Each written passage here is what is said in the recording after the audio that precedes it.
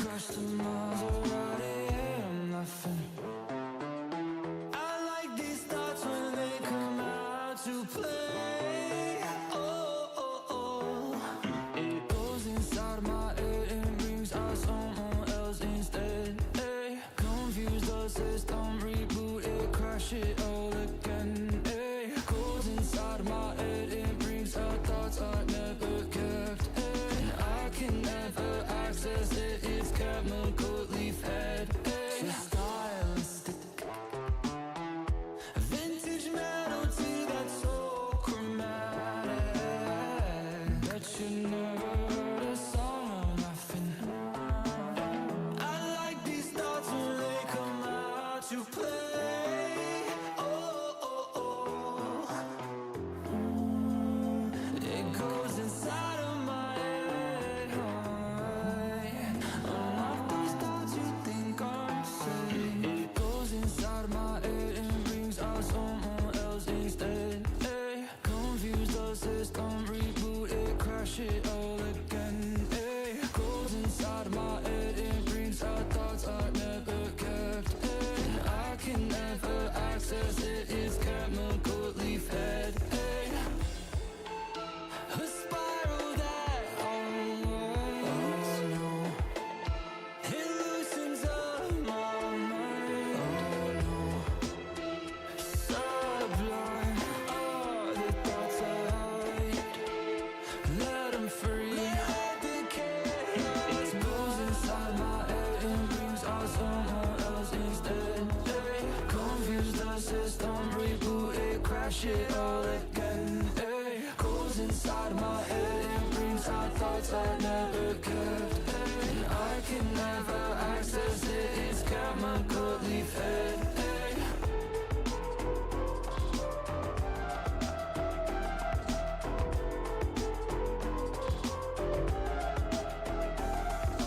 confuse the system, reboot it, crash it all again. Hey, I got question marks all around me, all around. I got question marks, they surround me, they question. You created this by picture with a nice canvas. You left me on red. Well, I can rewrite through this. You consider and fear the lies. Buckle up for collision, right? You can try to confuse my mind. Ask myself why. I got question marks all around me, all around. I got question marks, they surround me, they question. Can you take a step away? Question. Can you take a step away? Question.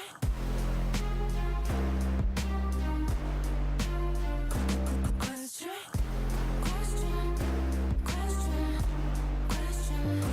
Question.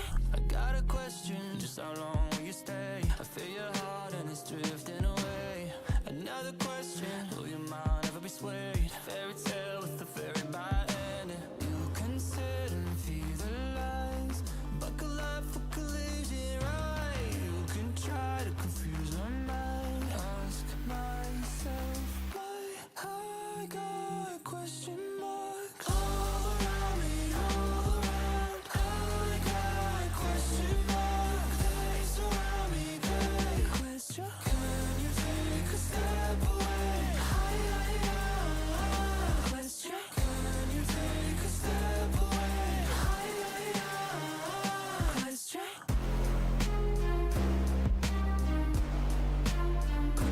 Question. Question. Question. Question. Will I be okay? You forced me to push away. Will I be okay? If you don't answer the questions, I go away.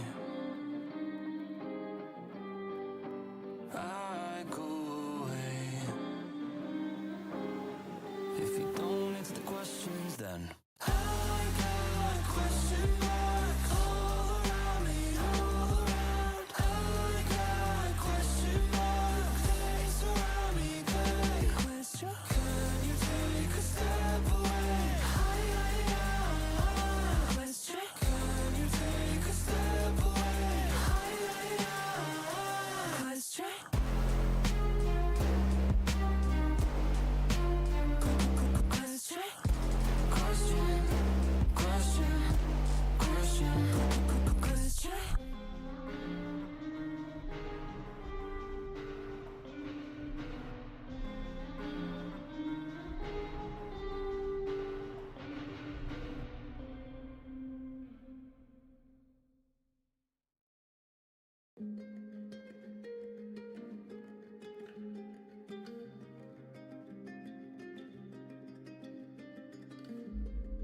you're lost on my surface. I can see it in your eyes. Peel back the lips.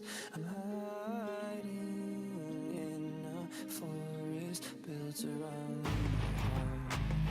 Come and find me. Never, never stop, never, never stop. Come and find me. I wish you could try to dig a little deeper, dig a little deeper, to see every single layer hidden from the reaper.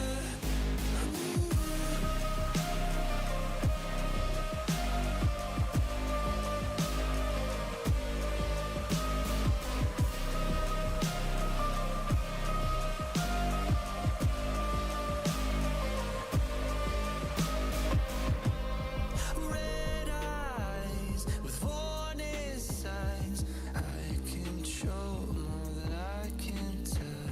It takes time for you to understand. Misunderstood. Feels like no one's gonna ever know me. Come and find me. Never, never stop, never, never stop. Come and find me. I wish you could try to dig a little deeper, dig a little deeper, to see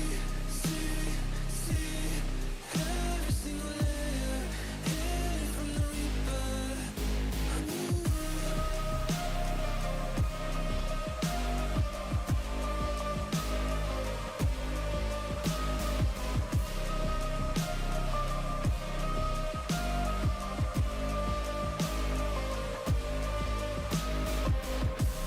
Layer by layer, the deeper we go. You don't care about me at all.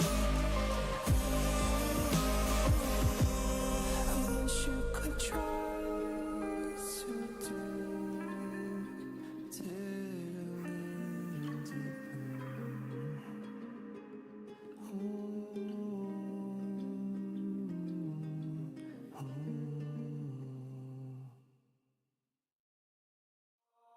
falling through, different land, different blue. If only you could see what I'm seeing. Microdose colors revealing. My vices always take control of me. End it all on a high note. Name my vices incognito. I've been in a crisis all alone.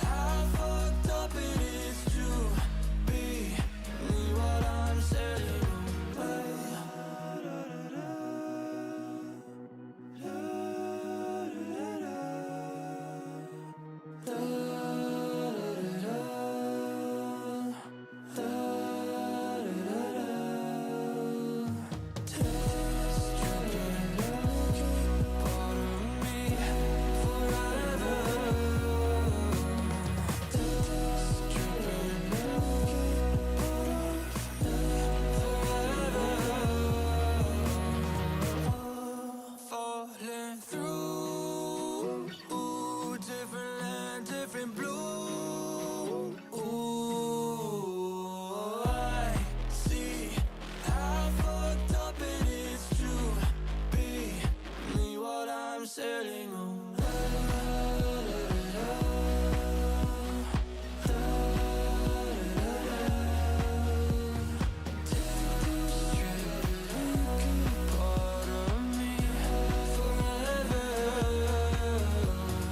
Take this trip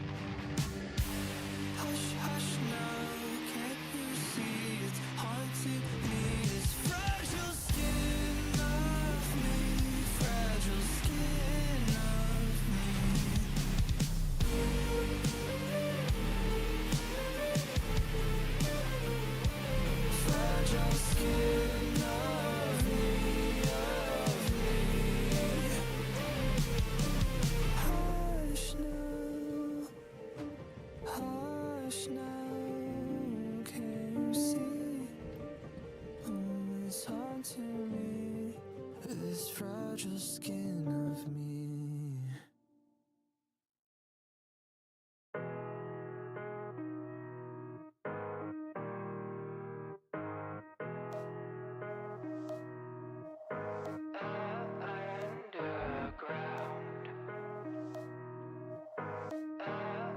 We're the underground, we're the lost and found.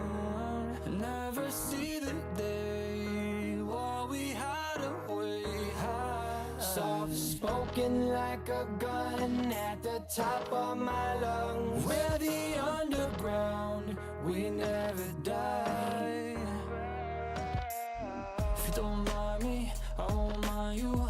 The game is for two. Your first move, igniting, I'll never lose.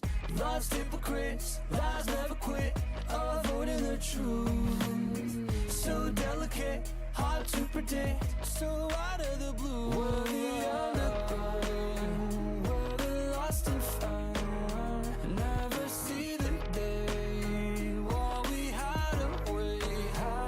Soft spoken like a gun at the top of my lungs. We're the underground, we never die.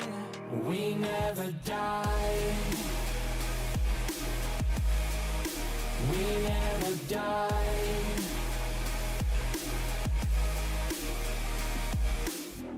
I've seen it, I mean it, I found the truth.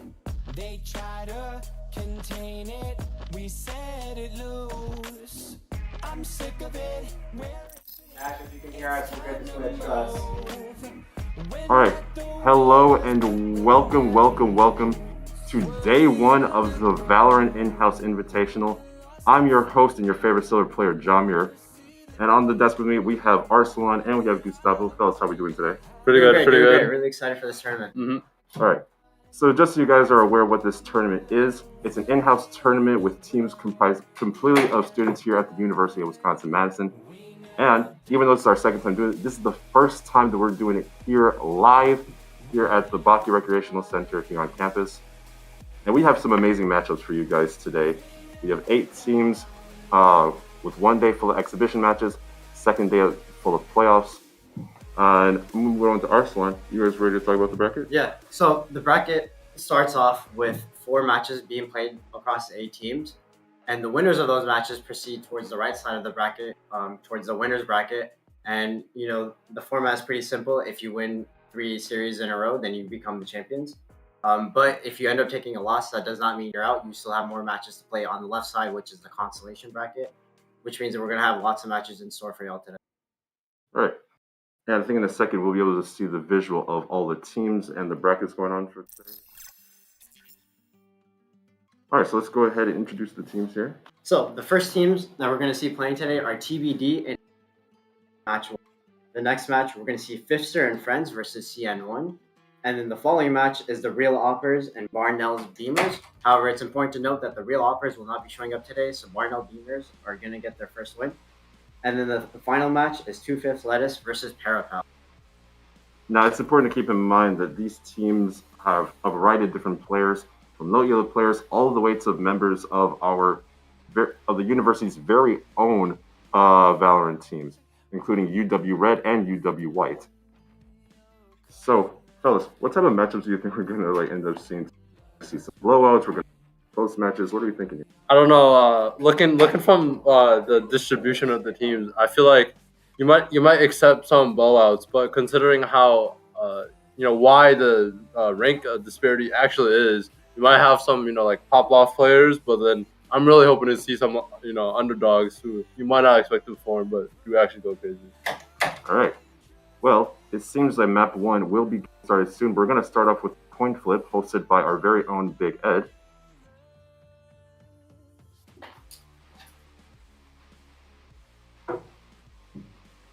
Which will be happening in just a second here. So, TBD versus Ace Alleycats. TBD does have a number of solid players, but Ace Alleycats does have a formidable foe themselves, even though they're being the 8th seed here. I think Ace Alleycats being the eighth seed, we shouldn't count them out. They still have really talented. I agree. I think we could possibly see an underdog win here. All right. It looks like the IGLs for both teams are filing in just a second for map selection.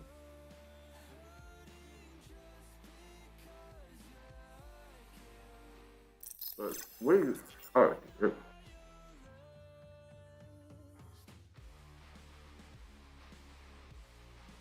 Hey everyone, you're here with the two IGLs of Team and Alleycats. Right now we're going to be flipping a coin to determine which map that we will pick for the first round. Which side do you want to pick?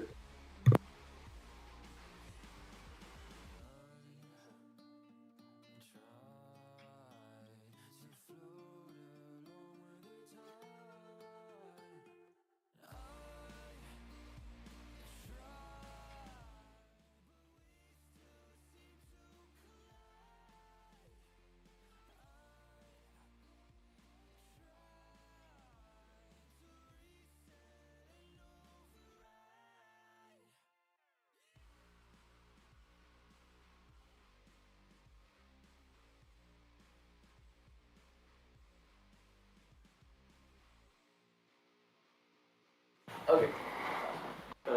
Dash, Sure. switch us to casting.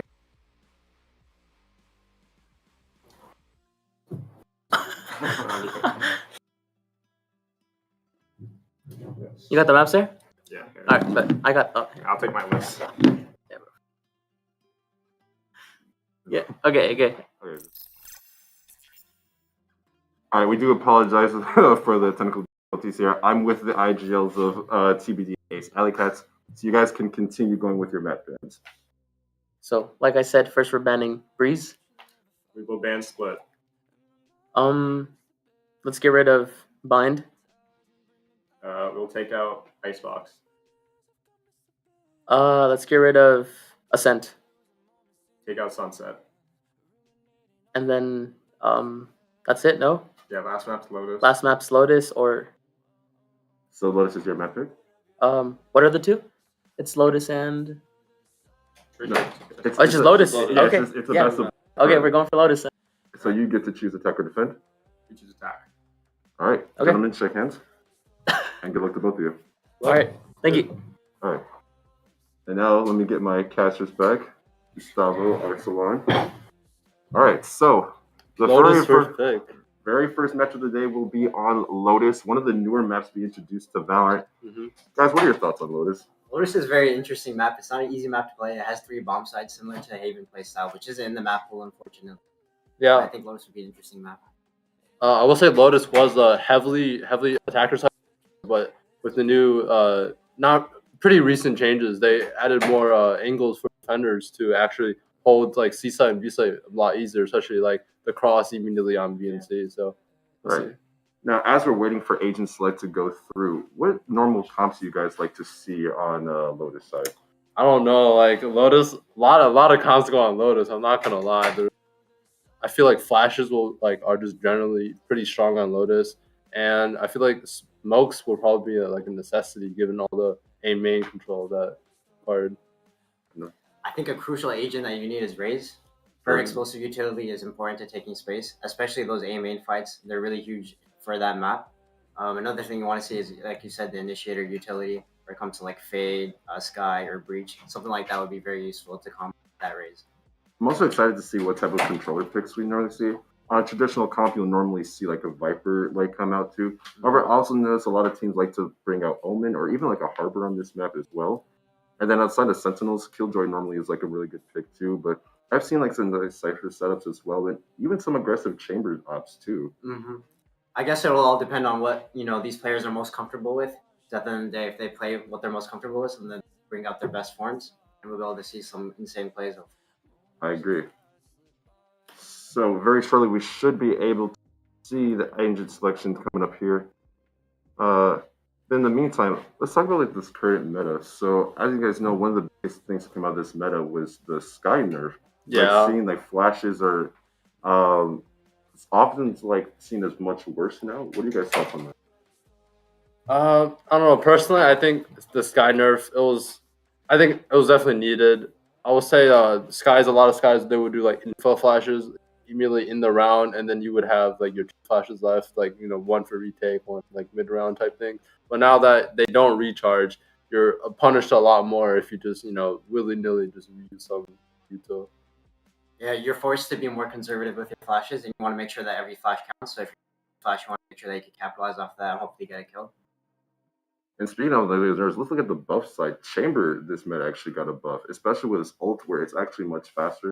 Not as fast as it used to be during those Optic EA days. No, those are actually really crazy back in commercial speed of operator power. But do you think that this buff makes Chamber a viable Sentinel again? I think as long as you can hit your shots, then he can be like the best Sentinel player. Honestly, that's crazy. I will say his Headhunter did get massively buffed with the pretty much a 50% decrease in price. Now it's $100 per bullet, and those will be really impactful on eco rounds around where you're trying to bonus, where you don't need to spend money. Sure. All right, we're still waiting here for this agent select. But in the meantime, in recent news, VCT is also going on as well. So obviously, this is not a VCT event, but a lot of matchups have been going on.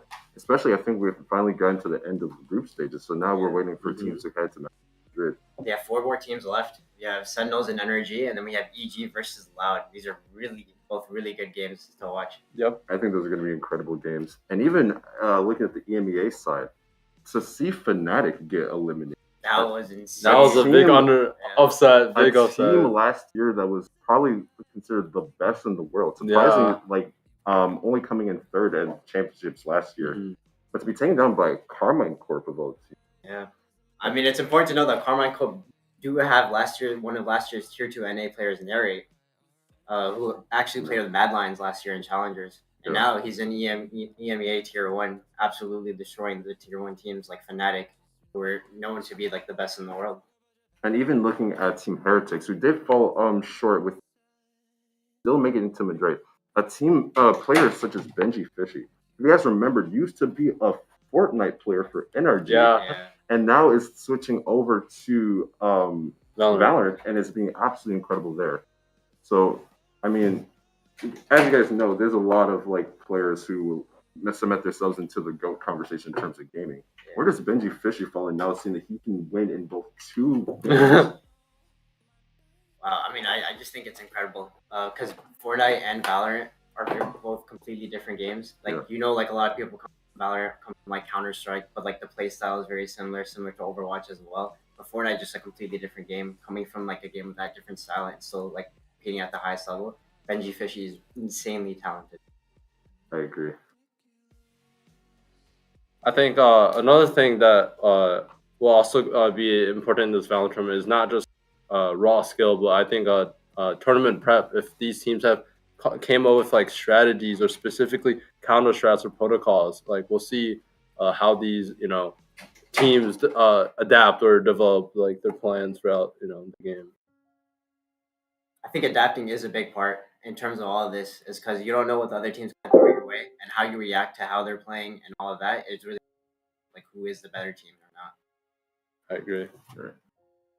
And I believe we're still waiting for the side of the agent select here. Oh,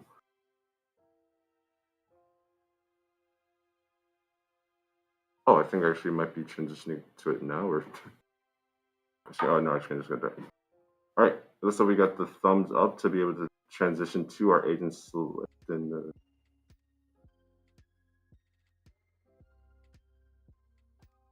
still experiencing like a few technical difficulties here. Oh, look, okay, well. Lobby's getting set up. Well, the lobby is still getting set up as we see here. So just a few more minutes, like until we'd be able to finally see that agent select come over here. Yeah, we got any like predictions as to what we can expect out of these teams? I mean, realistically, in my opinion, I think no, because normally in like VCT, high levels, the meta has been essentially almost like solved. You see the very like standard, standard comps, like I believe Sova KJ, KO, Omen, and +1 usually.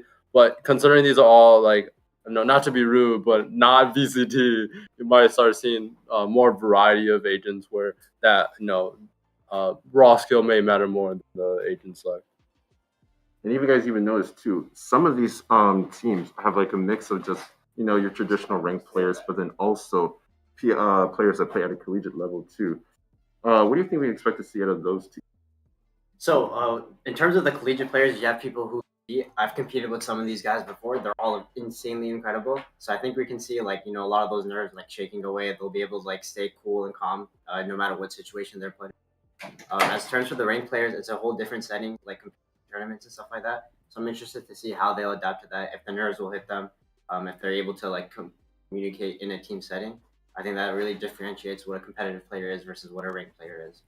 I agree. I would like to add most of the matches, at least for today, are going to be BO1. So this is a one game takes it all. So there will be no rematches if you do lose. That is true. The only best of 3 matches that we have will be the 3rd place game and our grand finals, all happening on Sunday, tomorrow night. I think those are going to be really exciting matchups too. I agree. I think personally, best of 1 honestly may have like different strategies, especially if you have like developed like prep or picked up on the other team's tendencies. You could be able to use that in match 2 or 3. But in a BO1 format, is gotta throw all your punches. It seems like as right now on screen, a lot of teams are starting to file in. So like just soon, and yep, the map is going towards Lotus, and we finally get to see what these teams are going to be able to pick. Right. I'm honestly really excited to see what teams are going to pick. I'm expecting some traditional like comps here, but I want to see something unorthodox. I want to see like a Gecko pick. Maybe we're going to see like an Insta-Lock Reina. That'd be really funny. Might see that Reina pick because that's what they're most comfortable. I think that really is like the move for this tournament, is to go like best. Really? So too. Instead of trying to force you into a role that That's fair. That's really fair, yeah. I think on Lotus, hopefully we'll see. Well, maybe not hopefully, but I think personally, double duelist or double initiator will probably be the strongest over. Like normally you see like double controller on really slow maps like Split or something. And double controller does seem to be like the huge meta, especially on maps like Bind, but even on Lotus too. I think there's a lot of ways that you can utilize a double controller, especially if you use Viper and Omen. I've seen people use Viper and Harbor before. I mean, anything to kind of just control the space that you're in for as long as possible. Yeah, double controller, it has been an interesting meta, but it's also a really tough one to adapt to execute. Yeah. Especially like playing agents like Harbor and Viper, they aren't easy. They're definitely wall timings and stuff like that now. They're definitely I would say like slower agents compared to your jet rays. You just you dash inside, you go, you shoot. You should.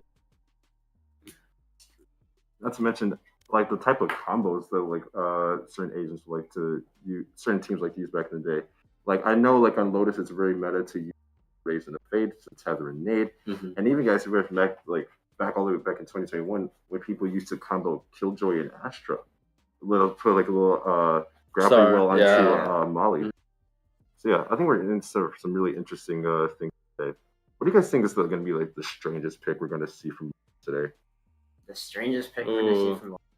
Yeah. I'm personally like my hopeful pick is I hope someone picks Sage. I think Sage maybe not the strongest on the map. I will think, but Sage is pretty good. For example, like one idea you can have is if you're an attacker on C, you can actually just wall straight up onto site. You can like have someone behind the wall. And you can just straight up jump up onto the high elevation, and you actually can get rid of that immediate cross off the C main. What do you think strangers we're going to see today? I think I'm really hoping for a Yoru pick. In fact, I think it'll be really confusing other team against the Yoru. Hearing fake TPs, is it a real TP, whatnot? Especially with his dimensional drift. Like there's a lot of like interesting plays that you could do with Yoru that people just aren't used to yet, and they're really powerful as well. I think Yoru is a really strong pick. All right, my strange pick. I think we might see a Gecko. Really? Okay. Now, Gecko was like brought out around the same time as Lotus, but if you guys like remember, like I think just having Gecko in competitive play today is honestly like really amazing. It's almost like having a 6-man on the team. They can plant the spike for you. Having a Dizzy that you can't really turn the flash through. You have to shoot it at the sky.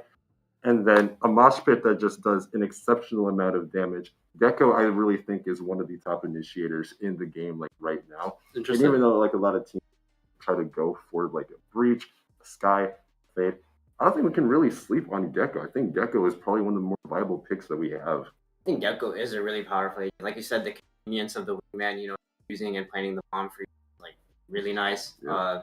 The Dizzy, you can't turn the flash. I'm guilty of turning the Dizzy myself. Yeah. I've done that in my matches too. So like, it's actually something really amazing. Like I think Gecko is really powerful, especially with his ult too, like insides. Oh yeah. With the big fish is what I like to call it. The big fish, Thrasher. Thrasher is now officially big fish. I would also like to add, I believe PRX have pulled this out where they have a normal flash like Gecko, and they also combo it with the Reyna flash. Where like if you look away, you get flash. You look at it, you get like no matter what, you're getting flash. Yeah. So if there's some random picks. Well, Paper X is always known for the very unorthodox picks. W Gaming. They're a very interesting team. Hopefully, seems like the team has almost settled in. Even going like to a pick like Gecko, how do you even counter like an agent like Gecko within this like format? It's really hard to turn the flash. Like you really have to go the extra mile to like try to prevent a wingman from flashing. Like what do you really? And then Gecko's ult is just incredible. Yeah. You can use like a sky dot to get information and it detains your on impact.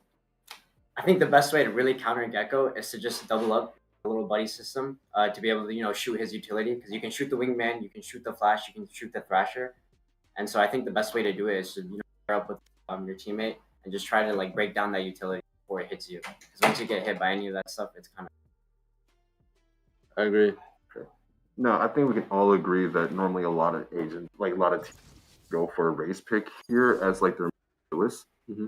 But what about it? Actually, we're going right into we're finally getting here. Are going in. So right. Oh, I see some geckos. The Gecko. Is that a brimstone I see? Oh, it's okay. The whole team of Yoru. Maybe trolling here. Rex in this tournament. Seems like the team.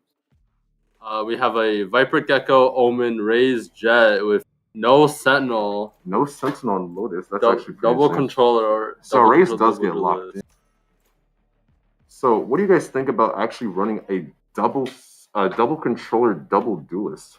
Seems very interesting. Normally with double controllers, you want info initiators, because since you're cutting off so many sightlines, you can get specific info of the like maps using your recon abilities. That's very interesting, double duelist. And there goes that Gecko pick I was talking about earlier. I think that's going to be a huge in. But if you're looking at the other side, sorry about that. If you're on the other side, we're actually seeing a Brimstone being the control. Brimstone. That's a very interesting pick. Okay. I think it's interesting to see the double controller here without the Sentinel. So on defense, we're going to see probably the Viper leaning towards the C side, trying to lock it down with her Orb mollies. And then we're going to see a lot of A-main control with the Omen, Gecko, and Raze. I want to talk about this Brimstone pick a bit more. I think, I don't really know how viable it will be, given that Brimstone doesn't have, refreshable smokes. You have 3 smokes, and that's it. However, you also look, they do have a Jet and a Reyna, so that could lead to a very aggressive offense coming their way, especially paired with, a Stim Beacon. So I'm excited to see what they're going to do.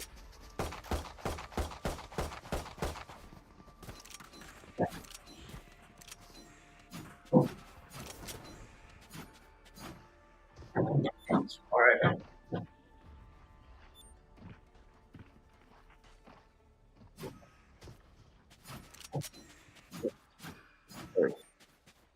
As we're getting ready to settle in, we need our fun on the desk.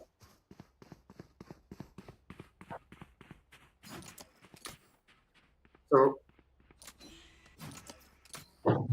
we're gonna start here with a lot of that A-main control that I mentioned before. The Gecko and the Jet leaning towards that. And then we're gonna see a little B contact here as well. Ace Alleycats are looking into going for an insane B rush right now. Jet stashing into sight. Yeah, smokes will go down here, and Sky isn't able to find one, but ooh, TBD are just gonna butt in and just take as many fights as they're they gonna can. find all of them, and now it's just Sky in a 1v5 here. Charmin Harlan is not able to find anyone, and that's a flawless round to start off. That lasted about like 3 seconds. I know. I think that was really great how TBD just reacted to that. Yeah. They just, as soon as they got the information that they instantly together, and perfect timing, they flooded in, and they were able to get as many kills as they could. It looks like here, the attackers are going to want to start to push more towards B here, and it's only being guarded by this Omen. However, they're going to have their Cypher kind of lurk towards the C side here. We're going to see a fly coming in after losing that round. They're going to rush B once again. Smokes do go fully down. There's only an Omen here to stop it right now, so they do tend to have the Cypher. It looks like they're trying to push, try to get this Omen pick, and it does. You get that pick. Andyman does fall down, but it's really trade up. But Ezo's finds incredible work from Ezos. And then once again, it is just this guy, Charmin, in a 1v4 situation. Spike is down. Looks like they're trying to find him. But he can use a trade by Expos. But that's 2 on the round. So that was bold force by them, going into Stingers against, Phantoms and Vectors. But now their economy is going to be really detrimental here. Yeah, I think they need to opt in for a save. Next, once again, they're trying to stack towards his B side. Or actually, no, it looks like they're trying to go more, stacking a 3-0-2 split. A little more towards, they're going to pick the Spike towards A. However, the Gecko and the Viper are going to be towards his side. Actually, no, there's 3 here. The Jet's also there as well. Seems like they're going to lean into a slow default. Try to get as many ult orbs as they can this round. To maybe increase their chances of winning this round. They only have Marshals and Pistols this round. Jetstream looking to get this pick on this Omen B. And they do find that the Stinger coming up for Inquisitor takes out Stinger, and Jetstream is going. But Ezos still locking down the site pretty much. And Expos is a 3v3 situation. Spike's not dead. It looks like they're trying to flood to the C side, but wait, if you look at it, the Reyna's kind of gone into their spawn. Reyna has gone into the spawn. He can make a huge play here, but they know they're all leaning towards C because of all this control the Gecko and the Jet here have. But are they going to be anticipating this flank? It is kind of being watched by this Jet right now. So Spike does kind of need to come down because the Viper is still looking towards B, but it looks like they're starting to pincer now. This flank is pretty much going to be anything. We have to see if Inquisitor is going to be able to. He's in a 1v2 scenario. And Inquisitor falls. He won't be able to get a kill. The Spike is not planning for these attacker players here to CT. I don't think that they exactly know that. Yeah, they're going to try to find any fight, but Ezo takes on Charmin. Gets Charmin, yeah. And now it's just a 1v3 for our Reyna, our Jetstream, our fellow gets caster. One. Gets the Reyna heal as well. Gets 2. Finds 1v3. Can he pull it off? Wingman's defusing. He breaks the Wingman. Spike is halved, and now it's just a 1v1 between Jetstream and Expos. Jetstream he finds 4. What a round. What a clutch by Jetstream. What an amazing clutch by Jetstream. That's our fellow caster right there. Yeah, that was insane. He's definitely going to be bragging about that on the desk, I'll tell you sure. that much. Now, what an amazing clutch by them.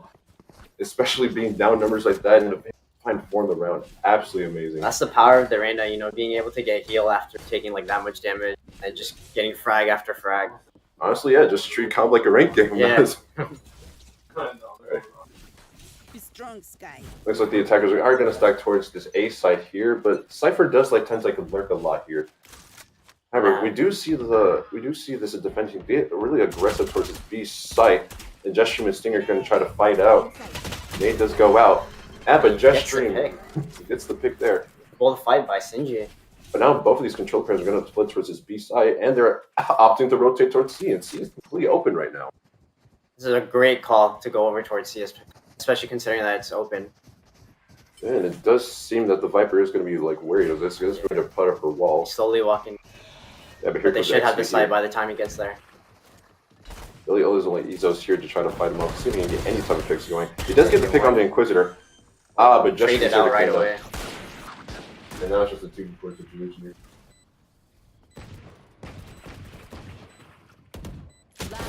Omen and Jet. Omen gets Jetstream. The Jet has the Marshal though. Can't really do much. We'll try to get as much damage as he can. Yeah, this is going to be an impossible retake with only the Classic and the Marshall here. Let's see. And he does get tagged by the Cypher guard too, so that looks very good for him. He's not able to remove the dart, but he does get cleaned up by Charmin. And we have an even game now. We have an even game.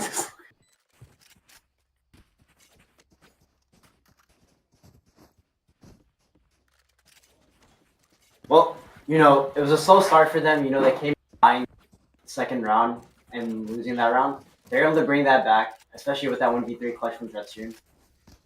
But now we have buys from both sides, and so this is a huge round being played out for both teams.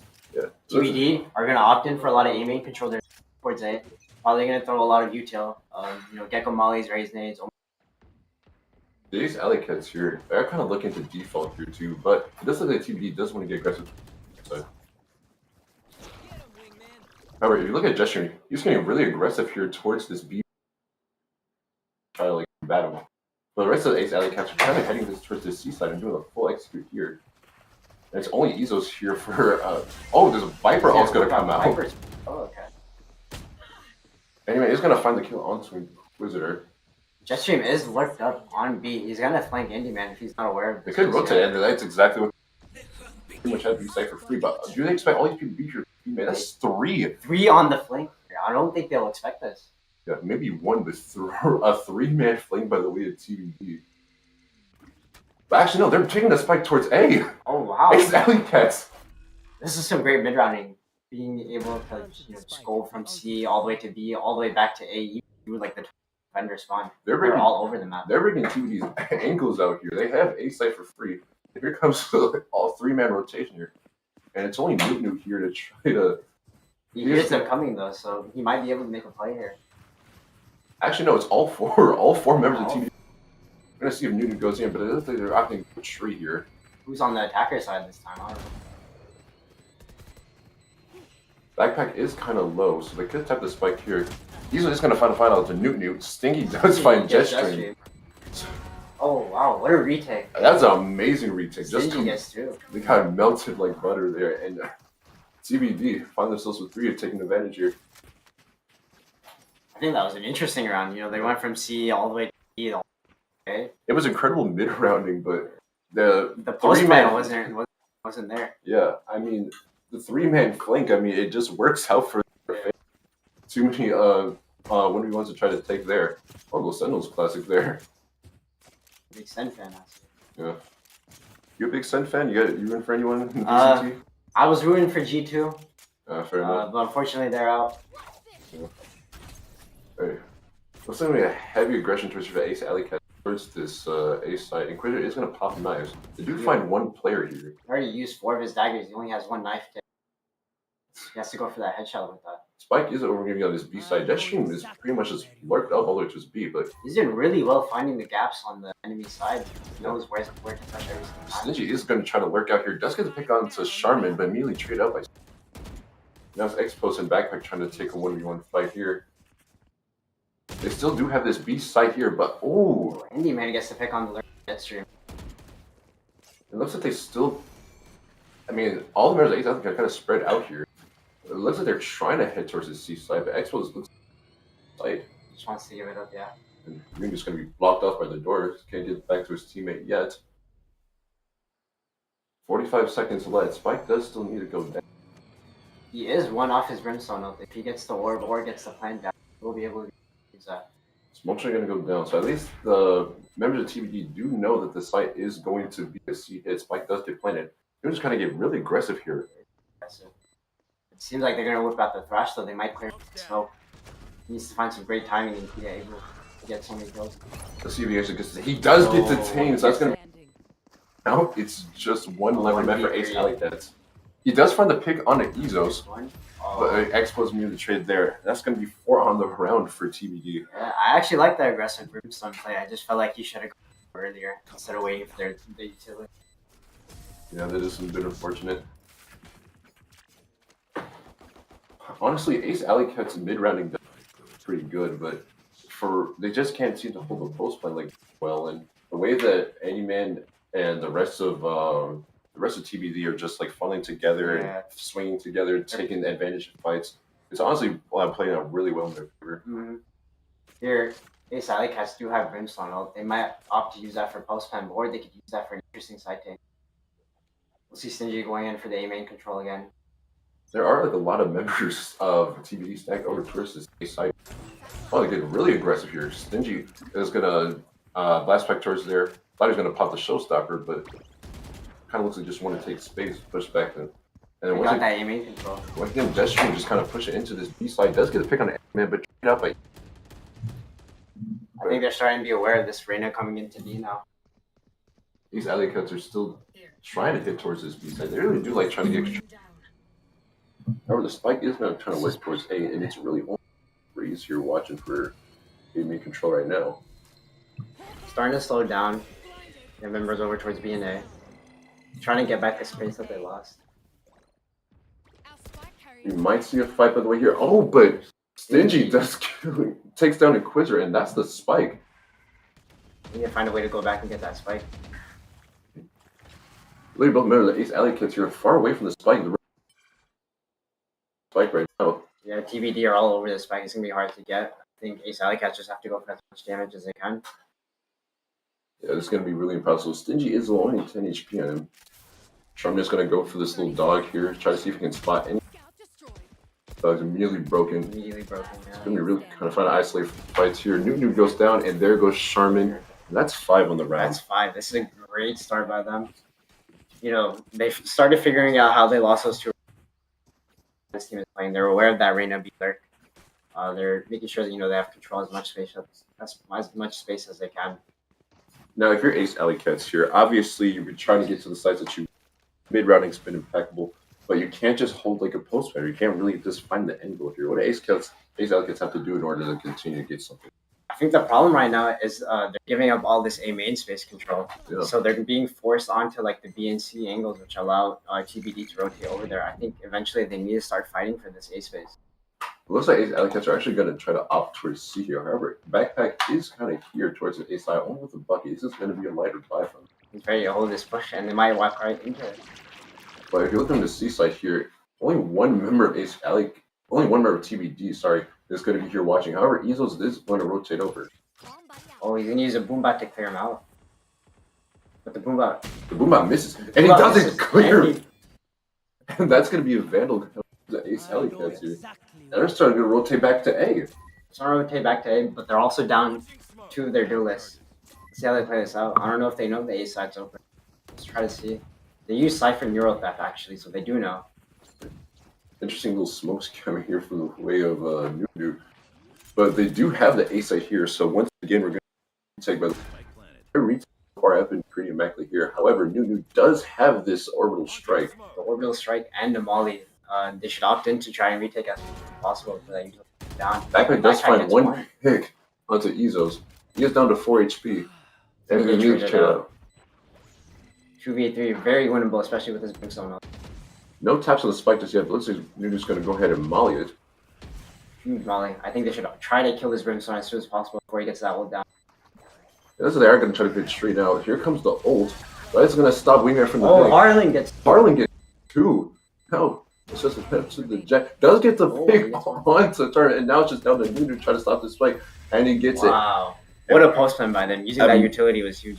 Yeah, Nunu honestly was kind of the hero of that round. Even though Harlan did those 2 picks, everything he did in his power, the molly, the ult to try to stall, like that was great. That was really great. Honestly, phenomenal. And I think that's what Ace Alleycats they're able to get to sites if you just continue post plan like that. That's going to be more relevant to them. We're going to lean towards the default again. I like that pick outside A main. They know they like to put. He did get lucky that the Boombot kind of turned the corner. He didn't want to clear him out. So he was able to get the pick on Stingy. With that neural theft, they were able to take the site. Only Jet here for the way of TBD. And Cruiser does find him. It's no picks though. And it's really only him guarding the site. It looks like Ace Alleycats do want to push off that. He has an op though. Does get the pick on the Jetstream. Knives are going to be popped here. And immediately out by Inquisitor. What a shot. C-side is pretty much open. There are a few members of TBD starting to rotate in, but the spike is going to go down. They do have the raised showstopper for retake though. That could be very powerful in this. Let's make sure he doesn't Rosa ult though. You don't want him to miss that. And look at this lurking Cypher is going to come to the C and gets the kill on that. What a huge pick by Bakke. This is very disciplined. He doesn't want to go for more. He knows he has that back. Like I said, this retake is going to go down. Stingy does it. Get that showstopper. They're going to start defusing here. They need to get onto the site as soon as they can. Where this defuse is going to go through. The defenders are going to win. They're playing too far back. The bomb is not playing it on. So I think it's just lazy post-plant position coming in by Ace Alleycats. They got to make sure that they can be able to stop that defuse whenever they can. Yeah, and this is the thing that we've been talking about before. Like, you already know that TBD is going to have an incredible retake, so that's why you have to have this post plan to your bench as much as possible. And playing right there and playing for Mound is just not the move for Ace Alleycats. Especially with the Gecko, they're always going to have the wingman defusing, and so you have to fight an extra guy every time. So here entering in round 10, we're going to see a lot of these Ace Alleycat members start to hedge with Ace side, but you actually see a lot of TBD kind of get aggressive towards the main side.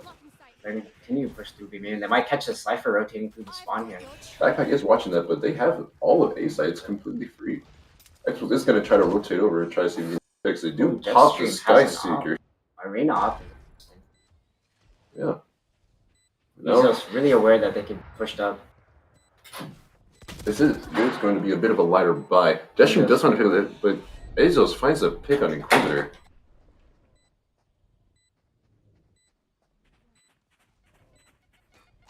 No one else from TB is really picking it out right now. Nudu does get beat, but another trade right there.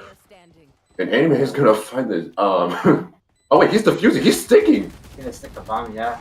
Wait. The bomb isn't planning for him. Tails of this time.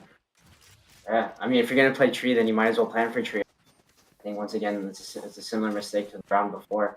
That they're not really planning for themselves in the positions that they're playing. I think it's really interesting to see Jetstream with an op there. He does have his Reyna ult, but, with an op, it doesn't really make a difference. It doesn't matter if you're faster with. Yeah.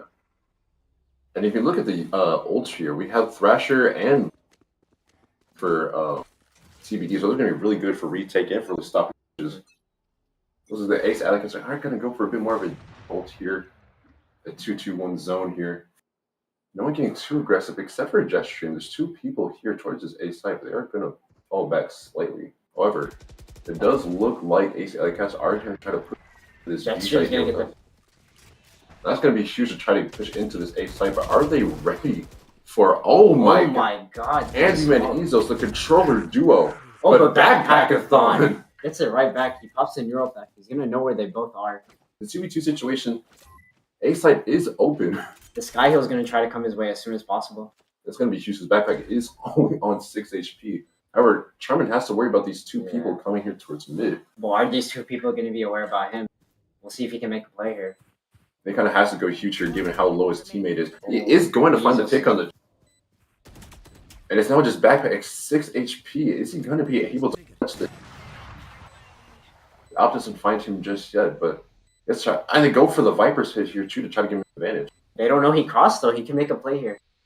Are they going to be wary of this? Spike is not going to get half. He does get the pick, and now all is immediately traded out. He looked away. He wasn't sure where the jet was, and then that was a huge play by Backpack, but unfortunately, that was a great round. It came. Could have made an insane play there. And now it's 8-3. One more half remaining. In this first half. Sorry, one more round remaining in this first half. And honestly, I thought that was going to be the one that they were going to win there. Backpackathon went crazy with those trades. Those picks were huge, yeah. Fortunately, he wasn't able to get his heal from Charmin, so it's a little bit unfortunate. The last round here before we switch sides, and you're looking to see more aggression towards the C side. We do have two C players here with this Jeff from TBD is going to be able to op. I don't think anyone's going to be finding him yet. He is going to go for the peak and finds no one to back up. That shot. Arena just ready to go in, but the one-way stops him. He doesn't want to run right through that. And that's oddly smart too. You never want to push directly into a one. Just at that point. But this Viper tech is insane. It really is.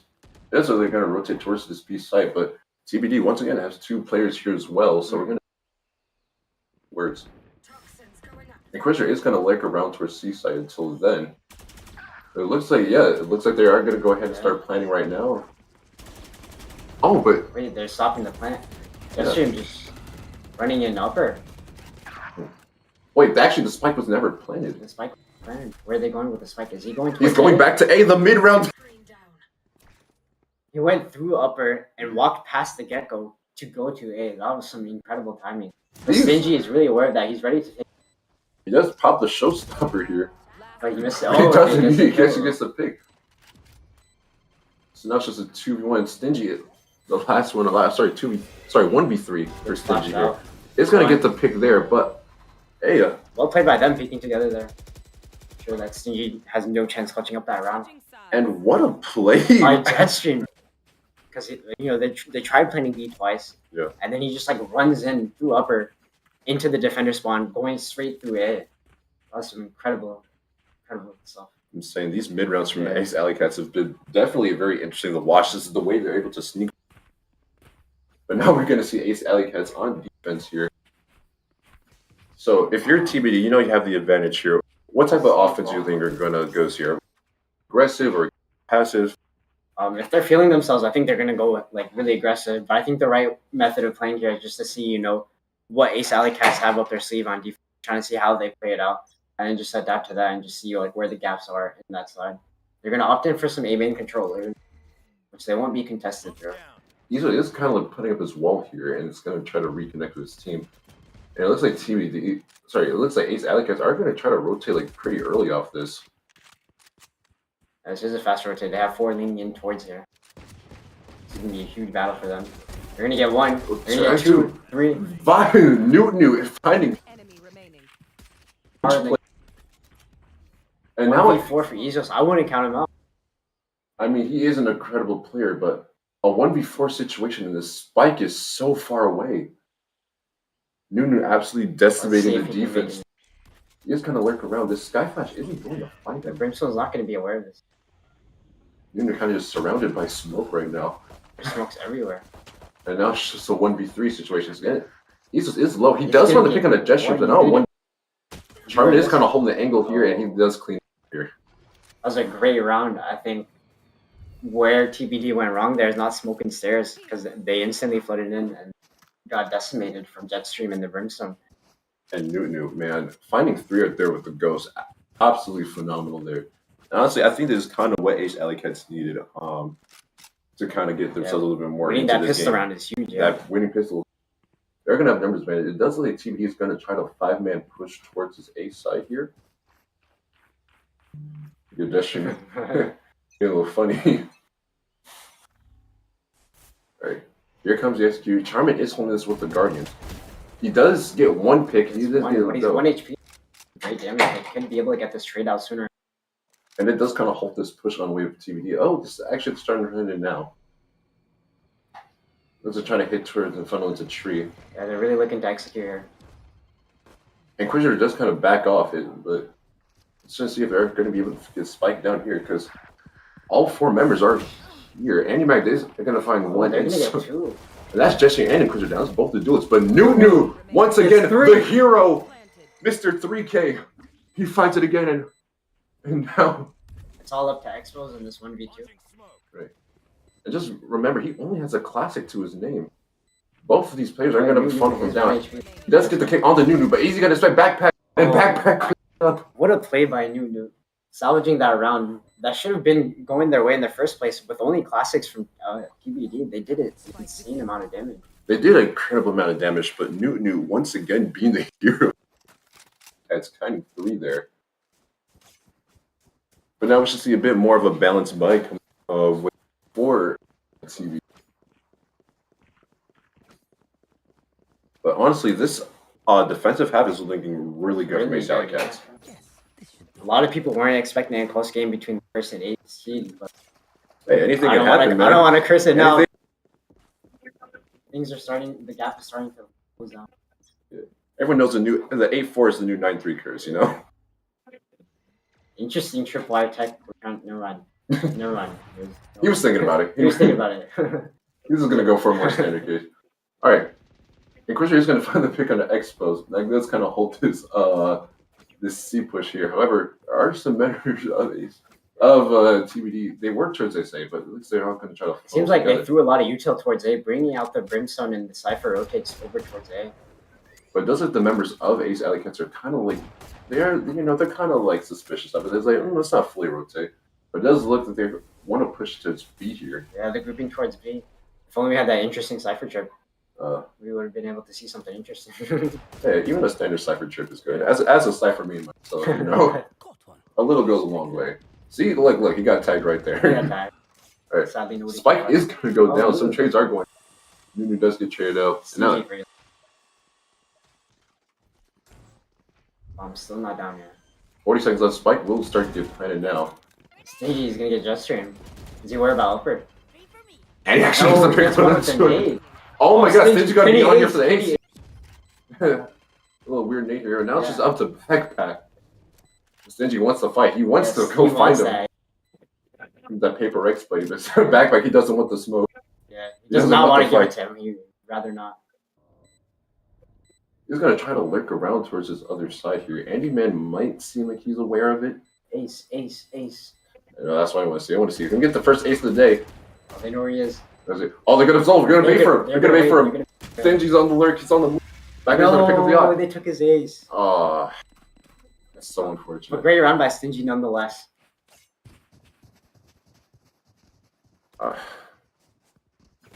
Honestly, huge round out there from Stingy. And on that 4K. yeah.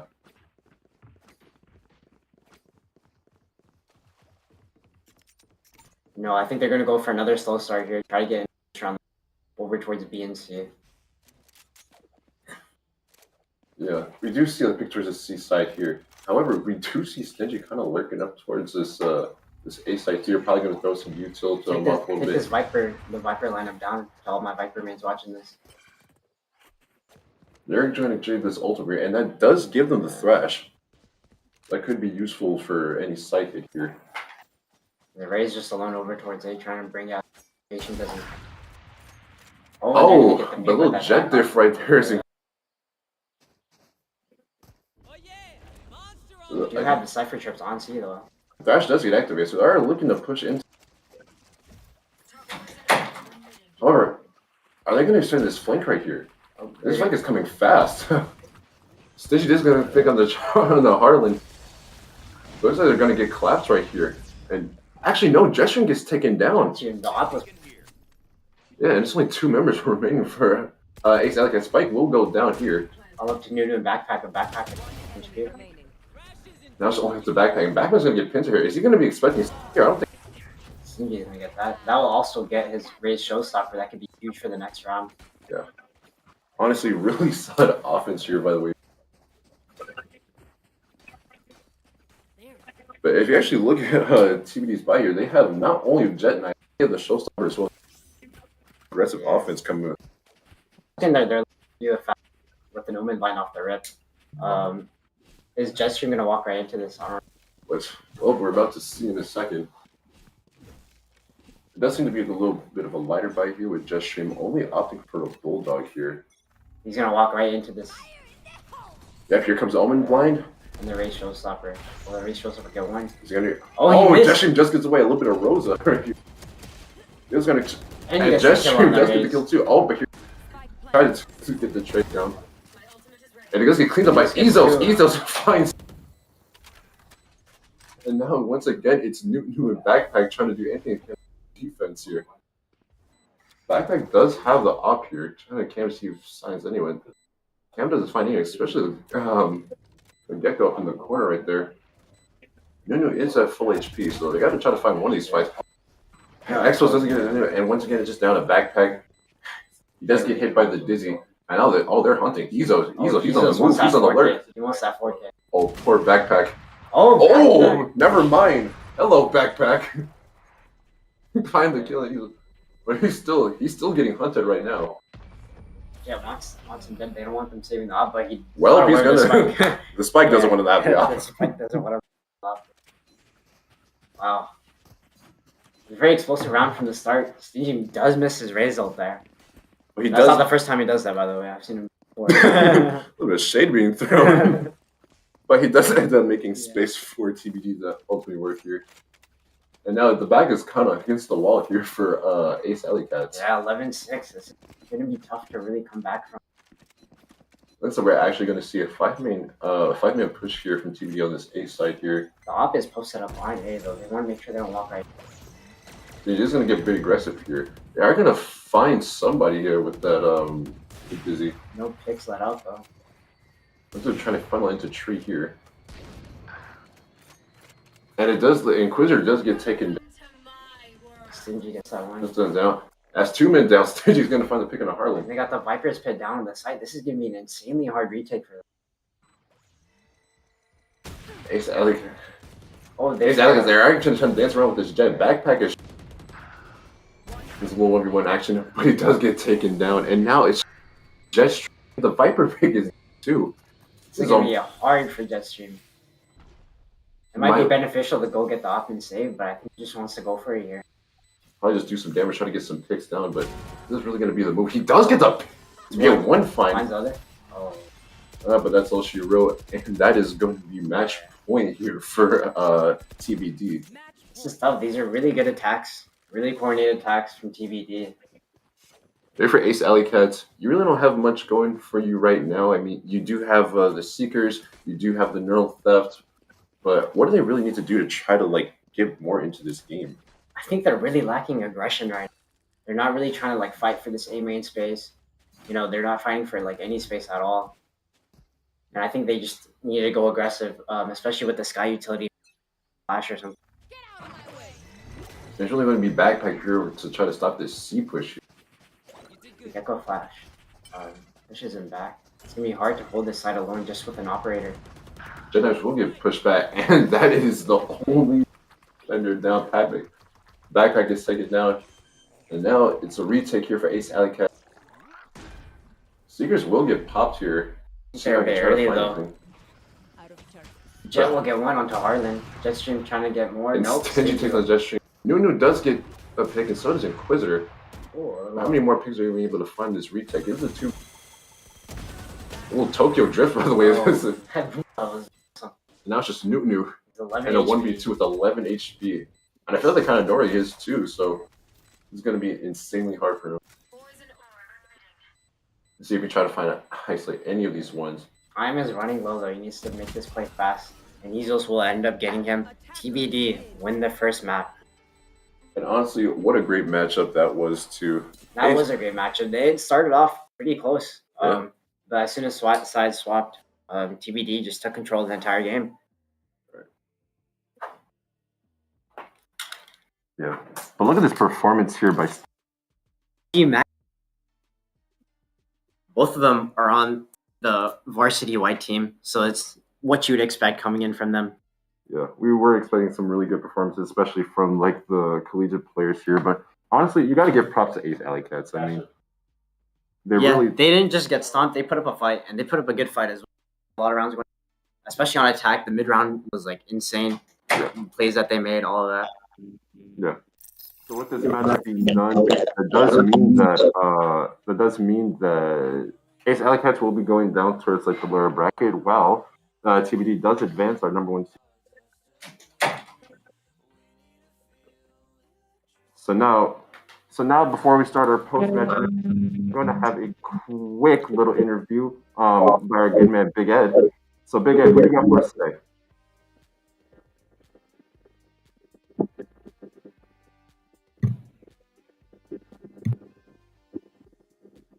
Well, we will have a post-match interview shortly. Oh, here it is. How's it going, everyone? I'm here with... Hello, everyone. How's it going? I'm here with Stingy of the UW team, of the winning team. All right, walk me through that game. You know, what was going through your mind? Pulled away, 36. What do you think made the difference? I honestly think that what made the difference was our IGL, the Jack. He's Ezos. He's basically the brains of our team as of right now, and we're just having fun. Some of us are nervous, but we're just every time we lose, it's oh, it's fun. New game. Let's just start. That's great. You said some of you guys were nervous. Could you walk me through some of the skill levels and experience levels? Are there any veterans or people who are new to the game? Well, Me and Jack were both ranked like one of the UW teams, but we also have David. Shout out to David, because his name is David, and then we also have my roommate Andrew, and then our Jet. Our Jet's actually really good. I'm not gonna lie. They're really good at all things. We just had a lot of fun. Honestly, two of them were really nervous, but we just connected, and they just up from there in a really good way. That's great to hear. Glad you're having Yeah. fun. Thank you so much. Thank you so much. Back to you guys.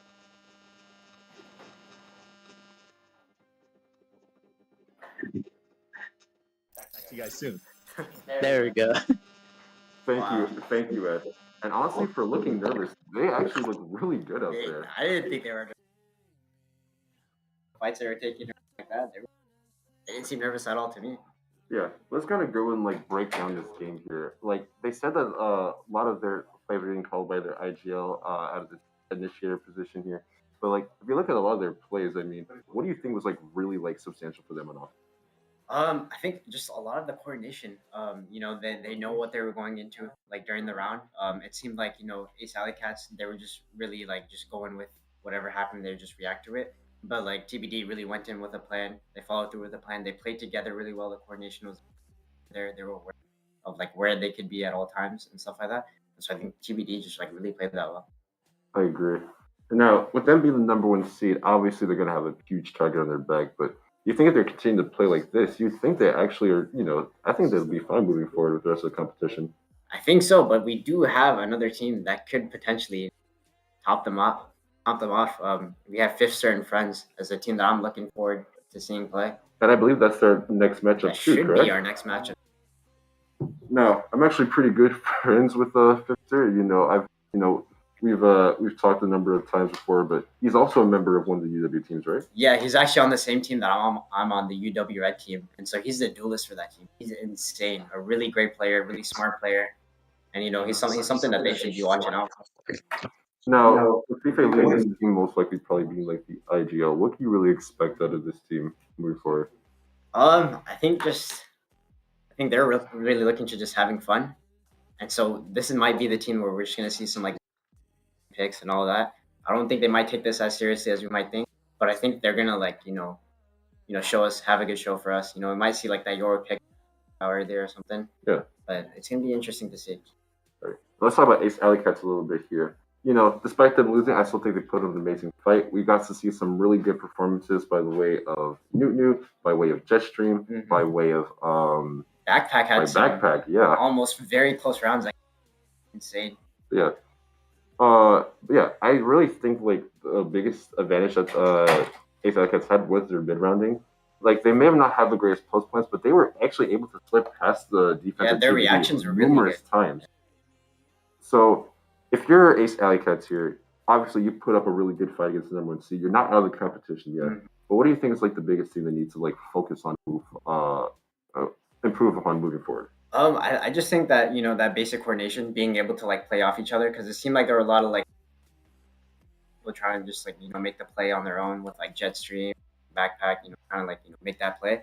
I think if they like start coordinating with each other, trying to make plays together, pushing up into space, then I think this next match that they play could go their way depending on who they play. Right. And going on, I think another big thing they need to improve on their plans. There were a lot of times where Ace Alleycats were able to site they needed to, but they wouldn't just plant the spike for them. Yeah. A lot of you have members like posted up towards 3, but then you're all back site, or you'll actually have like pretty much control of the site, but you're put in such a weird spot that no one can really go for trades here. Yeah. So I think that's the biggest thing they need to like kind of look forward to moving here is how can we maximize our post wins? Yeah, the positioning is really huge. Being able to just find out like what the the objective is. The other team, they're obviously trying to defuse the spike, and so you're ultimately like trying to deny that. You're not trying to kill them because they have like different goals.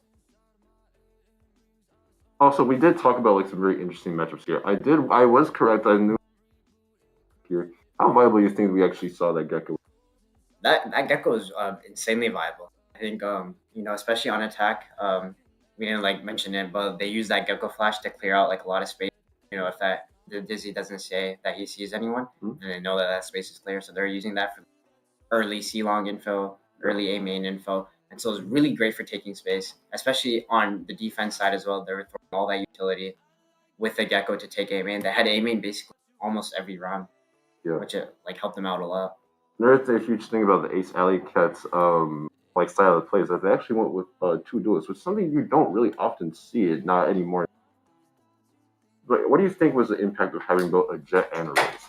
I think it was more detrimental, more impactful, because if you opt in for having an AJ with less utility, then you sacrifice another initiator that you could have, another smoke player that you could have. Yeah.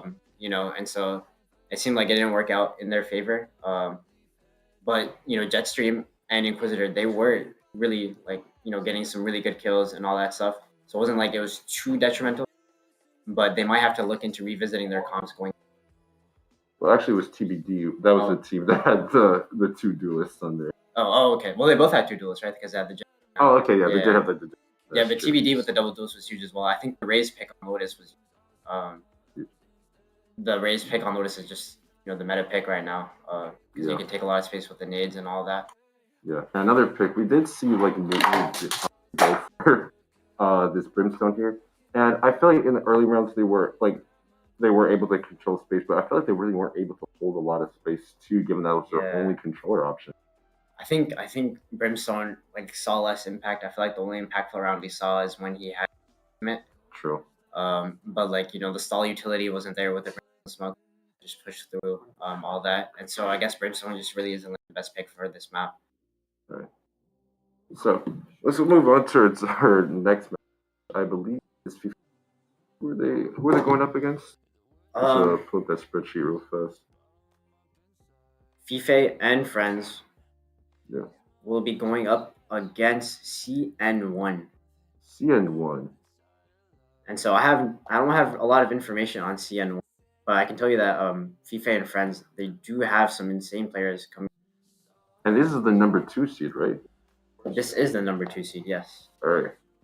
So what we're gonna see from Fifster&Friends is you obviously have an insane talent, but I think another person we need to look at is Arthwal, actually from UW Madison. Really? But he's actually Radiant right now. Radiant player. So this guy is something else. He's really good. He plays with the top of the top, and so this might be the best Valorant player we have in this tournament. And that's gonna be an insane matchup then. That is gonna be a crazy matchup. Now, obviously, we haven't seen anything from Fifster&Friends yet, but if you have any predictions, I mean, we're pretty much expecting a finals appearance from these 2 guys between Fifster&Friends and TBD. So what's the bar here? Are expectations high for Fifster&Friends to compete the same way that we saw for TBD? Knowing Fifster and Arthwalk, the expectations are really high. I expect them all the way to the finals and potentially even winning it all. This is the team that I have. All right. Well, speaking of Fifster&Friends, it looks like we are going to have our agent select going here. Or I guess we will in just a second. We're having a few technical difficulties. Please be patient with us. Once again, it's our first time doing the event live. The Bakke Recreational Center here at the University. But it seems like players will be funneling in, so we can do this quick map selection.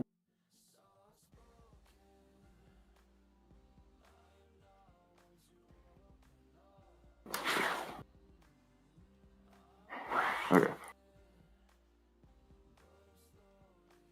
Well, actually, joining us on the desk right now, we have Jetstream. Okay. Wait, are we on break right now? Oh, now we're here. Oh, okay, we're on? Okay. Okay. All right. Hey, man, listen. So. Tough loss. Okay. Yeah, why didn't you play better? Let's start there. I'm kidding. That's right. You played really well. I really like your mid routing rounds. Just go through B, upper and stuff like that. Yeah, it didn't work after 3 rounds, but yeah. That's really interesting. Yeah, how are you able to just find yourself in these positions, get past the defense to get? So in reality, I just told my teammates, "Hey, make noise here," and then the other team just kind of ran there, and I'm like, "Oh, free sight." So your team. Yeah. So tell us, what you guys thought was really good for you guys there in that first matchup, and what's something you think you guys are going to try to move forward? Well, obviously that matchup was pretty tough. They're a really good team. They got stacked players. two of them are my teammates for the Madison esports team. But it's tough. But I think we had a good showing. Obviously, we need to work on just like trading, I guess, making sure like we don't like fumble rounds we could easily win. And other than that, I mean, it's just about the grind. Keep going. And what was it like for you to go against like some of your team? I saw that you guys were having a little bit of back and forth banter in the chat. Yeah. That Ezos guy is crazy. He was kind of farming you guys. Okay. Yeah, no, Jack or Ezos, he's really he's a great player. Same with David or Stingy. I want to beat them, but they beat me. Fair. We're still friends at the end of the day, and that's great. That's great sportsmanship. At the end of the day, it's all love. Yeah, nothing like some good friendly competition. Well, let's not put love in there. No. Now, looking towards this next matchup, obviously you're from the Fifster&Friends, the number 2 seed. Oh yeah. So, how familiar are you with as a player? Fife, he's one of the greatest of our time. Wow. I think he's like the next like big thing. He's making it all the way like number 1 in the world. Next Michael Jordan. Yeah, pretty much. Michael Jordan, Valorant. The next 10s. He personally trained Arthbook as a player. Oh, really? Oh, really? Yeah. I didn't hear about this story. Yeah. Interesting. Tell us more. Arthbook, Arthur was like Iron and Fife was like Radiant. He came to Fife or Fifster and was all like, yo, train me. And then Arthbook is Radiant. So like, Arthbook is now Radiant. That's who I was mentioning. Yeah. Hey, I'm a peak gold player. I mean, I might have to have a conversation with him. Yeah, no, Fifster. Yeah. Hit him up. Yeah. So obviously, with them being like the number 2 seed here, and like seeing how you guys just play against the number 1, what do you think is the expectations for Fifster&Friends this matchup? Honestly, I have them winning the entire tournament. Really? That's what I said. Yeah. Oh. I mean, Fife and Val. That's just like that's gonna be a hard matchup. I think the only one who can really give them competition is the team we just played. TBD, with like TBD. Ezos and Stingy. But even them, like I feel like it's just gonna be a blow up. Like they're just gonna dominate the tournament. That's pretty interesting there. Yeah. Yeah. So this other team, CN1, we don't really know. I don't know too much about them, right? Yeah. Do they have any players involved with the esports team at all? I don't believe they do have any players involved. Oh, so we're gonna see some fresh faces for the first time. All right, Probably this should be the biggest upset of the tournament. Yeah, we don't. They could be like the players you've ever seen. Can you actually imagine the team that's projected to win it all being taken down in the first round? Yeah. Like by like I don't know, content creators, streamers. I mean, I don't know if these guys stream at all, but yeah. As the resident streamer on the table, like I mean, that'll make for a really interesting. Yeah, it'll be fun to watch for sure. We'll see. I think it'll be an interesting match. Yeah. Anyways, so I was waiting for map selections to go through. So we saw Lotus here, but what are the odds that you think we're going to see like Lotus epic? I don't think they want to play Lotus. Knowing the players on Fifster&Friends. Yeah. I think they're gonna go. What maps do you think they like to play the best? So, knowing Fifster and Arthbook, they're both duelist mains. Well, I guess Arthbook's technically Sentinel main, but he's really good on duelist too. Yeah. So, and Fifster specializes in Jet specifically. Oh. So, I wouldn't be surprised if we see some Jet rain.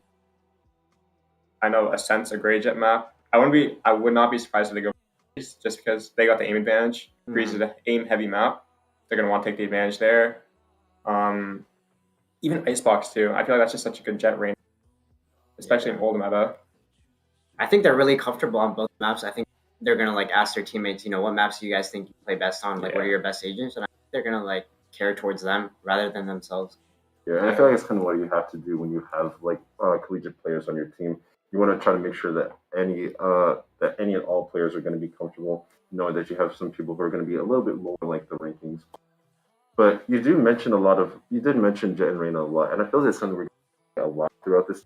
A lot of these like double like duelist picks. Something we used to see a lot in 2021, but not much here in 2024 and beyond. So, what do you think are really going to like How beneficial do you think it is to have two duelists? I think it's very easy to punish because a lot of the play style of like double duelists is going to be a lot of early peaks and stuff like that. So having an extra initiator could really but like if it's just an aim battle, then like if you have your best players on that double duelist, then it might just be no matter what. Yeah, no, I agree with that so much. I mean, that's just an issue I had last matchup where I was on Reyna and Jet. Yeah. We got like no info, and I was like running into their Jet like almost like 9 out of 10 times. It was really annoying. Obviously, but there are pros and cons to it. So obviously the cons are, you don't have a lot of info. You're relying a lot on their double dive. But at the same time, if those duelists are feeling it, they can take over the match. We're still waiting here for this map selection, but we actually did see like a double controller. Like, knew that meta was huge. Do you think we're going to expect to see more of that, or do you think that we're probably going to go back to the single controller and double duelist map? I think that double controller thing was just exclusive to that TBD team because they are collegiate players, so they play like around that play style. And so I think we're just going to see the single controller throughout this tournament. It also helps that you have Jack on Viper, one of the best Viper players I know. Or lineups. Really impressive. Bro kept it way too hard for this. No, bro. Oh, don't mind me. Where were your arena blind lineups? Oh yeah, I was throwing, I was like throwing it up, and that's it. Up. Yeah, up and away. Yeah. Here, Jack, you want to come say a few words? Sure. This is the Viper that owned me. That's fine. Hi, welcome to the desk. Hey. Hey, you want to go ahead and tell the people? Sure. My name is Jack. My name is Ezos, and I just played for TBD. I also play for the Collegiate Y team here. So Jetstream here. He's my team, and also Stingy on my team. Yeah. You went insane that Lotus. Yeah, I feel pretty comfortable on the pick. I feel like I'm feeling the Phantom right now. Like I don't know. Phantom, and it's just feeling good. So I feel like it's good on Viper because people push through your wall and they get the Cade, and so then the 140 headshots are like they're just available for you, and all spraying through smoke. So I think that's part of it. But to be honest, that was my first time playing Viper on that map. I just like looked up lineups for the for the match. Hints for like what you guys were cooking for UWA. I was taking some notes down. Yeah, well, I mean, maybe I might suggest it. We're betting Lotus now. No more Lotus. Yeah. Too much. Yeah. But honestly, Stingy, during the interview earlier, talked. You said you guys were like looking like pretty nervous. Besides that, you guys actually play like really well. So like, did you feel nervous or that much at all? Like I think going into it just a little bit, but I think for the most part I've been playing with at least Stingy on the team, so I'm comfortable with him. And then I've also been friends with Expos. He's been my friend through high school, and so I've played Valorant for a while with him. So like at least I had some chemistry there. And then so I felt like pretty comfortable. And coming in, I didn't really know what to expect. And for a while it was a pretty close game, but then I feel like we kind of settled in and got in our rhythm. We ended up being able to close out a lot of rounds in a row, especially on attack. So that was, I think we played pretty well as a team. Now, a lot of people on this desk feel that Fifster&Friends, the number 2 seed, are projected to win the entire tournament. But you guys looked really well with this open matchup, even despite going against. So what do you kind of like think about Fifster&Friends being projected to win the tournament? Yeah, I mean, I think that's a really fair prediction. They're a really strong team. I've played, I was on a team with Facebook before, and also on FIFA, a different team with FIFA before. So I played with both of them, and they're both really good players. I haven't, honestly, like, I don't know who else is on their team, but the two of them are strong enough to make it definitely a scary matchup for us. I think, though, like, I was IGLing that game, and I felt like we were all most of the time on the same page. There were a couple of times where we could have, like, maybe traded a little bit better, double swing, and retook too fast or something like that. But for the most part, I think we had a good showing. So I think it should be a really good match, and I'm just excited to play against them and have some fun. Yeah, that should be really fun. We're all looking for it. Should be like the match. Yeah. I think, that'll be fun. And are you used to IGLing? I've IGL'd for one team before. for UW here, but that was a few years ago. And since then, I've usually had another IGL on my team, so I can either IGL or I can go off it. Either one's fine. But I feel pretty comfortable IGLing as long as I feel paying it, like in a tournament here. Of course, we're all on the same page, so we're paying attention. Like in comp, there's no way I'm gonna be calling out everything for my. But like this, I think is pretty fun to kind of. I feel like I have a good understanding of the team, so I like to, I feel like I am able to command my team pretty well. That's good. That's great. You did that really well, especially. Let's talk about that. How did you feel? Oh, it was just a lot of fun. I think it's always fun to go.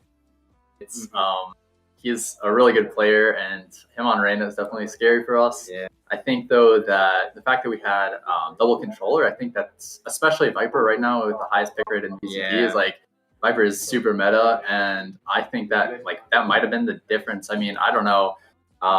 That pick was pretty good, but playing against him in particular, I always like whenever I see him, I gotta peek him. Like can't hide. I gotta get that 1v1. Really, there were a lot of rounds for one round in particular.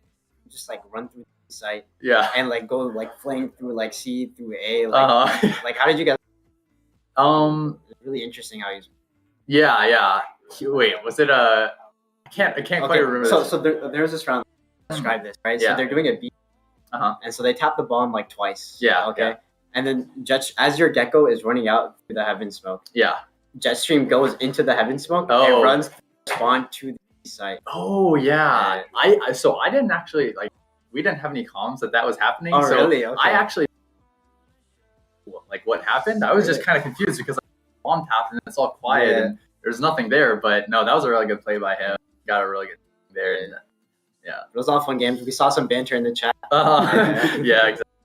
Like kind of elevate the stakes. That's always like especially fun with your teammates and teams. Yeah, no hard feelings at all. Just to kind of get in people's heads. Always got you here. Are you a fan of VCT at all? Like you've been watching the games? I have been watching the games recently. Any fans? Any teams you're a big fan of?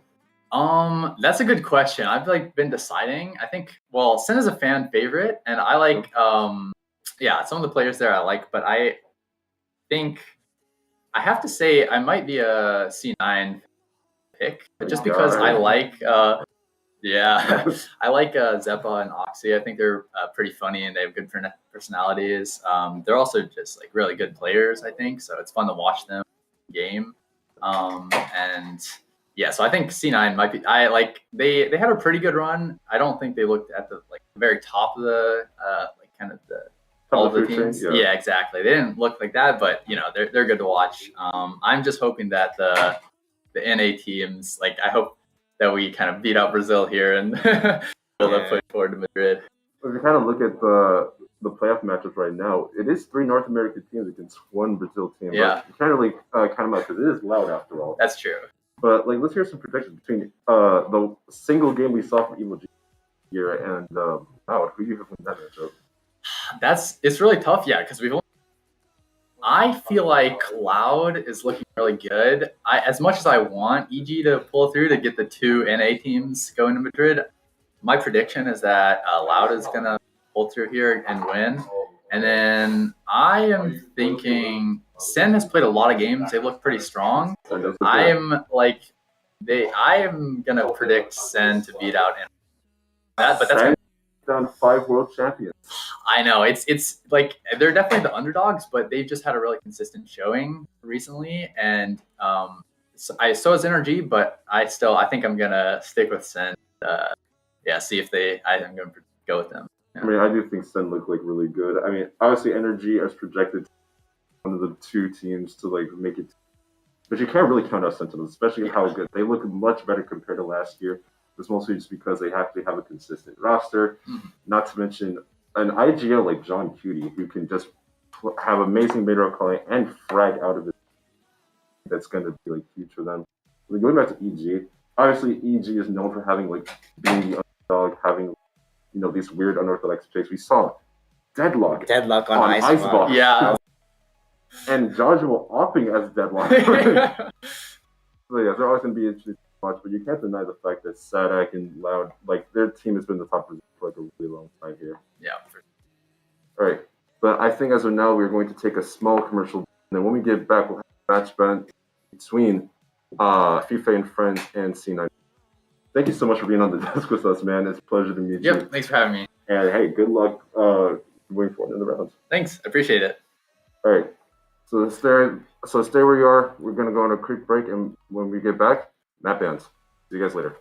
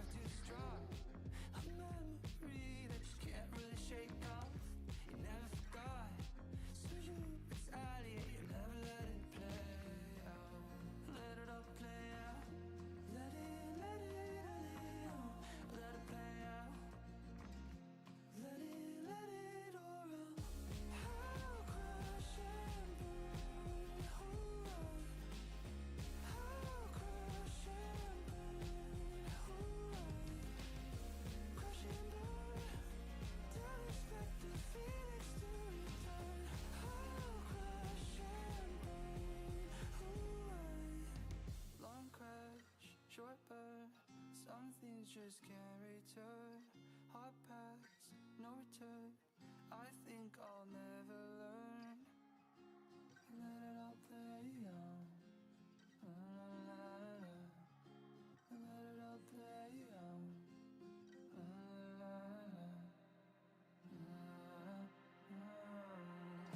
I'll crash and burn. I'll crash and burn. Crash and burn. Don't expect the finish to return. I'll crash and burn away.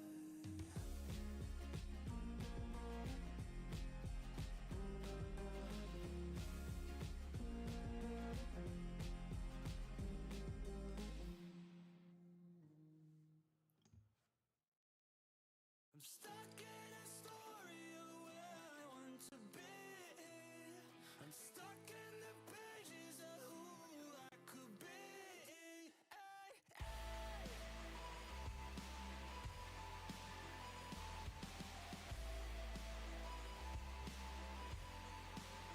Who I could be. Build me a fantasy with the lights on, lights on. The darker the history, turn the lights off. Forget who break this cycle, who run from the end and spin it off and detach now. Before the plot reveals that I'm stuck in a story of where I want to be. I'm stuck in the pages of who I could be.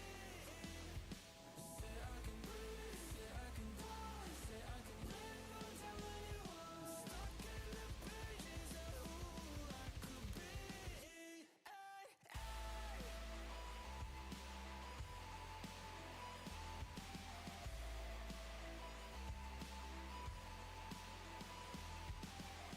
The battle inside of me, a flashback, flashback.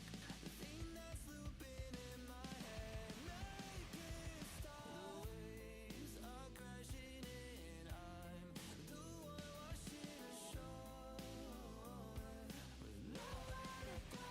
So I feel stuck in a story of where I want to be. I'm stuck in the pages of who I could be. Say I can breathe, say I can fly, say I can live, don't tell anyone. Stuck in the pages of who I could be. Hey, hey.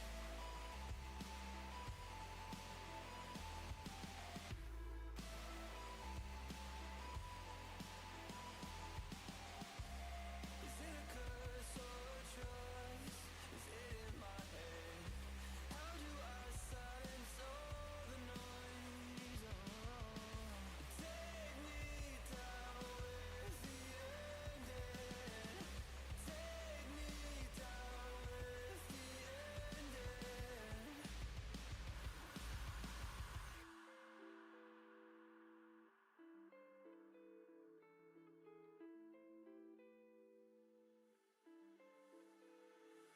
I'm stuck in a story of where I wanna be. Stuck in the pages of who I could be.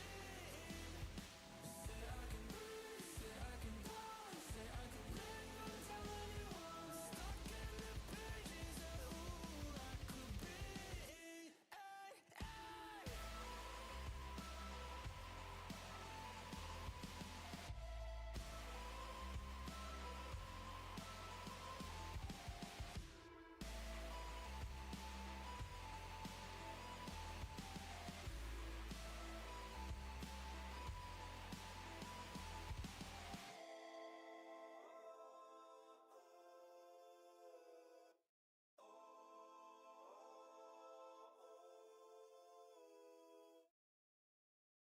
They're crying twilight tears. Oh, they're crying as they die in twilight. Tears, tears.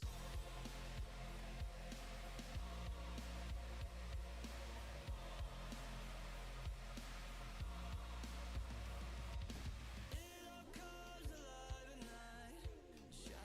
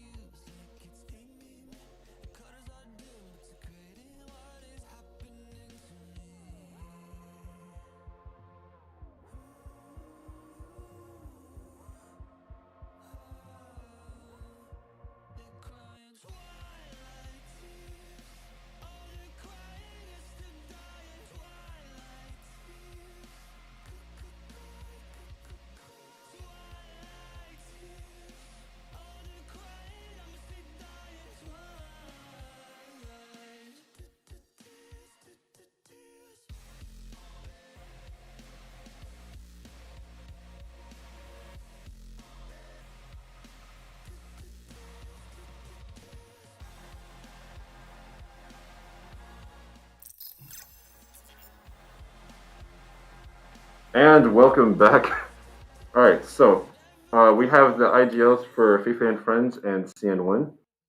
Gentlemen, welcome. So FIFA and Friends, you guys are the higher seed, so you guys will get to call heads. We'll do heads.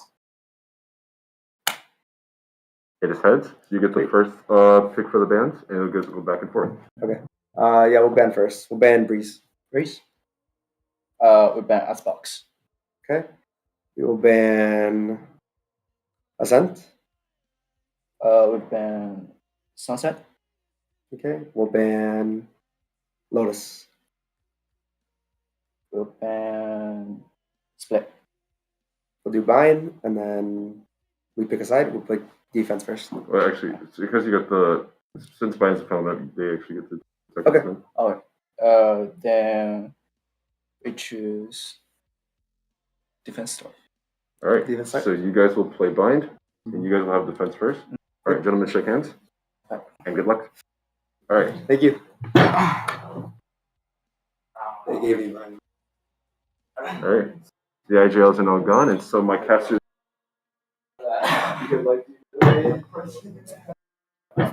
Welcome back, fellas. All right. So our next map between FIFA and Friends and CN1 will be played on Bind. How do you guys feel about Bind? I'm not a big fan of that map at all. I think Really? the teleporters just can't like play like a traditional map that you would see. But I think we're gonna see like a lot of these like teleporting plays. We might see double teleporting plays. We might see triple teleporting plays. Quadruple teleporting. Back from the A side to the B side, there's a lot of fast rotates you can do with the teleports. That's what makes it different from all the other maps. Right.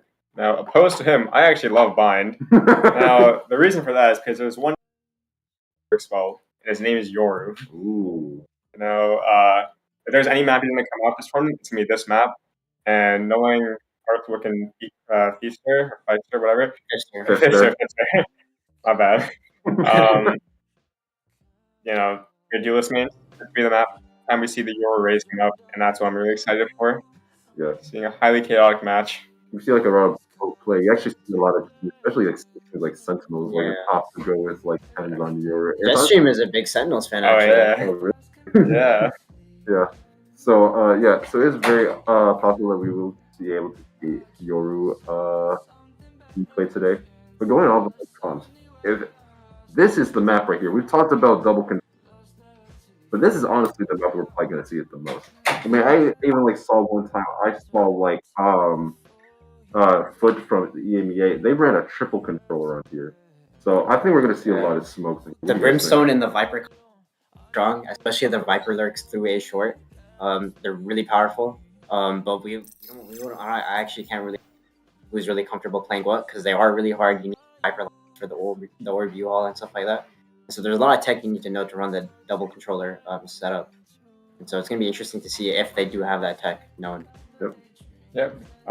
Yeah, double controller obviously is very strong. And like you were saying, I think Loud during Champions controller with Omen. So a lot of smokes are very good in this map. Teleporters is one thing, so you want to make sure you have smokes covered aspect of that map to make sure no fast rotates come in easily. So it could be something we see, but I have a feeling we're just going to see Silver Brim on a lot of these maps just because of comfort of the people playing. Obviously, these aren't collegiate level players. They aren't necessarily comfortable in every role. So I wouldn't be surprised if we just see Solo Brim and like more duelist action come out of this. Yeah. I think the Viper Brim is going to be really essential, especially for post plants here. Viper Mollies, Brim Molly, you have Orbital Strike, you have Viper Spit to plan. I think it's going to be really hard to try to play in any team that wants to opt for the two controllers here. And with the upcoming meta, you might see a Gecko planting the bomb for you, doing all that dirty work for you is really nice. So. Very convenient, honestly. As we kind of like wait for our agent selection, let's actually talk about duelists. So obviously, we're really hoping to see Yor here because Yor just seems to be like the most meta pick duelist. We also mentioned Raze here as well. Raze obviously giving you that fast entry with the double satchel, creating space for the showstopper. Any other duelists you think we actually might see here besides those two?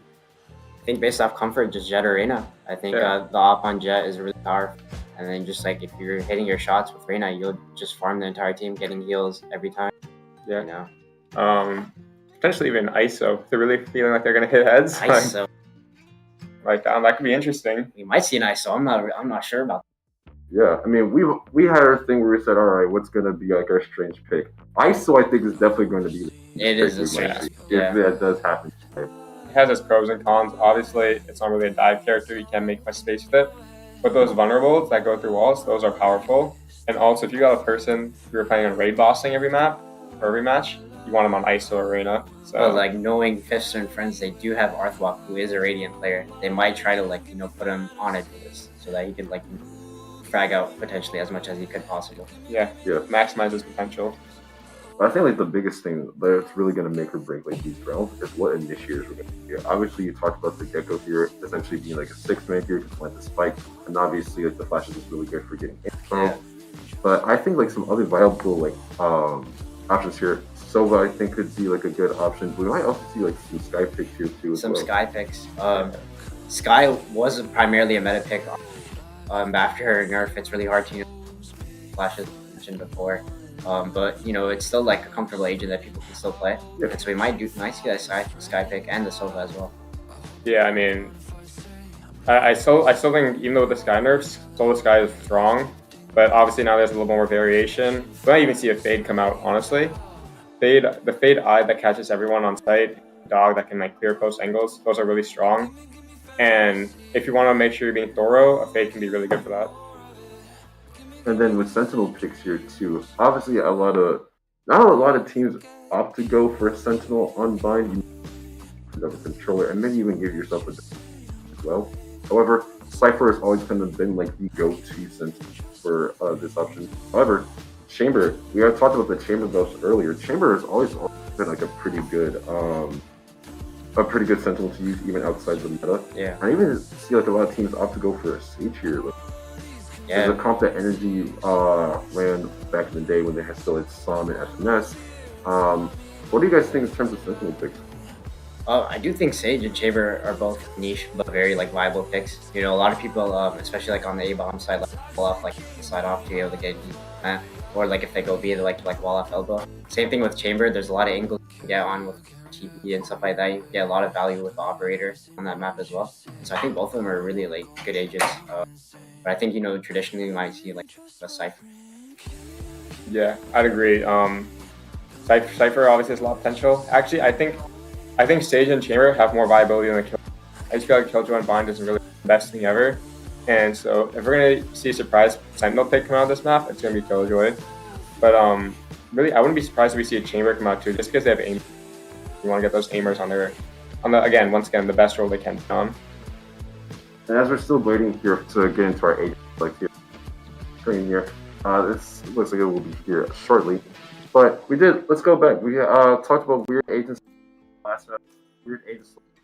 So we did talk about the ISO being a weird pick. We did. What surprise pick do you guys think we're gonna? Surprise pick that we're gonna. You guys are familiar with members of. You got any chicks up your sleeve? I don't think FIFA or Fister has any tricks. Yeah. Disrespect. Arthur gonna play something. I think the most interesting pick we could potentially see maybe a Deadlock. We don't see Deadlock a lot. Very interesting agent. Her ult is. A lot of people aren't used to playing Deadlock, so CN1 might not be able to react to that if Fifster&Friends. But CN1 could play into that themselves. We don't know enough about that team, how good they are or whatnot, so they could surprise us really. And at the same time, I also think that obviously I think we have a very high likelihood of seeing Reyna come out this matchup, just because we can see the Raze Reyna come into effect. I feel like Reyna on Bind is very viable, at least compared to other maps. So that could always be an option. And I wouldn't be surprised if we see an Omen instead of Rim. Omen instead of Rim. You think people are more comfortable on Omen? Yeah. All right, for my weird pick, since we're talking about controllers, I think we might see a Harbor come out today. Oh, Harbor. I forgot about that guy. Yeah, a lot of people forget that Harbor is actually a pretty viable agent if you want to run the double controller. Mm-hmm. His wall is pretty good, and he's able to move around, which gives it a slight advantage over a Viper. Not to mention the cope to be able to protect yourself from plants, and also be really viable during defense. Yeah. And then just to be able to have that initial push to be ward off anyone could be opting you. I think probably if them get through that whole game started. We're into pistol round. Oh wow. We missed agent select.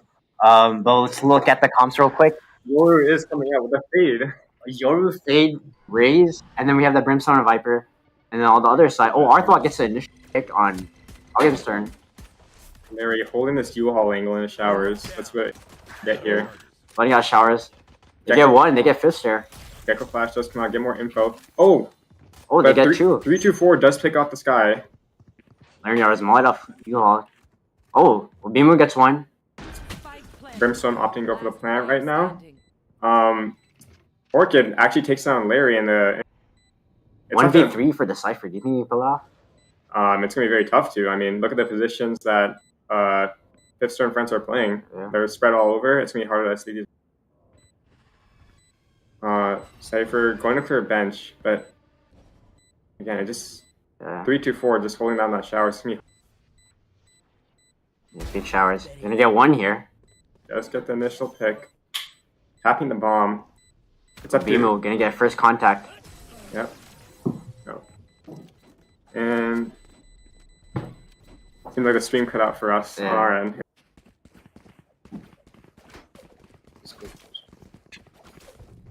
Alright. Seems like they did win the 1v2. Yeah, Sorry about that. Friends get the first round in.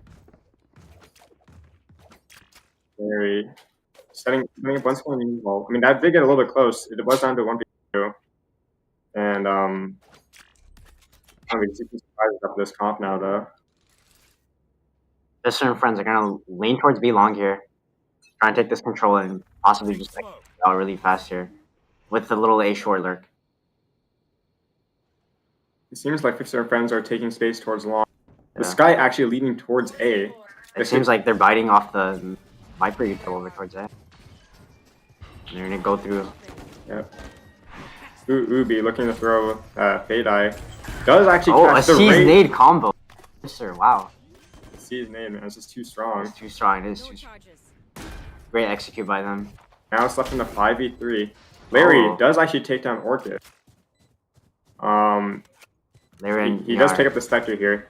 But look at Fifster&Friends. They're all three of them are on site. This could actually be really bad for them.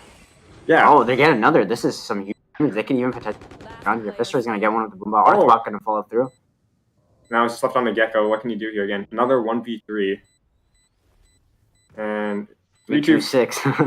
3-2-6. My bad. Should be able to pick up this guy, but I don't know. He could just be playing to die to the bomb as well. Yeah, doesn't want to give him the ult. Yeah. And that could be scary. Ult can be scary for a team like Fifster&Friends. Just they have so many good ults like they can use. That's a second round on the board for them. And now we get to our first sort of bonus round. So CN1 are gonna have a bye here. This is a huge round for them. Losing this is gonna swing the momentum heavily towards Fifster&Friends. They should be able to win this round and close it out, but I mean, it just seems like their entries on Fifster&Friends are too strong. They're taking every part of site. Especially against the Cypher, the Oracle is baiting out the Cypher. Fade dogs are also like clearing them out, and you have the Raze Fade like combo utility, just insane the way they're coordinating their attacks.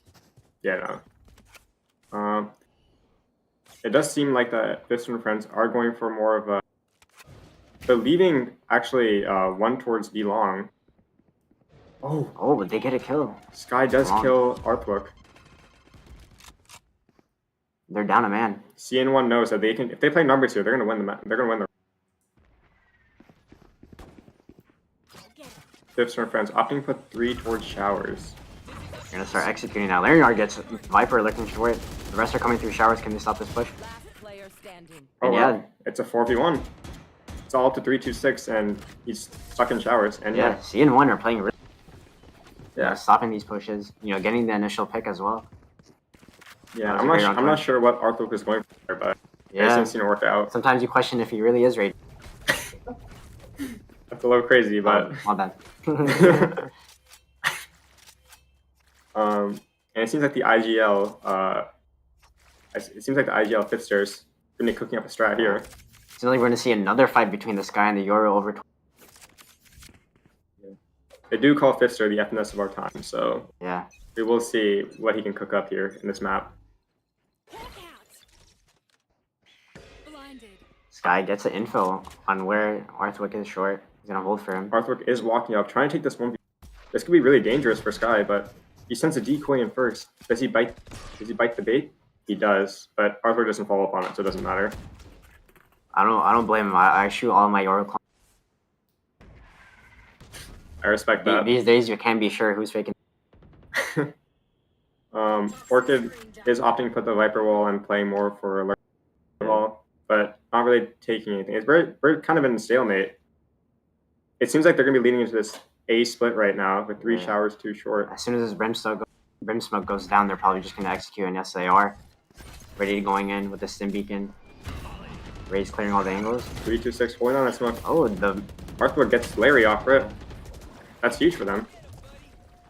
A lot of util going in. Wingman and Fade Dogs. That is both the Fade Dogs gone though, so they don't have much info now.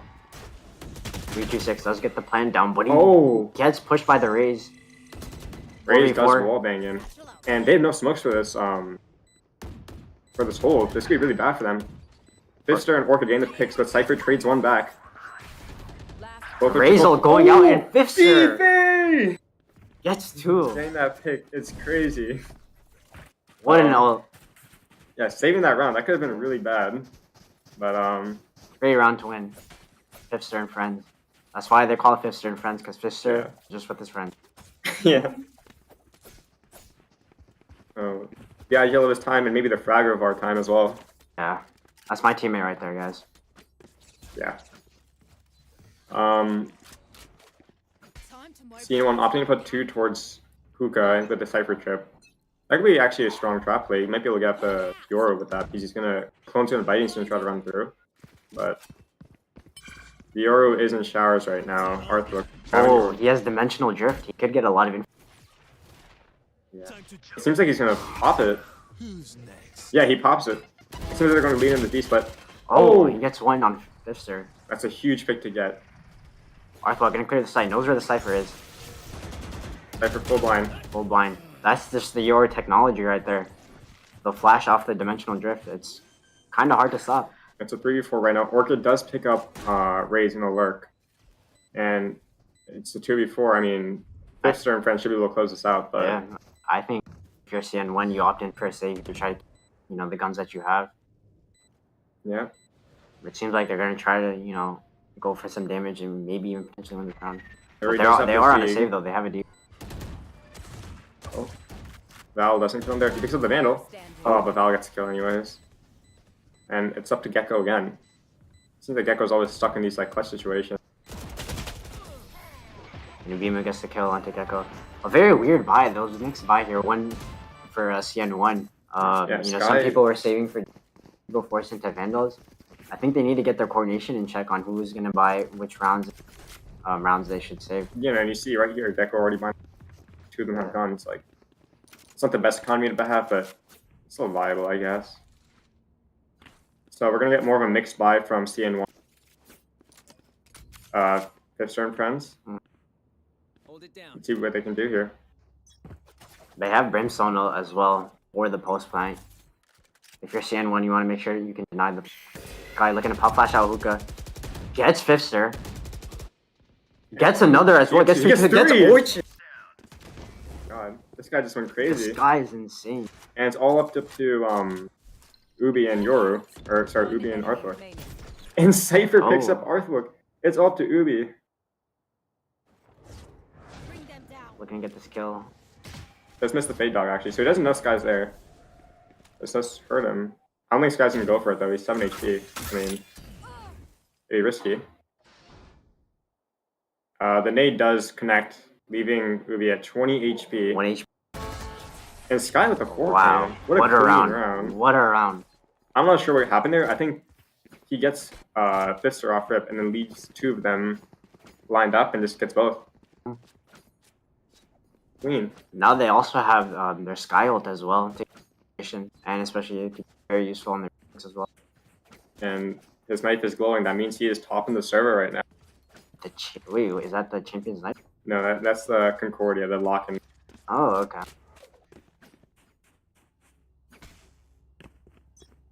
Sky once again setting up in Hookah. one thing that I will say though is even though Scene are looking decent here, they aren't really changed their setups a lot. So I think Fifster and Friends kind of know like where each sort of player is. Yeah. Sky ult is ripped out. They get the information that they're leaning towards B. Let's shoot the Euro clone, and Oh, Cypher's gonna get needed out. it does live. Oh, he gets one. Still holding down Hookah with his dear life. It's gonna be left in the 4v4, and Fifster and Friends have to back up. That Lucas holds is too strong. He actually gets He another gets one. another one. He does Buying ensure time that. for his teammates rotates. I think one issue is that Awpers solo here on site. Oh, he gets a Oh. kill through the smoke. He's hacking. I don't think he's actually. It was very lucky, but it worked out. Just that awareness to know when the timing is. Just shows how great of a player he is. And these bind teleports, man. They were all B, now they're all A. Wait, they're not aware of this guy's short. Augustin gets a through. Fifster and Friends left Closing his out the shot. round on his own. Not aware that he can. Oh. Wow, we're seeing a lot of these hero plays coming in from CN1. First, we saw it from the Sky. Now we see it from Augenstern. This is a great game. This is a lot closer than I expected. Yeah, CN1 really showing why they're the underdog. Giving a real fight to Fifster and Friends, but can they hold this momentum? They're up 2 rounds. They've won 2 in a row. Can they win 3? Well, this round, coming into this round, they have Thrasher. They have Raise Rocket. There's a lot of damage they can do here. They run Brimstone ult into ult. There's not They gonna win. also have the if they get a first pick, they're gonna know where everyone is. The clone not being shot, but that Euroblind actually blinds his teammates. And he TP's back. This seems like a fake. They're still, oh yeah, they TP'd. They're Start TPing in. opt into hitting B. And look at that, there's no one on B. Another great call from Fifster again.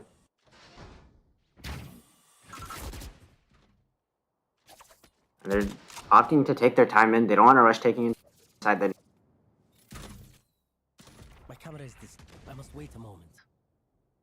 They are leaning towards long. This could be another TP coming into showers. But Yeah, we don't know what to see yet. Anyone seem to expect that. They're keeping 2 towards A right now. The dimensional drift coming out, trying to get info. They know where 2 are on site. They know where 2 are on site. And they know where the 4th is rotating as well. They're going to TP showers though. You know, they start off A, they TP'd into B, and now they're back to A. They're not going to be aware of this raise though. Augenstern can make another huge play again. And no, Fifster gets the kill onto him. The raise rocket misses. Same play by Fifster, running into the raise rocket in the way, and it works out for him. Arthwok gonna get one. Oh my god, that is With the so man. clean. That's why he's radiant. That is why he's radiant. Pick something nice to kill them with. It's the least we can. Some clean headshots coming in from Arthwok. Man, if I'm not sure how that raise rocket did. Yeah, from Augustin, it was like right on him. He seemed to panic when Fifster ran at him, and I mean, I'd also panic if Fifster ran at me too. What? I don't know. Time to jump. Luke? It's Arthur Luke. Okay. All good. Seems like they're spreading out. They're going for a default, trying to catch a push. Yeah. Actually, 326 is a nick on this. Let's trade it out immediately. Oh my god, the Sky. Doing what Sky does best, you know, just fragging out. Getting 2 back instantly, leaving it in numbers of CN1. Fifster and Friends really have to go for a player. Look where Sky's though. He's trying to take this fire into Arthwook. Oh, he's gonna push in. He has bomb. He does have the spike. They need to clear this out. I think they expected though. Look where Arthur is. Oh, Arthwook's gonna get the kill, but he's gonna be down to 1 HP. Some great damage by this guy. Orchid does pick up Raze in the lurk. Once again, there's a great lurk coming in. Yeah. I think they know that they're gonna have, you know, an easy open A site here. But there's gonna be a double flank coming in. I don't think they will be aware of it. Fifster opting to take the space away. And taking the space CT is huge because now they're gonna be. And the Viper's Pit is going down. This could still be winnable for CN1, but they do have the Gecko. And the Thrasher as well. Yeah, the Thrasher. They'll be able to clear out all this info, maybe even get a detain on one. Yeah, detaining the Viper would be ideal here so that the Viper's down. Oh, and they're going to use the Brimstone ult, actually. But they're not going to hit anyone with it. The Viper is still safe. He's going to molly the bomb just to delay. This is going to be a tough round to win. Boomba is gonna explode Larry. It's too much for Larry, and it's just up to Gecko. And I mean, what can you really do in a 1v3 of the Vipers hit down? So another round going for Fifster&Friends. They're once again sort of solidified. But Scene 1 have been known to for having really good at coming back in these moments. Yeah, but look again, Arthwalk has his dimensional drift for the 3rd time this game. Yeah, it's the 9th round this game, and he has it for the 3rd time. This could be like huge. They might opt into leaning to use a B like they did last time. They might get an easy B site once again. If Scene 1 could read this, they've known that they've used the dimensional drift both times on B, or 3 times on B. So they should be stacking towards his B site. But it seems like they're going to go for a normal setup as this round. He does come out there. What this ult is trying to do is trying to isolate the one in long, and it seems to. But Sky does get out. Oh, Arthwalk gets one onto the Sky, looking for the other guy on site. He's scanned by the Fade Eye. This is some great YouTube. Fister gets one onto the incoming Brimstone. We could be seeing a team ace here. Everyone getting 1 kill. Seems like Scene 1 have double up in CT, but Fifster&Friends don't know that. Orchid actually looking to go towards the flank and hold that down. Yeah, it's a 1v5. Honestly, this round is just over. Flawless coming in from Fifster&Friends. This is what we expected here. Yeah, nearly a team ace coming in from their team as well. Everyone getting 1 pick. Now they still have this Thrasher. They're not finding the right opportunity to use it. They've been holding on to it for a while. I try to get value off of it. As you know, the ults don't save until the next half. So. If I'm Scene 1, I'm really looking for an opportunity to go aggressive. Because almost every round they've won, they've gone numbers early, fighting. Yeah, you're right. So instead of sitting back and letting them fight you, I'd fight them early. Orchid showing us that Viper technology. Note down that Viper lineup, boys. Yeah, I think you need it more. Yeah, I miss the all smoke time, honestly. Yeah. All good. Larry holding this U-Haul angle. Smoking deep, actually. That creates a little bit of pressure on the short people. But... Oh, they got the Raze rocket towers. They're looking to explode with this, with the Fatal as well. Last time Fifster had a Raze rocket, huge for his team. Yeah, he got 2 kills. Let's time gets 0. A Rosa ult coming in from Fifster. Oh my god, Fifster. Is that the Jarso guy? Oh yeah, Fifster was on Jarso, everyone. He gets 1 despite missing the Raze rocket, but instantly traded out. Numbers once again going in Fifster&Friends. Yeah. And this might just be another save. This is really hard. Oh, they're gonna invest the ults into. Should invest. Thrasher's gotta come out. It's now or never. This is the perfect opportunity to use it. Arthur getting some good damage with the spam. They get 3. It's down to 1v3. It's down to 3-2-6. Oh, what a reach. And they didn't have to invest the front. You were wrong. Yeah. I mean, they've got the Thrasher for the last round, and hopefully they use it in the last round. I wouldn't want to save an ult for the next half, would you? So, yeah, I mean, it's looking great for Scene 1, but Fifster&Friends still do have the lead.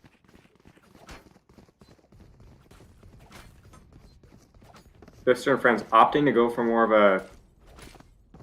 a B take. It seems like they're going to go for the B split. And this is Scene 1's weak site. They only have 2 people here holding this down.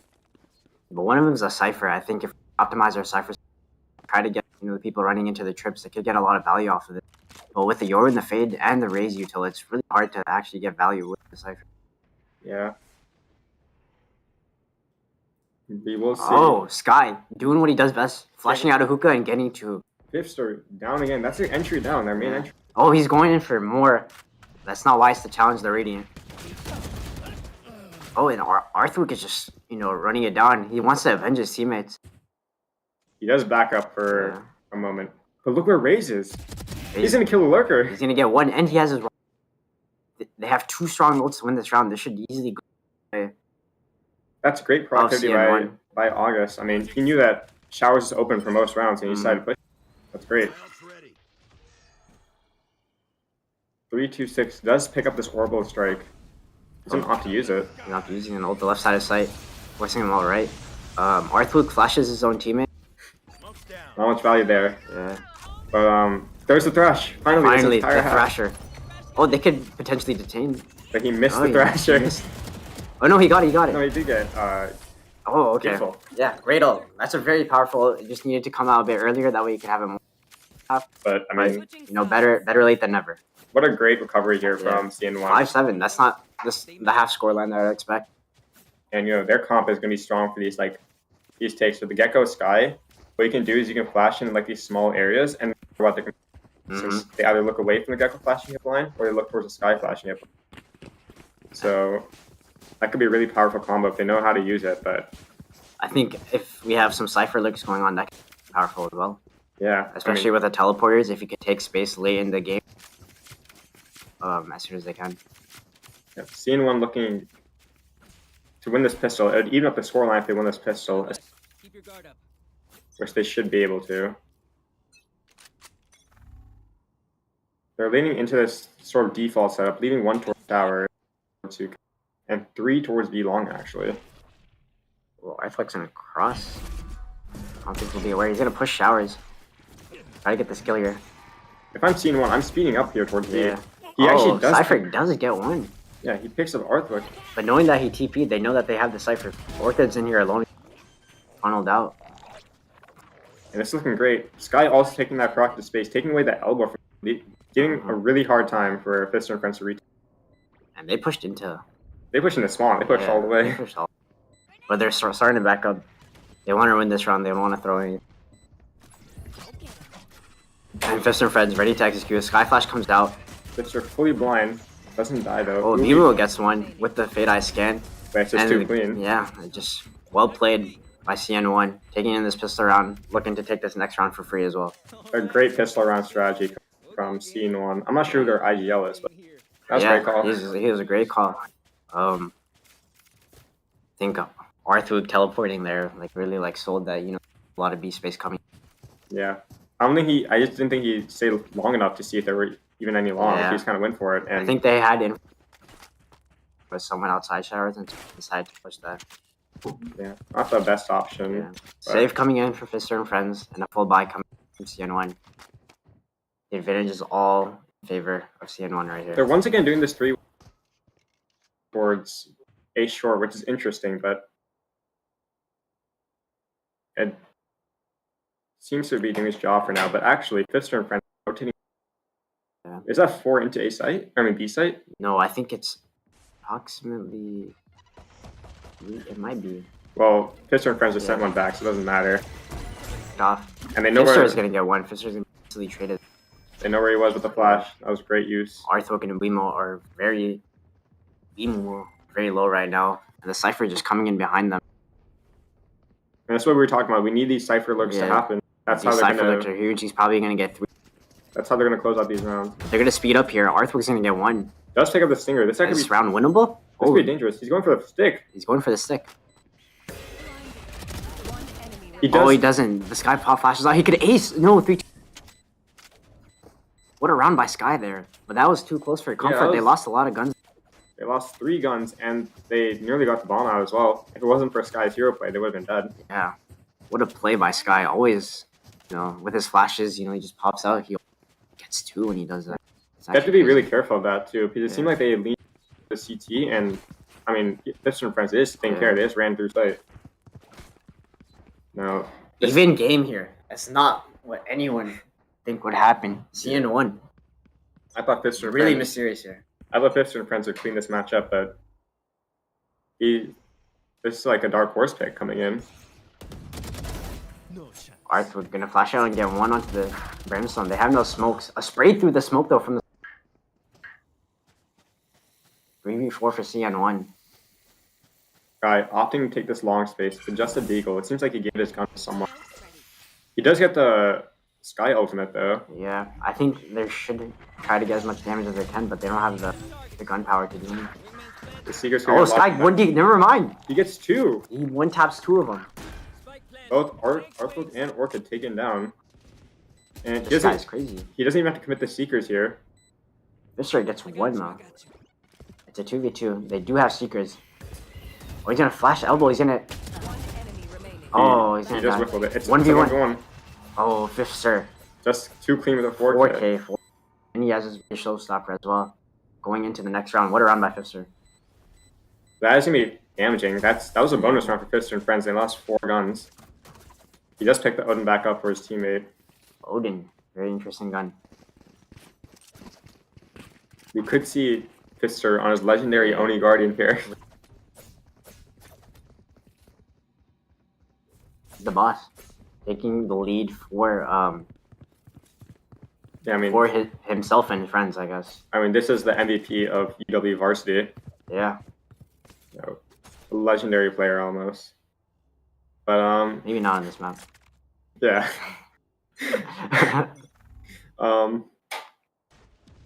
Arthur opting to do the same flash out play. But this time, CN1 reads it. And instead, actually, Fifster&Friends know that this A short space is clear, and they leave Fifster in this sort of cubby area. You're gonna opt into leaving it. With the smoke there, they are aware of that play. 2 leading towards shower with the Sky. And the Cypher. Sky's gonna get, the Cypher's gonna get 1, but instantly traded out. Cypher gets, they get the 3rd onto Fifster. And no, Fifster's gonna rocket him. And make sure that he secures that kill. What a great play by Fifster. Oh, one of these race satchels, he gets on top of triple. I don't think anyone expects that, but he Only has to Fifster drop. knows. He's gonna go for the bomb plant. He's gonna go for the bomb plant, gets 1. And then he gets out as well. This could be an ace round by Fifster. He has a 3K so far. They're not aware of him coming in U-Haul. They got to turn around. Yeah. A second. Fifster gets 1. Other guy TPs. Could Fifster, could Fife Ace here. I don't know. I think Orchid is gonna have to kill him as soon as he can. Oh, the ace stolen No from ace. Fifster. 2 aces stolen this map alone. You know, I was talking to Fifster before this match, and he said, I mean, he was super confident. He said he's gonna own these guys. I mean, close. Really? Yeah. If only he could do that in our matches for UW Red. Anyways. CN1 are coming in with 3 ults. They have the Thrasher, they have the Sky Seekers, and they have the Cypher ult as well. They can have a lot of value coming in this round. Opting in for sort of a heavy showers push with a little bit A short. I know they're going to go heavy A short, actually, with the 2 showers, the Sky and the Cypher. The Fade Eye does get info that there are people outside showers. They don't know how many. And they're going to leave Cypher towards showers. 3-2-6, holding down this U-Haul angle once again. I feel like Fifster&Friends have the same issue CN1 did. They aren't really diverse with their sort of setups, so it's kind of easy. I've got your trail. And Augustern, with those raise satchels again, he's going to nade out Beam. Beam is going to have to get out of there. Oh, yeah. The nade is just going to eat what him. A perfect nade, but Fifster gets 2, but instantly traded. It's have the Larry with that clean 1D. Arthur gets 1, he gets instantly traded out. Try to go for a hero play there, but it just didn't work out. 1v2 for Orchid. And they're going to get the Sky Heal going in as well. They do have the Thrash online. I'm not sure if they're going to pop it. They shouldn't need to necessarily, but... Well, Beam is going to get 1. Can he finish off this clutch? He has Dizzy. That's going to be hard to go against. He's going to be mollied off triple. He's going to have to get out of this guy. Orchid? Orchid spotted him. He knows where he is. He knows he's playing off. The Oh, flash does connect. No time on the bomb. And he gets the kill. He gets the kill. Does he have enough time to defuse? And Orchid 1v2. What a round by him. What a great clutch wow. by Orchid. Saving Fifster&Friends from what could have been a huge swing round. Yeah, that's a huge round to win. But the 2v1 loss for CN1, that is detrimental. It just seems like they didn't know where he was, and they played their positions bad. Yeah. If I don't know where Orchid is there, I'm opting to use the Gecko ult just to make sure that they clear as much space as possible. But I think it's important to try to use, your ults to secure as many rounds as possible. You don't want to lose a round like that. Yeah. But they're not out of it yet. They still have the Thrasher. Fifster&Friends do have their Dimensional Drift as well. So they could try to counter that Thrasher as well. Augustern actually opting to go for the Guardian, challenging the legendary Fifster's only Guardian. The Jarslug. Oh, okay, this guy gets the initial pick once again on Ubimu. 326 has a judge into U-Haul though. This gun's a really powerful gun, but he's full blind. No impact. He's completely blind. It's a 3v2. Once again, they have the advantage here. They need to play disciplined here. They don't want to give it up. And then, Augustern gets 1, yeah. And it's a 1v3. Can Orchid do it again? Can he do it again? Could he be the clutch maestro? I think he's gonna opt into save here. It's gonna be really hard because things start to get dire for Scene 1. They're gonna start popping ults. Correct me if I'm wrong, but I think Scene 1 have had numbers advantage. Really, it's been feeling like this, but it's been instantly traded out like right away. Yeah, I mean they just lose these clutches, and these trades from Fifster&Friends are also really strong. Mm-hmm. But a save coming in, so the 8th round will be going into the way of CN1. And they still have their Thrasher. You know, they like holding on to this. It seems like they are going to try to hunt for this last guy. Yeah, but August is going to die to the bomb. I mean, I guess he only did have a Guardian, but he could have easily picked up a gun now. But you still want to save as much as you can. Yeah. You never know how the economy can affect in the long run. Now look at the ultimates from both teams. Both teams have the Raise Rocket, but Scene 1 has a Gecko ult, and I feel like that has more impact than the Euro ult in certain situations. But I think it just really depends on how you use it, because the Thrasher still hasn't come out yet. So it can't have any impact if it doesn't come out. Yeah, he really likes to save that ult, doesn't he? Yeah. But they're gonna lean towards B here, with their Cypher licking showers. Once again, we're seeing this sort of 3-1-1 He's gonna instantly pop the Dimensional. He knows the Cypher probably gonna over towards showers. Instead of opting to go for the killer, he's just trying to clear as much space as possible. He does see that a few of them are rotating back towards A. And Ifuk not really trying to use his ult for the kill. He just wants to get as much info as he can. And he knows they're all leaning towards B.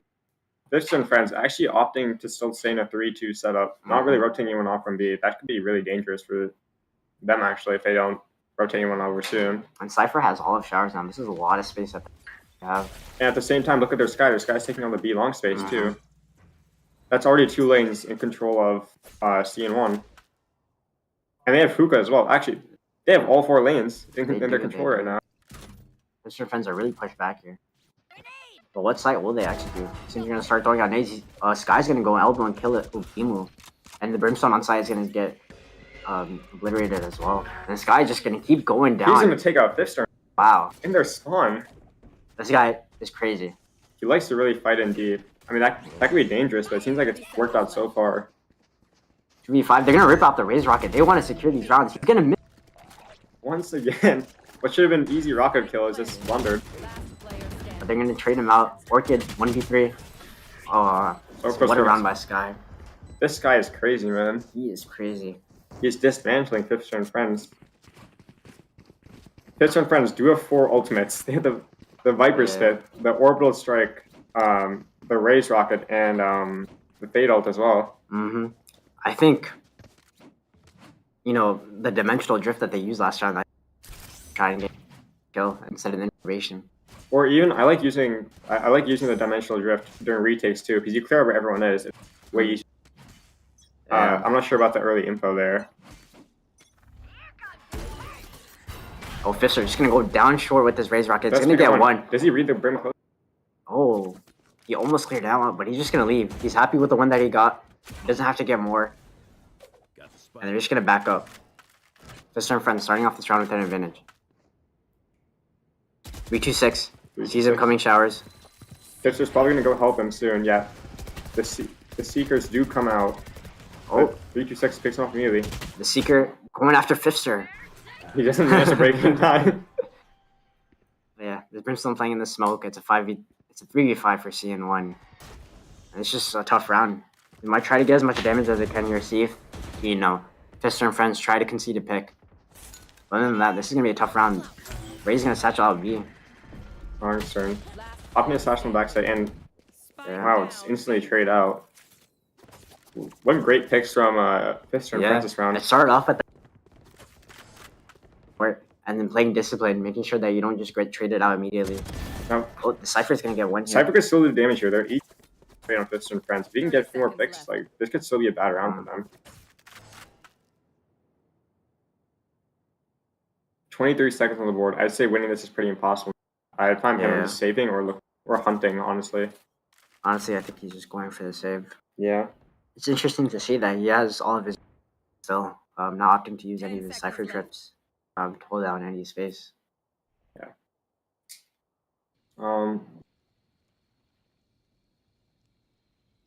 But yeah, this round will just go in their way. Scores 9-11. Going in favor of What another great call. gain that early aggression, getting the picks, and just playing the picks perfectly. Yeah, they now have Viper Spit. They might opt into using it A short here. It's gonna be really hard to push. However, they do have the Thrasher. This might be the perfect time to use it. Is when the Viper's Pit comes out. It's about time this half, isn't it? It's about time. I'm actually not sure about the Viper wall that Orchid just threw. There's a that wall. While it does get some impact, it only covers one part of the entire map, and usually in the Viper wall you want to cover. We'll see, but he is gonna throw out this Viper's here, and we'll see if this Thrash comes in. They are opting to go for the dog instead. Cypher running ahead. Oh, and Orchid wants to hold this down. He He's gonna does get get detained. And two are gonna be flashed, and this guy's just gonna kill them both. That's what he does best. Also, are we gonna talk about these crazy smokes coming from CN? They smoked everything. Yeah, they use all three smokes in the same area. Earthhook, left in showers, does opt to TP out to B actually, get a better position. Make sure he's not trapped so he can play this retake well with his team. They do have Brimstone ult, so they could make this retake possible. Fifster getting one, they're gonna Brimstone ult. The guy, Ace Short's gonna die to Fifster. Fifster is ready to take on this retake all on his own. Fifster, he almost gets one. Larry with a nice shot there. Arthur gonna get the trade. It's all up to this raise. 1v2. And Arthur just... What a beautiful retake. That was 3v4 by the way. 3v4.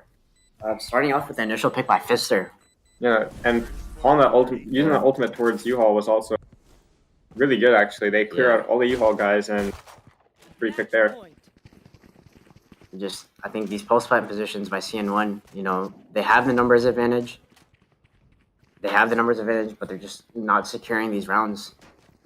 Yeah. I also think if they're on the Thrasher A short, they used it a bit too late. They already lost a body before taking out that Viper. Yeah, no, I didn't like how their Cypher, CN1 Cypher just ran ahead there, away from the pack. As a Cypher, you want to be more, if anything, behind the pack. You kind of try to entry on his own. It didn't work out. Match point now for Fifster&Friends. Do not count CN1 yet. They've had a great showing so far. Fifster&Friends actually opting to stack 4 towards A site, and that is where CN1 is hitting. They know that's a decoy. Oh, they're going to get the pick on the Viper. And Arthur opting into just fight into the site. Fifster gets 1. Fifster gets 2. Arthur in the smoke runs out. Running through the smoke. I don't know what he's doing, but the Sky flashes himself as well. Messy round so far. 2v2. Sky Hill's going to come away. Again, it's going to come down to this retake. Let's see if CN1 can fix their position.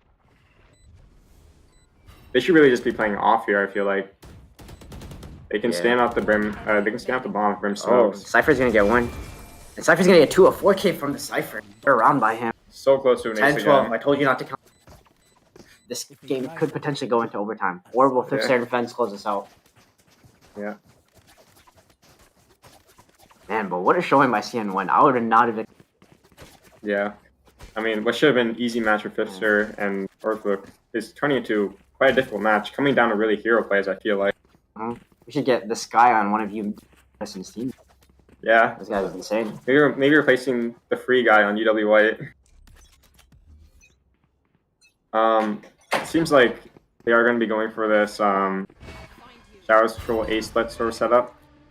Oh, he's hiding behind the Viper wall. They don't see him. That's actually a flaw from their own Viper wall. They shouldn't be able to do that.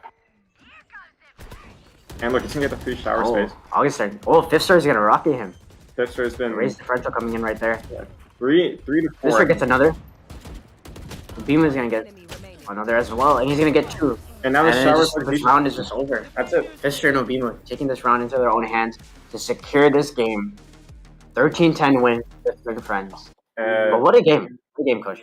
Yeah, that was crazy. I would have expected, a larger gap between Fifster&Friends and CN1, but CN1 had a great showing. I'm really excited to see them in these matches. Yeah, and Fifster, IGL, the Jarso guy, really just popping up the leaderboard. All right, everyone, thanks for watching.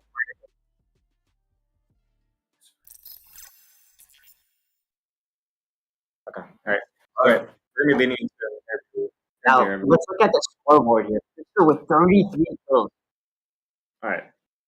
And but only 3 first bloods, so maybe there was a little going on. But look at the Sky, 7 first bloods on a Sky. Like the way his impact is, he should have been on a duelist at that. Yeah, but it he seemed I'm not sure if that was the best move. I'd say they need to get more aggressive and Yeah. get him better spots. Like, the only defense rounds they're really winning. Their Sky went just insane. Yeah. No, that was a good one. Cypher as well. That's some insane rounds. Yeah, and I feel like their Sequence Gecko can using his ult, even if it's guaranteed round. Just using it to make sure it's a 100% win for him as well. And he's like, Fifster. Yes, sir. All right, we're gonna be heading to a post-match interview.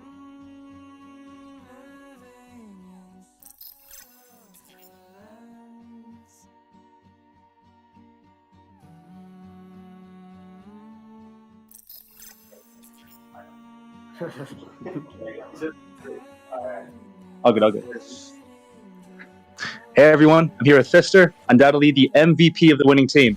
All right, Fifster, what was going through your head? You came into the match pretty confident. They tied it up. What was going through your mind as you were working through some of those rounds? Honestly, I was a little bit jittery because I took some caffeine. But I just played. I'm here to have fun. Regular. Nice. No, that's great. That's great. So they came in, they tied it up 7-7. They made it pretty close. They didn't let you get very far. Did you guys stick to your game plan, or did you make adjustments? And if so, what were those adjustments? I would say we stuck to our game plan. I didn't really look at the score too much. I had no doubt we would win, but I think we just have to just play together, trade each other, and yeah. Thank you so much. Back to you guys.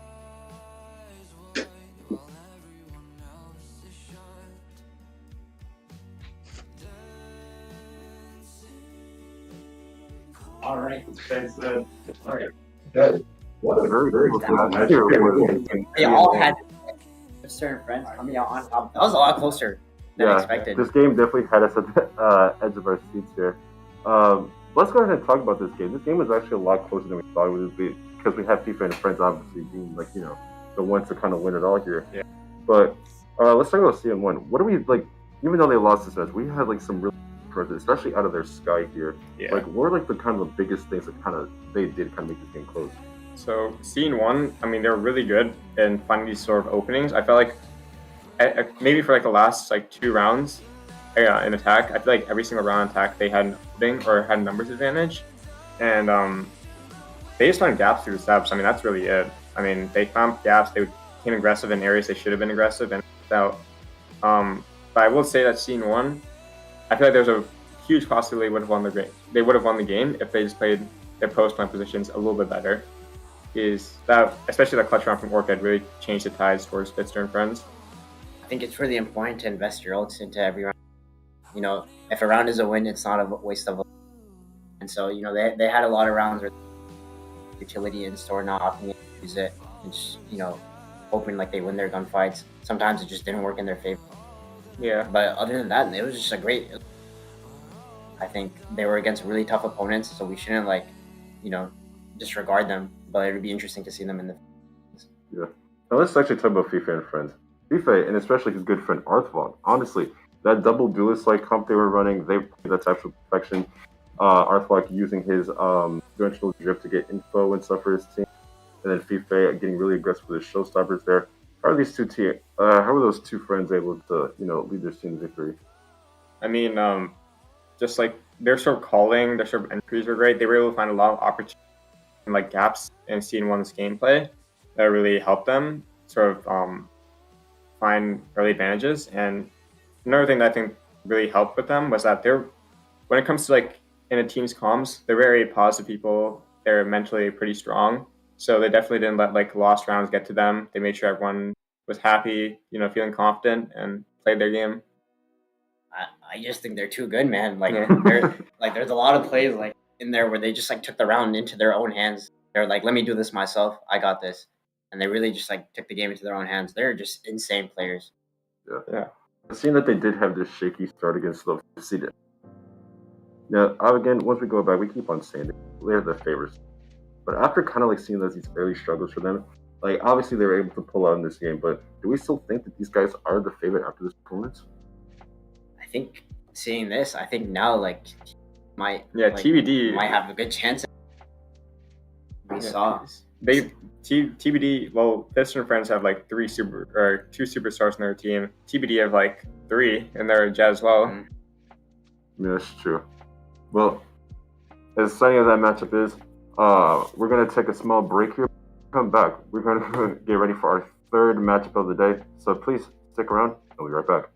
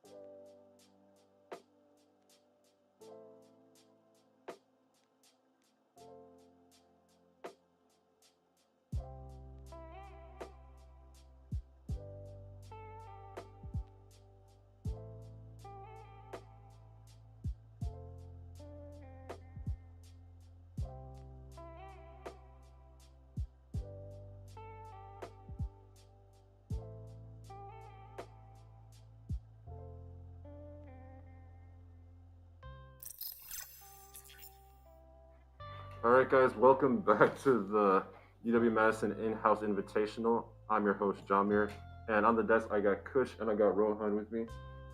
And we're actually about to see the losers battle of the upper bracket between CN1 and Ace Alleycats. So obviously both of these teams have like really good potential. Kush, you obviously were the sub for Ace Alleycats. So obviously you understand the struggles of the team that you guys had going against the number 1 seed. But what do you think you guys got to do this time to try to see if you can win this fight? So one of the struggles we met last time is that they try to they just need like hardcore IGLing, I guess. They need someone like tell them what to do at every moment. And that's something I low-key struggle at. That's why we had a little bit of issues last time. They rely on this like one guy to really do everything, and that could be a huge issue for them. But I mean, other than that, I mean, individually, they're actually pretty skilled players. They know what they're doing. They get the fundamentals of the game. They just need someone telling them when to do those fundamentals, and that can be an issue. But on the bright side, you know, we could see them really shine out with their full roster. I think so too. And Rohan, with CN1, obviously they put up a really big fight against Fifster&Friends, who once again we all said we think they're going to be like the best team here. So do you think these guys have the advantage coming in against the number 8 seed, or what do you think we're expected to see from CN? For sure, I definitely think they have an advantage, especially because they just played a match and they're kind of warmed up from that. Also, the individuals on CN1 looked extremely good, especially that Sky flashing out some good, catching multiple players, even catching out ours, one of the best players in the tournament. I think it's a really impressive showing for them, and I think they're going to have a very good time in this next game. Great. Now, seeing with CN losing this matchup, what do you think they really need to fix this go around in order to find the advantage in this win? So I really liked how this guy was flashing out Hookah and taking those fights, but I think a big part of it would be flashing for the duelist player and supporting the duelist player, because you kind of saw Raze kind of satcheling in dry a lot of the times. So supporting the duelist player and making sure that they're investing ultimates. I know we saw a lot of times their ults were up for a long time. Investing them to secure rounds, I think that'd be a big help in making that gap closer. Right. And going by the way, Ace Alleycats, obviously they had some holes in their games as well. So what do you think that they need to patch up? Or better yet, what do you think they can exploit out of CN1? So they're all really good lurkers, I'd say. They know when to find their timings. And from what I saw about CN1 is they leave a lot of gaps open. Fifster&Friends can really find those gaps because they're more aggression-based. But Ace Alleycats is more, or I would say more passive. So, you know, we could really see them abuse these like holes in their setups, and yeah, I mean that'd be their way to get opening. That is probably their only way they couldn't get an opening in the round. Is if they fight into the aggression, they're gonna lose. I think those are both really good points. Well, right now we're gonna have the IGLs for CN1 and for Ace Alleycats coming here to do their coin toss. Come in, guys. Yeah, they come in. All right, so we'll have you guys step back. Welcome back, guys. So, are you the IGL for Ace Alleycats? Yep. And then are you the IGL for CN? Yep. Welcome, fellas. All right. So once again, we're gonna have ourselves a little coin toss here. Once I can find the coin. I don't know how we keep losing the coin every time. I want a coin. We need like a backup coin. Yeah, someone's got a coin, right? Surely. Where is Here, you got a coin? Alright. Well, here is the consolation bracket right now. Well, we're getting a coin right now, so these two will fight out. Alright, we have a coin, alright? Switch the feedback, we have a coin. Okay. Alright. We have the coin, guys. It's back to us, please. There we go. Okay. So, CN1, you guys are the higher seeds. You guys get to choose heads or tail. We'll do Heads? It's heads? So you get the first pick of the map ban. Okay. So we'll first ban Icebox. And Breeze. Next we'll ban Sunset. Sunset. And Split. And Split. Split. We'll then ban Lotus. And Lotus. And Bind. And Bind. So that should leave us with. Now remains Ascent. Ascent? Yeah. Alright, so the map will be Ascent, and you guys get to choose attacking or defending. We'll defend. They'll defend first. Alright, gentlemen, shake hands. And good luck to both of you guys. Alright. There go the IGLs, and here come my wonderful analysts, Rohan and Bitstream. Alright, welcome back, fellas. So we're going to get to see Ascent for the first time today. Alright, so one of the oldest maps in Valorant like to date. What do you guys feel about Ascent? So I think Ascent's a very structural map. It's kind of been figured out how to play it. I know double duelist isn't really that common in Ascent, aside from some out-of-meta comps, and it's going to be interesting to see how the transition over from the Sky to a more classic initiator that's not as self-sufficient like KO or Sova. And then obviously we're going to have to see the Battle of the Jets, which is one of the most fun parts of watching Ascent. Yeah, I mean, you really kind of said it all. I mean, we know that Scene1 like to pick more meta-based comps or more safe comps. I mean, last time they ran the what usually is considered a highly meta comp. And so we can see them really run out the normal comp, which would be Jet, Sova, KO, Omen, Killjoy. Yeah. All right, so as we're, speaking of agents, as we're kind of waiting for our agent slide to go up, yeah, like you said, pretty much the most standard comp you can get is from the Jet, the KO, the Sova, the Omen, the Killjoy. Oftentimes, but normally today, we've seen a lot of double duelists coming in today. I know that you mentioned earlier that we're probably going to see like, a lot of like Jet Reyna come out here. I wouldn't be surprised to see like a Jet Raze to get just more movement duelists. Like, what do you guys think about that? Are we going to see more double duelists today? I think on a map like Ascent, double duelist is kind of challenging to run because each and every role has their own niche on the team comp that's already defined in the meta. But it'll be really interesting to see if teams pull off meta picks like Raze, Yoru. It could be very interesting to see. I hope to see an ISO sometime in this tournament. It'd be very fun. But I'm not sure on Ascent.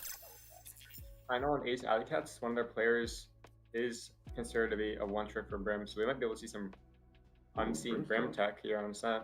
Okay. Yeah, that could be really fun to see. I think like the really big thing to watch out here is going to be like these initiator picks. Obviously, a lot of teams like to go for like the Sova and the KO. However, I've seen a lot of like teams in pro play opt to go for a Fade instead of like the Sova, which could be a good pick.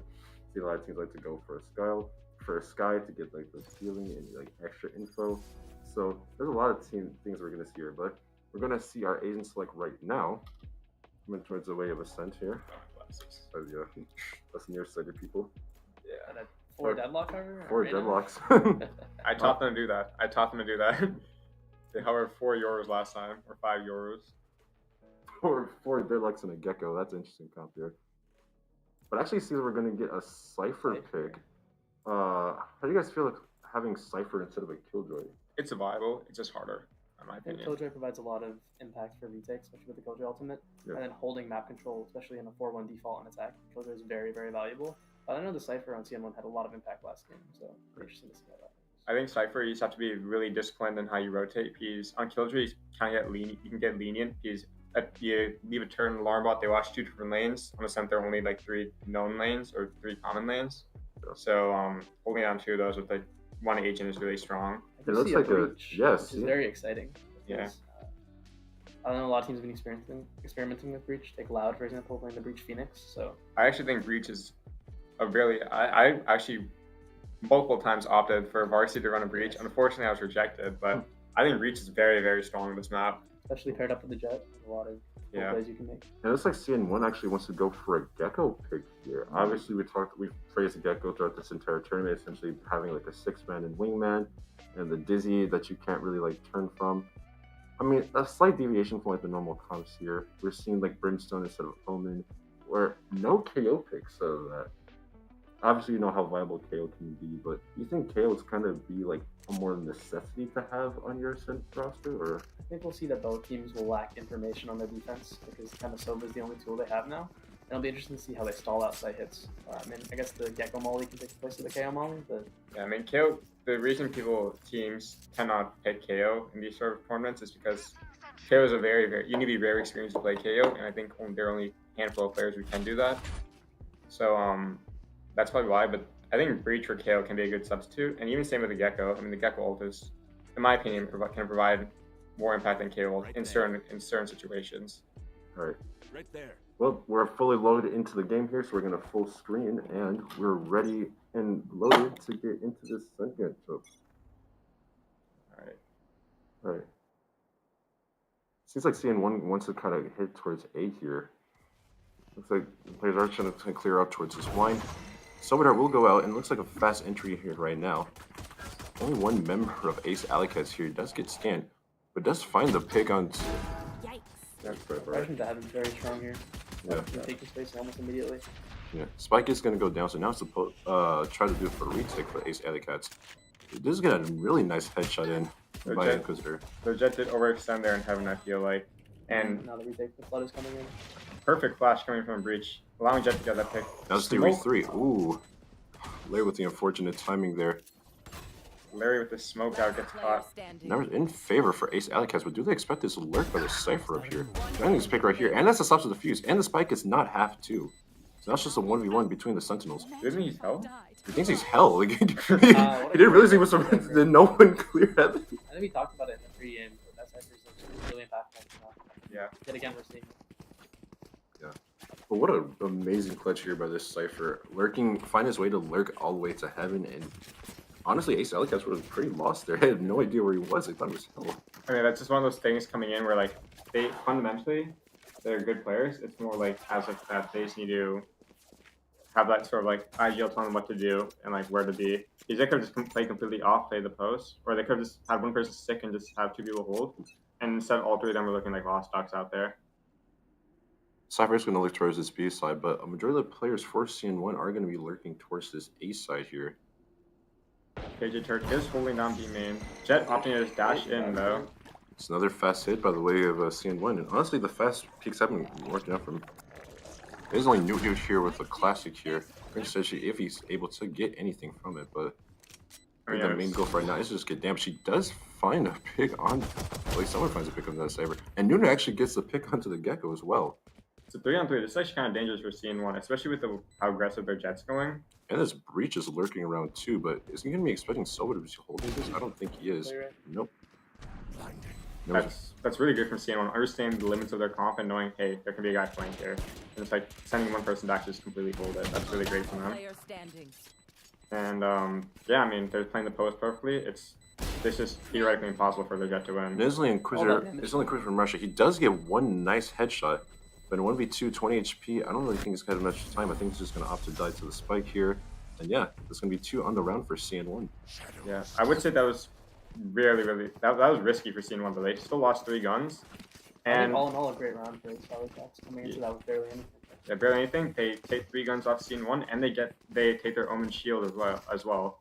That's 4 people that need to rebuy into this round now. Yeah. But it does seem like CN1 are kind of opting. They do like to hit this A side, but they also like to hit it like very aggressive. They just kind of like to hit there and immediately go into their post pen as soon as possible. So what do you think we're going to see out of Ace Alleycats to try to stop that? I think if I'm Ace Alleycats, I'm telling a person to play Heaven. Because look at where they're just dashing. They're just a straight booking for Heaven, not even clearing sight. I mean, you saw how... Yeah, you saw Brim just get that pick from Hell. I mean, if they're going to be pushing Heaven, just get the free pick Heaven and then play numbers. Now we try to see a bit more of a fight towards mid here. There is going to be a trade that's going out. But it looks like we're going to fight more to this tree side here. Backpathian. He's going to try to solve it or try to get info. The Jefferson is fairly low right now. He's trying to take more mid space, and they're trying to lean into this mid area. A good kill job, but leaving the alarm bot here to get that info, and it seems like that was done. Yep. Now we're just let's see if Charmin can get any space here. He does find one, but is immediately traded out. So now they essentially just have the B side for free. The position from KJ was interesting. They should have been playing more back and more off, but alarm bot holds that. They don't need to put a man on it. 3v3 situation here. The Cypher is going to get really aggressive towards CT here, where all members of Ace Alleycats are. He does get the info and get out. Ace Alleycats opting to smoke lane. That can be interesting for them, because that actually gives CN1 a chance to play there, but it seems like they don't fight at the base. Well, I'm going to check the Cypher here. They actually... Okay, well... Ow. At 1v1. Oh! Ace Alleycats winning out the 1v1 and gaining the round. I see great trades from Ace Alleycats come into that. Watching guys swing out of main and the market. Yeah. Once again, now the roles are reversed. CN1 did a lot more damage than they should have been allowed to that round.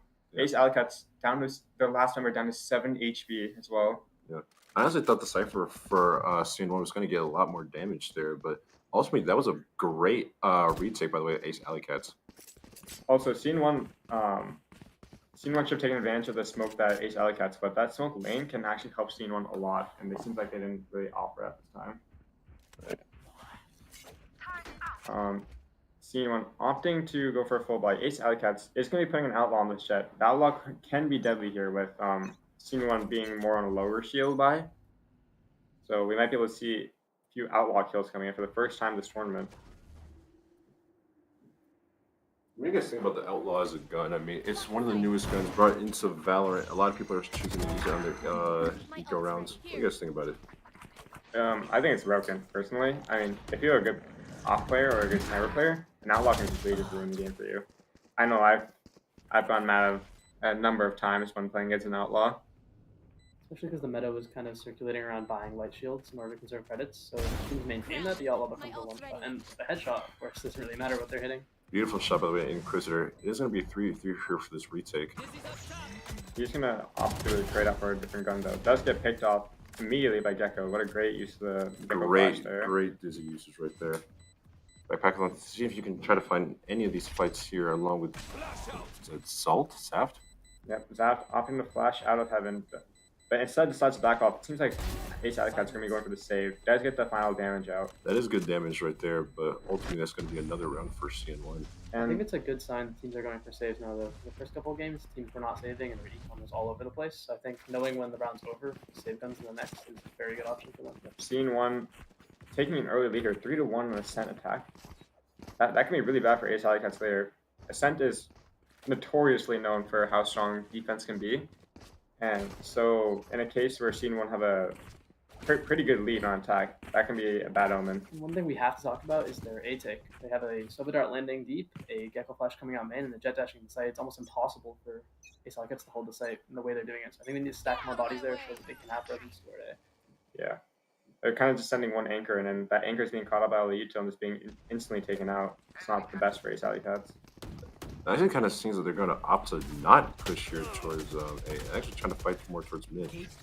However, 2 players up towards garage, and Inquisitor is trying to find this cipher over here. It seems like the breach did set up the jet to deep, but I'm going to fight here. Oh my god.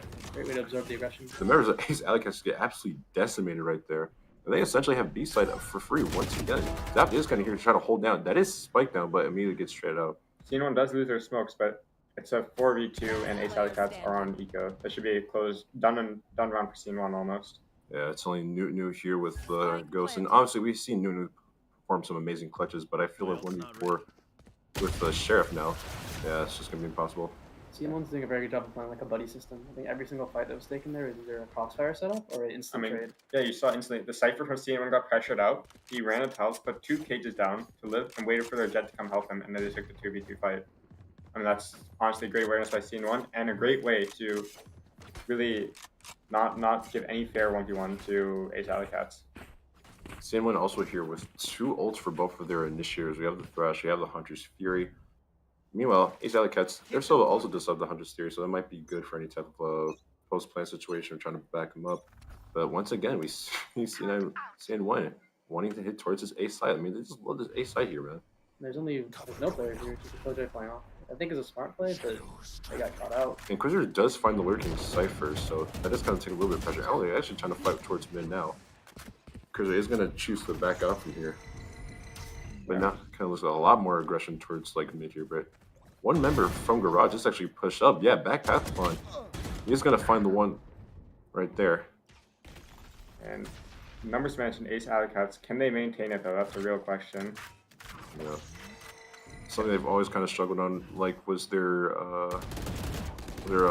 post plans, their retakes. But now the numbers are starting to get even here.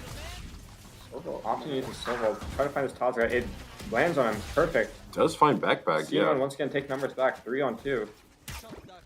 One is sitting bottom mid with an outlaw. This can be dangerous, especially if he gets his pick here. He does get the pick. That's actually huge. No smokes on the side of CN1. They're going to have to be relying on dry fights. And versus an outlaw, that can be very, very dangerous. 30 seconds left. Zap does fall down to the B site here. But look what happens. They gave one's pushed up A main, one's sitting in B site. Spawn is clear. They're just going to split on this B guy. I'm not sure he can read the guy coming from spawn. Need to be focused on just get this pick right here. All right, they have spikes, so they're able to get the spike down. Now it's just all left to Newt once again. Newt rotating from heaven. He's going to have to fight the CT guy. Timing does just work out for him to slip by. Yeah, perfect. The CT guy just checked CT, doesn't see anything. They should be where it's market. He's Market like, door is not closed, and you have nobody looking at it right now. yeah, they should be where it's market, but it seems like they're not gonna put anyone towards it. Nunu does have full util here, but they do have the Fashion on the other side here. But they don't need it. Nunu falls, and that's 5 rounds for CN1. 3-5 converted. Yeah. So I think Ace Alleycats correctly identified that the Cypher is the weak spot in 4-1 default, and they caught him out, but after that they kind of just took solo swings and got traded back. Yeah, they have to just play the fundamentals, just play those numbers, play those situations well. No, it looks like Ace Alleycats, they are starting to combat the like the fast pushes really well now, but now this mid rounding here from CN1 has honestly kind of been, it's a new problem for them. And it's going to be even harder to stop, seeing that Ace Alleycats are on a weaker buy here. Yeah, seems like. Oh, but that doesn't matter though. Wow. Inquisitor's able to find the pick on the jet, little jet diff right there. Inquisitor has been catching a lot of these first bloods almost every round. Yeah, his sniping abilities are definitely great, but I feel like he's going to struggle on attack. His entries, on the other hand, they lack, I would say they lack consistency. So we might see that be a troubling point for him later in the map. Another sniper rifle toward Cat. And look how far this Cypher is. That breach stun is going to be really nasty, but he does find 1 pick. Finds 2. An amazing conversion from the This is Cypher. a huge lurk to give CN1 the numbers advantage here. And once again, B side is open. Ace Alleycats is playing all in Ace on. Look how aggressive CN1 are. Not giving any opportunity for Ace Alleycats to get close to the site. And this retake is pretty much going to be impossible with only a sheriff and a marshal in hands. Not to mention the lack of yeah, this is going to be impossible, man. Yeah. Charmin is going to see if we try to get the pick here, but does fall once into Cypher Cypher. is sitting close the entire time. Pathathon tries to go for the swing, but wow. Great round from the Cypher. What a 4K. He was the player to watch, and I think he's definitely delivering. Yeah. Being able to lurk all the way into B main and get those huge 2 picks, and then even clean up the rest of them once Spike goes down. He shouldn't have even been allowed to go those 2 picks. The stun was perfect. It caught him completely stunned, and the Brim just ran past him. Didn't even clear him, and he got 2 off, or he got 4 off that by just living there. It feels like Ace Alleycats have swapped the Killjoy off of B side to A to deal with the A aggression, and now they're kind of unaware of lurk timings now that open up toward B without the Sentinel utility being there. Yeah. We have Ace Alleycats. You do have 4 ults here, but this is really interesting. An op for Sova, the backpath.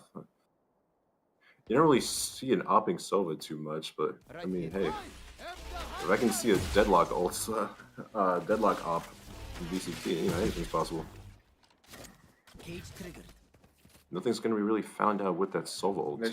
They're often go for an A split with 4 through cat and 1 through main. And that can be very dangerous. They're gonna be playing into this op here. Backpack does find the great kill right there onto the jet. They still going to march into this site here. Another kill. It's a 5v3, 5v2.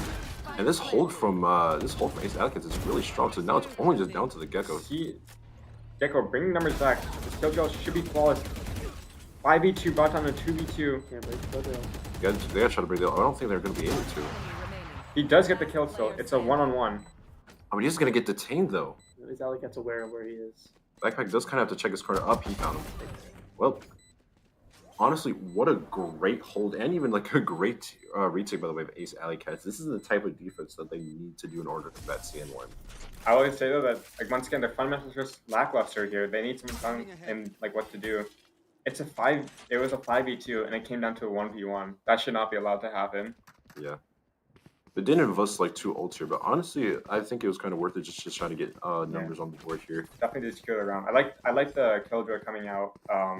The Killjoy coming out, he just made sure, even though it was 5v2, he made sure nothing happened. And I think that probably saved them the round.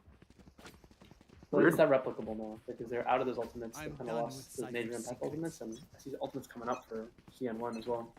Yeah, Ace Alleycats gonna have to be looking towards his breach ult soon, and that can have that can destroy CN1 in a lot of ways. Just because of aggression. Pure aggression with the Gecko Beautiful flash. entry. Wow. It does get traded out by Inquisitor, and this is the first time I've actually seen oh wait, as Inquisitor is too. This is the first time we've really seen CN1 try to actively try to push onto Beast to start off the round. Inquisitor is kind of holding his own. One more towards lane, but Larry doesn't check the corner completely. Good to see the first ace. Unfortunately. Cypher. A Cypher lurk. They don't expect a lurking A little bit Cypher. of whippage there, but It's TN1. the 2v1. And now it's just up, and they know it here thanks to the neural theft. Breach does have ult here. Oh.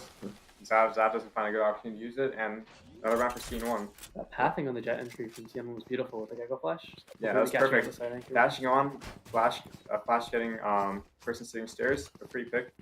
The jet being their Ace Alleycats jet being allowed to get through there is kind of criminal though. There was no second wave of utility or trading coming out. It's like a rare time where I feel like CN1 spacing was not as good as it normally is, especially with the jet dashing over. But that Cypher lurk has to be The dealt impact with. that the Cypher is getting is honestly incredible, and it's a huge reason why CN has such a commanding lead going in here to round 10. And once again, he's back on the lurk. And I really think if you're Ace Alleycats here, you kind of have to just be worried. Like, he could be literally anywhere. They do have the up here, so they're going to try to go ahead and get this entry going. Perfect dart coming in, clearing all up close. They're going to have sight again. The dart actually landing on CN1's jet. The lurking Cypher is going. Only a short. He's trying to get any pick. Not really going to find anything there. Bit of desperation coming out. I respect the attempt. The Knight is flying nothing. Op instantly taking him out. Clean shot coming in from CN1's jet. Minute left spike still hasn't been planned yet. However, they're still getting like some kills here. Look at And now it's Newt just here. Newt. He's just trying to get back from the site, man. He's being mollied out of heaven. Hey, Flashed listen, out. Newt, Another smoke dropped on him. he's kind of been the clutch masters for Ace Alleycats here. However, he is just bound out to a ghost, and all the alive members of CN1 have their ultimates here. I doubt they're going to use it just against like one guy. Though the Gecko is 0.6 HP. You're going to try to find his way around towards door side. If I anticipate where the spike is planted, you can imagine that one's going to play towards one. He's kind of knows that. He's going to try to see if he can find it, but unfortunately, there's nothing you can really do there. That's 8 on the round for CN1. So the only couple rounds that CN1 have won, or sorry, that Ace Alleycats have won is when they had 2 stacked on the A site. So they need to be taking aggression somewhere else, clearing out some other space so they can get it early rotated, get a person to the site, and then hold it down. Because otherwise, it's just one side anchor kind of getting overwhelmed by util, and then a retake that's almost impossible. I feel like Ace Alleycats have also had a lot of opportunities to win out rounds, just coming down to like these individual micro moments that change the course of the round. So I think you kind of see lacking that KO and that Omen. It makes it very hard to hold the A site because you don't have that Molly, the flash to keep separate defenders, the jet dashes in. Jet is going to find this pick on the Inquisitor. And once again, you can kind of see they want to hit towards this A side, like hitting towards this A side here. Actually, a little bit more spread out towards the mid a little bit. Being a lot more cautious compared to other rounds here.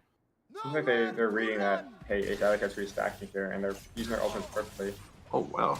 Ult's getting connection. A dry ult getting a straight pick on the Ace Alleycats Sova. That was back down.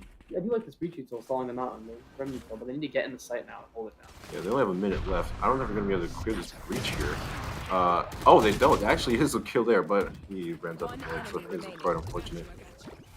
And now it's just one that is down to Newt. And team round conversion, 9-on-2.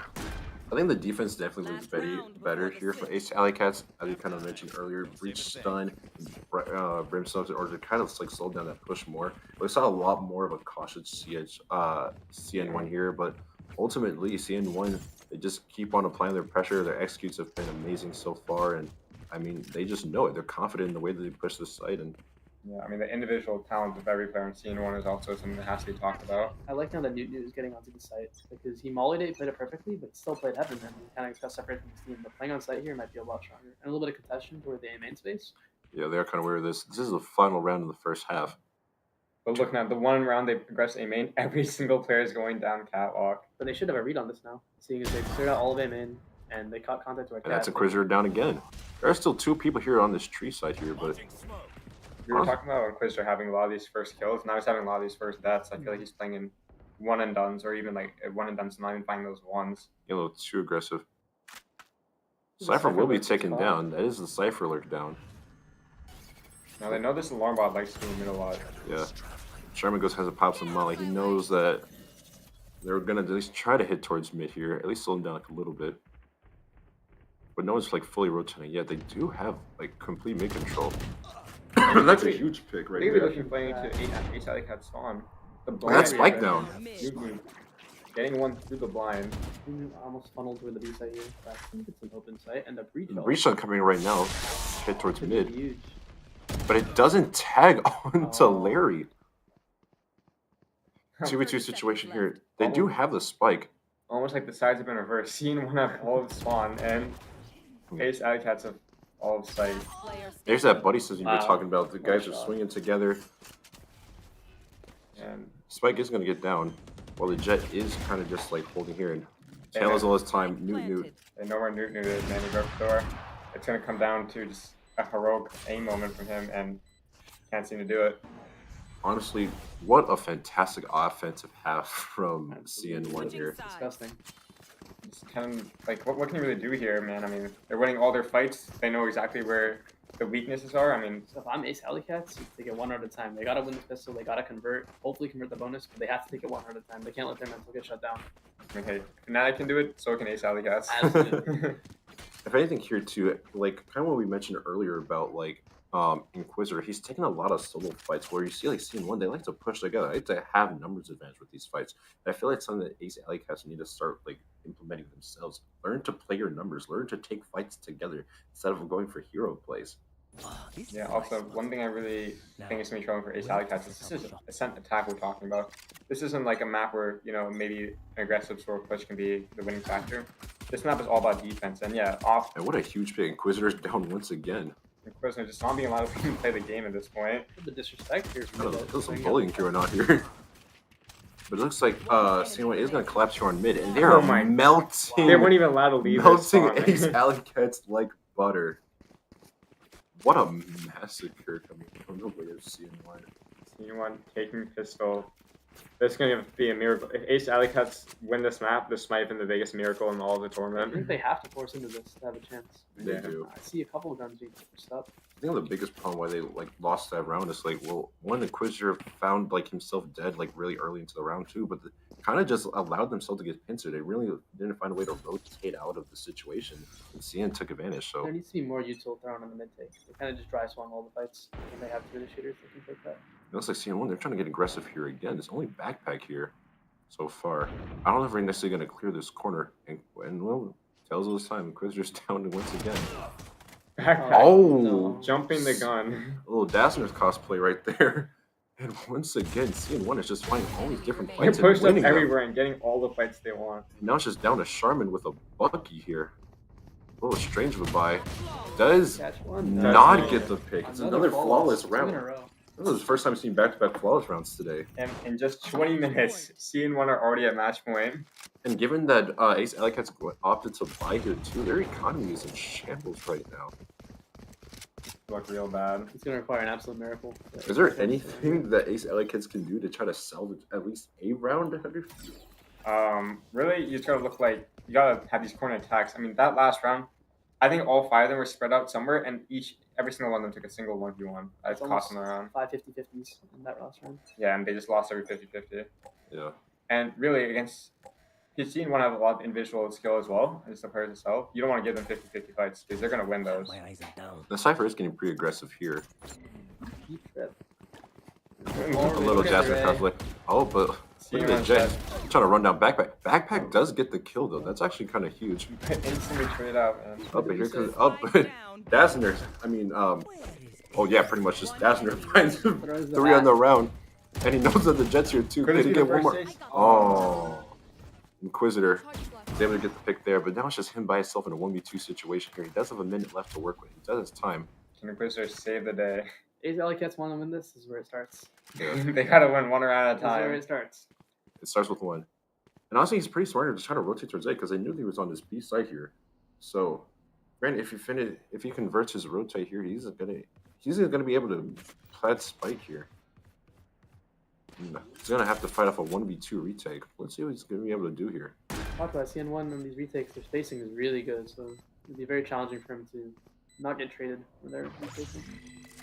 And also, the Gecko's gonna be pretty like. Oh, he found him towards Jen. He's gonna already take this fight, but doesn't wait for his teammate Inquisitor. Inquisitor getting the 1v1. And that's could this be the round they win? It's a great It could be reposition real. to hell. This could be Inquisitor's redemption arc right here. It is only a Guardian for He seems aware. For August here. He's just checking everything. He's going to swing towards his health side. Does he find him? And he does. It's a headshot. And that is going to be CN with the victory over Ace Alleycats. In almost flawless perfection. Like 13-2. What a dominant game. statement. That was a dominant game from them. Alright. Are we leading into a break? I think we're going to just continue to recap the game here, but man, look at the Jet here. Like Inquisitor, he was able to find like a lot of picks here, but ultimately CN's teamwork, honestly, just the way that they're able to execute their sights on offense really kind of just set the standard for them. It makes it such an easy win for them. We also have to talk about Inquisitor's Jet. I mean, their Jet maybe had a lot of first bloods, but also had a lot of first stats, and that can mean a lot for a round, especially in a game where CN1 is known to convert and trade really well. Like that's not the best thing in the world to really allow these first picks for CN to come in. The defense, he was taking a lot of risks. Some of them are paying off. We didn't really see much of the attack side from Alleycats, but talking about the util from CN1, sure, their Jet was frying, but the util, supportive util on those site hits were beautiful. They have Gecko Flash, Silver Dart, lighting up everyone on site, full blind, free kills for the Jet. And again, that's what we want to see. We talked about last game how their Sky was doing God's work out there with his flashes, but not really setting up the raise. Now we're seeing that sort of setup come in, and their Jet's being supported completely by it. Right. And that's what we're honestly, yeah. So if this win, CN is going to advance into lose bracket. Well, Ace Alleycats fall into like the final losing tournament. So yeah, they're eliminated. If they lose, they will be officially eliminated from the competition. Correct me if I'm wrong. Do they play tomorrow or today? I believe they play tomorrow. Tomorrow is the playoff games. All right, sounds good. Right. So we'll see who can sort of come back here. Yeah. They could still make a run. They could go for the constellation winner. I mean, yeah, you've played with Ace Alleycats before. Obviously, you'll be able to speak with this better than anyone else. But like, you've seen the mistakes that you have made both playing with them and from observing them. What does Ace Alleycats really need to try to focus on to try to at least win a series? The one thing I can say is that they just have to really like water view themselves. Like, look at the mistakes they're making, see how they can sort of adjust and change, and come back tomorrow stronger. Maybe today wasn't their day, but maybe tomorrow will be. Yeah, as you can see from the bracket right here, CN1 will be advancing on to the match 10, which will be the constellation finals. But yeah, let's actually talk a bit more about CN. So you're 1-1 on the day. Obviously, you've had like the experience playing against like the team that's expected to win it all, and a team that's a bit like more lackluster. What's your confidence feeling like if you're CN? I think if I'm CN1, I'm feeling really great because that match they played against Fifster&Friends was very close. I think they played spectacularly well. It really puts a new spin on the match to see the dominance coming out from them in this match. I think far and away, CN1 and Fifster&Friends are the two best teams in this tournament, and seeing them in a potential rematch would be quite insane. Also, I think apparently Ace Alleycats have actually been eliminated from the tournament. They aren't even. Oh, actually? Yeah. It's they went from winners to constellation, and they lost constellation. They're just out. Oh. So unfortunately, that was all we do. We do get to see of Ace Alleycats. It will be our first elimination of the tournament, other than the CS team that unfortunately got eliminated. Well, actually, no. That's actually going to be our next matchup. Oh. Yeah, the Awpers are actually back. Oh, so CS versus Valorant. Yeah. So the very next matchup is going to be Fifster&Friends versus TBD. The number 1 seed going against the number 2 seed in our upper bracket. Very exciting game to watch.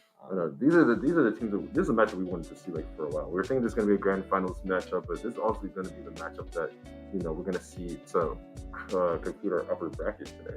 I mean, these are my final words on the day, and I will say that I think whoever wins this matchup is going to win the entire tournament. Really? Yeah. Who do you think's winning the matchup? So look, I mean, obviously my teammates are on TBD. Like, you got David, Stingy, and Jack, who is Ezos. They're like my homies. Like, I love them. But I mean, it's FIFA, man. That's the only Guardian Jarso, man. FIFA is an incredible player. You know, FIFA is my dad. So Okay. yeah, okay. Yeah, I kind of agree though. I mean, as good as as good as TBD were, they did go against Ace Alleycats, which were kind of like not the real team that we're really gonna highlight here. And seeing how like FIFA and them did have a little bit of trouble like going against CN, they still played really good Valorant in that first matchup. So I still think they're gonna win here. But now we're gonna go into our post-match interview with Big Ed. Big Ed, who you got for us? We're just waiting for the screen to switch. Yeah, we are waiting for the screen to switch to Big Ed.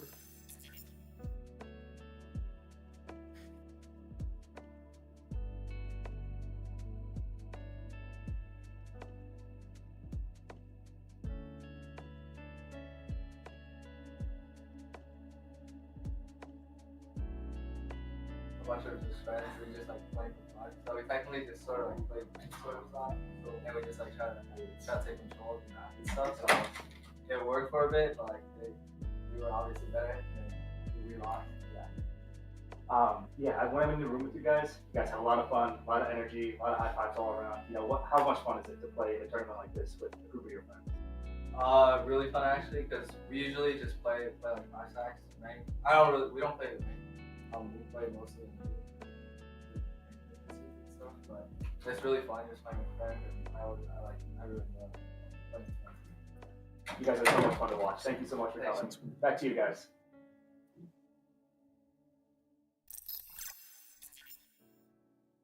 Thank you, Ed. So we're gonna take a quick break here before going into our next matchup between FIFA and Friends and TBD. So make sure to stay with us. We'll be right back in just a second. Yep.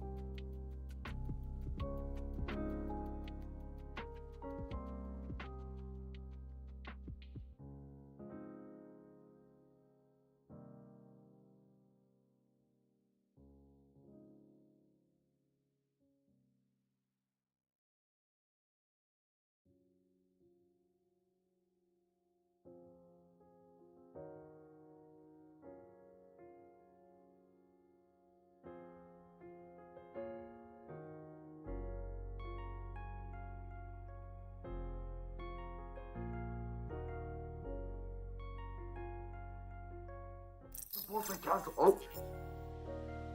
And we're back. welcome back, guys, to the Valorant in-house invitation. I'm your host, Jamir, and again, I am here with Artisan, and I am here with Rohan. All right, fellas, this is the matchup we've been waiting for a long time here. The number 1 and the number 2 seed, TBD versus Fifster&Friends. Are you guys excited for this match? Because I'm excited for this match. I'm really excited. I'm very I think excited This is for a this really match. competitive match. It's going to be one of the best matches we're going to see this tournament. All right. Now, we'll start with the obvious elephant in the room. We've been saying this throughout the entire day. We think Fifster&Friends are pretty much the favorites to win this matchup. However, we've seen some really good stuff out of the way of TBD, especially seeing how Fifster&Friends kind of struggled a little bit against CN1. So, fellas, who's winning this matchup? I think after that CN1 game, I think we can see that Fifster&Friends are beatable. There is a chance to beat them. Yeah. But I don't know if TBD have what it takes to end up like converting, the rounds that are important. But we'll see. I'm really excited, but I think it could go either way. I think it also depends on the map that's played. We saw on Fifster&Friends have the double duelist comp going, and the star players for TBD are mostly controller plus duelist combo. So it'll be interesting to see what map is played, and depending on that, I think we'll decide who wins them. Yeah. Now keep in mind, both of these teams do have collegiate Valorant players on here. Obviously, Fifa and Arva going against Slig and Evos here. So, I mean, you guys are probably better to talk about the collegiate scene. Just with these players alone, who do you think is going to be the most impactful players going into this round? My teammate Fifster, he's really impactful. He's really good, mechanically and game sense wise. He's really smart. I think he can be really impactful. Arthwook, he's also really smart. He's a Radiant level player. He's not on the collegiate teams anymore. He unfortunately graduated. He's an alumni, but we're glad to have him back. He's a great player, probably the best player that UW Madison has ever produced. And for the TBD side, I've talked to my two teammates. You said the best player Madison produced. I think Stingy here is the best player Madison will produce. So really? I'm excited to see him head off against Fifster and hopefully beat him. And I think also highlighting Jack, his Viper and his controller is very strong, and has a very wide agent pool, so we'll be able to see what he plays on the map. Now, we talked a lot about the strengths here, but let's actually talk about weaknesses of these two teams here. Let's start with you. From that first match against Ace Alleycats, obviously they played really impeccable, but do you find any holes in TBD's game here so far? I think they're going to struggle to absorb the double duelist aggression and the quick rotates that are coming out from we saw from Fifster&Friends, especially with them playing with the bind teleporters. It'll be interesting to see on other maps how they play with those rotations, move the defense around, and then end up hitting a site. And talking about Fifster&Friends, obviously, going against the number 5 seed, this did struggle a little bit. They were able to pull out towards the very end. But what do you think was the main reason why that game was so close? I think, a lot of solo plays coming out from CN1, the Fifster&Friends were not ready for that. A lot of these sky flashes, nobody's turning flashes, nobody's playing anti-flash. So as long as they play, more coordinatingly, they'll be able to, pull through. But seeing them right now, there's not a lot of holes through them. As long as they start to patch things up, as long as they don't zone out, which Fifster likes to do a lot, they should be able to take this. All right. Well, I think it's time that we bring in the IGLs for both of these teams in, and we're going to have ourselves a little bit of map selection. So welcome back to the desk. My boy Sliggy, my boy Arthwook. Honestly, a pleasure to meet both of you. Let me shake you guys' Nice to meet you too. Good fan of you guys' game. All right, so Sliggy, your team TBD, you guys are the number 1 seed, so you get to choose map bans first, and we'll just go back and forth. Okay. First one we want to ban would have. Okay, let me see actually. Take your time. It's a very hard decision. It is. Honestly, it is.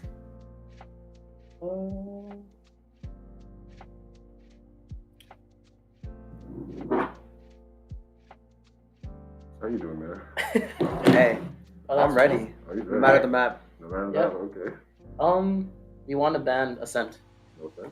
We'll ban Breeze. Breeze. We'll ban Bind.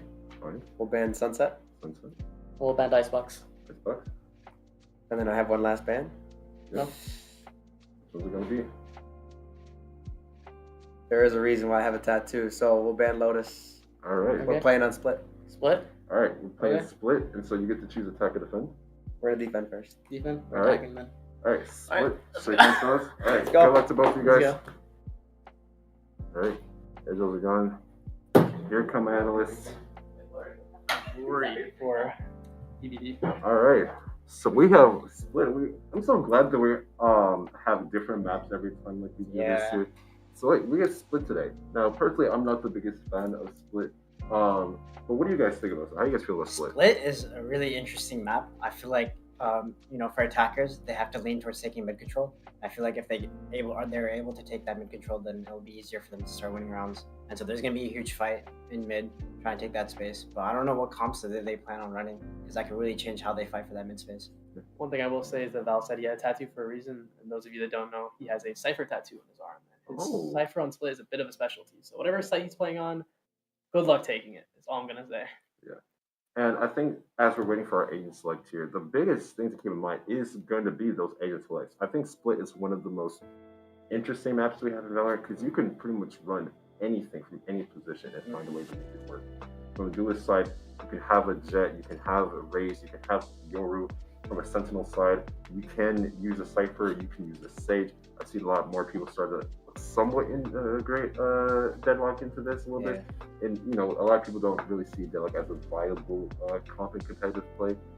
Even on the side of controllers, I've seen people run Vipers, I've seen people run Brimstones, I've seen people run Astras. Astras seems to be more of a common one, especially on those post plants. So what are we expecting to really see out here? I think we're going to see both Stingy and Fife on Raze. That's a pretty signature duelist pick for both of them. Okay. I do think we're going to see a Sage from one of the teams. I'm leaning toward Fifster&Friends because mid control is very essential. But I will say Jack does play Viper. Ezos plays Viper at a high level. So from TBD, that Viper alert toward a lobby would be very strong as well. Yeah, I agree. I think the Sage is going to be an interesting pick. It's the easiest way to take control of mid, just walling it off. But I think we're also going to see the Cypher pick as well. He's getting back into play now, especially with, the boss from the recent patch, or some previous patches. And so he's going to be played a lot more now. I think they're going to play Cypher. It's really useful to hold them onto the A site. And so now we're going to be looking into agent select now and see exactly what they're going to be picking. We are going to get a chance to see the weird picks come out, or what our weird predictions are going to be. Cypher hovered. So yeah, we got Cypher hovered by both teams. Which I think is going to be essential for we're going to see a bit of a fade here. I think that's going to be a pretty interesting pick coming from the side of the initiator. Both teams are leaning toward Omen over Astra, which is interesting as well. Yeah. In terms of initiators, they're running a KO as opposed to a fade. I think that's going to be interesting to play around. I feel like, this initiator pick is definitely going to be the biggest thing because I've seen people run Sky, I've seen people run Breach, but you don't really too often see a fade on split. Or a KO, I think those are the two least pick initiators in this map. Yeah. Even at this point, we could say Gecko is a more viable option. Yeah. I think Fifster&Friends are really trying to play with that, Raze tether combo. Mm-hmm. We saw a lot of value in that in their bind game. Right?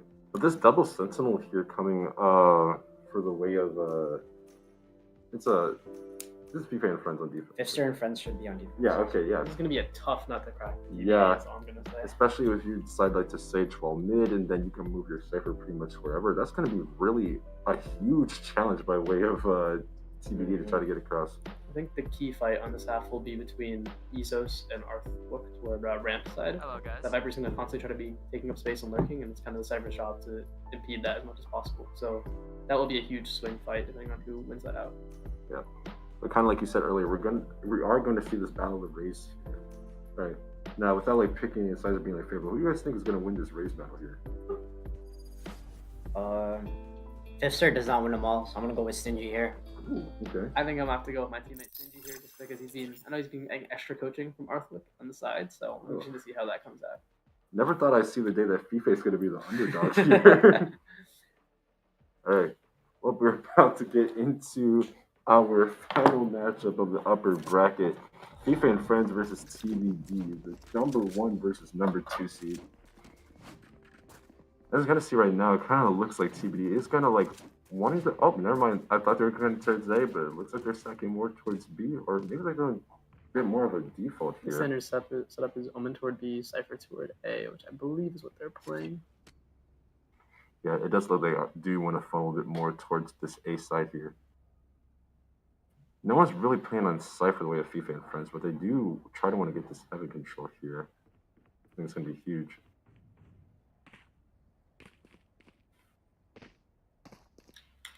I have Cypher here as well.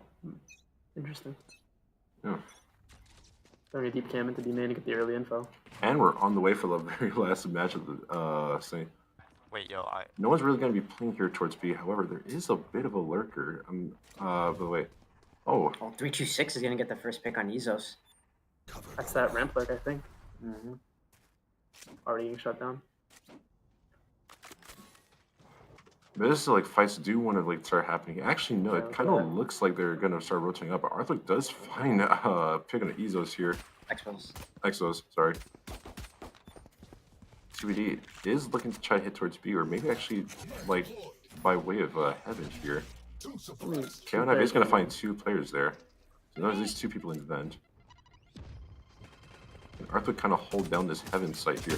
Oh, Stingy's just trying to tell util, but Handyman. Now just Orchid holding the 3 people coming on the site. You have flash remaining. I'm going to see if they're going to be able to clear this pillar here. They're going to smoke CT. they're aware of him. Orchid finds 1. Orchid finds 2. Let's see. Orchid finds 3. Phenomenal hold by way of Orchid, holding down the site for Fifster&Friends, and they're on the board first. What a round by Orchid there. As I mentioned, that ramp fight is going to be extremely important. And Fifster&Friends coming out swinging, just investing 3 bodies, taking that early pick onto Ezos.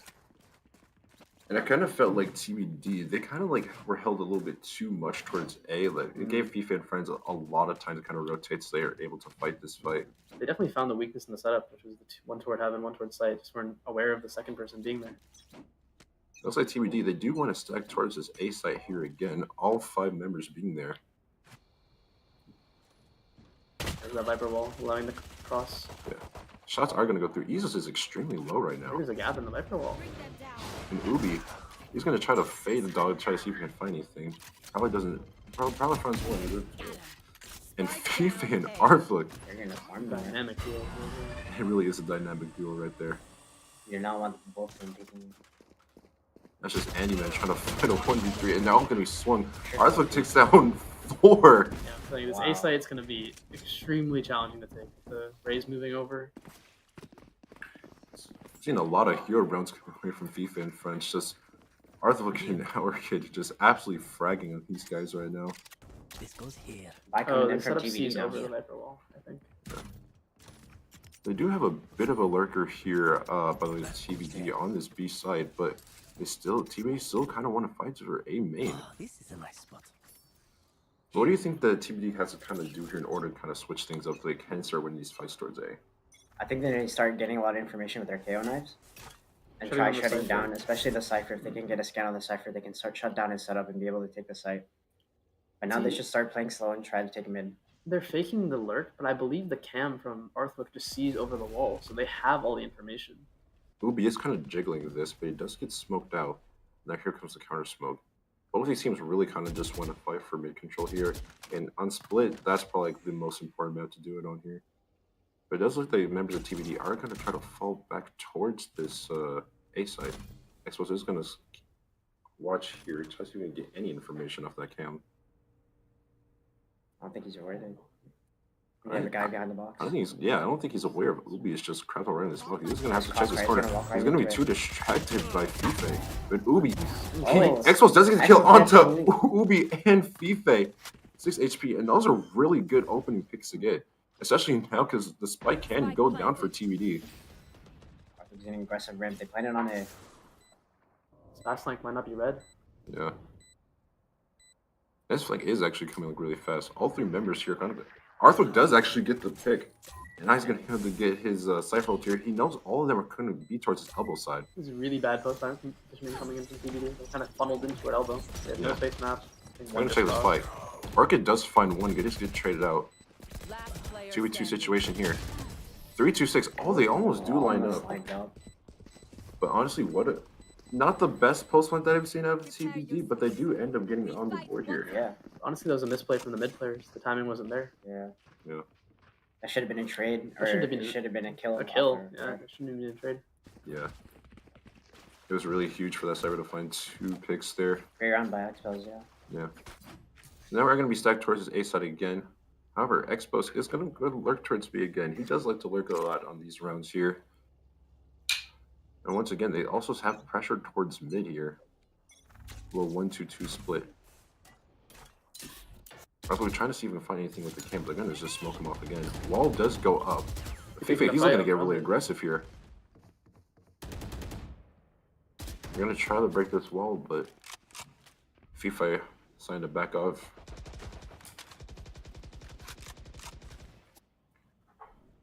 A lot of TBD trying to just fight for this mid control here. Expos is going to be lurking. Should clear Orchid. Okay, they do know Orchid is here. Orchid is going to TP out. This shot at step. But yeah, this kind of alerts like TBD. Like, yeah, let's start like taking space towards A, because once again, it's pretty much open except for like, you know, a few trips towards heaven. I think the Cypher might make it into sight here. He's rotating it from screens. Yeah. He does make it into sight. Honestly, Expos is doing a great job of like putting pressure towards B and trying to get these rotates off. So TBD is going to be able to enter the A site here. Spike will go down. There's currently only just Ubi move here in heaven, waiting for the rest of his team. Stays in like a really nice position here, being able to hold from CT in heaven. Still 2 flashes left in the KO as well. They have no ramp space at all. And still a dog left to clear out hell. Ubi is kind of like lucky for this flank. Stingy does find. Oh, Stingy finds 2. So is either. Ubi finds 1. Ubi actually finds 2. Does the nade will find him? It looks like Orchid is gonna save here. Yeah. Honestly, this is a great entry round by TBD, and honestly, an even better post plan. I think the Cypher alert just pulled 3 people to B and they had no one on A. That's been 2 rounds now where TBD has just walked into A pretty much uncontested, gotten the bomb plant down, and then won the post plan. I think this mid rounding here is really what's going to give TBD the advantage here. Obviously, you have high level players on both sides here, but honestly, just being able to mid round, being able to calm, like cool and collectly, that's how you're going to win this game. So no real advantage here for like any of these teams. However, it does seem like TBD is getting a lot better when it comes to getting on sites. So how is Fifster&Friends going to try to combat that? You need to grasp one of the mains, I think. Yeah, I think they need to push up somewhere. It could be through the B main choke, the A main choke, but they don't have a lot of the flash utility to do that. They need to do that with their fade dogs. TBD once again fighting for this mid control here. Contact play on the stage. There's only 3-2-6 here to try to combat it. He's just going to check his corners. He's going to see if try to find 1. Almost gets the kill onto Stingy. He is low now. He has a lower bite. Oh! He almost locked in his team. Very interesting KO Molly there. Orchid can deliver another performance here. Stand by Cypher, they know he's here though. He's taken down 2. Spike is going to go down. So it's another retake here for Fifster&Friends. They're on a lower buy, but Fife finds Expos with the smoke. Great pick Cypher there. catches alert onto Archie. 2-4 situation. This retake does look pretty impossible here. Especially with the lower weaponry. But oh, Fife almost finds another pick right there. But yeah, higher weaponry. You kind of expect TBD to win that there. Fifster&Friends should be coming in here with a buy now. This is an important round for them. They have to shut down the mid aggression and take space somewhere else. It looks like they're trying to take ramp space with Fade and Raise toward here. Yeah, and that's honestly what we said they probably have to start doing. They're probably going to get really aggressive here, especially with the Raise and Fade. That's obviously the tether and the nade going through, so I'm pretty sure we're going to see that. Plays this stuff. He's very good on these Viper alerts, so... And that's like TBD. They might read this and they might just like wait to hold for the push. They are, yeah. Look how far back the players are playing. Cypher Cam spots the Raise. So I'm going to go for the nade and tether here, but they are kind of pushing back. Great job with counter utility to push them back. Yeah. TBD, they're kind of alert. They know there's at least 2 people here, so they're going to start to rotate off. And once again, try to fight for this mid advantage here. Instead of going for the stage, they actually have the Cypher watching mid this time. I must wait a moment. No real aggression coming out here from any team. Exos is wanting to try to take some more space. He is aware of the trip here. But you know that's pretty much going to be the calling card for a lot of teams to kind of like rotate towards mid. 3-2-6, actually is here too. Oh, and he actually walls off vents. Walls himself off from mid. Sure, that's a... Do you think that was intentional or? I don't think that was intentional. I think he was trying to hold mid there. Yeah. At least he knows no one can flank him from the vent. Looks like TBD. Raise is here. Those one on site. Ubi does try to pick on the Stingy, and Ethos does trade him out. Another A retake round. Yeah. So Fife's getting really aggressive here. And once again, TBD is just kind of just getting melted right here, and now it's just a 1v3. FIFA is low. He'll won't come for another 15 seconds. But our Expos here in a really bad situation here. They're terrified of his long leg. They have a whole player just sitting back in spawn waiting for him. Doesn't have much time. He only has 10 seconds left. I think he's going to opt to save here. But what an amazing retake by Fifster&Friends. Yeah, I think swinging out before the bomb goes down is huge there. Don't say. Catching them still entering the site. I mean, we knew this match was going to get close with these being the number 1 and number 2 seed. But do you think we're gonna see this back and forth happen like throughout the entire game? I expected, because I believe like Split is heavily favored towards the defender side, so I expected Fifster&Friends to have an early lead this game, and like maybe TBD might have a chance on the side swap into the next half. But this is really close. This is not what I expected at all. I mean, you can't really count TBD out here. They are the number 1 seed for a reason, and Fifster&Friends, they did have their struggles against a number 5 CN, so I wouldn't say they're necessarily struggling right now, especially because they're getting really aggressive towards this garage. Let's see if he can find any picks here, but yeah, I think they're kind of aware that a lot of members of TBD are here.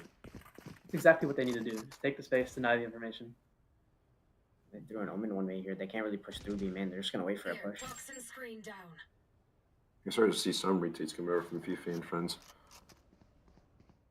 Or at least, I think this is a really good mid-round call because to make them question whether or not they're going to rotate or not. This Fade and the Raze duo are so dynamic. One runs toward A, next round toward B, but another retaking B space with a lot of util here. TBD is going to try to get active here, but it looks like Easels kind of wants to lurk towards mid. His Omen Smoke does kind of like push him back, but Stingy has his ultimate. He has a showstopper. I think they plan on going out with dangerous for the side player. Yeah.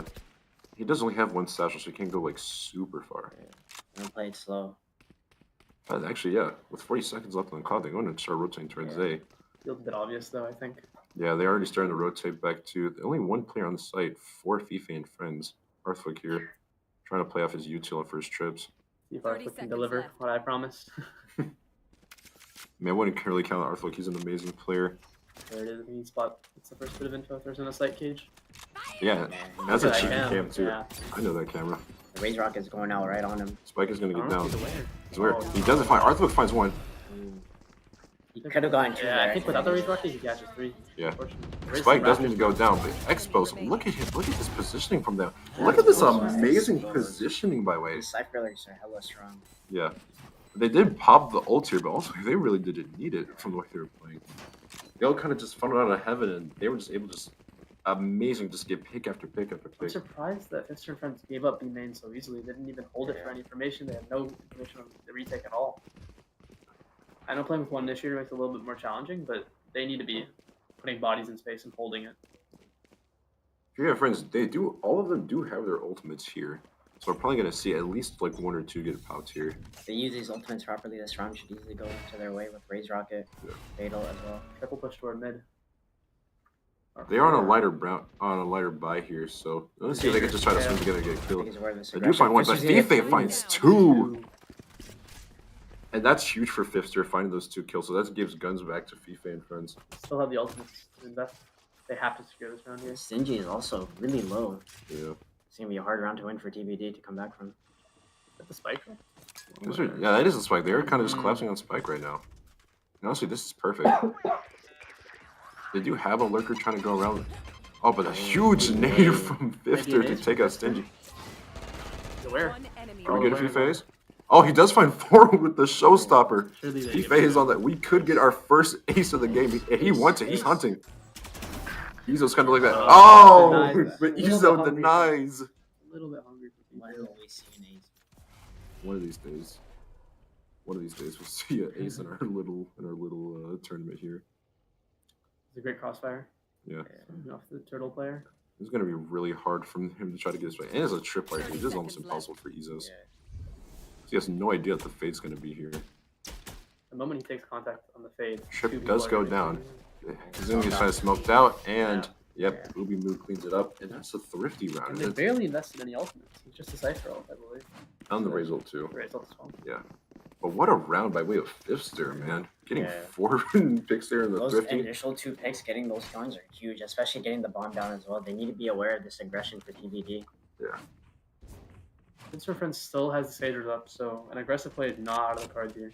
Yeah. That's 3 ultimates for both teams going in here. The Oh, but KO it looks could like be huge 3-2-6 in is this going to get an Odin here. He's going to try to be a bit more aggressive here in this side defense. A lot more aggression towards A here. This spike, this Viper's orb is going to get down. The entire point of the setup is to shut down the Viper with the Lorraine. You have the Cam watching it, Trip watching it. It's almost impossible for Jack to find value here. And once again, TBD is going to try to fight for mid control again. But it does kind of seem like they do really want to hit this A side here. With KO, they can KO, shut down absolutely. all the Cypher setups and actually try to fight him dry. That actually kind of would be here. That would be huge here. Surprised Arthur isn't playing off this side. Singy is going to get detected, but he does try to make his way up. KO goes out there flooding into the site. Arthur gets one, but gets traded out immediately by the KO. And Expo gets a pick. Fife starting to. Fife seems to fall here. Fife does find one pick, finds two, and that's a spike. And once again, it's a 2v1. CBD had numbers advantage, but Fifster&Friends, these retakes are just phenomenal. And now it's just Expos once again trying to clutch up here in a 1v2. Both players are going to be kind of guarding the spike here, Expos.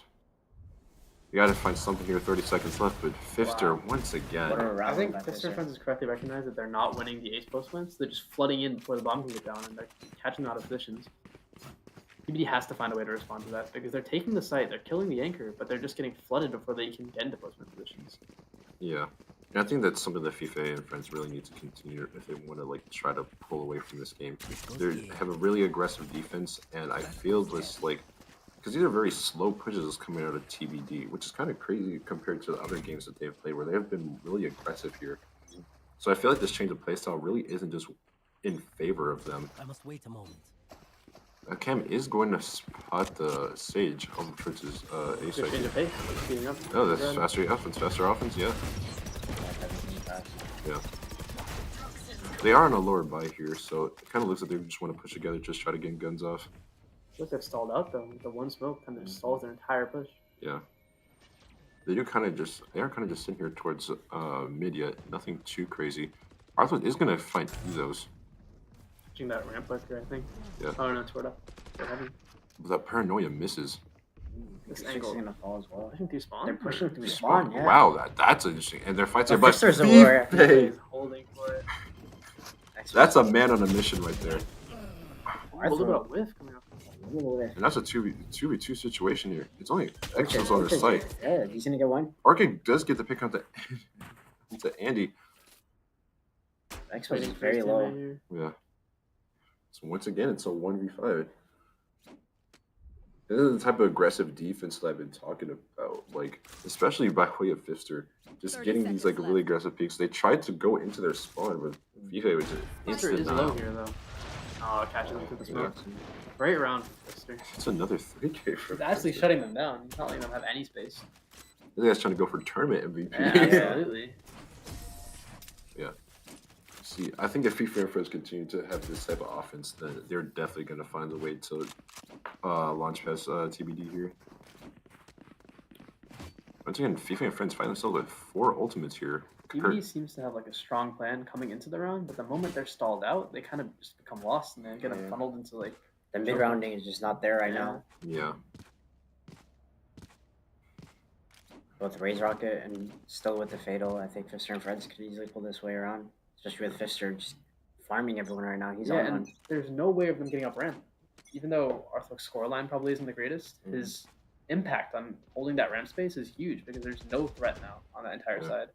And it looks like TBD, they're once again, they kind of want to fight for this mid control here. 3-2-6. He throws up the stage wall. He's going to slow orb this. We have certain teams supposed to them too, so they really don't want TBD to have any mid rush here. So much stall toward mid. You have Omen Smoke, Sage Wall, Sage Slow.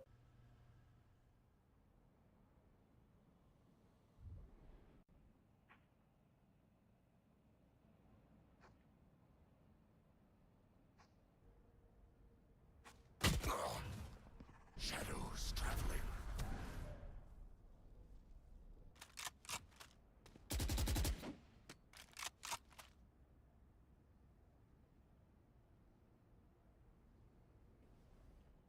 Toxins going up.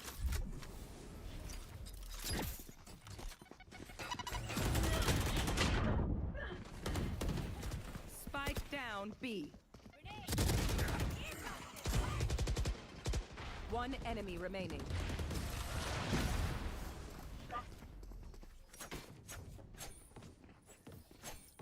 Last round in the half.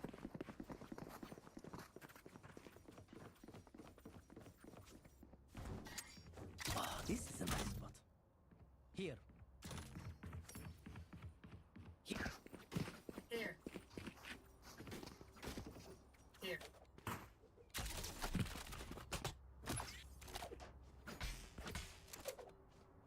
Find that rhythm. Grenade!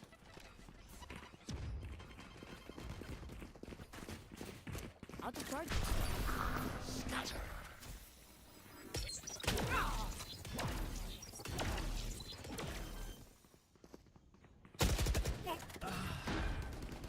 Cover going out. Okay.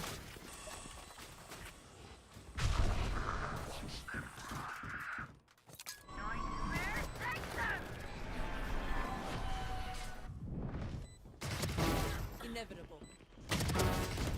One enemy remaining.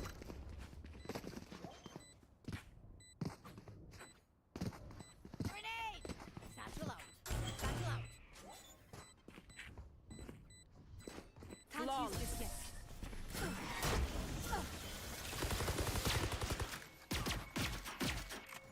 Switching sides.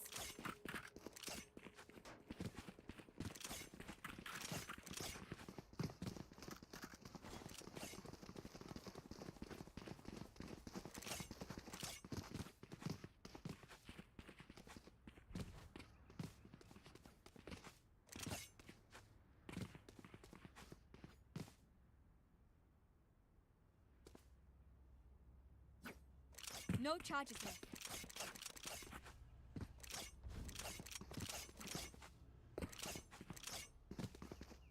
Here. March through them.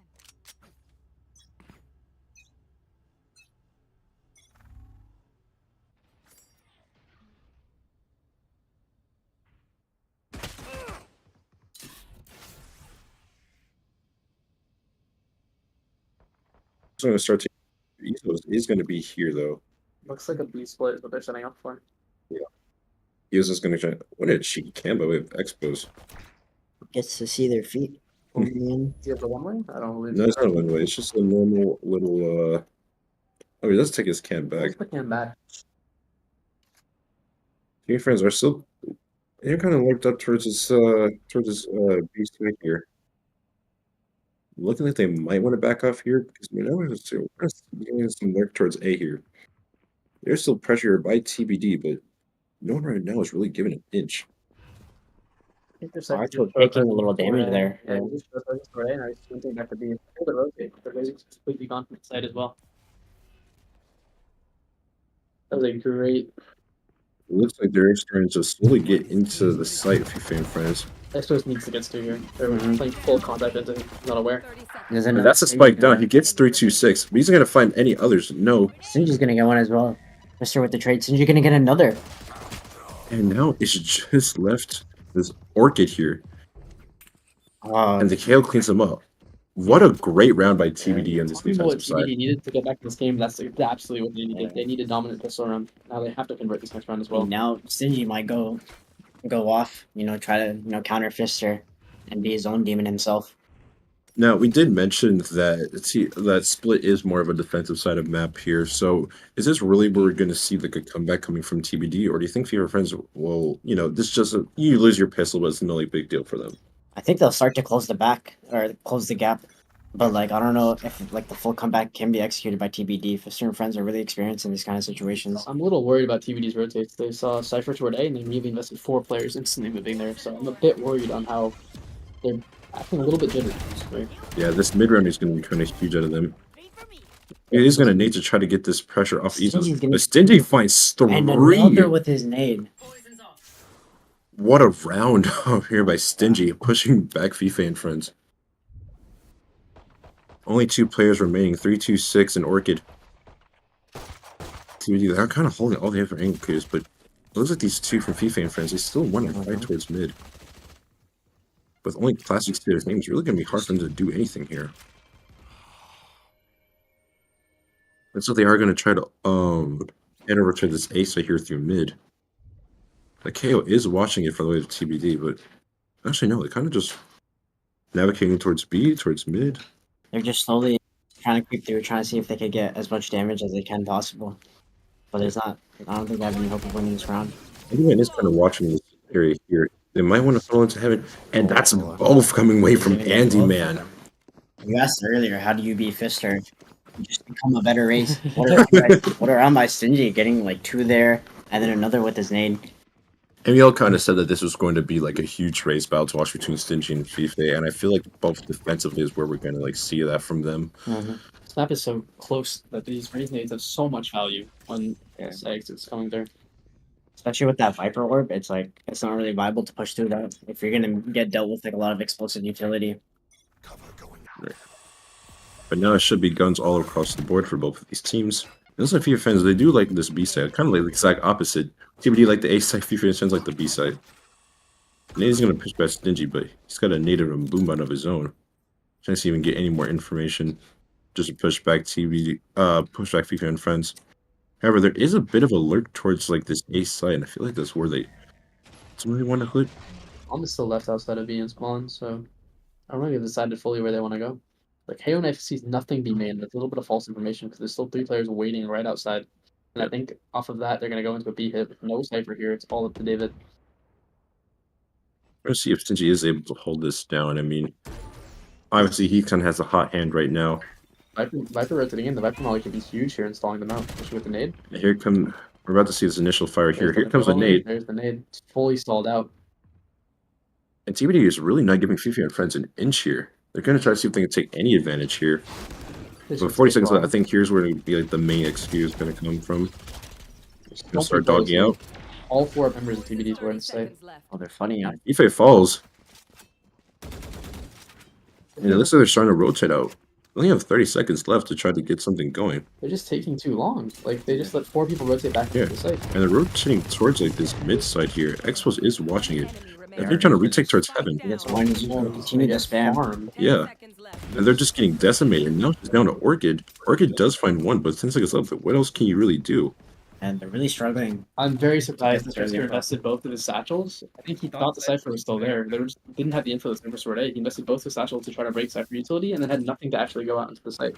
Honestly, that's really poor mid-routing from Fifster&Friends. I mean, you start to get info towards B, you don't really get the fight that you want, but then, you know, TBD stalls them with this, like, util enough to the point where Fifster&Friends, they have to scramble because they're running out of time. There was a window for, like, 20 seconds where it was just Stingy on the site. Yeah, just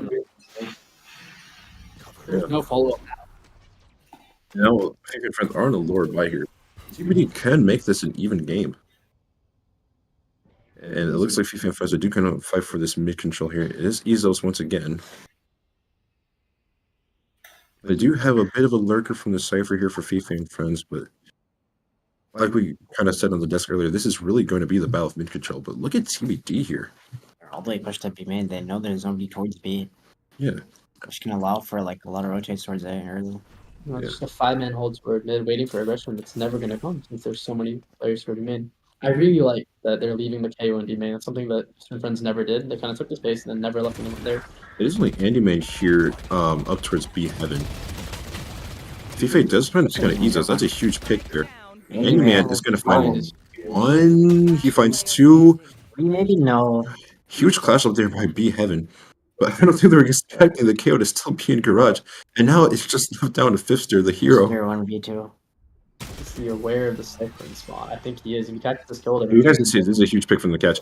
He does it. He turns it last time. And TBD, they make this an even game at 8. The Aper from TBD is so good. They take the main space, they leave someone there, they rotate 2 into heaven as the site is going down, and then the nade and the flash just completely slows them up. Really smart plays by them, yeah. And that initially wasn't a terrible round out of Fifster&Friends. I mean, they were trying to get some of these like fights together, and they got a lot of guns off them. They were on eco as well. That's important to know as well. All right. This is extremely impressive with TBD. Their mid rounding is beautiful. But after FIFA and Friends here, you guys lost a lot of rounds in a row. That's 4 rounds in a row that you guys lost. So what is kind of the move here to try to get something going for these guys? Try to get info as early as possible. They're not really taking space early. They're just like, kind of waiting out. And so I think they need to identify, where the Cypher is playing, Look at this aggression I hear from Bezos. Oh my Fifster. FIFA! FIFA! Fifster strikes back. Fifster. Oh my god. That was I guess the Whipsters in chat. horrendous to see. Yeah, any Whipsters in chat? A little bit of confidence gonna. Yeah. That's not really good for FIFA and Friends if they want to try to get back in this game. And now again, once again, FIFA and Friends are kind of just holding here towards mid. Like there's no mid round. But that's a huge pick from Arthur to take down Andy, man. Luke has been really quiet this game, considering that he's a top talent on this team. But he's not really playing that star role anymore. He's not playing a much more supportive lurking role. As if Friends, they are going to try to push towards this B Heaven side. Not really finding any players here, but Exo's oh my god, that's my two. And now it's just up to 3-2-6. And here comes Stingy with the double. TBD is bringing confidence, and Fifster&Friends has some fun. Yeah, all this momentum is in favor of TBD. TBD just might close us out. But what about those 2 picks from mid by Expos there, getting FIFA and I think that was just more of a Fifster whiff. Yeah. Than it was a great play from Ezos. He's really taking himself though. Him losing that fight lost him around single handedly. Yeah, that is definitely I going to wonder, lose is a lot. that coming up for an Almond Blend and for a Red Bull, or is it? So that might be huge. There's quite a few members of Friends here. Fifster is one off from a showstopper here. Great play. It's gonna be a Dressel clip right here. We're gonna speed up ramp. There's no one there. They're playing 3 towards. That's actually really good aggression away from Fifster, but they need to capitalize off of this. There's 4 members already here. And but Ezos does.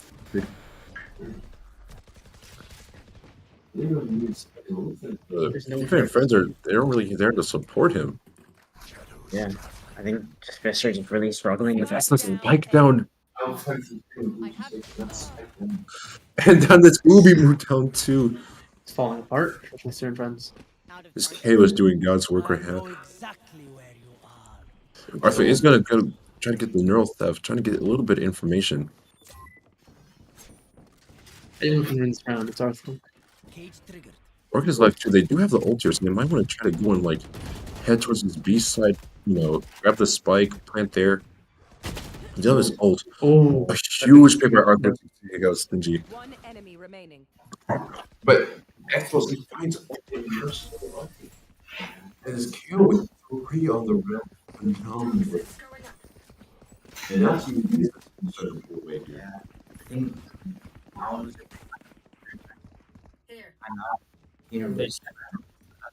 He's kind of going in without any help.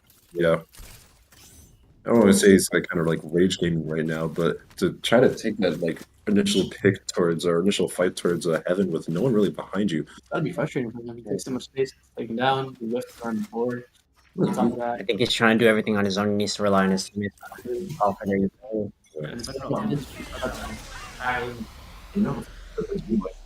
This mid control, so he's gonna put plans, but it looks like they are trying to fight for A. He does find stingy. On purpose. And then wait, they're pushing mid, they're pushing. I don't know if they're aware of the Cypher being pushed up here. The Cypher's gonna run back. Expos is gonna go back Heaven. But this is gonna be really hard to push through. But why would he decide to push into the ult here? At least we're going to try to avoid this and try to head toward back. It is absolutely the correct choice. KO there is waiting. Make some type of noise. Where's this mid side? Yeah. I'm going to work towards the A side here. And no one's currently on A right now. They have the weakness and they're just execute on it. And these slow, and I think these slow picks are really good. It's going to hurt them. But FIFA does want to pick on the KO. So That's no, it is. That should be the site with the fatal. Yeah, his Braze Rocket's out too. Yeah, that's space. That is the spike down. So if there's any round for them to win, it's this one. Especially having numbers advantage. Spike is playing out in the open. You still have Arthur sitting in spawn, holding for that lurk. So it's trying to see if find any fights here. So is Ezos. They're gonna try to get work it. Arthur takes down. It's Arthur's trying 3 on the down and taking the Ezos and Expos. Arnold's left Andy back. Yeah, no, he's gonna be for the right side. He decided to take it into. Yeah. It's in the fake here. For both. And this is they really did need this round. They need. They lost this game back at all. But they have to submit. Yeah. TBD does still have like the advantage here. But if you're fans, they really need something to like momentum good for them. Winning this round here is also good. Oh, almost a little fight there. Pretty close. I want to see how the ult happens this round because they invested Raze and Fade ult from Fifster&Friends, and TBD invested the Vipers. So I think they're still holding on to a couple ults. It also seems like neither team wants to use their own TP ultimate. Mhm. Try to maybe like get behind them or even just use it for info. They're just holding it in.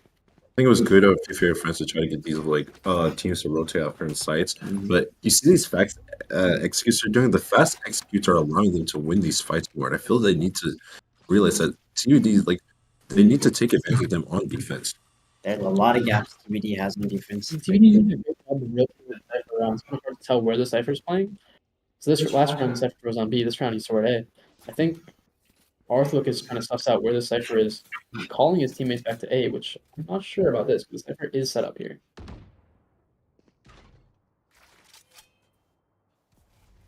I think they can explode through. Still is the stronger side for Some aggression is going TBD. to come out here. I feel like this is a little bit of damage. And I feel like TBD, they're starting to realize, yeah, Fifster&Friends, they're kind of like look towards this A side here. Again, to TBD, the entire B side of the map is completely silent. They have no information on it. So Here comes Expo. They know where Expos is. He tries to get a little bit of damage, but Ife, he does get the pick here. That's a huge pick for them. They're going to funnel into this A side, and now it's TBD on this retake. You're looking for my Ezos, but are they expecting Orchid here? As Orchid finds two on the round. Those are two huge picks from Orchid. Oh, he's just gonna get one. Arthur's gonna get the last two. And Fifster&Friends, they're back into it. They're back into I it. think this next round will decide the game. If they're both on guns, I think this next round decides the game. I'm not sure what the economy looks like for TBD.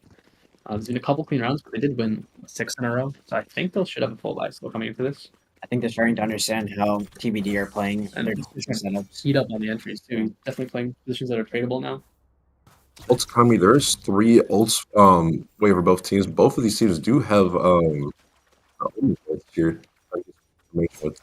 And both teams don't have like the neural there from Cypher. Yeah, they're going to utilize them.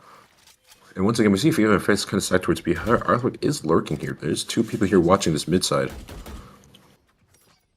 Ooh. Fade Dog is going to try to go in and try to get any information towards this B site. And nothing is found yet. But there is 3 here to repeat. Cypher, KO, and Raze coming in the fast with it from Heaven. It'd be a rough site take if they go for it. And I think they're starting to notice that they're kind of like lurking off here. They're trying to see if they can get any rotates, but honestly, once again, it's working because there's no one really on this A site here. Arthur will be the first one to try to get there, so he can get any information. He has a cam set up watching the ramp push as well, so he's able to clear out so much space. Oh, And he's getting the getting the pick onto Andy. He also That's has his huge. neural set that he can use on the. Right, but look at the swing. Oh, Stingy. He could have got a pick there, but doesn't have anything. And look at Expos finds FIFA finds Expos, and that's a full sight for them. Yeah. Wow. and they're gonna whip out the neural theft. They don't want any chance given to TBD. They want to secure this round. That was beautiful. They took contact A and then they exploded and held for the aggression on the B side of the map. TBD forced to save. Yeah. It's perfect. And honestly, we talked about how we really needed to see a lot more aggression of Fifster&Friends, but their patient play here actually really started to work out for them here. The macro level split is very push and pull. So you saw that the Cypher pick gets the pick toward A, and immediately 2 players start pushing out B. They both get caught, and then the B side's for free. It's a great macro understanding of the game coming out from Fifster&Friends. Well, if you have friends, they're trying to hunt here, try to see if we can get any of these guns off of the TBD match. They are going to find Orchid. And they said Orchid is going to be towards this mid side, but look at Arthwick. He's going to try to get pretty aggressive here towards this ramp side. Try to see if he can camp for anybody. He's gonna get He one. finds one. And now it's just Ezo, so the last one remaining. He's gonna get one in London. It should break the money of TBD. Oh, for sure, but they have to try to get these spikes. If it goes down, they're going to swing him together too. Yeah, double swing. It takes, Ezo's put up a fight, but Orchid is going to clean it up. If you have friends, they're back on top. They're back on top. They destroy their economy. I This is think they looking have good the for gun them. advantage now coming into. Yeah. Um, I'm thinking if you're Fifi and friends, you got to realize that the money is kind of broken here. And I think this is where you transition back to that really aggressive offense. I think they've gone back and forth between aggression and being passive. But knowing that you have money here, especially because you're really close to match point, I think we looks just like get they're really buying aggressive. into it. Yeah. Yeah, TB's forcing it. He's forcing into it. Some Deagles, some classics. It looks like some they'll have enough Phantoms. for next though. They have all their players are staying above like 1,800, so they will have a buy for both rounds. But it's slightly weaker on this round. Arflick, he does like to lurk around. He isn't going to try to see if he can get anything from the speed garage. I don't think we're really going to push smoke, but the KO is here. And that's Arflick dead. I kind of feel like, not just being a lurker, they kind of like know that this is going to be an ace and hit, but Fifster taking down Andy, man. Expo's gonna get. He's just going to pick on the booby. Fife, they kind of know his location right now. They're just going to push him back a little bit. But Ezo's the smoke against Fifster. And now there's only 2 players remaining for Fister and Friends once again. They do have their stage res, though. They could bring Fister back to life if needed. I think that is their game plan here. But this pick on Ezo is going to be so crucial. They need to take him down if they want to have any chance of getting back in here. You kind of know he's there. He's kind of just jailing trying to bait for a second. But 3-2-6, he does get traded out. And now it's only just him left. There's a Vandal left trying to get any fights, but nothing. Unable to do anything. And now it's once again a tie game. Arthur going down there early was huge. He's had so much impact in these past rounds, and him getting caught out. He wasn't ready for that off angle. I love that from from TBD, taking space and be main and leaving a player there completely unexpected. We actually might get it over. On our first overtime game. When you look at the ults economy on TBD, they still have KO ult, which is huge for putting on site hits. And that res is not. I don't think it's been invested a single time for this attack against as well. I don't think I don't I've seen remember. a res in the entire game. Not a whole lot of ults being used by either of these teams. It looks like Andy he wants to stop this early aggression from Fife and Friends here. But Stingy is going to get Arthwick. Yeah. Taking down Fife and Friends Lurker, that's honestly really huge for them. Because they know that the rest of the team is also going to play together. Well, as I say that, Fife and Friends start to split up a little bit. 2 over by the A site, and 2 making their way towards mid, almost through this B site here. I think they're going to try to work towards trying to get Arthwick back to life with that Sage res, and that's what exactly they're going to do. Muma, Andyman takes down Ubimu here. And that's honestly a huge pick, but they expect Fife to also be here. Oh, Fife going to get the trade. That's perfect. That's huge. That's a huge pick, too. 4v4. And I like how he didn't try to go hunt to find Ezos here, too. He's backing up. Yeah. But it does kind of look like they do want to take this ramp control here towards A Heaven. That's a Cypher ult coming online. Yeah, they could ult that body that Fife killed earlier. True. And they'll see the ace is almost there. They do have only 30 seconds left. Oh, they popped KO. That means he's unable to use his neural theft. And that's honestly really huge for TBD here. Fifster is going to take down the KO, so that's just huge. It's technically numbers advantage. They don't have a lot of time. They have to execute through the A site. Expos. Arthur does get the trade, but Ezos. It's all up to Orchid now. And that's going to be match point for TBD. That was a great KO. That was such a clutch If they KO. were able to get the neural theft down, they would have known that everyone was stacked towards A side. They probably would have tried to force a rotate towards V, but they weren't able to get that information because of the great timing of the KO ult. And this match with TBD is working with here. You got your hyperspin bag, which you can use back mid to stop this mid control. You have the Omen ult for TP. I don't see any of these Omen ults be used anytime soon. I honestly don't think so. I think the only situation I see an Omen ult being used is for fast rotate. I think TBD is just absolutely shutting down Arthur right now. He needs to figure out how to adapt to that. Oh, here it is. Here it is, Orchid. Where are you, buddy? They at least know there's somebody backside on this B site. It doesn't matter. He's still They had their neural theft. They can use it now. They can figure out where everyone is. See, they're going to rotate off this B side.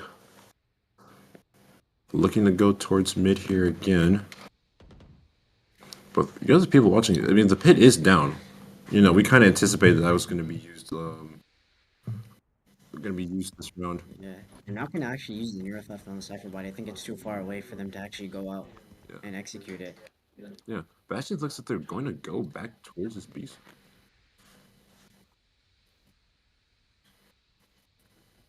They know the Cypher's down B, so they don't have their Sentinel utility there.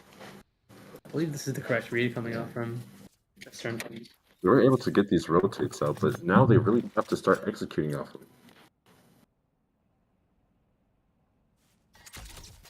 And this is it. 30 seconds left. 30 seconds This is the make or break point for Fifa&Friends here. They have to get this knife down. They have to run the post plant. It all comes down to this. No stopper. Yeah. But nobody's here. But he is making space for them, so the spike can go down for Fifa&Friends. And the North up does go down, so I know where all of them are. Is he able to get the shot done? He might have actually been close to getting a kill there. Honestly, well done by FIFA to make this space. And the wall to come CT, so they don't have to worry about that. I know you know that these players are mostly going to funnel out of heaven. Numbers are still even on both sides. Fister's gonna get Molly. Force is gonna get out. FIFA does want to. Oh my god! Melted like butter on Fifa&Friends. And I think that just might do it. We're going to need to see some heroics by way of Orchid. He's going to kind of spam. He doesn't find anything. He finds one. And that's all she wrote. TBD. Wow. UW I would say I did not expect that at all. On top. What a game. Very fun game. Yeah. And honestly, I think TBD, they're trying to change the narrative. They said, yeah. Who's projected to win it all? Who's Radiant? Like, one. Like, honestly, that was insane. What a Really fantastic game right there. Going down to 13-11. Honestly, it was a great matchup by both of these teams. It was the closest game we've seen so far as well. Yeah, it was. Honestly, yeah. But I mean, when you got like collegiate players on both sides, you knew this was going to be a really good interesting match to watch. I see him shaking hands over in the back. Yeah, a little good sportsmanship there. I think Fifster&Friends are going to be kicking themselves. They had so many great reads that they just slowed down so much. They walked back the VOD. They had so many free sites. They just waited for so long and the rotations came through. Yeah. I mean, we've been kind of like talking a long time about like all the stuff that like that Fifa&Friends been doing wrong. But let's talk about what what TBD have been doing like really well. I think on defense, they really did a good job controlling that mid space, especially with the Viper utility. They made it almost impossible for Fifster&Friends to just walk up mid through that Viper orb. And so they're able to have their Sentinel on one side and then lean towards a stack on the other side. And so just a perfect defensive setup. Yeah. I think that variability and also taking that B main space and catching it and leaving a player inserted there was huge because there's just no information now on the entire side of the map. Yeah. And then obviously for way of Fifa&Friends, they had like some really, really good aggression by way of FIFA. But we don't really see that same stuff being coming like through the team here. Do you think FIFA was just trying to play hero the entire time, or? I think he was just trying to, take everything into his own hands. Wasn't really calling for utility, just hoping that, he could just tap their heads. But, you have talented players on the other side who can shoot back, you have Stingy, you have Ezos. I think those two rounds, the Fifster round and then followed by the Sage, or the Raisin push into heaven, kind of swung the game there. I think if they made only get the Fifster round. The Fifster. It is the Fifster. I think winning that round might have been the swing round of the game. Fifster, yeah. All right. Well, speaking of TBD, we're going to go into our post-match interview with our good guy, Big Ed. Big Ed, who you got for us?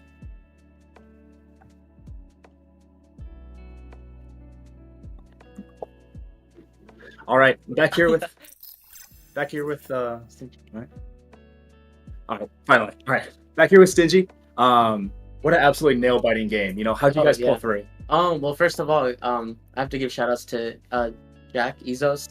He was, like I said, like in our first interview, he's the brains of our team. Not only that, like we all had the confidence and everything. Obviously, like I said, there was some nervousness, especially because of the ranks, but everyone pulled through, everyone did their job, and it was really fun.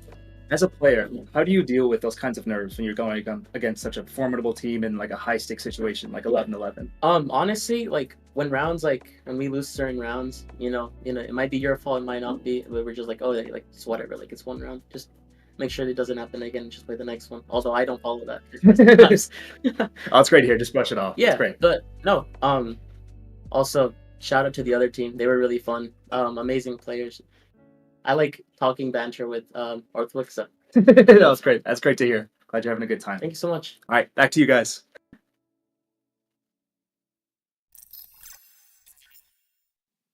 our predictions came through. Stingy raised the Yeah, pick. the stingy race thing on Fifster. Yeah, and he mentioned like it wasn't just Stingy that had a huge round, but also coming with Eagles and Expos having incredible games Beautiful too. on their defense. Yeah. Well, that does conclude the upper bracket final. Sorry, the upper bracket games. So, if you're FIFA and friends here after taking this loss, knowing that you're the favorite to win it all, how are we feeling right now? I think they're going to a rematch again on deck. It's gonna be very interesting Yeah. to see because I think it could go either way. Absolutely. Yeah. Especially with the confidence level low from Fifster&Friends. Yeah, they need a mental reset coming into this next one. Absolutely. Need to patch up some of the small mistakes that they're making. Yeah, and I think it's just really like small mistakes, like you're saying. Like I still think like they have like the chance like to win everything here. Yeah. But I think that you're going against a tough team like that. You really have to make sure that you're playing your A game. No, there. for sure, for They need to be sure. decisive on their side takes. Is Yeah. the only thing I'll have to say they have to improve on, I think. All right. Well, thank you guys for watching this post-match interview. We're gonna take a short break and then we'll be right back. All right. Stay tuned. So.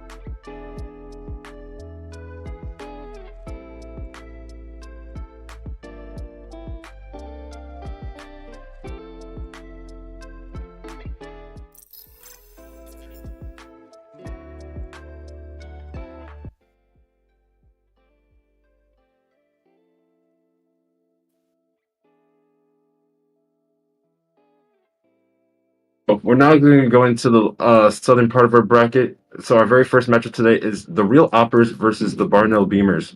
Now, fun fact about the Real Awpers, they're actually made up of players from the UW Madison CS:GO team.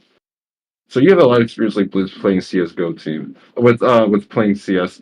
So how do you think like CS players are going to transition to playing Valorant? I think at a high level, like the teamwork is almost the same. Trading patterns, spacing, stuff like that, playing off each other is gonna be really important. So I think out of all the teams we've seen in the event, they're gonna have some of the best trading and spacing out of all the teams we've seen. Now, Real Awpers are going to be our number 3 seed here. So obviously, like we saw the number 1 and 2 seed play here. So even though these guys are CS players, what do you think we're expecting to see from them today? I think they're going to be surprised about a lot of the Valorant util. There's a lot of stuff that could go on in terms of like, what's going on in the rounds, and there's a bunch of walls, flashes, all sorts of like different things that they're not used to in CS. But I think I agree with Rohan here. Like, a lot of like the standard stuff, the spacing, the trading, all that stuff, they'll have like down really good. But I'm interested to see how they, plan on using like the Valorant util to gain an advantage in this game. Now, would you guys argue that CS is harder than Valorant, or do you think Valorant is just leagues harder? I think that's a very hard question to answer. I think they both take completely different skill sets. But on the macro level, I think the ceiling for Val is higher due to so much more differing util. But I think the individual skill of CS players is like ridiculous. So that's a good point. Well, we actually do have our AGLs for the Barnell Beamers and the Awpers here with us today. Come on in, jump. Welcome to the desk. All right, so Real Awpers, you guys are number 3 seed. You're the higher seed, so you guys get to start with your map bands. First pick. All right, I have a list here. All right. So first is. Give me 1 second. All right. Sunset. Sunset. All right, we'll ban Icebox. Icebox. Pearl. Is that on the pool? Pearl is not in the player pool. All right. I mean, sorry, the map pool. All right. The what you call it? Yeah. I don't have. Are you not familiar with the maps? No, I am, but it's been a really long time. Here. Yeah. All right. So So far we no Sunset, no Icebox. So your second pick. Lotus. No Lotus. We'll ban Breeze. No Breeze. Ascent. No Ascent. We'll ban Split. Best Split. So the final map should be Bind. Bind. All right. So we're gonna have Bind again, and will you guys choose to attack or defend? We will defend. All right. Gentlemen, shake hands. Good luck to both of you. Lock. All right. Good luck, guys. Thank you. All right, and here come my analysts once again. All right. First time we have a repeat map guard here. We're going to see Bind for the second time. I think that's really interesting that they're playing Bind. I wouldn't expect CS players to. yeah, because the rotations in CS are very standard, and Bind completely changes the dynamic Yeah, rotations. the use of teleportation in like that map is really going to be difficult from that. Not to mention like little cheeky things on Bind come like the window towards elbow, and just like the way that like lamps and heavens work. I think it's going to be really like interesting to see I them play. think it seemed like some of the CS players haven't touched this game in a while, and Bind has gotten changes pretty recently, right? Yeah. So I'm not sure if they'll be accustomed to that. And again, I think the rotations will be huge because you're turning from like a 20-second rotation across the map to like a 3-second rotation between bomb sites, and that's completely different to anything CS has to offer. I'm surprised they banned Ascent though, because I feel like that's just the most that would have been the standard most standard Yeah, map. Yeah. standard map. Right. But yeah, I'm actually really excited to see just CS players like just go ahead and just play Valorant in general. Absolutely. But we don't want to like necessarily count out Barnell Beamers here too. Yeah. But as we're waiting for our agent select here, I mean, we already kind of got an idea of like the type of matches we want to see on side. But what exactly do you guys want to see in terms of agents here? I'm very excited for the CS team's agent select because I'm not sure I don't if they're gonna have any I don't know what they want to play because it didn't seem like they played this game in a while. So I don't think they're gonna go for like standard meta picks. I think they're just gonna go with whatever they're comfortable with. We might see like a quadruple duelist. Like you never know.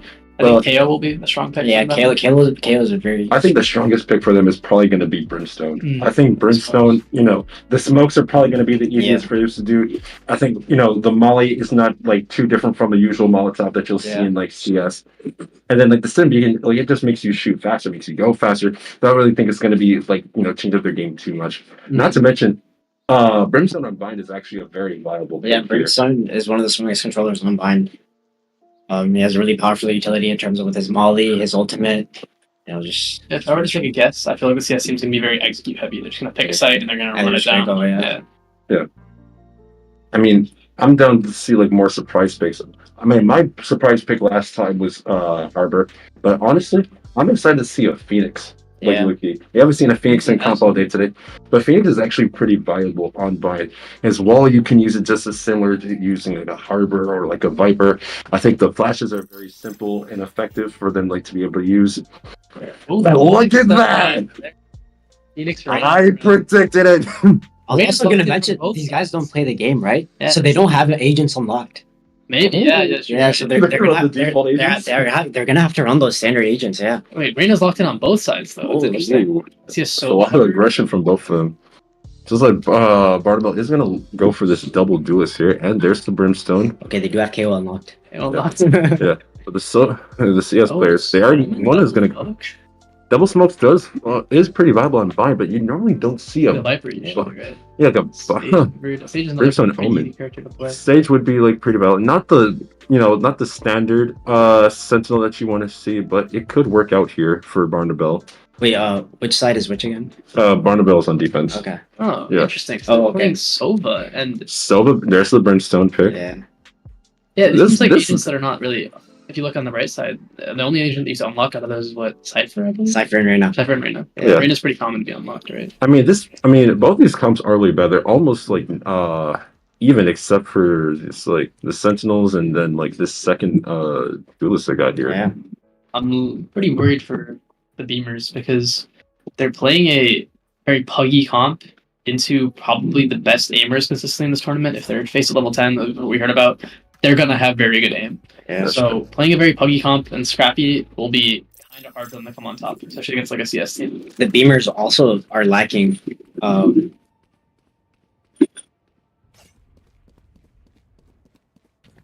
Beamers are also lacking an initiator, so it's gonna be tough for them to clear certain angles and stuff that they can abuse.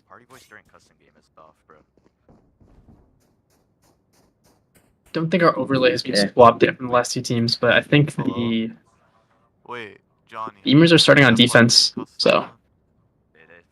Put it on. Well, you can't hear. Oh well. Wait, we're live, bro? What the fuck is that? Do you have Reyna looking toward long right now? Holding the space, and I think they're being pushed back on A, right? Looks like most real Awpers, they're just looking to execute towards A with the split. And I think the Beamers are pretty aware. They're already starting to drift off the site, playing pretty far back. Cypher's already rotating. Reyna's kind of just sticking around here waiting. But I don't think he's going to see anything. And it looks like the Awpers have taken so much space up for A. They have full showers control, and they're, I think, about to exec the site. Yeah, they broke. They're executing. There it is. The Awpers got double entry coming out almost immediately. And yeah, just like that kind of puggy playstyle, just taking the dry fights, it's going to be huge for them, right? These guys know how to shoot their guns, so absolutely, you gotta worry about that. In the infamous words of Sideshow, you click head, you win, right? See if this retaking comes through. Do you have a Reyna flash? I don't think there's really much util left on the side of the Beamers, and yeah, they're just getting absolutely. Everyone is in a tradable position. Just the positioning is so well. For me, the Awpers are going to be a very dangerous team to watch because their aim's going to be good, their position's going to be good. The only thing I can see beating them is being overwhelmed by util usage, right? In the party chat. They're talking into the party chat. Oh, no, we're good. Okay. They're too good for Discord. Now let's see what Barnell's Beamers have to offer. They have 4 stacked toward A early, which it looks to be kind of where the Awpers are setting up toward. They have 3 coming in from left side short, 2 to the right. I think it's going to be playing more of a default, which one thing is that CS teams are very established on how to play a default. They know on a macro level, they're not trying to take too many fights. They're trying to play for that info. And they should be able to close out this round nice and clean with those long-range weapons. I spotted the Brimstone over towards you all. They're still just going to hold their ground. Spot out any people trying to poke into them and try to get the pick. Looks like humans are really unsure of themselves. I see them running back and forth through spawn, trying to figure out which site to stack. That's their only hope of winning this round, right? In a round with lower guns, their only hope of winning the round is through stacking a site. And they're stacked towards A, but, you know, the real Awpers, they're really just, you know, they read that they're probably just going to stack over towards here and they're just going to go to the B site. And I think it's just one here. You see the rotates coming through the spawn. I don't think they're here fast enough, though. The smokes have gone down, and there's a chance at a flood because the Awpers haven't made it out of sight. So we got Rabbit's two in the on site. site. Oh, and the Reyna on Reyna site catches gets the a first kill. one. Now these two rifles coming into sight are going to be huge. Wavy gets a pick. Yeah. Phil gets the follow through, and then just the real Awpers are just... Headshot after headshot. These guys will have great aim. Tying to the Phoenix Molly, maybe a little misunderstanding on how util works there. Yeah. Not used to that yet. But you know, as these rounds go by, they'll start getting used to what utilities coming their way. I think the beamers here are just looking down to go down to bomb, deny the ult orbs. Or just try to get as much damage. Well, look at this post plant position for a team that doesn't play Valorant. They have great post plant positioning right here. There it is, just the purpose. Again, just swinging off contact. It's so nice. Beautiful. These guys have their fundamentals down to the core. It's really nice to see. So let's see if the beamers can answer back here. They're gonna have a full round. Full gun round. And I think they're playing Reyna Cypher toward B, the rest 3 toward A, meaning that the Reynas can probably look for some aggro fights. I think they were looking down loud on pistol. But I question, are they gonna be able to win these straight up aim duels against such an aim heavy team, right?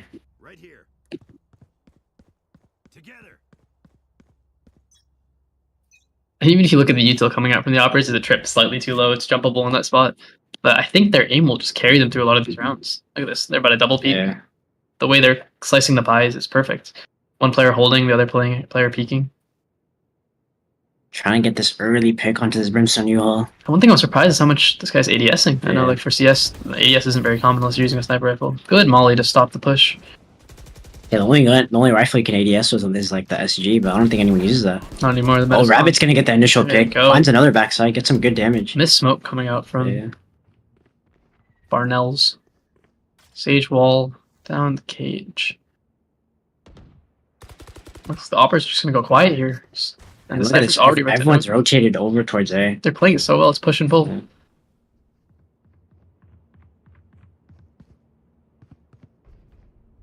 One thing that's going to be really important to see is when ultimates come online, how the CS team ends up using them and how they deal with ultimates coming up on the other side. Because those are types of... In CS, you kind of have the standard ability kit. You don't really have anything that's coming up on certain rounds, right? Yeah. So dealing with that's going to be really interesting. And I think they're still going back into A hit, with there's 3 players still here. Yeah. Oh, they're gonna look at get that the big movement. U-Haul, It's just beautiful. And unlike the CS team's setup, there's not really anyone to trade off of them. Oh, the Sage's going through the smoke. but Gets you know, just- deleted. Yeah. Cypher gets a pick into A little bit U-Haul. of fight in U-Haul here. Gets another. Another. Can you get a 30? Can you third. get a 30? He has neural theft online. This round could go towards Barnell's way. It's Reyna here coming in with full HP. Yeah.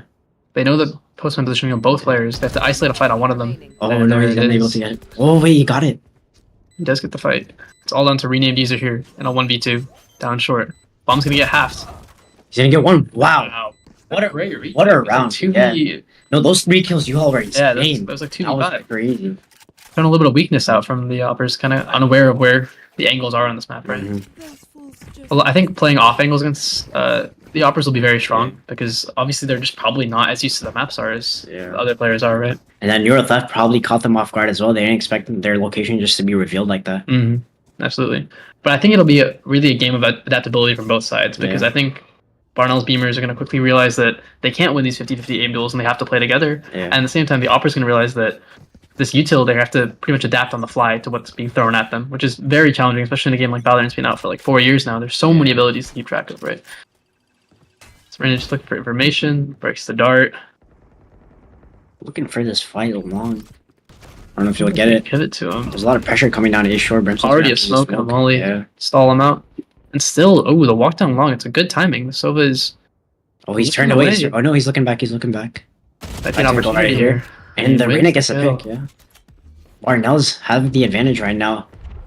And the Cypher gets a And headshot onto trade the it ring. back. That's a great trade, yeah. And they're using the neural theft. They're finding out where everyone is. They're gonna know that the B side's open. It should be a fast route to B, absolutely. And look at the Cypher already taking space. Is he going to be aware of this trip? I believe this is an unbreakable trip, so I want to see how he deals with it. Or is it placed a little bit off? It's not gonna go through. Using the cam for the information. Waiting for his teammates to get there. It's great spacing from them. Crystallizer. Knows where they are. He's 1 HP though. It's gonna be hard to hold. His trips still haven't been hit. He Gets a heal from the Sage. One hit his trip. Able to get the kill. Perfect. Reyna trades it back. Yeah. They're aware that he can be in this cage. Still here on site. Gets caught out. It's a little bit of Cypher diff going down. And Spooderman. Spotterman 111. All up to him. Bomb's gonna go down. Spectre. Believe there's a Cypher cam watching. And they're playing it separated here. Yeah. I'm not sure if they're aware of this timing. They're still looking towards CT. Yeah, they I don't think they're aware. Can be out. The Cypher's absolutely not aware. This is a stick angle. Yeah. I've ever seen one. He's gonna get the half. Oh, he's just gonna stick through spawn. He's gonna stick. Maybe he doesn't expect it. He might be able to get it before the defuse goes in. And the defenders won. He got the Pros don't fake. The Pros CS do player's not getting fake. a little bit schooled there. Yeah. But I think they're just unawareness of timing, right? Yeah. For someone who plays the game a little bit less, they're not going to be aware of that rotate timing. And I think they just needed to assume that everyone has a defuse kit. absolutely, yeah. So we have the judge on Cypher. That's going to be very interesting to see. CS, I mean, we have the XM in that game, so but it's not nearly as prevalent as the alternative. I was playing CS too, and the shotguns were literally like messing me up. I'm not gonna lie. Yeah, so it'll be interesting to see how we deal with the Dazzler's cosplay out here. Yeah. Also interesting, the Sheriff in this game is counterpart the Deagle in CS. The Sheriff is a 145. It's not a one-shot headshot unlike the CS Deagle, right? So I wonder if that will lead to some frustrations with some 145s. I know when I first transitioned over to the games, hitting 145s was not fun. Oh, he does not see the Cypher. This might be a false sense of security. Cam's gonna tag him. He might swing him off while he's trying to take off the dart. The judge is staying tucked. Yeah. It looks like it hasn't been a single teleport play at this game, so I'm excited to see when the CS team starts utilizing that. Oh, pro knee. He got that first kill onto the arena. He's not going to get traded out. He gets away. This trip is still there. We saw last round the trips had value. I want to see if they happen again. They know it's there, but they're just kind of struggling to figure out how to get across. And the judge does catch the Cypher. There's the secondary weapon holding it out for the long range fights. Throwing a cage to get out. Oh, they're the teleport. Ooh. Okay, so let's see how this rotation teleports. Is that a Brim They're not going to be aware of this Brimstone close right to them. I believe yeah, Brim ulted U-Haul. It's pretty. Oh, they didn't clear him. He's going to get two. At all. See, I think that's where the macro understanding is a little bit stronger, right? They're aware of the fact that the TP is a possibility, and they have someone waiting for them. Oh, jump looking clean. Be able to win this 1v2. It's almost impossible. Dashes out of the way. Realize their Brim ult in this situation, but still get the kill. Great trade. Wow. Okay, this is where the CS team has to adapt, right? Yeah. Because they're kind of not really being able to deal with a lot of the util being thrown at them. They're also, not really clearing their corners. I know they're not used to the map, but still fundamental to make sure that you clear all your angles. But it's interesting to see how they deal with their cyber trips. Normally, like when you pick a Sova, that's because you want to shock it, right? But they're actually walking up and breaking it. They're using the Cypher a lot to take hookah control, which I think is kind of smart, because that's kind of what you end up doing, right? Even in a meta comp. You have a Cypher lurking. They're on Sheriffs again. Yeah, that seems like a very mixed buy. Sledge are swinging out dry, and he catches them. What a great peek. Crystallizer is really feeling himself this game. Phoenix is going to push up towards Shower. Maybe they heard him push definitely up. Made noise, but he does have Phoenix all here and full utility, so Flash here could definitely catch out the defaulter waiting on the other side. Seems like there's a stalemate out towards Showers. They're just waiting on who's going to push first. This trip is still up, just denying all of the space, right? It's interesting to see how the utility looks on these players are spectating. We're almost 40 seconds of the round, and basically no util is being used, right? And they're all the way leaned over towards A. Well, he does not, this corner. He's not aware of the corner. He's not aware of this. It's such a tricky corner to clear, again. Walking through the smoke, that is a dangerous play. Catches one, but still gives a gun over to the enemy team, right? Cypher's still set up here, and the trips have not been broken. He still has full info. There's the trip. Catches him out completely. Yeah. Goes all up to the Cypher and his Eagle. They're going to TP on him and kill him. Yeah, I think the real Awpers have to find a way to deal with the Cypher setup. Right? Like, no trips are being broken at all. With the Cypher setup, but there's also just like little mistakes here and there. Once again, they just don't clear their angles. You see an Ascendant Buddy coming out on Fishcat, so maybe a little higher level than we expected in this game. That is the Cypher player, so we know he's unlocked Cypher. Heh. So he's played this game somewhat. A little bit, just a tad bit. He has a Jet Deagle too, which means he got enough XP to get that. Great analysis. Just pick up on the little things. So again, they're playing a very default heavy style. They're not really aggroing like pretty hard. Flash towards short, not really any space. He's worried about a shower flank, even though there's no possibility of that being there this timing, right? So I think that's just an unfortunate reality of not playing this game as much. Updraft over. Oh, he tries to updraft the trip, doesn't catch it. This is such a unique Sage Wall. I've never seen this before. Trying to fight into elbow, I think. He's trying to make them come into elbow onto him. Ends up working though. They do take the sight off this Sage Wall because they kind of just cut off the sight line on the people scaling on hookah. No, this is a CT Sage Wall. They Sage Wall themselves. Oh, it's a CT Sage Wall? Yeah. Huh. They don't have a Sage on the real Awpers. This is really... Well, they do have Phoenix Ult for the retake and a Sage Res. That on the other side there is a Sobol. I'm not sure how knowledgeable the real Awpers is of how the Sobol almost gets the kill. He's 1 HP. Takes out the Arena, gets the upgrade. He has his Phoenix Ult to retake the site. And the Phoenix, I think they're waiting for the Phoenix Ult to flash out and fight CT. The Dart's gonna slow them down. But there's a trip on CT. I'm not sure if they're aware of it. Really good place tripped. Gonna walk right into it. Oh, and just get absolutely deleted on the way in. This trip is beautiful. Yeah. I think both Phoenix teams is still alive. Hookah. Oh, he wasn't aware. They might have thought he killed him, but I think both teams need to find ways to be beating the Cypher Eagle, but it's a pretty neck and neck game at the moment, right? I think Barnell's need to like try to finish this out as fast as they can, because once the real Awpers figure out how this game is played, I don't think it will go their way. Do you think a team that plays a little bit less and has more of that team play will be better on defense or attack? I think defense, because you start off with a lot of the space towards yourself. So you're kind of just holding, you just gotta click on heads at that point, right? But it'll be interesting to see how they deal with, I mean, Barnell's doesn't really have that many flashes, right? They have a Phoenix Flash and Arena Flash, but if we had more of like a Sky, Gecko, kind of be chaotic to breaking darts, stuff like that, right? We might see Jump C on an Op 2 later. Cypher already gets the pick, walking down short as Cypher, wow. Gets the upgrade as well. This guy's on fire. Now we see that there's one player inserted toward long and the rest seem to be leaving. They have their Sage Res. Oh, they are using Shock Darts. They're trying to use Shock Darts to pick the trips. I'm not sure where that Shock Dart's going. Wow, reaggressing Sour. He has his neural theft. He wants to go and figure out where the rest of the team is. I think this is a game of avoid the Cypher at this point for the real Awpers, right? He's kind of just shutting them down wherever they go. Seems like they're pivoting towards that right now, going towards B. And it is just fast here, just with their wall. No Sage slows left, but they do have reinforcements from rushing in from elbow. So I'm not sure if they saw it with a jump spot. So it does have their dart up, choosing not to invest it. Oh, and this tuck on site. But they're aware. They're aware. They're Rabbit's aware. gonna get the kill. And now it comes into a 3v4 retake. They do have their soul build for post flank. Yeah, but look at the Cypher's health. Like, barely any remaining. See if this Reyna can open up the round. Looks like it's going to be all 1 from elbow, 2 from CT, if I see correctly. Yeah. Ooh, this might be a cross. Gets caught. Now it's a 3v3. Numbers. Dismisses to get the information. I think this Jet's off angle position is going to be really strong because the Cypher's waiting to swing off of them, right? Oh, the Sova gets one. Yeah, it's going to be really hard. They're taking their time coming out CT. And the spacing just isn't really there for Barnell's. And we're back to an even game at 4-4. I think here, Barnell's, I feel like after the Cypher got that pick, that would have been the best time to use the neural theft to figure out where they're going. Right? Yeah, absolutely. And they would have been able to capitalize off that round, but they just had no information after that pick. And the side anchor just kind of gets run down without even being able to throw any util.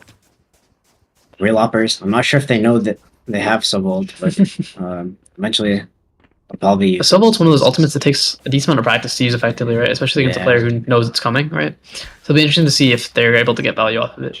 I think the Phoenix all got invested in that last round too. Did we miss it? Or... no, the Phoenix all got invested in the round. Oh, the round before on Hookah? Okay. Walking down Hookah. Again, this guy's so aggressive. He walked down short last round, now he's walking out Hookah with a deagle. He's very confident he can win these fights. I like this wall-up play with the Phoenix and the Sage. That's another like an unexpected angle. Yeah. Players who don't play this game will not be ready for it, right? But they are on a low buy here, and Crystallizer does get taken down, and the alert immediately, that just drags 2 players running back to B because they're stacked so heavily there. And another pick towards B, but they're still... Look at the discipline on the CS team. A lot of lower ranked teams will immediately speed up toward B and just get walked on over, but they're just waiting, holding, making sure they regroup, and then taking it. Now they're going A. Look at that, it's an empty site. Perfectly played NT. Use the multi-hole as well. Make sure they cleared everything out. This Jet could updraft it to Heaven here, but he's just going to opt into just holding CT from up close. I think a big part of Valorant as well is the verticality. There's so many like higher up angles that different agents can take, and CS you kind of really only have that from boosts. So let's see how they position themselves in this post. We got 1 triple, 1 showers, I believe 1 U-haul, and 1 holding flank. Yeah, so it's a... Sova's going to peek CT and get The Phoenix, but instantly traded out by the Reyna. This off angle from Jet is kind of nice. And the Reyna just swings, of course. These perfect swings coming out from the real Awpers. And they're going to take the lead here. I think that... I'm not sure what the buy has been looking like for Barnell's. We haven't really seen much of the economy, but I'm pretty sure their Phoenix has had a Spectre almost every round that I've seen. Yeah, there it is. There's the full buy. It's going to be a full buy, yeah. But look at the money on the real Awpers. They have so much money. It's enough to carry them to the rest of the half. They also have Jet knives as well as Reyna's ultimate. And still the solo. They're just winning the aim duels. Let's see if Barnell's can respond on their gun round here. They've had Sage Res, they've had their neural theft. Well, both ults require someone from either side to be dead. Looks like a fight's about to come in here. There's a dry hold from U-Haul. He's splitting the pie perfectly. He sees his him. body, and he's just gonna tag him up. Tag him up a little bit. That is a mistake from the Phoenix, holding a disadvantage and going short. But I think he'll just be able to get the full heal in now.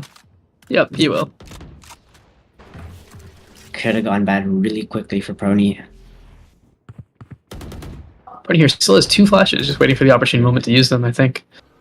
It's interesting to see the entry pathing that they have, right? We're not really seeing much of Jet dashing in, right? They're kind of coming in as a pack and just steamrolling the site, right? This whole concept of dive duelists isn't really a thing in CS, right? It's you only have the 2 legs that you run on, right? Yeah. So Phoenix Flash now, getting caught out. He's gonna get a kill. But the smoke kind of denies the Phoenix Flash, right? Yeah. And again, they just get the pick and they just slowly fall back. Very well played. Now they're just going into a B hit here. Yeah. Ooh, this off angle is going to be interesting. I know a lot of even Valorant players don't clear this off angle, so he's trying to break the gauge. Oh, he broke the trip. Yeah, they're not going to clear the. Oh, he clears it. Wow. That's the CS mentality right there. Clear all your angles. Absolutely. The teleport catching off the Jet. Okay. Okay, Spotterman. So we have a little 2-pronged retake here. 1 from Hookah, 2 from CT. Not much util left though. The neural theft is gonna. Oh, absolutely deletes the guy through the wall. Wow. And the neural theft being thrown out to catch the last player. Retake. It's all up to renamed user. Ooh, he almost caught the second one, but again, a great retake for Barnell there with full ride. Their util was really great there too. Yeah. They're gonna get the defuse over to the Phoenix. So building up Awpers again for the next ult. 10 rounds in, we still haven't even, seen the Hunter's Ray. I think that's something we should be looking forward to. And Brimult's now come online for Barnell's. Yeah. Last time they used it, they weren't able to get any value. Absolutely. We'll see how things I change. think we're kind of seeing a pattern though for the real Awpers, right? They're looking for a pick. Once they find that pick, they're falling back and they're just hitting the site, right? Yeah. So I think Barnell's needs to recognize that and figure out a counter plan to not give up that first pick, right? Because I feel like if they don't give up that first pick, they're forced to hit a site, and their util usage on hitting sites isn't as impressive, right? Yeah. They're kind of getting away with these sneaky kills. Another fight here toward U-Haul. Just playing the info, jiggling it. Jumps. I mean, you've seen him take this fight a couple times. There's a chance he hits it. Right? It's a Jump's favorite angle to hold. He's been holding this for the past 2 rounds. The way he clears it. Yeah. Oh, barely is able to get out. And the smoke gets dropped immediately along with the slow. The CS players have faster actions. You don't want to like jiggle them like that. Yeah.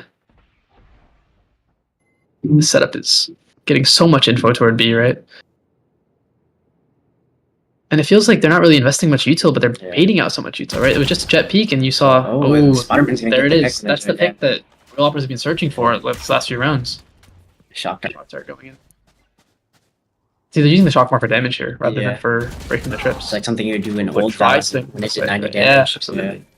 That's a Sova man. I used to love my double shocks, right? But they're just taking these dry fights on the site, and Barnell's correctly just not giving it to them, right? It's a 5v3, they have no need to. Reyna flashes out Hookah, they're still just holding smokes on smokes. So a drone! I think that's the first time we've seen a drone come out, and they do catch one off of it. Now to a 3v4. Swing Slider is feeling it. He said, I don't care that you play CS, I'll headshot you anyway. Teleporter gets caught, second one. Great spacing, good trades. Spoderman having a pretty big round here. 1v3 for a renamed user once again, and you won't be able to convert this one either. He still has his ult. Someone needs to remind him that it will not carry to the next half. This is the last round, sir. So if we see the ults coming out, we should be seeing them this round. The Reyna ult, the Jet daggers, and hopefully if they get an initial pick, they can use the neural theft. But they do have Sage Res as well as their Brim ult, and an extra life with the Phoenix ult as well.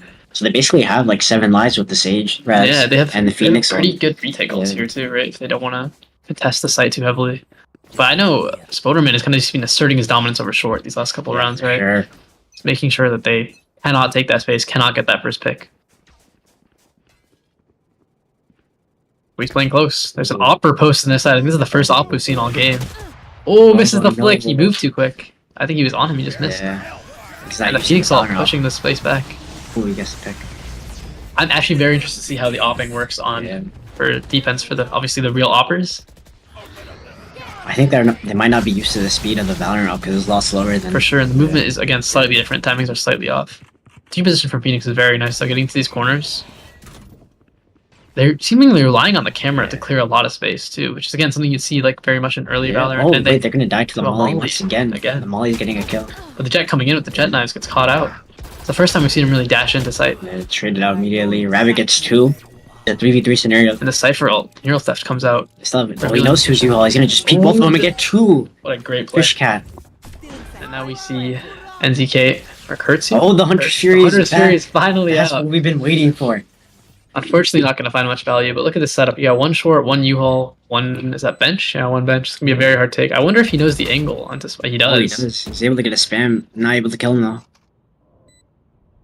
Playing the elevation with the brim, watching top truck. Waiting for someone to smoke. It's almost impossible for him to clear out all these angles. This top short guy might kill him, or he's going to spot him before that. And trade perfect. Overall, I think the real Awpers are adapting quite heavily. They are adapting. They're starting to clear their corners now. And I'm worried. Their defense, I think, will be a little bit stronger because there's not really much of that Valorant chaos on Barnell's side, right? There's Phoenix Flash, Raina Blind, I guess you have to shoot it. But other than that, it's kind of like a standard hit, right? So if I'm Barnell's, I would like to see something like a Gecko. Like I have no clue how CS would work. Yeah, exactly. Like a bird flying at you, flashing in your face. And a lot of times you're not used to just shooting the flash. Exactly right. A lot of times you're just gonna get blind. CS still better though. A little bit of banter going down in the chat. Let's see what the setup here. Yeah, CS is dead, unfortunately. But that Donk kid though, Donk kid's not gonna. Donk is crazy. You have Cypher towards showers and press 4 towards short. It's pretty standard. Bind. They get the early info. They're leaning towards too. their short. And you see the Jet already. Jet is playing in spawn, and they're leaning toward B already. They have a read on this almost. Yeah. But Barnell seems to split up quite significantly. They're kind of playing all the lanes of the map, and they get the first blood. Cool. This is a great pick to have. Yeah, Crystallizer's been kind of a hard player to shut down in that defense, right? So getting that first pick on the Cypher kind of opens up a lot of avenues for fast flanks too, right? And it looks like Barnell's are just leaning into an A hit here, where there is 3 waiting for them, 2 waiting for them. Grab the ult orb, and I'm not sure if Fishcat knows what it is. More. He wants more. He's gonna beat him, but he's not able to get the kill. And the Phoenix heal should come out. So that's not really a he's not aware. He's not aware of the timings. Interesting smokes being placed down here as well. Let's see if they can secure this 3v4 post plant. I want to see how the retakes look from the Awpers, because their attacking hits didn't look too bad too. So they got 1 coming in through heaven, the flash. I think ready to split. Gonna throw his flash. Gonna really peek off of it and getting value off of it. Cleared almost all U-Haul. There's double, triple. Oh, he dinks him through triple. He knows one's there. But is he aware of the second is the real question. Yeah, no, he's traded out in heaven. Yeah. Just like that, it's Rabbit in a 1v. Oh, the Molly. The Molly is 3rd Molly kill this game. Molly. You can't blame him for that one because he didn't like walk into it, but Barnellsville taking the lead in this half. still around. So let's see if they can secure the bonus. Or the I think Fish got too greedy there, peeking into showers. Yeah, he had a full Cypher setup. That would have been huge in the sight hit, right? So the scary thing for the real Awpers is his Phoenix Flash, right?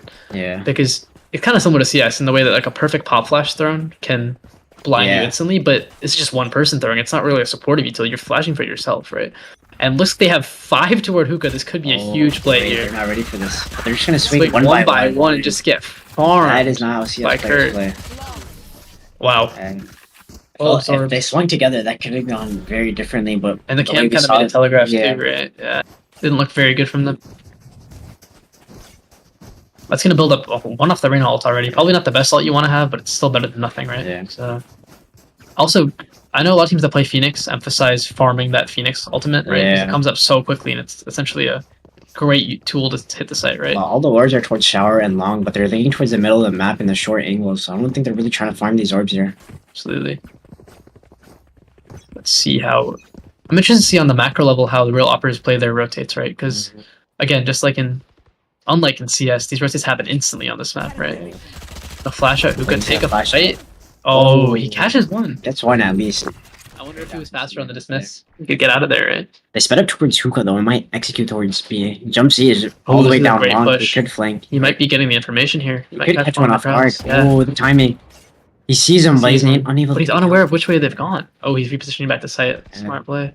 But he's getting all this information. He can hear the players like running around in hookah, and now they're just leaving. Yeah, they're trying to clear. Look at those players on A. They have not moved. They are sitting towards showers. They're waiting for that teleport. They re-cleared this long space. I don't know if they're going to be aware. But this is very smart. Barnell's.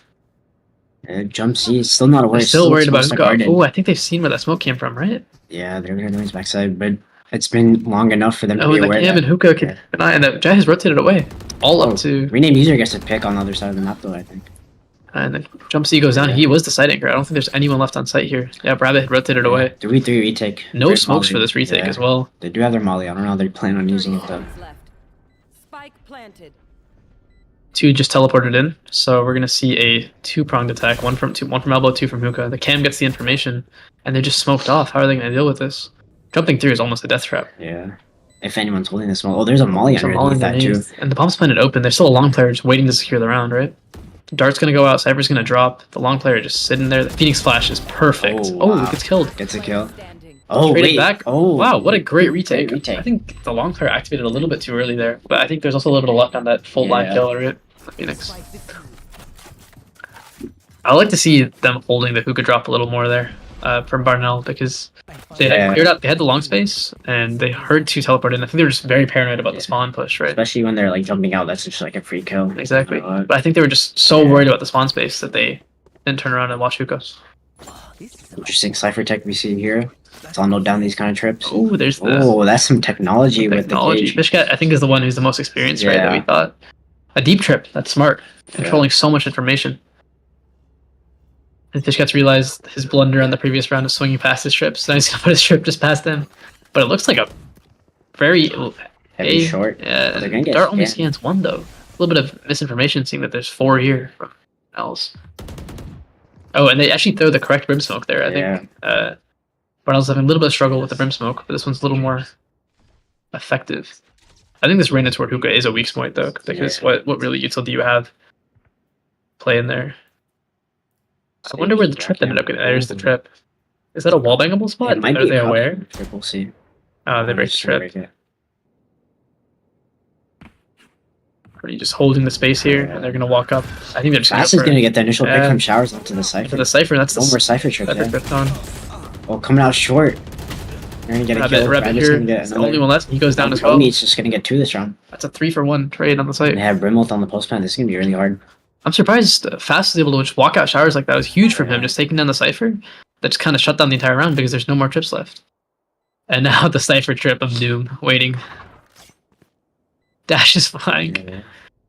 Yeah, Cypher should be spotted. Oh, he's aware of both. He heard him, right? He's aware of the double flank. He's gonna clear. He doesn't clear a half clear yet again. Barely.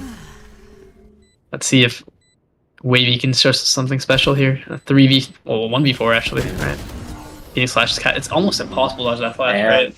I really like the rounds where the real Awpers like try to push down an angle. Yeah. Try to look for those picks. Because they need to assert their like aim dominance, right, over the other team. I think they should run a buddy system. Maybe like 2 of them like walk down like short, long, or something like that. That way they can get the trades. I think they have to understand that their Cypher has to live. If the Cypher goes down, the site just completely becomes wide open. But they're doing a really good job of switching the Cypher from that site. Last round he was A, and now he's B. So it's throwing a little bit of variability into the mix, right? Yeah, but we're gonna be on a save by here for real Awpers. So if I'm real Awpers here, I have to go for aggression or some sort of risk. And right, they're stacking what, 3 toward hookah, 4. We're gonna have a shorty in here.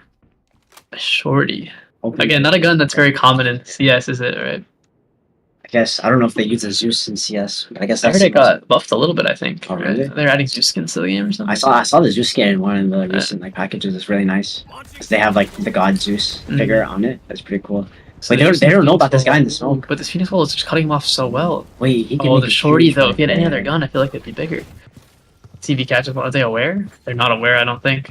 They're just all running past him. He's relaying all this information back to his team, but he just can't do. Oh, the Cypher's in his camp. No, he got off the camp. There's timing here. Wait. we're not gonna see what's gonna happen to the Brim. Brim is still short, by the way. Wait, what is going on? He catches the Cypher. Finally gets one. They get And straight it's out. instantly traded by the rotates. And I think it's Yeah, kind of a this lost is round tough. here. They were on a low buy. They do have a deagle. Maybe some deagle magic here. See some scream headshots. Yeah, these get absolutely traded out. Tough. I think they're just unable to deal with these variations of the takes, right? Like that Phoenix wall just completely shut down the Rim's position. Like if there was, he was in position to get one, maybe two, right? But then they just all ran past him, right? Maybe you'll start to see some aggression coming in from the real Awpers out. Now There that has to they're be some on the full aggression. buy. I'm surprised they haven't opted into saving for an operator. I feel like, you Could be know, a for big CS, part, you know, there should be an operator on your team. And they're called the real Awpers. Awpers, yeah, we only seen one op this game. That was on what, 5-6? Yeah. But at this rate, if they're not going to buy it now, then the game might be over before they're ever able to buy it. Well, look at the ultimate economy from both sides. That's just gonna be a fast take with the Phoenix ult. Load out. Wall coming out, the molly going down. Oh, Brimble swims. It springs The through. Rabbit's gonna get traded. It's And not worth it. Brimble just cuts off the entire team. If they can stop the plane here, there's nobody else left. Spam got Reyna planting the bomb. Oh, random spam from Wavy. Wow. Great spam through the smokes there. Shooting people through smokes fast. Getting another pick showers. He does have That's just absolutely swinging, destroying the entirety He of could Real bring back Awpers one of his defense. down teammates and just absolutely secure the round. And they still have Brim ult from the post plant.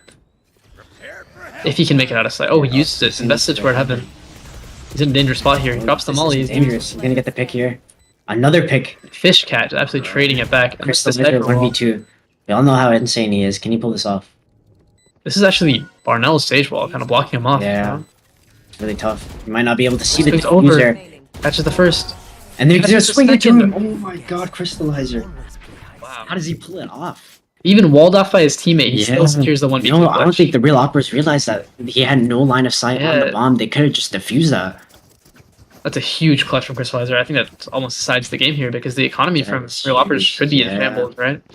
Again, we're going to see a couple Spectres, a Bulldog, a couple rifles still, but I wonder how they're prioritizing utility over rifles, right? Yeah, I'm really disappointed that the real Awpers are not gonna op. You know, Maybe you have one saving for. I don't see any players saving for this round. Spectre, Bulldog, two Bulldogs, two I guess Vandals. they're the fake Awpers. So I think after this round, Awpers will be first to a full eco, right? Ooh, look at the verticality. He's playing on top of an off angle. And Fast has been looking disgusting. Oh, Crystallizer's just gonna get Crystallize the caught pick another again. one. Huge impact from him this half, right? And the Cypher setup is still just holding strong. They're throwing so much util, but they can't break it. This trip is very interesting. Oh, he sees the He's gun going- barrel and he oh, he catches gets him one. out. He's unaware of the angle. 4v4 now. Oh, Crystallizer gets already traded moved out. over to B, too. Real Awpers Rabbit. It's all up to Rabbit here. Oh, He has to they're go finally huge. using the res. It's a 5v3. This is gonna be really hard. He gets a dink into Rabbit Hookah. has to go huge here. Look at the flank coming. Oh, they're aware of it. Oh no. And they just swing and turn on him. Maybe he goes down. Rabbit trades one back on Crystallizer, but now it's just a knife out sprint to the 2v4. A site. This is gonna be really tough. Rabbit. Oh, Jumps is here ahead of Jump the is rotation. already here. He knows when teleport. He could easily get the pick onto this guy. Are they aware of him here? They're not. They're going for the plant. The So he gets one. Gets the bomb down. the bomb down. Breaks He's gonna spam. He's not aware of the guy showers, so he's gonna flash him. Pops knives and he gets caught out. Nice try, Rabbit. Oh, 1v3. Gets the first onto the Phoenix. So that to be his 4K. Throws on the stem. Maybe to mask the drop sound. You know there's still the planner on site. Oh, he seems aware of this first guy. He does have two smokes to try to cut off. Let's see how CS players clutch. First pick Catch going his first. way. Is he aware where the He's second unaware. is? He's looking U-Haul. He's looking you. He's not aware. Still, he has a He smoke. does have a smoke for the bomb. And Fast is aware that he's off the bomb. This is going to be huge from Fast. He's just completely unaware of the short position. He doesn't even half the bomb. I think time's He's running still- low here. He's so He's still scared. not looking short. Oh, he now knows where he is. Again, does not have. Yeah. It's just too late. And he gets the kill, but there's not enough Not time. enough There's time. no diffuse kits in this game, so he can't diffuse it faster. Again, I think they have the right idea, but they're just getting kind of caught in the little Yeah. details, right? There's a I great feel try. like it's a big thing in CS to just smoke the bomb and Smoke the bomb, diffuse, yeah. right? I feel like that's something that should be intuitive for him. Not able to realize that. But I do think pulling out like the whole gauntlet in this game, right, a little bit more Yeah. clunky than just kind of dropping a right click smoke, right? In CS. Now it's kind of a scrappy buy here from the real Awpers to try to fend off this 5 match points from Barnell's. They do have Hunter Fury. Haven't gotten a lot of value, but they've only used it once. And look at some short aggression here coming from Jumps. Yeah. He's gonna play an off angle. Fast is just probing, throwing Sage slows, baiting out. Here's all of this. I'm just fully I think aware. He's just trying to fake it, but Oh, he's fully aware. Yeah. This guy with a deep cam. Oh, Fast catches him so quick. They're aware that they're coming up. This guy has to go huge here, and he gets instantly taken out. The single player is now isolated, being pinged They by know the where sniper everyone ult, is. Yeah, there's not much they can do. and he gets deleted. Now it's all up to Rabbit and Wavy. A 2v5 retake here on the B site. Make that a 1v5. Wavy with the sniper ult, and then gets one. Yeah, as Reyna ult. If there's any time to shine, it's now. Gets blinded by the Phoenix. Still missed. Second flash ready. Yeah. And a Molly coming in. There's so much utility throwing in. That's fighting World War II out here. Yeah. And he just not gets much you taken can down. do there. I think a great GG's. Great game from Barnell's Emer. And nice try from the real Awpers. You know, Valorant is a completely different game.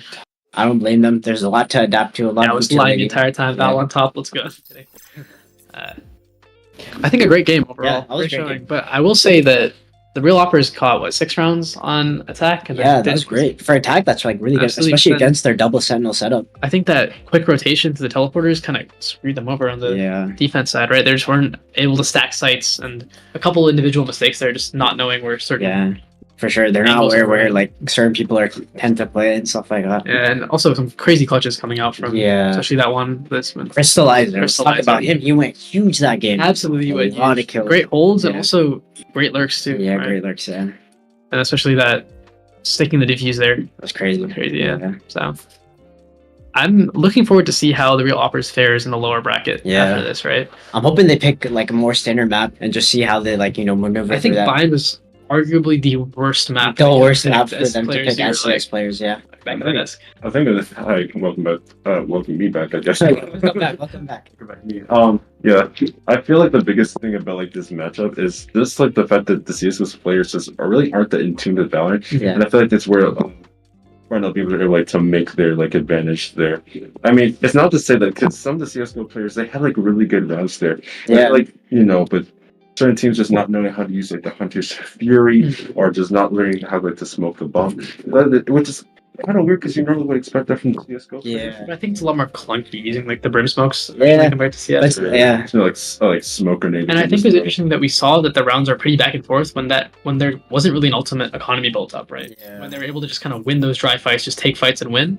And then it kind of turned a little bit worse. Mechanically, they played really well. Like we Yeah. saw Ribbit just like Rabbit absolutely just like farming Flying, with yeah. his headshots. I think he ended up being the match MVP for the game, even though he was Yeah. on the losing side. So He he was was on the losing absolutely side, shooting yeah. back. I think another big thing we need to talk about here is just like the ciphers on both sides. For sure. So, like the biggest like part of like the beginning rounds, both sides really were having a really hard time dealing with cipher util. Yeah. I feel like mostly just because like the Awpers aren't like too like familiar with the character like Cypher, or wasn't really they can like shoot the trips and all that type of stuff.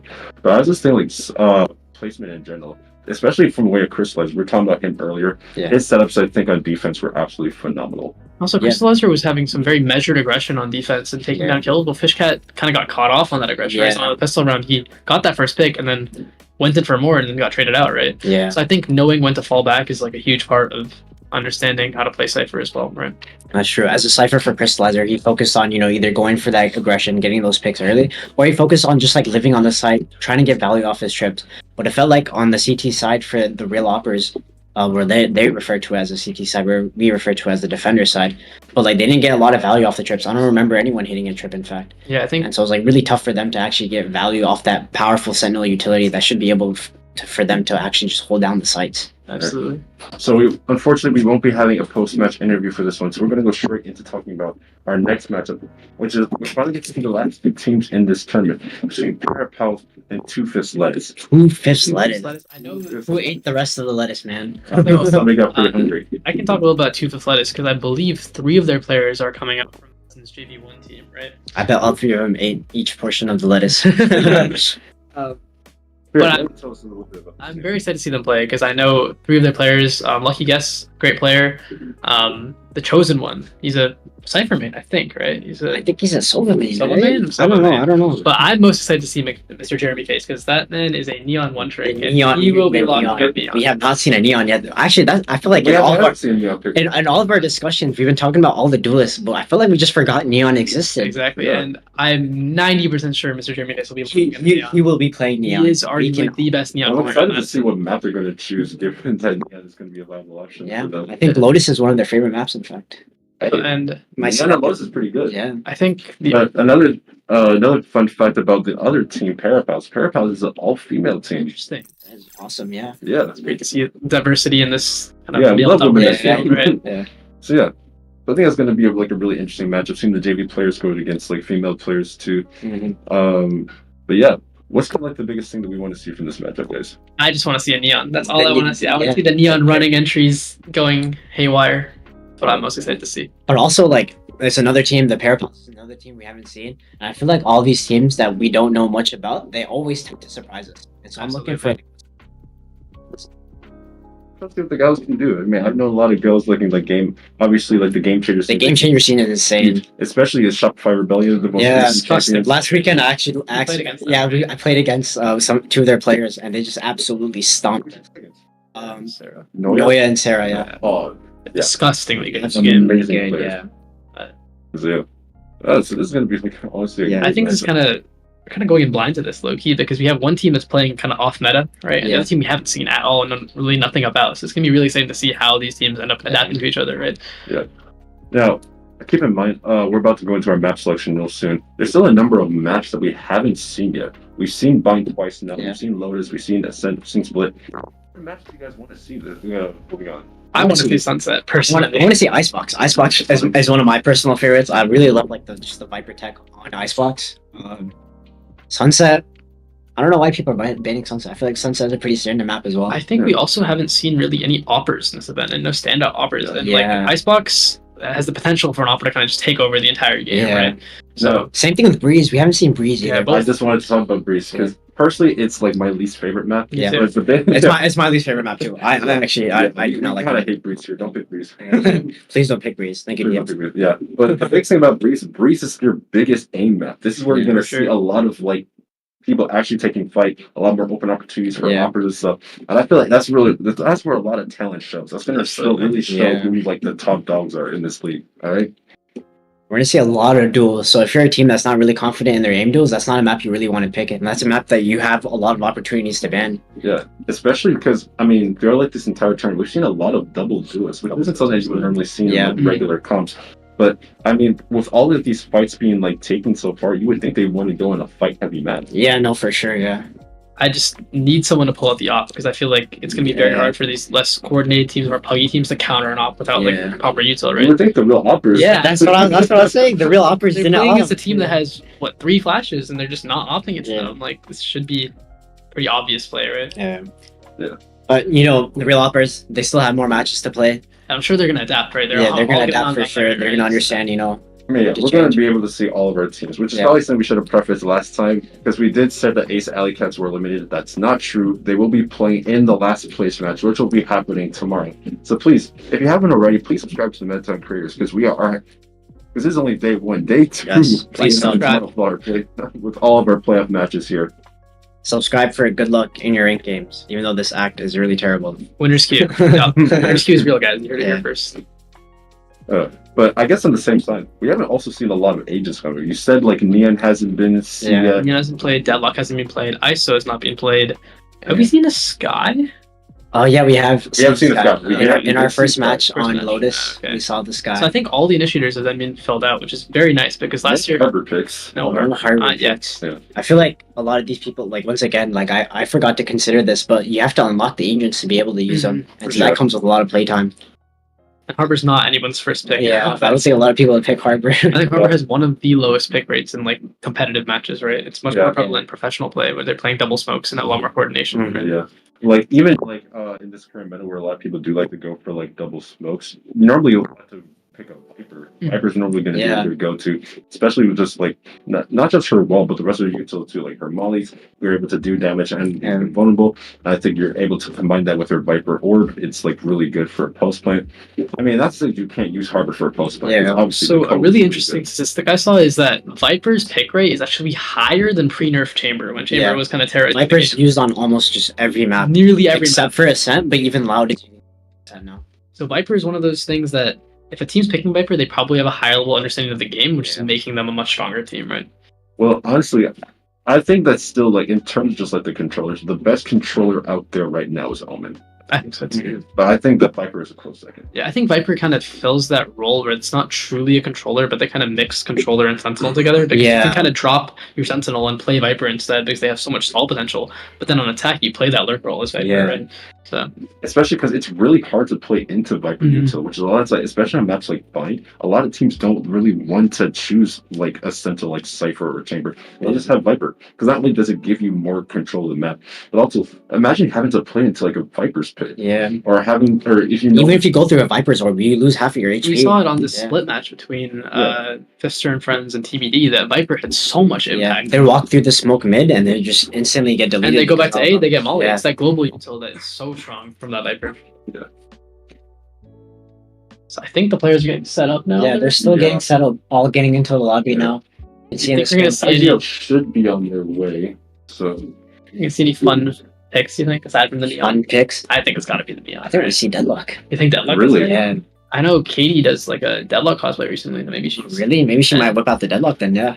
let's talk about Deadlock because for the longest time when Deadlock was first introduced, Deadlock was not a very viable agent pick. Yeah. But after all like the recent buffs, like the wall is much bigger, I'm pretty sure the sound sensors can pick up on stuff better. How do you guys feel about Deadlock now? I still think Deadlock needs more powers to be a concrete part of the meta just because it does not take the role that a Cypher Killjoy has on Flank Watch, right? You still have to dedicate a body to it, and there's not really a point in leaving, like getting rid of one of those. Yeah, areas, no, right? for sure.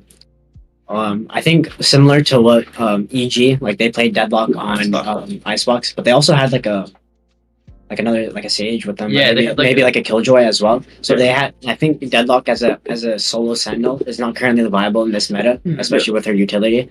But you know, paired with another Sentinel, she could be really strong, as we saw from Jogamo during that Icebox match. And the denial of face is so strong with that wall. It takes so strong to break. You can combine that with Sage Slows, Sage Wall. It's breaking that wall is a pain. It is a pain. I think it's a pain, but I think the biggest thing is that you can't just be a Deli player. You have to be a smart Deli player. Yeah. Like I think the biggest thing because Jajimo, he was mostly playing around like that yellow box area, especially towards like B main. Yeah. He put his wall up because that's what's going to be really hard for them to break and kind of allows like teams to be able to rotate out if they decide they want to like still hit B. But not to mention, you're also putting your sound sensor around that area too. So as you're trying to breaking it, then you also have to deal with the nets at the same time. The stuns. So I feel like if Deadlock players like kind of find a way to kind of stack their util to make it really hard to like push into an area, I think that's how Deadlock is going to be more and more. Yeah, no, for absolutely. sure. It's just very oppressive and funnels rotates very well. That gravity net is really annoying. Like sometimes, like if I get hit by that, I'm just like not taking it off. And also the fact that you don't really play against a Deadlock that much makes it more of a surprise pick, right? Because you don't really know where common, like what is a common placement of the stun? You don't really know. It can go anywhere because there's not really defined meta for it. Yeah. So it's kind of hard when you play against a Cypher or a Killjoy. You kind of know where the setup is going to be generally. Against a Deadlock, you have no clue what's going on, right? It could be a setup. And obviously Deadlock's ult too is very strong in like the 1v1s or the 1v2s, right? Isolating fights. Yeah. So I think it definitely has value, but you need to pair it with another Sentinel. Yeah, no, for sure. I think another big thing too is that normally like you would run like certain Sentinels on like certain maps too, but I don't think we're at a point where we can really say, oh yeah, this is more like a Deadlock map. Yeah. All right, so looks like we're about to start our just a second. The ideals of Parapals and for Tufus Lettuce. Here they come right here. Welcome, guys. Welcome to the desk. Nice to finally meet you guys. All right. Nice to meet you. All right. So between you two, can you guys remind me which one is the higher speed between you two? I think it's you guys. Yeah. Tufus Lettuce? What was that? You guys are Tufus Lettuce, right? Yeah. Okay. So you guys get to call heads or tails? Tails. And it's heads. So you guys will be able to choose your map bands first, and then you get to choose to attack and defend, right? Okay. So good? Do I do one first? Yeah, you're just going back and forth. Cool, sweet. So your first map ban? First map ban is going to be Breeze. Breeze? Alright, we ban Ascent. Ascent. Icebox. Icebox? We ban Sunset. Sunset? Hold on, I gotta check my thing. Go ahead. All good. We always plan on banning two. I forgot what you were gonna ban. We ban. There's only 2 maps left. We ban Split. Ban Split. So the final map should be? Ban Bind, so pick Lotus. Alright. Lotus or Ascent, right? No, Ascent was banned. Ascent was banned? Oh, yeah. my bad. So it's Lotus then. Right, Lotus. Lotus, okay. Alright. And since you guys got first, you get to choose attack and defense? Do defense. Alright. Tufus Les will be defending first on Lotus. Alright, you guys can shake hands. Good luck, both of you. Good game.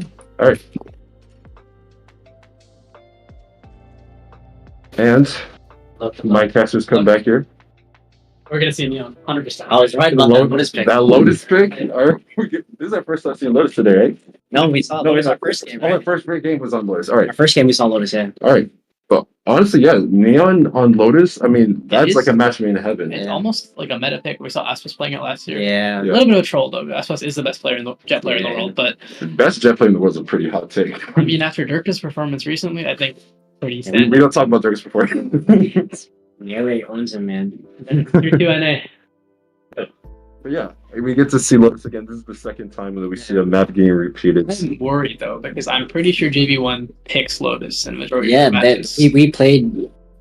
Oh, we did play them. We played Lucky Guess. We didn't slaughter them, to be fair. No, we don't talk about that. We don't talk about Yeah, last semester was the We're just saying we played it. We just played them. That is their map.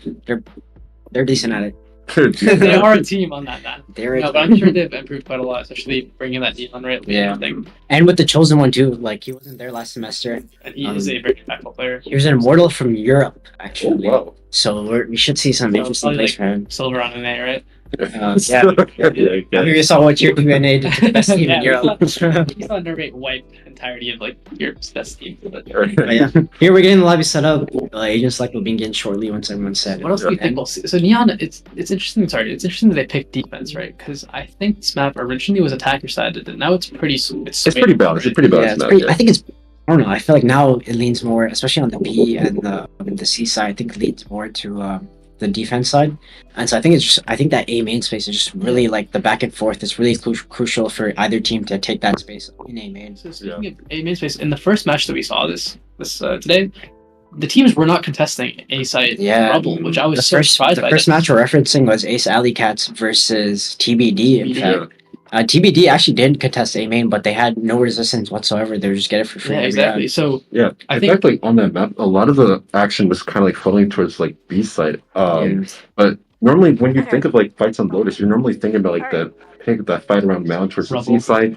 You want to take the fight towards A main, but you really don't see a lot of teams just like constantly push towards B, or at least lurk. Yeah. That's something that we saw from Jetstream a lot. Yeah. As it, I don't know what that Jetstream guy was doing. Yeah, it's kind of It's kind of weird. team out there. Right. No, but I think a huge part of Lotus is controlling that space by the breakable door, Hobbit, Blue, whatever you want to call it. Controlling that space is massive because from there you can either hit A site or you can just straight up pivot to a B site, right? Same thing with controlling the front B space where you can either hold B site or just pivot to a C hit, right? So I think fighting for that map space will be essential, and Neon is so good for fighting for like a lot of plays with the stuns, right? Alright. Who knows? In like 5 seconds, we might see the Neon into the defender spawn like off the rip. We never know what could happen. Speaking of agent selects, alright.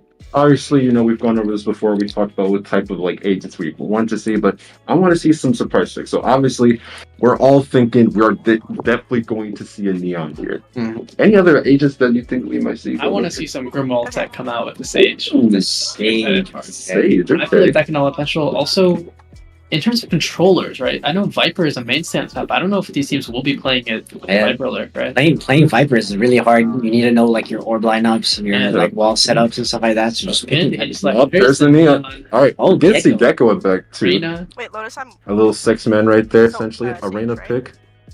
Truly the Neon. Keep in mind, Two-Fist Lettuce is on defense here, and Parapals will be attacking first.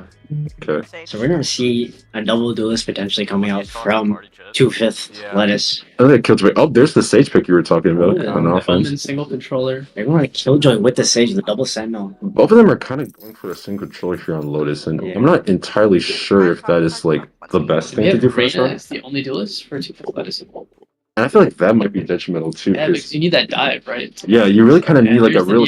Neon.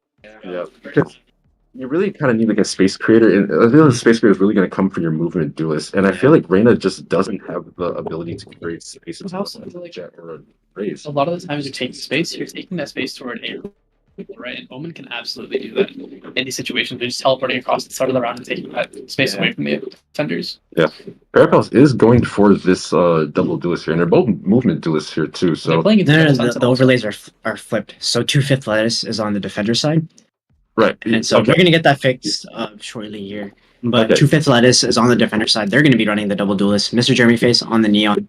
That's what we're talking about before. He's insane on Neon. I'm ready to see the Neon Sun lineups on Amen, just Yeah. taking that control early and having the Jet there too. I'm not sure who's playing it, but But I just seems like Parapals kind of want to go for this double sentinel here. Killjoy obviously is probably like the best like sentinel that you can have on this map, but then this stage pick here too. How do you think the two duelists are gonna? I mean, sorry, two sentinels are gonna so I work think a out here? big part of this map is that it has 3 lanes, right? And having Yeah. a sage wall just wall off one of those lanes can be really powerful, right? Yeah. You don't have to leave a body there anymore. You can just wall it off and move out. But I think having a single duelist Reyna is just not feasible. Like it's so challenging to like set up a site hit with just a Reyna running in, especially running into a Killjoy setup where you need something to break that space up, right? Yeah. So yeah, it should be Neon toward A, Killjoy towards C, Omen playing float, and they're putting Jet toward where are they putting Jet? A as well. Or It would definitely seem that way. Innocent orange on Jet. Innocent Orange. I like reading some of these guys' names. Yeah, These guys- yeah. names. Yeah. Who knows Make if it he's very really hard for us to innocent? cast. I know. But I picked a very castable name. It's free. Yeah. Super easy. Who Meanwhile, knows? we have Swadier over here. Swadier, bro. Yeah. I mean, like, my name is technically like Jamir Gamer Boy. Yeah. And Jameer works. Yeah. I mean, Jamir is like what I am on socials. So we Not have trying to Jet flex here. taking the Cypher Classic with the Cypher Buddy. Yeah. Innocent orange. Let's see how violent he can be. It looks like a lot of this aggression for Parapal is going to come towards this A side here, but it does like a few members from Two-Face Lettuce are going to take Oh, that the fight. initial What the Yoru! This Oh Reyna my- pick getting the initial. Maybe this Reyna is just Right, they're trying to silence us. Yeah. They're like, and Okay. and Jeremy Pants gets taken down too. now. So this A side is pretty much free, but Instant Orange is starting to create. Wait, actually, they're Oh, they're pivoting to going to B. B. Wait, these calls are insane. Wait, so Used gets taken down. Still number advantage for Two-Face Lettuce, but it looks like they actually want to stop him on this B side, but They're all just locked out. They're playing a full 3v4 retake here. yeah. Reyna's Spike is getting lit up. I love Spike. this explosiveness from Parapals. Oh, they're I just know, gonna it's flood out huge. immediately. Oh, the Reyna's And gonna look get at- another one. And that's just Innocent Orange. Oh my Wow. god. Parapals. Okay, ladies, I see you. Wow. Maybe you want to have some competition here. They got some competition. We might have a Game Changers roster on our Yeah. hands. Absolutely. UW Madison Game Changers, yeah. We should sign them right now. But yeah, honestly, I think those initial fights that they were getting were honestly like really well executed. And then the pivot into B when A was opened was a little questionable, but they still pretty much executed that perfectly. I think we need to start paying attention to this Reyna more. Yeah, I think there's some hidden mechanics that we're not seeing here. Plus some front B aggression here with 4 members have their own. And they're actually pushing into this Oh, B. this Reyna's just running straight into it. Gets lit up like a Christmas tree. Actually, this funneling is pretty good. But The trades are there. The trades are there. The trades are there, but now it's only a 2v2 And now 2v1. The better guns just prevail. this round is a lot closer than I expected. And now it's just the chosen one. He does have Wingman here. And the Gecko. Oh, he's They're ready. gonna He's fight. ready to fight They're through. gonna take the- Fights through. Honestly, I feel like you can pretty much fight this. You have like Oh, they missed the Omen line. Oh, they're Yeah. gonna get the kill. Honestly, all in all, a pretty good round from Two-Face Lettuce there. They get yeah, I like that aggression. Yeah. yeah, and 4 kills for Snow. Amazing picks away from her, I think I jinxed the Reyna. I said let's pay attention to her, and and then she gets lit up. Little caster curse, Yeah. little caster curse. It's not some great time in there. Yeah, but now we're gonna see some guns here from Two-Face Lettuce. But honestly, it kind of seems like really want to get aggressive on these like eco rounds here. But do you think we're gonna continue to see like the same aggression out of them? Only Nico around stuff, but I think the A main aggression will be there. You see Jeremy Face is gearing up, popping that neon dash, ready to take him in. It looks like Parapals want to push towards C here. just lucky guess here. The Sentinel player for JV1. Normally, you would put your like sentinel here and kind of just have him like solo hold here. But I think playing retake on C is very important too, knowing when you're going to get overwhelmed. Yo isn't really going to be going for this push. Looks like they're trying to rotate immediately. But that is going to take some space off of A. It looks like they... Oh, wait. B? No, they're heading towards A. Yeah. I think Jeremy Face is still here, just jump spotting, waiting. Yeah. Yeah, I think he's getting the aggression coming in. I think that Omen is hurt. The smoke is going to come down. They still have right util, so they're pushing it. No one's looking to push into a street where Innocent Origin is kind of just hanging out. Might be able to get some kills here. Position here. They don't And so he's going to go for a swipe. Ooh, the Chozo and Innocent Origin both finding kills. 2 kills. Parapals are kind of low in numbers. Snow's going to get really aggressive towards CT. Wingman avoids the stun. An amazing Omen diff right there. Now it's just 2 players left. For Parapals, yeah. 1-1 here in the street. Ready to take these fights. 3 on the round for Innocent Origin, and that is the spike now. So now it's just left to the stage here.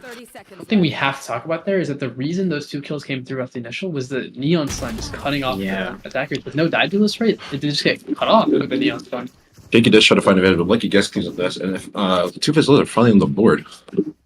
Yes, that's huge. It just completely cuts off the pathing, right? So it just isolates 2 people, they get cut off, and then the rest around kind of just fold apart from there. Yeah, I think this is finally where we're going to probably see Parapal struggle without having that huge dive duelist. I mean, we got to give Yo their like, you know, they're like stars. Like they're really doing really well at trying to entry onto the site for them, but it's really kind of hard with any like viable movement.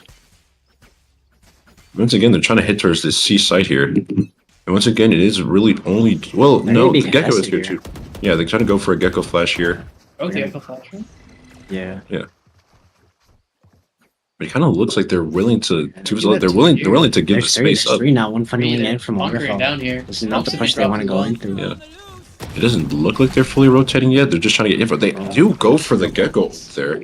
It's not going to find anyone, but it kind of looks like they're backing off right now. He does find a fin mitigation and then gets to kill the little Gecko diff. Doesn't want to swingy out here. Yeah. Is that a G2 gun, buddy? Into the B site. Spike, aggressive here. Spike will go down on this B site. Yo is going to try to go up tight. The slow is it's time for him to jump. But now Cake is going to try to wall this off too, and I think it's huge. Yeah, it's a great wall. A few trays going in here. Yeah. Lucky Guess trying to get a few picks down going. Ooh. Just collapse in on them. Honestly, that's a wonderful retake, by the way, at 2 Fizz I think there's a little bit of miscommunication there because I feel like the Reno was trying to hop into heaven and then got slowed off by their teammate. Honestly, that was a perfectly thrown slow too. Yeah. But I feel like the biggest thing here, their retake was like really good, but like you said, Parapals look really lost in that post plant there. And it's kind of, and I feel like it's really kind of hard for them to get into any site right now. So I feel like they really need to like, to kind of compensate, they really need to try to like hold on to these post plants as much as possible. As far as the sites go, C or B on this map is probably the easily the easiest site to retake on this map, arguably in the game, right? It's very easy to retake B. So you have to go aggressive once you take the site and clear one of the links, right? You can either clear A link, C link, or you can fight up into heaven, and it just seemed like they were unable to do that round. There's going to be a light buy for Parapals, but we're going to see Mr. Jeremy Face, the Nia. He's going to grab himself an operator here. Oh, we found the op. We found the op. Finally seen with some early C space. It's a really good setup right here. Just the person takes contacts. Snow's not really trying to give anything. They're trying to see if we can get anything going to try to distract. We're actually going to anticipate 2 players of 2 Fizz Lettuce here. You're just going to hold the push. Not try to commit to anything too dangerous. It looks like Parapals are trying to see if anyone's going to bite. Jeremy Face. There's the power of the op, right? Against teams that are not as coordinated, the dry peaks are... And now they're going to walk into this Jet on this off angle. Jet's going to get one. Innocent Orange finds 2. Let's... Not so innocent after all. That's 3. Try to find one more. One more.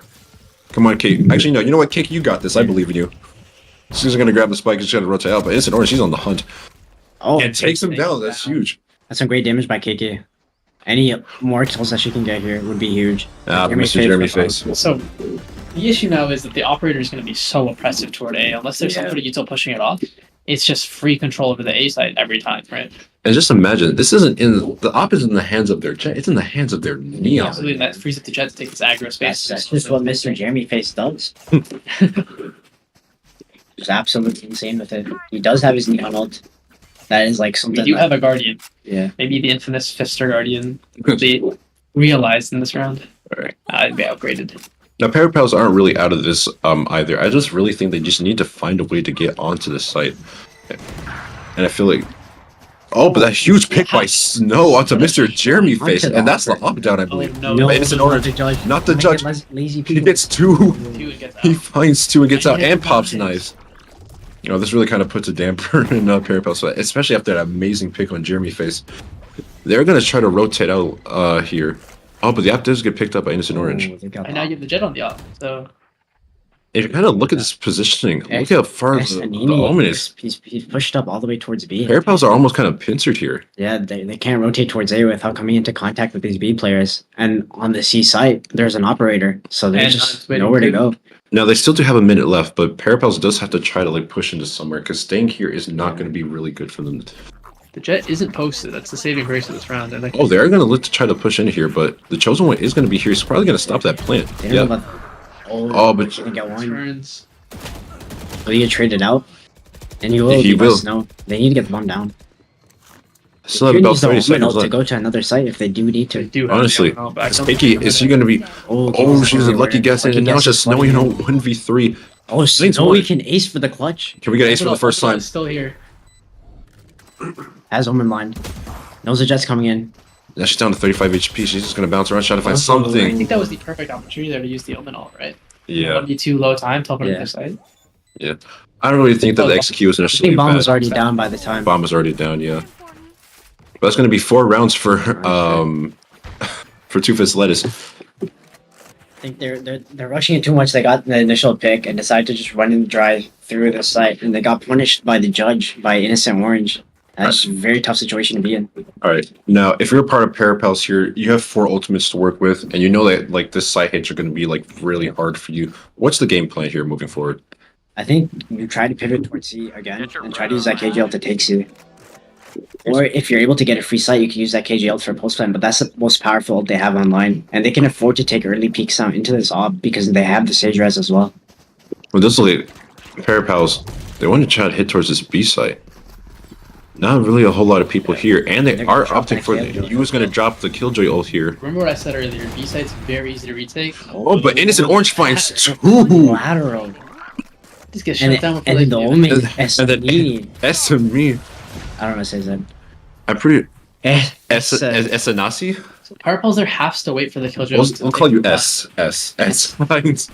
They popped the Killjoy and then ran in a second later. They have to wait for it to clear up the space, right? You usually see how doesn't popping the Killjoy and then waiting until like 2 seconds or 2 seconds left on the timer and then scaling. Let's talk about the Instant Orange. More like the annoying Orange with this operator here. No, for sure. And honestly, I feel like that's going to be really detrimental to know that both of your movement duelists can op here. That's going to be really hard for Parapals to try to like play into. The annoying Orange. He's gonna take the rebel space. You see the sun coming out. Neon Tech.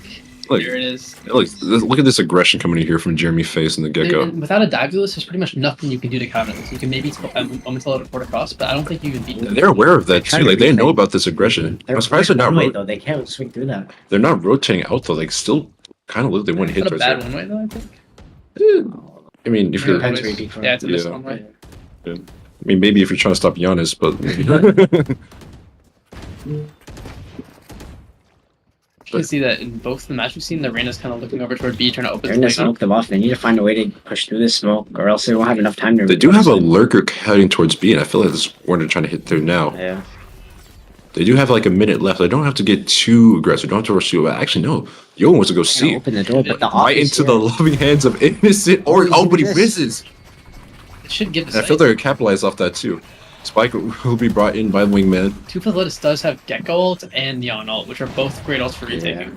Isn't Orchard is going to find the pub, but listen, this is the moment where Parapals, you are in the lower buy, but you really have to hold your But own look how here. worried Snow is about CT and Waterfalls. But yeah, but no one's really watching it. He's gonna fall as well.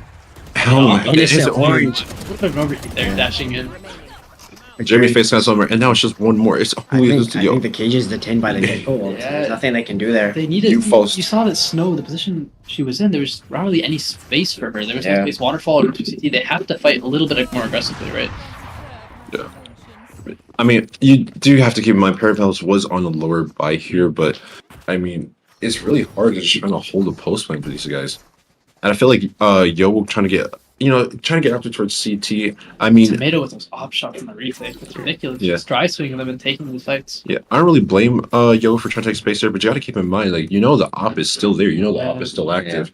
And so I feel like trying to play more with your team there, especially on these like lower buy rounds. It's not too risky to peek the op either because they do have their Sage Res to get the life back. Would you really want to like use your Sage? Oh, throwing your Sage Res? I need to figure out where the op is and then not go into that site, or choose to invest util to push him off the angle, right? Well, the op's not here on C side, and it's like this we're starting to be here, but Lucky Guess is here holding the side by himself. Oh, they are opting to use the Thrash here. The Flash is just gonna go down. It looks like they're starting to go for the hit here. One gets blind. As he finds the pick on the U. It looks like it does kind of slow the pick down. But Essie finds a pick on a Yo as well. And once again, Parapals are kind of looking confused. They're not really sure where they're going to hit out to. Gecko's in a really bad position, but Snow is able to stop Essie. Finally see a little Omen diff here. Lucky Guess trying to see if he can find some more picks, but Cade. This round is winnable. They could get it. They could get a Sage Res. Again.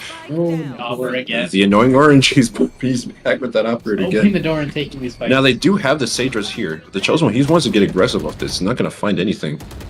Let's see if Snow can find a few more picks here. I believe the C side should be open right now, right? Yeah.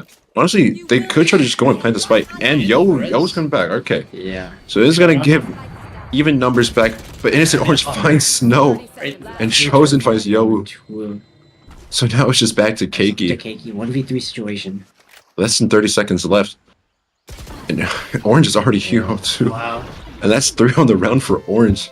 They need to figure out a way to deal with this op, right? Yeah. Right now they only really have Gecko. It's really hard to really flash an Opera, and they don't have a dive duelist to teleport past the side or to dash past the side angles, right?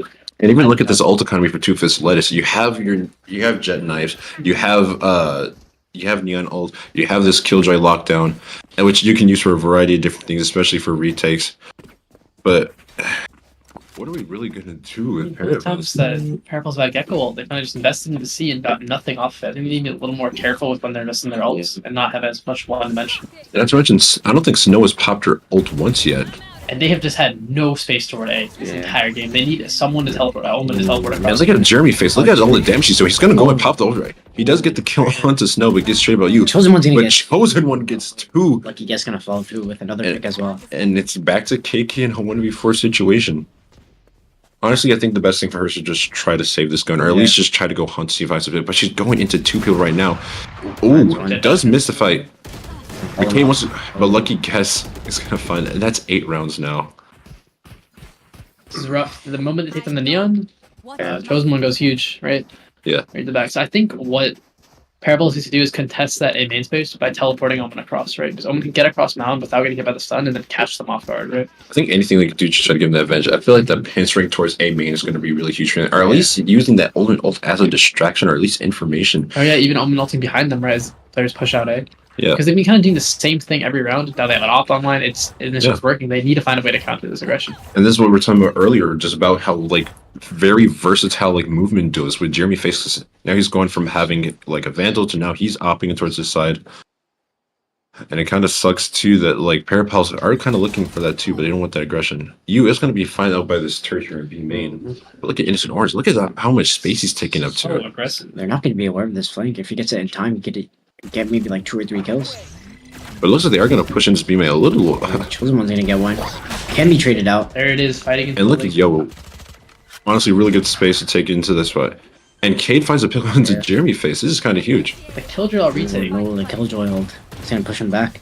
It is honestly a really good like use of the Killjoy here in this retake. But they have space too. And they have Innocent Orange holding the flank. They don't really have a lot of space now. The only place they can go is Link. And now Parapals are going to get pincered here. No players are going to get detained, but they're going to be really hard. Lucky Guess going to get one. And now it's just up to Cade. Util pushing them out now. And it looks like Lucky is just going to keep on defusing this. There it is. I'm sorry. Great retake. Sorry, as he's going to defuse Lucky is the other pick there. I like the idea for Parapals that they fought into Link. The issue is that as soon as they fought into Link, they just lost all of their main control. They need to hold on to the space, right? While also fighting into these spots. Yeah, and I feel like it's really just hard to like kind of fight a post plan from playing right there from Rubble. He is just so hard to hold, especially once you take the site. So the Paper X classic there. What's your guys' favorite bundle so far in the VCT collection? G2. G2 fan? Okay. Watch team, all good though. What team do you support? Energy. So their bundle's kind of bad though. So I'm like, Yeah. Yeah. You know, the white team's kind of a wash team as well. That's but- crazy. You were on my team last year. Yeah, I wonder why they're washed now. Alright. This is gonna be the last round before the swap here. They're contesting the space here. I like this. They're Kate is getting like really aggressive here, and I feel like but Jeremy They have a Pants. teammate to support with. And that stun is just so powerful. They're gonna keep on fighting this. You're always gonna find the chosen ones, which is really huge. There's a teleport across. Jeremy Oh, Face's another one. There's a lot of trades going out. It's 3v3. Jeremy Face is Look locked how in. aggressive He has Jeremy 11 Face health, is. and he's taking. Wow. Oh, wow. He can maybe push. Are we gonna see the also? Wait, this could be. This could be the First. Oh. It's a first hit. Keiki. It could turn into a 1v3 by Keiki though. Don't count her out. Gets one. She could win this out. She couldn't this one so. It is Doesn't one of know those that. situations. Is it an opera on the other side? Yeah. And Oh, this is actually I don't know, she's able to she's cross. able to though. cross I over. don't think she knows where the Oh, jet is she aware? Oh, the jet is away. Keiki with the 1v3. Keiki with the clutch, and it sends it to a 3-9 Oh 3 my half. goodness. What a clutch by Keiki! Oh my god. Oh my god. That round started off crazy with Jeremy Face with a 4K, and then Keiki left in a 1v3. It's like a 1v3 situation for Keiki, and she pulls through. That is a crazy Hey, clutch. the ladies are out of this yet. The ladies are not. out of this. The 9-3 curse. Now this can be winnable. They do have a double sentinel setup. And this is gonna, and I feel like this is really where you're going to see Parapals have the most impact Yeah. here on this defensive side, because I feel like it's obviously you know how Killjoy is going to be super Player on annoying, the Killjoy Sage, right? but this Sage is going to be walling off different things. I think it's going to be really She's annoying. gonna start off too. by walling out B here. That means they can, just focus solely on the A and C sides if this wall is not broken. But do keep in mind, two Fizz Lettuce do have this Jet and Neon combo, so I'm expecting a really fast-paced offense like it is right now over this A side. Holding sites can be so challenging against this team. Jeremy Face is gonna get the initial pick, gets traded out by Yoli. Overkill Brennan here. Yeah. Spike is going to get planted though. He's mullied out. Parapals. Innocent Orange extending over towards stairs, gets picked off. It's a 3v3 situation. We do. He has a little bit on the flank here.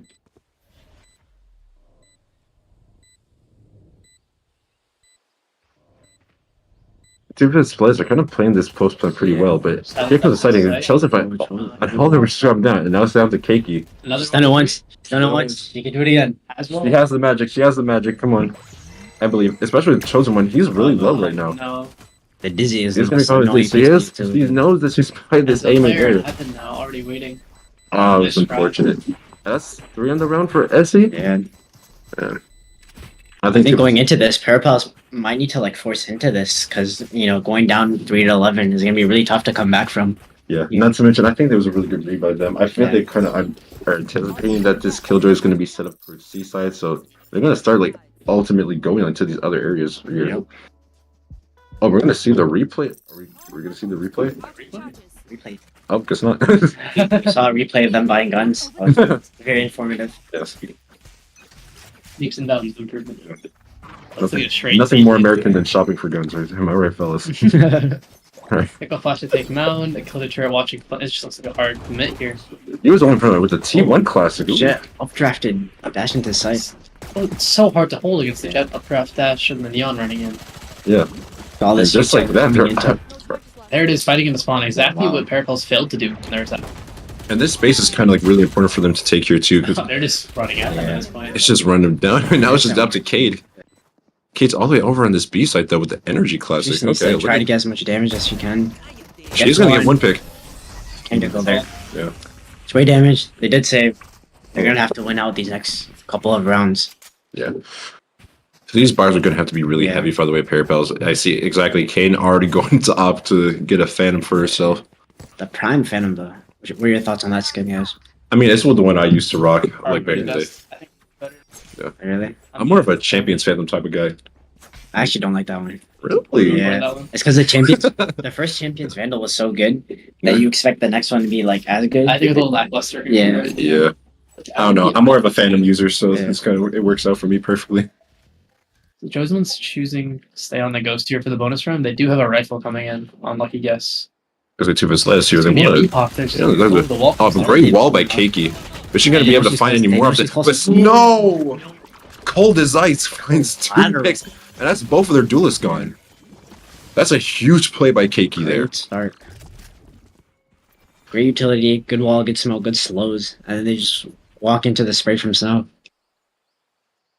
And it looks like Essie and the rest want to pop in towards this like C here. You is watching here. Dizzy's not gonna find it. Oh, Dizzy does find it in the end. They're gonna run through the molly though. Now it's just gonna be the retake here for Parapals. Spike will be going down thanks to Wingman. Well, like this off angle. This off angle is actually really huge by Essie. Watch for a CT and you can watch for a waterfall with it. And I think they're going for 5 minutes. 5-man CT is pretty interesting.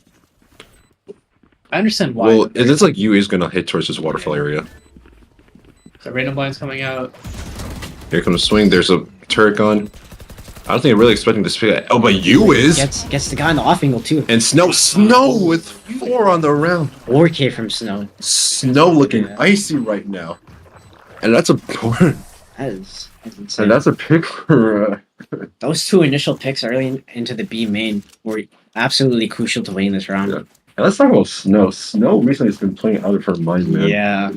This round here is going to be very big. It's the first full buy gun round from both teams. Yeah. And Snow Parapals need to start their comeback. Only alt online is going to be this. It's going to be this fight. Yeah, the Thrash. Oh, we've got a retake. Let's watch Snow again. Breaking the turret here. Just going to try to isolate any of these ones here. He's going to hop on top of the ledge and find both the Gecko and the Killjoy. Nice spray down, yeah. Incredible retake by Snow and the rest of Parapals. Here. More of a C setup here for 2 Fits Lettuce. Yeah. But it does seem like a little bit of aggression towards this A side. Caden is kind of tucked in this corner. It looks like. The question is, how do you stop the Gecko ult plus the double dive duelists? It's going to be really challenging to hold it against the site head. It's going to be really hard. If anything, kind of feel like you have to make sure that there's no, like, you don't really give them much. Obviously, you don't want to play into it. They're already in the site. Yeah, they're pretty much going to give them sight. So, once again, I feel it's going to just be the retake here for Parapals. Has to hold on the CT and waterfall. They lose one of these 2. Oh, look at Instant Orange. Amazing pick on the Snow. Killing Snow there. Snow had a huge impact, and they're completely out of the round. Yeah. So now it's going to be up for other members of Parapals, but you falls down. The Chosen One finding it there. And Keiki. The Innocent Orange fighting K, and now it's just up to Yo. It's flawless in the first gun. They're just aggressing. They're pushing CT. They're pushing waterfall. They're just going beyond the site. On the site, you have to hold on to CT and waterfall. Once you lose that, the retake becomes almost impossible, right? And the fact that 2 Fits Lettuce are taking space here after this post point is honestly really huge. Try to get Parapals just nothing there in order to try to take. Here with a lower buy on a couple players. Right? See a Spectre probably lacking some Yuzo here. They have to claw it back. Yeah. Right. It's 8 chances for 2 Fits Lettuce to bring it back. Match point for 2 Fits Lettuce. If you're Parapals here, what are you trying to do to try to just get back in this game? Round by round. Yeah. All it is. Round by round. Some huge plays coming here from both of their stars in Yo and Snow. They're not really contesting much of the A space. They're getting kind of taken on. They have a little crossfire going on here. Not sure aggressive. Oh, that's actually huge. Huge picks too. They get 2. Yo trying to see if they can find more. But his numbers here for Parapals, they do know one is in tree. Yo's just kind of holding it right now. But it does seem that the other members of Parapals are going to be rotating over, so the spike is down. She wants to fight. But Yo's aggressive. Yo's getting really aggressive. A little too aggressive. Yui's going to get one though. Jimmy Face is still kind of just stuck here towards tree, trying to see if he can find any picks here. This next kill will set the round, I think. Here. Honestly. And you finds the pick on the Effie. Jimmy Face in 1v3. Jimmy Face in 1v3. And not able to. Cleans it up. That's exactly what That's a huge round. Parapals definitely needed that. And honestly, that 2-man game between Cade and Yo, I think it was like really huge. Yeah, I'm surprised the Spectre was able to find so much value over there. Yeah, if he had any rifles, she might have just killed all 3 of them. Yeah. Honestly, yeah. But now Parapals have a pretty big ult coming both up that Thrash. Again, the last 2 times they've used it, it's kind of been using an attack. It was pretty lackluster. It seems like it can have some impact with it on defense. Jimmy Face has the Neon ult too, so we're probably going to see a lot of aggression out of him. But Parapals does have like a lot more ults to work with here. So anything they can try to use to just push him back up, and here's that aggression. Oh, but Instant Orange gets taken down by Cade. That's actually a huge pick there. Neon Overdrive is coming in. This is one of the scariest ults in the game, in my opinion. Like, how do you shoot that guy? How do you shoot that guy? Just moving all across your screen, shooting lightning lasers at you. That space is pretty much taken for 2 players. And he has the bucket. This is punch. This is some tech. Yeah, the experienced Neon player. I don't know if Kiki's going to be aware of this. They still smoke. That smoke, you're dead. He's going to try to drop here. Oh, but Kiki does find Jeremy Face. Does find the Chosen One as well. is a 2v3 situation. Oh, Kiki gets a kill into Journey Phase. All right, now it's a 2v2 situation. Kaden has to kind of go hard here. But are they expecting? They're not. No, 1v2 from Kiki. If She's touched before. She's touched. If anyone can do it, 100% do more. it's kind of gonna go for this wall here, but she dies to the Killjoy Molly. And that's all she wrote. Let's 5 for Toofus Lettuce. Parapals are still not out yet. They still have more matches to play, so we'll look forward to seeing them more. But 2/5 Lettuce will move on into the upper bracket. Yeah, let's talk about this match with Toofus Lettuce. Honestly, I think them going for the double duelist here, honestly, like super aggressive. It was super aggressive, but it really worked out there. Yeah, I think the part of the fact that they're so experienced in this map definitely showed, right? They knew what space they had to contest, what space they needed to win the game, right? They knew what objectives they had to take that weren't just the sites. They knew to fight into CT, into Waterfall, and their C takes, right? So I think it's little things like the experience that they have on the map that's kind of edging them out in that. No, for sure, I agree. Yeah. I mean, out with Parapals, you got to give them their flowers too. A number of their side takes, especially some heroics out of the way of like they went insane in those rounds. Yeah. So the girls played like really well, but ultimately when you I have honestly think on other maps where it's more of like a balance amount of experience, it'd be much closer game. Yeah, I think no, it's just for sure. unlucky that Lotus is one of JV1's Yeah, best maps, JV1's right? one of the best maps. That's true. I mean, this was like the match between our 4th and 5th seeds. So ultimately, I think that's a really good showing by both teams. So looking back at the bracket right now, The winner's bracket. So Barnell's Beamers versus 2/5 Lettuce coming in for the semifinals.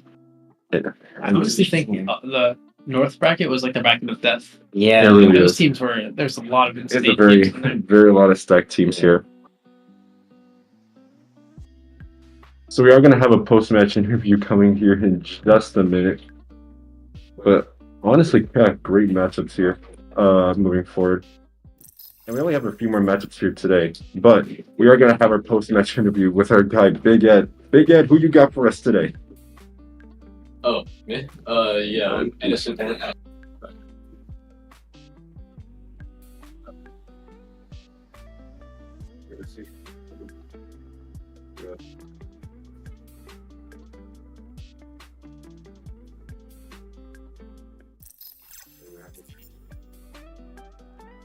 Hey, how's it going, everyone? The Orange, undoubtedly the MVP of the match. So, I'm going to walk you through the match and what some comms are like. You guys I review points. Start off 2 rounds cold, but after that, should play. I mean, I never played, except for, yeah. You guys practice. Okay.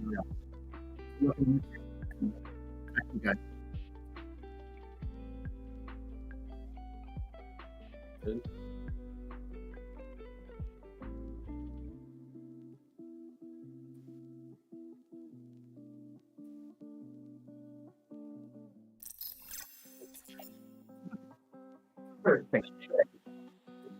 Yeah.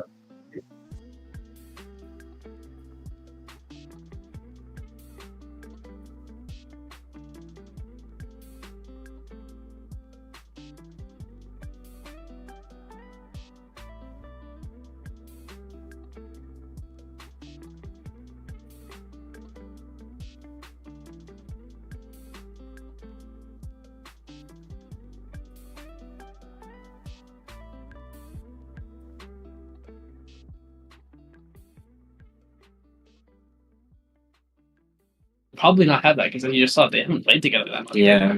Sure. So. All right, so we're going to take a quick break here. But then immediately after that, we're going to go into our next matchup. So stick around, and we'll be right back.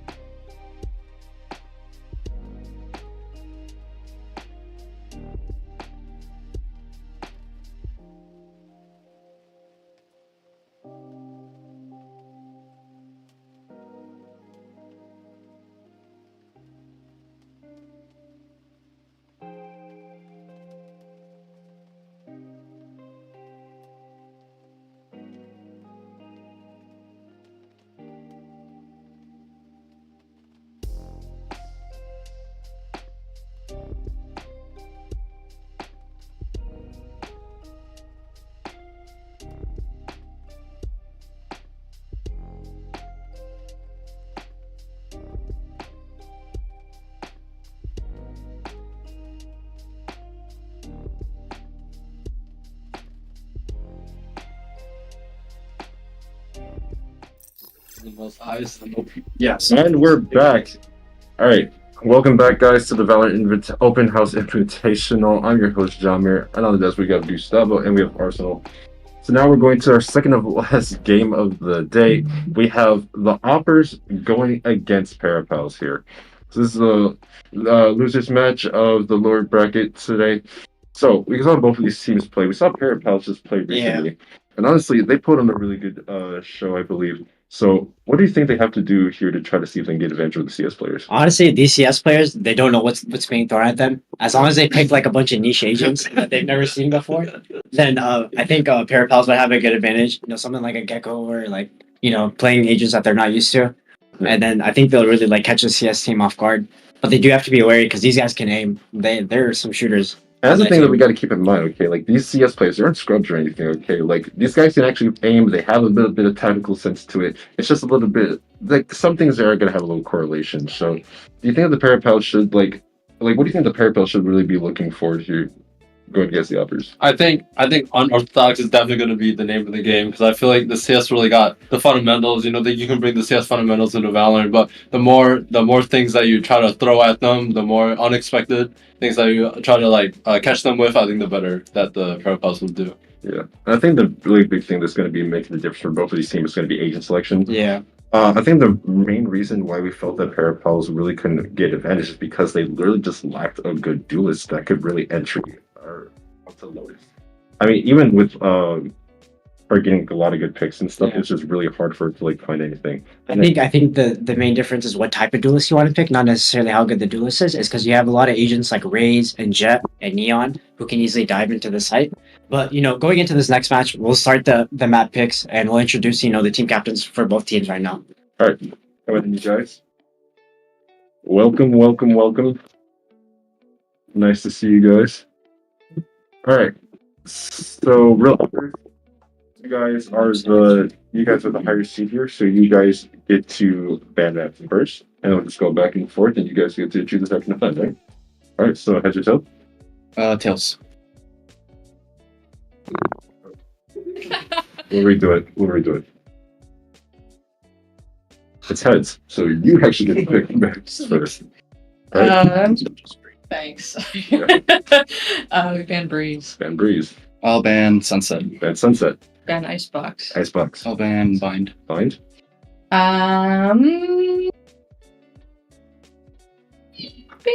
Split. Ban Split.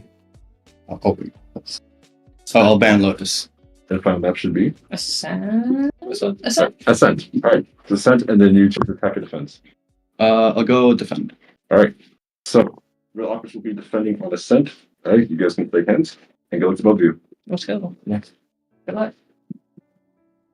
All right, guys, welcome back in. Gustavo and Arsenal. All right, you're gonna see us for the second time. Yet again. I mentioned this in the last match, is that I feel like the map that caters to the CS player the best would be Ascent because it's just the most standard map. You know, it's very similar to maps like Dust 2 and CS and stuff like that. So they're going to be like kind of used to like the format, the mid splits, the side rushes and stuff like that. So I think we can see like a lot of good stuff coming in from the real Awpers here. Not to mention, I feel like this also not really caters to Parapals in the way that they play too. I feel like their defense was a lot stronger than their initial pushes, and I feel like offensively, if they want to continue to use Arena Pit, I feel like they're able to find a lot more impact compared to like wide open maps like Lotus. Yeah, I'm honestly hoping they play like something like Deadlock. Because I don't think they'll read the patch notes on Deadlock, the CS team. And so they're going to see a wall and they're going to be like, oh, what is this? And they're going to like try jumping through it. It's like, wait, I can still see the wall. I think another funny pick is if they pick Astra and her ult, you just like can't hear it. Yeah. They just don't know that.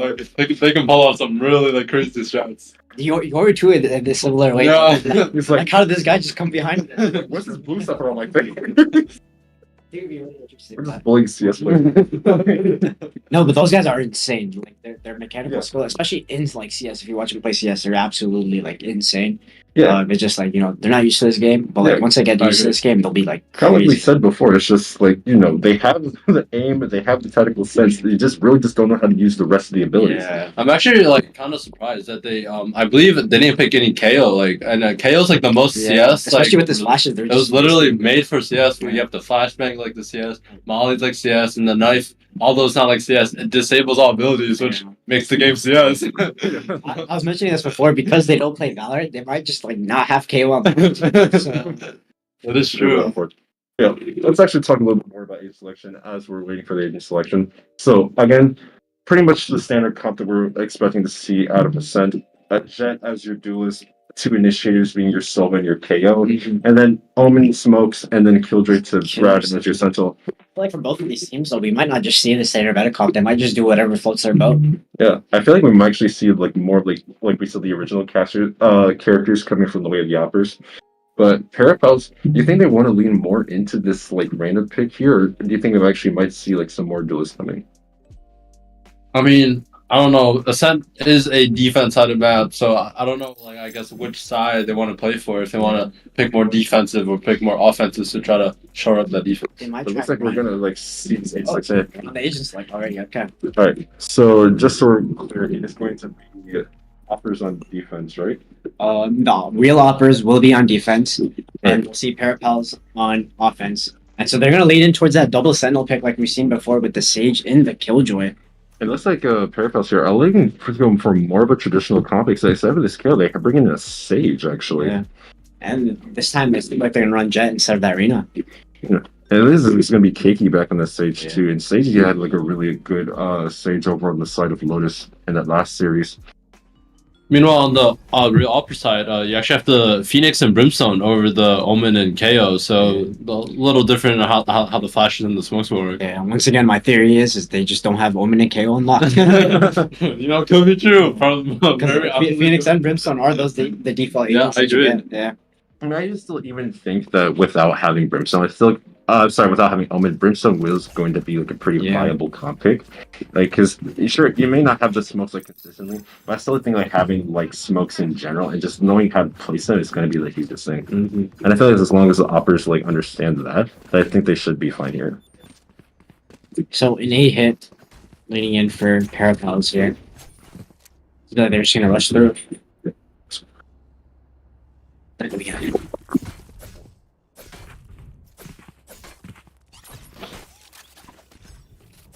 Alright, Parapals leaning in towards an A hit. They're gonna run into the Jet, Sova, and the Phoenix over here towards A as well. They're gonna opt in looking for some mid info first. Seems like they might be trying to ace split, maybe for Cat and Long, but it seems Jet has. Gonna take an early fight A main. Get some good timing. The Jet rotates off from A main. They have the A side for free now, but I don't know if they realize that just yet. They're coming through Cat. Rabbit's gonna peek them. Oh. Rabbit rename user just gonna get 2 picks Cat, but they're gonna get flanked from A main. I don't know if they're aware of this. But they do have Spike. Yeah. Oh, they turned around to Rabbit.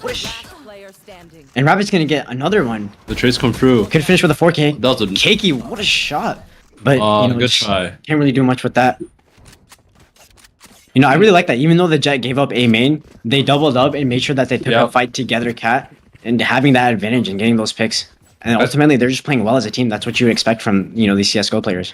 I agree. I think what would really help if they tried a split again, smoke bottom mid would really help cut that cross because they really had a fight like 2-3 different angles and it was not a fun time.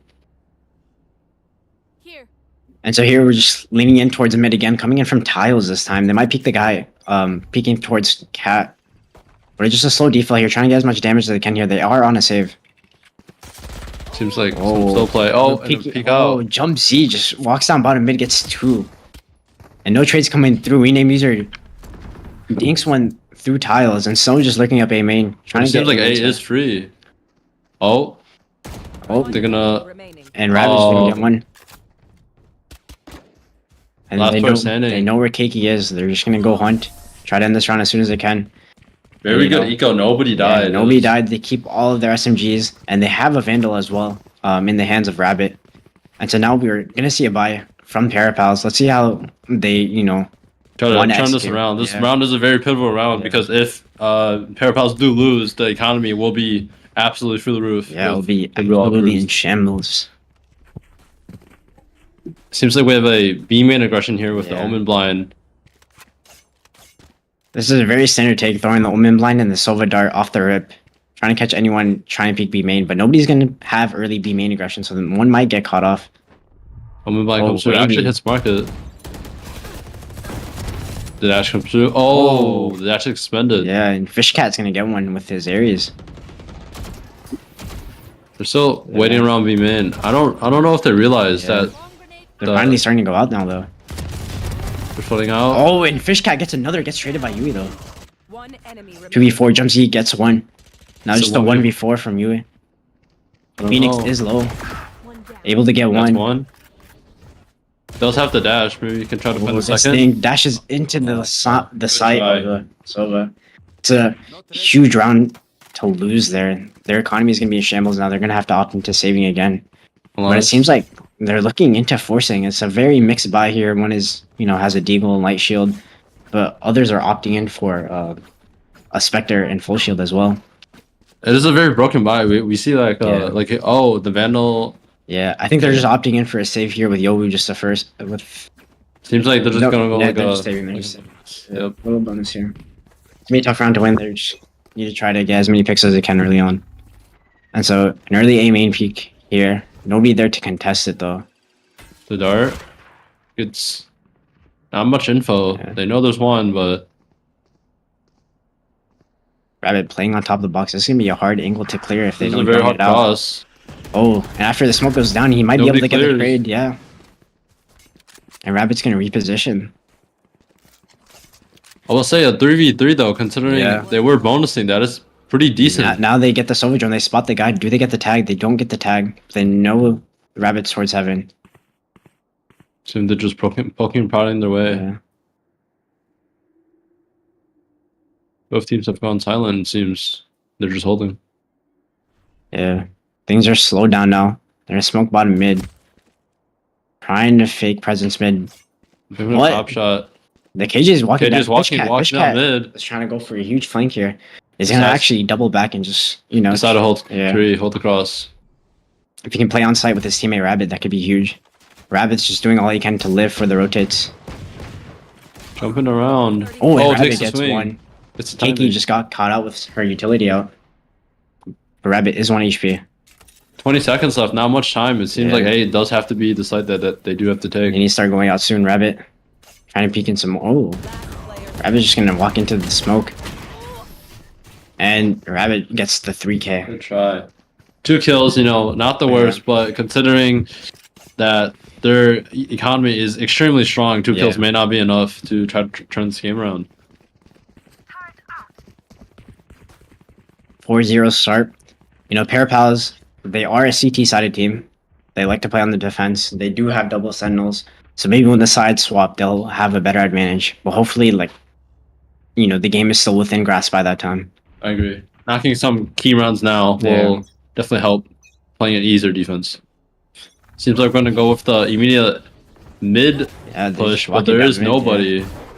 I think they realized pretty fast it's going to be A hit. Yeah, now everyone's walking down towards A. They're already executing out, though. Great reaction from Parapals. They have the A site. But how are they going to play post point? We'll see. They're all funneled towards the gen area. It seems like the real Awpers want to, flood in as quickly as possible. They're just going to take their time here, though. Flash comes through. Flashing himself as well. And gets killed from smoke from main. There's no smoke for A main. Yeah, the trade comes out. Keiki gets 1. Fishcat gets 2. And it's a 1v3 from Fishcat. Unable to convert, but Fishcat got some incredible damage there. I agree. I don't know if Parapals will be able to have a full buy coming into this next one. But we'll see. It seems they can do Vandal Light Armor. I think Vandal Light Armor seems to be the move. I think honestly I would force up Vandal Light Armor. You definitely need to start knocking off some rounds. Yeah. Right now, Fishcat, because of those picks he got last round, he has his KJ ult online, so retaking a site will be pretty easy. But Parapals also have their own KJ ult. Watch out for the jet op. It seems like the jet's gonna peek tiles from Cat. Oh, they finally whipped out the op. This is why they're called the real Awpers. There's how much value they can get off of that. The Molly comes through. Molly is broken before it's activated. I don't think this corner. Oh, they're aware. They are aware the angle. Fishcat is traded out. It's a great setup. They're gonna start speeding towards the site, but Jump Z is still in market, able to get the pick. And they know he ran away. This lurk is crazy. They're not aware of this lurk. They're smoked off. It seems Jet is aware of the lurk. Peeking mid, dashes. And Jump Z is just gonna go into side. It seems like they're gonna go and rotate over towards A. They know that everyone's funneling in through the B side. But Jet's trying to hold mid. Let's see how Jet has an insane line over towards mid. They might stop this rotate. The Sova's also rotating back towards A. He has the read that they're gonna go towards A.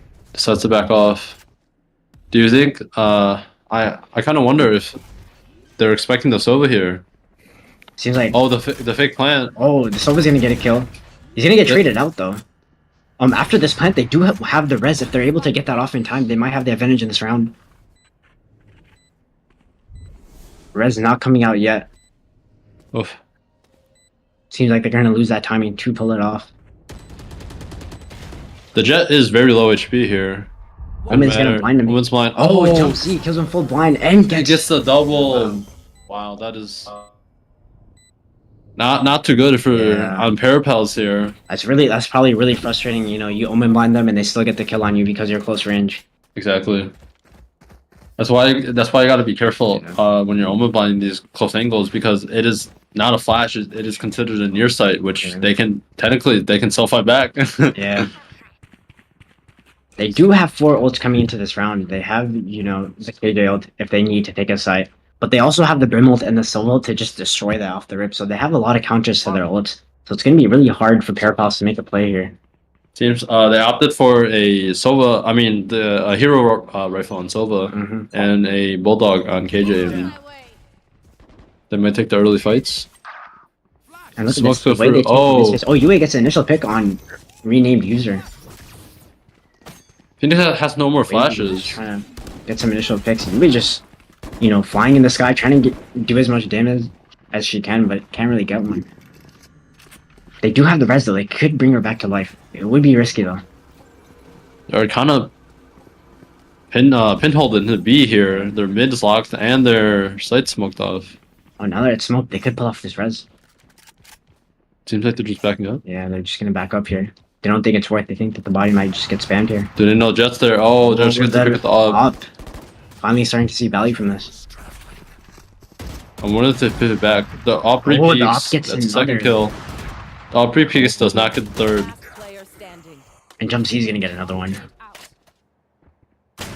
Wonder if he. Oh. The op finally come in, paying dividends here. This is why they're called the real Awpers. Once you have this gun in their hands, it's kind of. I wonder how Parapals are gonna fight the op here, because they don't have flashes to flash off the op. They don't have flashes. The only thing they have that's really good is the drone and the Sova dart. But even that can just get broken by another teammate. I agree. Your next best option is probably smoking off the angle, but are you really gonna smoke these close angles where you need to push? And Rabbit has the read that they're gonna come in main here. He's gonna just be posted up with the soft. He might very well get one. I think Parapals need to invest into the res though if he does. The timing looks up, but isn't caught off guard. The Jet dashes in. They're executing on site. Yeah. He does have his Hunter's Fury. To maybe get someone off free, but Brim is on a fast flank here. Yeah, I don't think they'll be aware of this. There's a Brim flank. They're gonna. Oh, the Omen sees it. Oh, they're gonna invest the KJ ult into the retake. The Omen realizes and they're gonna throw their KJ ult back. I wonder if they Sova ult to counter. No, they do not. Did they the Brim is dead. No. This is really tough. Oh, the KJ, the lockdown wall was destroyed. The lockdown's destroyed, but nobody got detained. Fishcat's gonna get 2. Iggy's gonna get 1. They're all second in here. And Snow's gonna get 1v2. They have Omen line for the tap. And rename user is just gonna try to stick it. Hope nobody peeks him. Oh, and they're gonna whip out the Hunter's Fury. There's no winning that round for rename user. Wait, hold on. Investing lose the guns if they're. That's. I think the Hunter's Fury got her caught up still in the A main space. She wasn't able to get out, but they secured the round. You know, that's not bad. You know, ultimately they won, and that's exactly what they needed. That was a great initial pick onto the Awper by Yui. I agree, and they only invested 2 ults in, so you still have 2 ults coming in this round. And they, on the opposite side, they invested their KJ ult, so you made them down an ult as well. So that's really good. Seems like the op has been reinvested, and it's gonna be peak tiles again, but there's no one tiles. It's gonna be A push again. Yeah, A main worked once, why wouldn't it work again? Let's see. Seems like they're aware. Everybody's rotating extremely fast. Seems like they're gonna start executing. They're running on site. Yui is 1 HP. The Hunter Sphere does come down. Does not get any kills though. Heal going out. They do have their Brimstone out there. I wonder how they plan on using it for the retake. And Brimstone falls before they could use his ult. And Yui just gets another as well. Seems like they're aware of the heaven. Yeah, Yui just wants to kill everyone. Yui's going crazy. This could be an ace. Ace. A 2v5 situation. It seems like... Yeah, they're gonna go save that. Seems like that the real op is Awpers really will... important to keep. I think Yui might go and try to chase for some kills. Oh, they expect them in their spawn though. They left pretty early. Seems like they're... Yeah, they're just gonna hold up towards B main. Make sure not to lose that operator. That's a really powerful gun to keep to the next round. They don't want to give that away. I agree. I'll say 6-3. This is honestly pretty good. This is great. I'm glad they brought it back. You know, they were down a lot, and then slowly but surely they're just slowly working their rounds in. And so once the sides swap, I think it'll be a lot easier for Parapals to start, you know, making this game a lot more closer. I agree.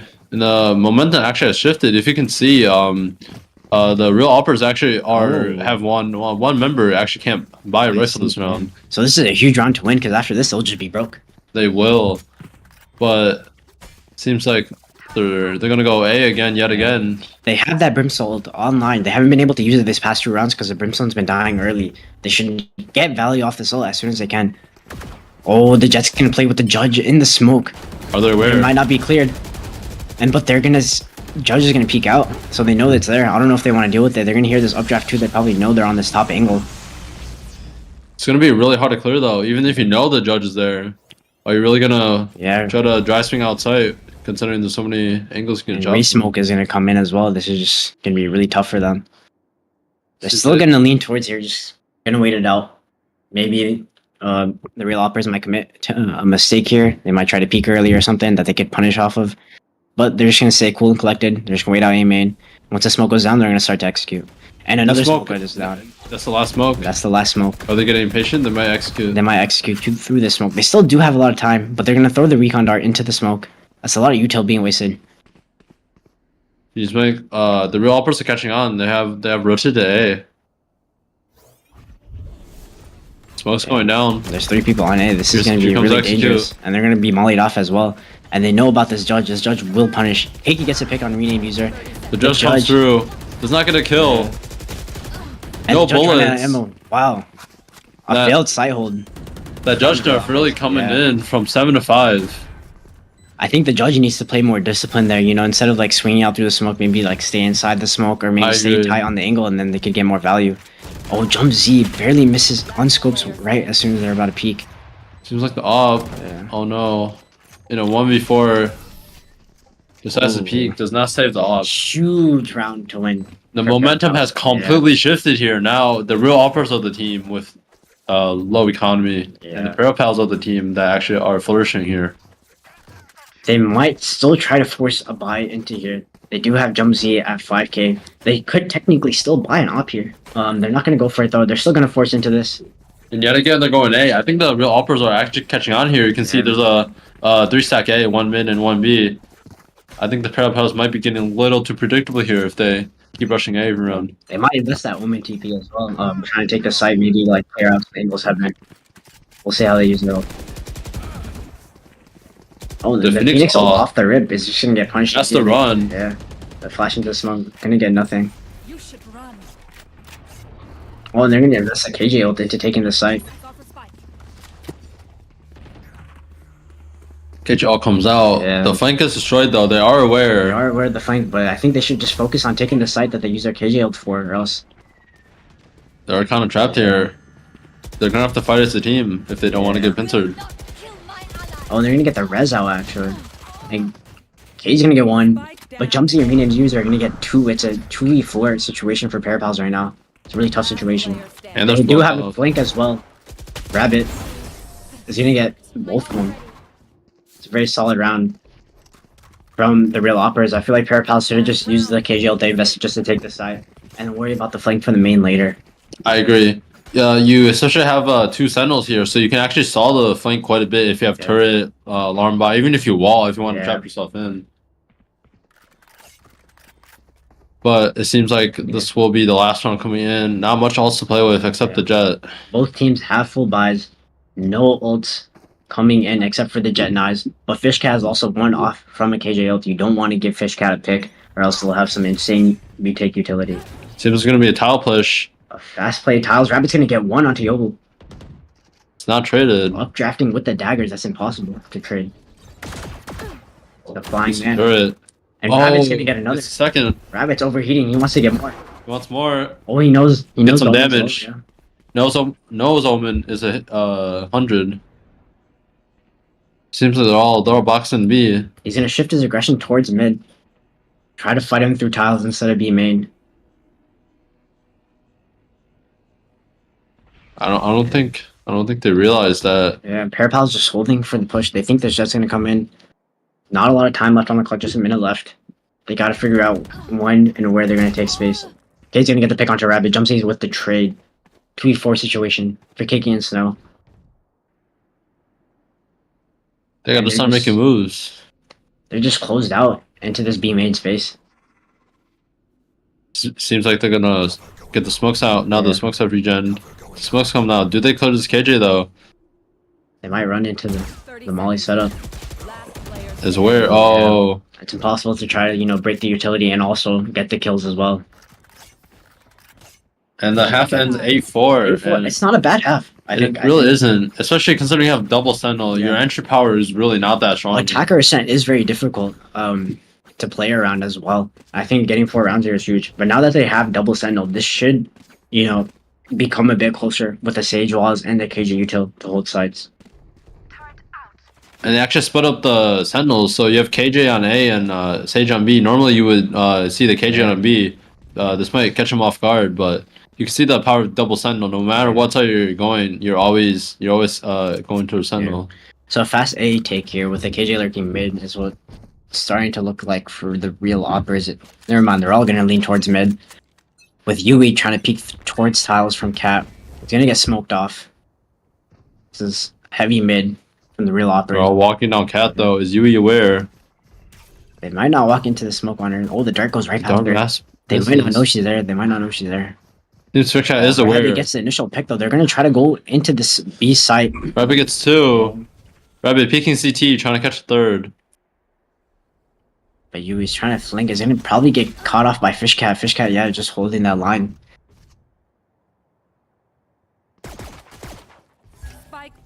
This fight's kind of pivotal here. Oh, has to reload. Ran out of ammo. Still has a chance. Molly? And gets the kill. Oh no! But the Molly still popped.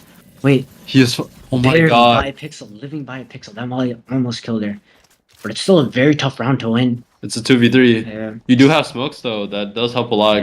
Cutting off sight lines. And they're all kind of low on HP. Oh, it's very tough. 9-4. This pistol round was a huge pistol round to win for the real Awpers. Proceeding into this attack side for them. I agree. Because 9-4, you're probably gonna make it a 10-4 after the bonus. And oh, looking on the other side, Parapals are looking into buying Spectres, buying Stingers, trying to counter this buy from the real Awpers. Seems like they're doing the same setup again. Yeah. And So we're gonna replay look going on. at a replay of this round. Rabbit, getting his 3K and Wavy, finishing off the round. It's a great pistol round. They took it up mid slow. They found the initial pick towards market and they sped it up towards B, finding the gap.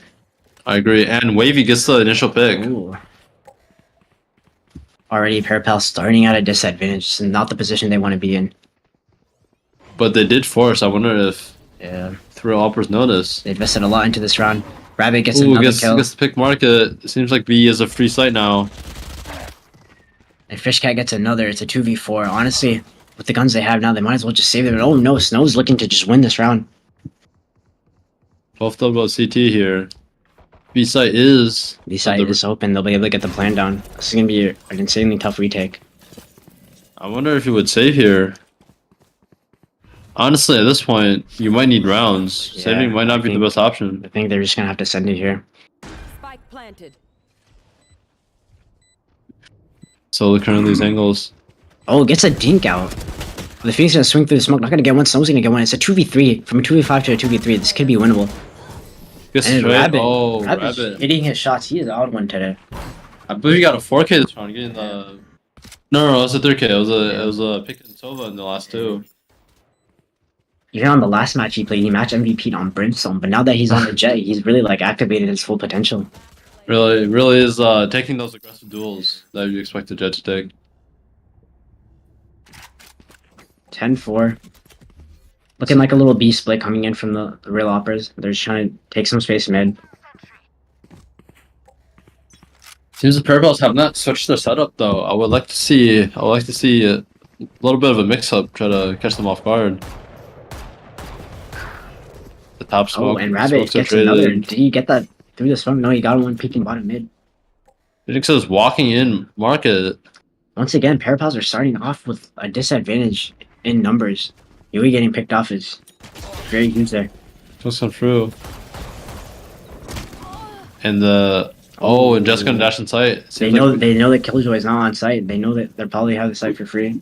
And this is just another one of these impossible retakes for Parapals. Especially this round when they don't have guns unlike last round. Maybe they didn't get the pick onto Snow. They're just gonna have to go for as much damage as they can, but any damage won't be that significant considering that these guys have a really powerful economy right now.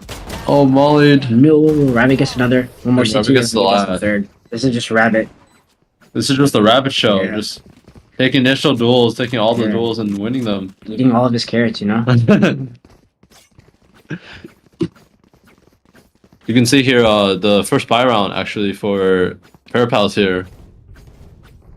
It seems one has seems to opted for the Bakke, but that could be a powerful gun depending on the situation. But if they find themselves in another retake, then that's just not going to be impactful at all. You want to hope that they walk into that Bakke. Seems like we're gonna get an initial peek off Jet, but is immediately smoked off. Almost every team is peeking mid here. Nobody sees each other. I think Yui might want to try peeking through the smoke, but she's not going to have any utility to help her with that. She's going to go through the smoke. Oh, no. Every angle is smoked. I wonder, the timing. Oh, that gets back. But meanwhile, they're executing an A. Yeah. The A actually comes out. Sure, already out. Snow gets one. Snow actually gets Rabbit. Normally, you expect Rabbit to get those, but it was Snow. It's in the winner. That's why Snow's farming. Yui getting the double. Oh, call with the Yuto out. Let's go. And it seems like they have turned it around. That was a huge round to win for them. I think these rounds where they start, playing together, making sure that they don't just drop bodies off the start of the round. These are rounds that they can easily win. Just gotta make sure that they don't lose the advantage. I agree. I think the real Awpers might be a little bit cocky here, just thinking they can win every duel, but if they don't play their fundamentals, they will be punished. Yeah. Seems like both teams have opted for another mid pick here. Yeah, a lot of fights going on mid every single round. I'm gonna smoke off Cat once again.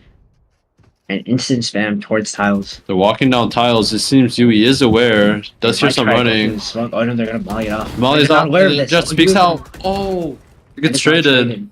But they get the KJ towards B. They might try to pivot towards B and take that B side, which is open right now. It's a 4v3, as long as you play your numbers. Ooh. Keiki almost caught off guard. Yo gets a pick on Sova. And then Yui gets a pick on the Phoenix. It's a 4v1 situation.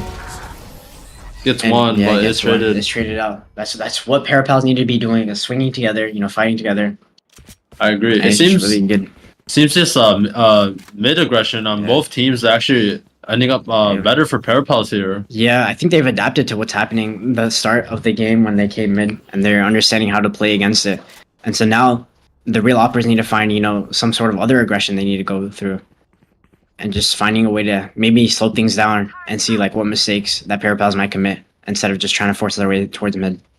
It's like almost the exact same setup for both teams. Yui's gonna pick Yui's gonna peek and the 3 down top mid again. It is the same setup. I think they're just gonna be aware. You can't really do the same thing twice in a row. They're all holding this. It's almost a mirror of the last round. Yui peeked out again. Yes, again gets the kill. Yui, has to be punished. Still has yet to be punished. And Snow gets another one onto Rabbit. And Snow gets a second. It's a second. Wow. The attacker. Meanwhile, they're KJ ulting towards B, but I don't know. 2v5 is that really worth? They do get the opposing KJ. The bomb is down towards market though. They have to go and get that. KK gonna drone out, trying to get as much information. Spots a Phoenix. Gets the spots a Phoenix. Is holding the line. Oh, passes. Oh. Cage is gonna peek. Oh, gets traded. Knows where the last is. KK holding this angle. Oh no. Play safe. Player trades.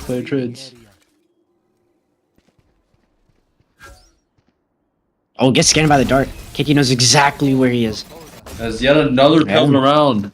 Parapals 3 in a row now. Yui is not getting punished for peeking mid. I wonder. I think now they're gonna start to be wary about that. Never let the same thing happen to you twice or 3 times in this matter. I agree. Well, we'll see. But Yui just leaning towards Cat again. The real Awpers have switched it up. It seems like they're gonna start leaning towards B here instead of deciding to go top mid. I'm hoping like maybe there'll be at least like one guy holding this Cat smoke for the Jets ring. I agree. It seems like they're gonna be on a save with maybe hoping with the Jet knives, try to get a couple picks here. Oh, the 2 Jets are gonna start peeking, and Rabbit seems to win the exchange. Yeah, Rabbit said you're not gonna peek out a Cat again. Yui is finally punished. And looks like they're gonna execute B with the Jet knives. Oh. And the Silva running for life. Rabbit, unfortunately. Chasing it down. It is still an eco for the real Awpers, so the Parapals could still bring it back. Spike planted. Oh, Snow is gonna get the initial pick. There is one towards logs. Are they gonna be aware of that and clear that? Snow's gonna clear that. Oh no! No, the Brimstone. She was trying to Omen TP the last second. They do have their Sage Res though. They could bring him back to life. It's gonna be a 2v1. I think they're just gonna go for the retake though. Brimstone is low. They're running out of time. No, the Brimstone is. Picked a little too early. Yeah. And it gets traded. Yeah, another round for Parapals. Parapals winning 4 in a row now. That was great by Snow to equalize. I agree. The trades and everything. But unfortunately, got Brimstone ulted. That was really unfortunate. It was like we saw our own demise before it happened. We have to replay here. Brimstone was unaware, thinking it's going to be Crossfire, but... I think the tendency from these CS players is that if someone's going to swing, they're going to swing with their teammates, so they didn't expect the fact that the other person was just baiting their other team. I will say one upside you could look at, Omen actually didn't ult that round. He actually died. Omen did die, so Omen does have ult for this round. On the downside, Omen has not been using their ult though, so... That is true. You gotta see the ult coming out soon. They do have their Sage Res, they do have their Jet Daggers. But on the other side, the real Awpers have their Phoenix hold that extra life to take an early peek somewhere. Yui's yet again on Cat. Is getting spammed. Oh, is punished this time. That's why they have a Sage. And Rabbit's gonna get the first really pick pick onto Cade. KJ locking down all of B side. B is kind of weak now. Yeah. Now they're gonna force some rotates over towards B. I think the real Awpers notice this and they're gonna slow it down and maybe take some space over towards A because they know they're gonna rotate off of A. They do have a res. They might try to opt into going for this res mid. Seems like the game has slowed. Everybody's just holding. It's a game of information now. This is very CS-like to, just get the early pick, but not like react too irrationally and just like wait until they get more information. Snow's gonna fight them over towards Cat. Rabbit's gonna get the pick. And they're just gonna run into the A site. Seems like Yui is alone. Yui is alone. Gets a double. And they do get that res that I mentioned. They have the KJ ult for the retake. I think it would be beneficial to real Awpers fight over towards street. If they close this door here, they're gonna close off their gate towards fighting. They also have the KJ ult. Yeah, this KJ ult is really important for this retake. KJ ult is invested. Seems like nobody's gonna push it. Yeah, the Brimstone is gonna get Brimstone getting called out. And the Phoenix is left in a 1v3. They probably know he's gonna be towards line. They are not aware, amen. He's gonna flash. He's gonna get one. Peeking. Oh, he's dinked. And Yo is gonna get the kill.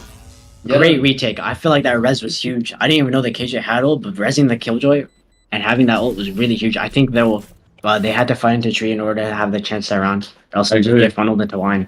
That KJ ult really forced Brimstone in the middle of nowhere and had to start running, and he was punished. Yeah, and the CS players are not really used to just getting detained on site. Like, what does that mean to them?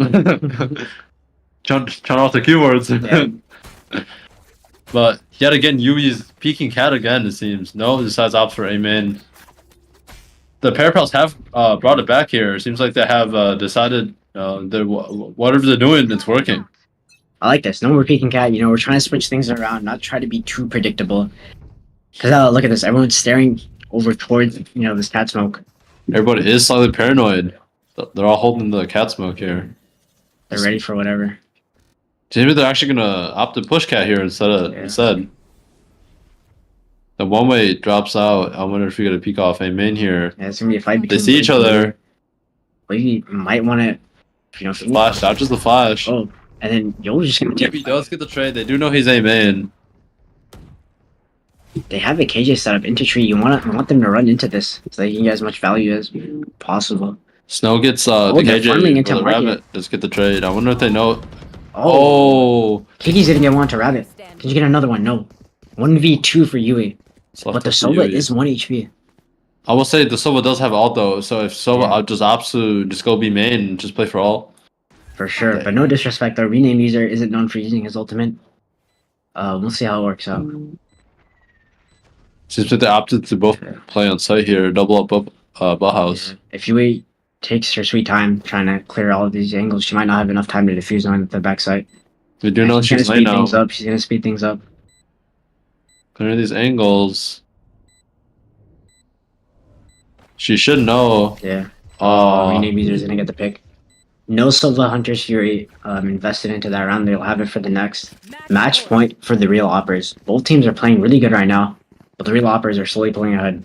I'll say, if you're the Parapals, every round's a forced round now. Yeah. It is the last round, and it seems like they do have enough economy, considering they did win 4 rounds in a row. Yeah, they did win a couple of rounds, so like they do have the amount of money to buy. And you see like Kiki here, she has 8,450 credits. That's a lot of money.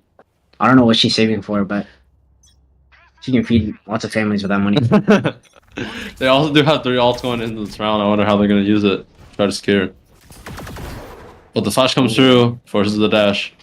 The re-swing. Into that wave, he's going to get the pick. But Yo on the other end is going to get the pick onto Rabbit, so it's an even trade going in. Cade is going to die over towards Market. Yo looking for that trade. Seems like the game has slowed down. They're creeping into cat, the real Awpers. Making a lot of noise here. KJ is aware. Oh, gets timing, gets traded. They're down their smokes. Parapals have 2 people left. They do have their Hunters through. They do have the Omen TP. They're leaning in towards going into the A side. They don't have the information. They rotated off of A. This is just a free site for the real Awpers. If they play this post plan right, this game will go their way. I'll say both Sovas have their ult here. Oh, he might be overextending here. Gets overheating. Now it's a 2v2. Very winnable here. Smoke main comes through. Yeah. Oh no, there's still tree is not clear. Tree. They're not aware of that. Snow with 1v2.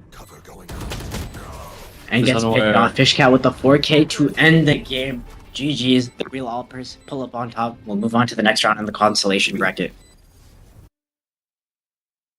I think that was a very honestly, it was quite a maybe not back and forth, but it was almost like periods of like when one team will win like 3 rounds in a row and the other team will win like 3 rounds in a row. Yeah, it was going back and forth. I really think that if they had a stronger showing starting on the attack side, Parapals would have had a better chance. They did really well on defense. They were able to like, fight over towards mid, fly over towards A main. Those were some good plays.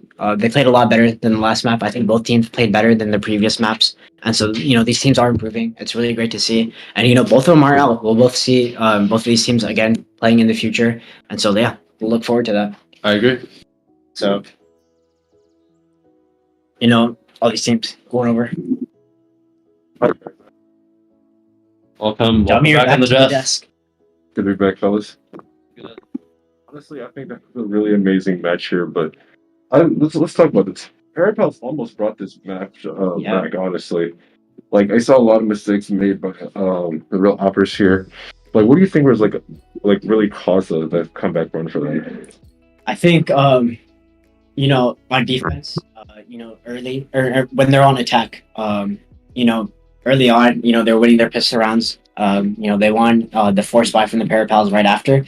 And so I think, confidence kind of got into their way. And so they kind of just like slowed down, forgot some of their fundamentals about Phantom Eagles, not looking at, people swinging smokes. But, as soon as they started taking things seriously, they quickly turned things their way to finish off this map. I can't agree more. Speaking of real Awpers, we're now going to transition into our post-match interview. Bakke, who you got for us? Hey, I'm here with Rabbit. MVP. Wait. Oh, sorry, Morgan. You were said. All right, who you got for us, Ed? Hey everyone, here with Rabbit, MVP of the game. So Rabbit, talk me through the game. You know, it got pretty close at some points. The Parapals, they were really competitive, made a great comeback. How did you guys hold your nerve throughout the game? Yeah, well, first of all, we kind of like didn't know what to do at the start. Like, we never really played Valorant. I'm the only one that actually played Valorant, so we were just like, okay, we have good aim, so we just have to like hold angles and ensure that we're not like super aggressively every single round. So like, if we get a let's play off of that, and then just like see what we can do afterwards. Gotcha. Being the only one on your team who has played Valorant before, what's it been, you know, teaching these guys, your teammates? How has it been working with them? What's the communication like? It's really funny because Jake Jump C is actually our IGL in CS, and then here they just. So it's actually pretty fun, you know. Like, it is kind of hard to like think and also play at the same time because like you're like thinking about like, oh, where your guys are like positioning and stuff. But it's really fun because like you should play here. Just knowing that we're a team and that they'll listen to me is actually that they're not gonna like just say like, nah, you know what, I'm just gonna do my own thing. Thank you so much. Best of luck in the next round. Thank you. Thank you so much, Ed. And honestly, I do think that the Awpers look a lot better on this map compared to their first bout against the Beamers. Oh, yeah, I mean, they whipped out the op. So that's all they have to do. That's all they have to do. The op really did pay dividends there. You can see on a couple pivotal rounds, it gets like 4 kills. I don't think the Parapals were ready for the op. I think Rabbit just went crazy as constantly like getting first bloods, just creating space for his team, and just went absolutely insane. I agree. I would say one criticism I did have for both teams actually was the holding of the alts. There were even when the game ended, there were still a couple alts that still haven't yet to be used. If you had maybe the alts could at least maybe swing a couple rounds in favor of either team. Yeah. All right. Well, this finally leads us to the very last match of the night, the upper bracket game of our southern half. We're gonna have the Beamers versus 2/5 Lettuce. 2/5 Lettuce. Now, very interesting gameplays coming with both of these teams here. We know that 2/5 Lettuce are known for their really aggressive, like movement duos who can go up. Especially the neon pick, yeah. And then I think we have Barnell's really good defense, especially from Crystallizer, their main Sentinel player. So it's really going to be like high defense versus high offense gameplay here. Who do you think is going to win out here?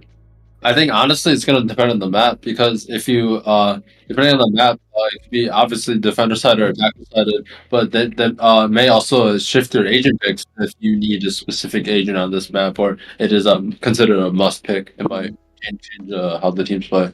I know Mr. Jeremy faces hard insta like neon, so a map where like neon isn't as powerful as like other agents, like maybe like Ascent, like we just saw. Jet is usually like the strongest to play on that map, and so just any like sort of those maps, it's gonna go hard. But I think we are gonna see that neon pick again, no matter what, because it is a comfort pick for Mr. Jeremy Face. But overall, I think this is gonna swing towards 2/5 Lettuce way, just based off how I saw both games unfold. Yeah, but I wouldn't necessarily count out the Beamers for yet.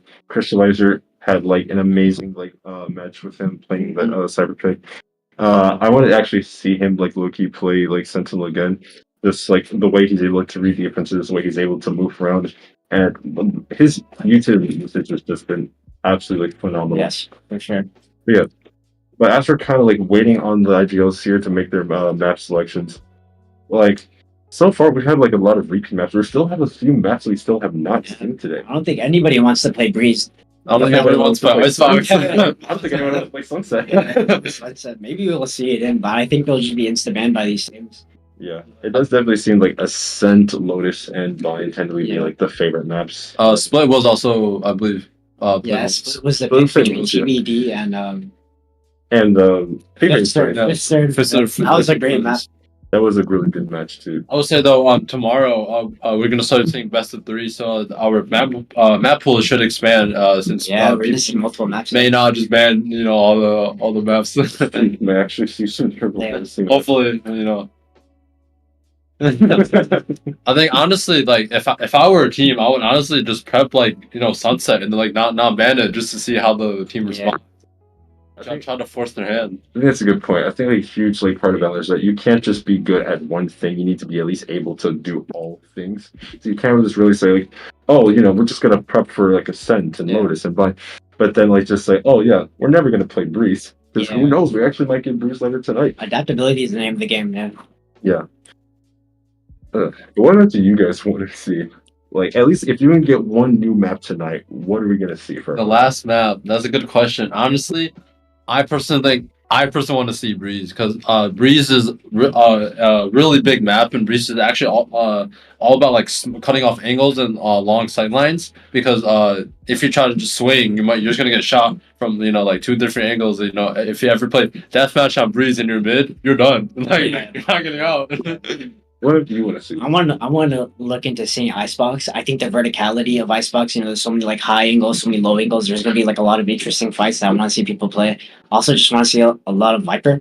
The only team that we saw play Viper was TBD. With Ezos on Viper, but we haven't seen it coming from any other teams. But but Breeze and Icebox, they're both Viper heavy maps in terms of the solo controller. So I kind of want to see that coming into these. Yeah, I agree. Well, I'm excited to see Sunset. Really? Okay. The newest map brought into Valorant, which a lot of teams are still kind of getting like adjusted to. Like, I don't really think there's like one like particular comp you can just run on Sunset. You can run different Sentinels from running a chamber, from running a cipher. I feel like there's different ways that you can run your duelists because I've seen a lot of people try to opt for Raze, but I think Jet also works as well pretty too. Not to mention, I think like the biggest thing in terms of Sunset is how you use your initiators. I've seen Breach be used. I've seen Gecko be like a viable pick. Fade be a viable pick. Like I think there's so much variety that you can get from Sunset, and I think that just makes it really exciting. Yeah, I agree as well. I agree, but to be honest, we're talking on this map. We're probably gonna get like Lotus again. Or imagine we see like 3 maps in a row before we see a single ace. Yeah. No. I think what would be funny if the casters actually just pick ban 2 of the maps. Let's get Lotus out of here. Let's get us out of here too. You guys don't need this again. All right, so the teams are still waiting on the teams in terms of who's going to be in the IGL. Actually, no, the IGLs were on their way. Their way. So they'll be here shortly. Okay, but before we do our map picks, we're gonna go on a little short break. So stick around, and we'll be back in just a second.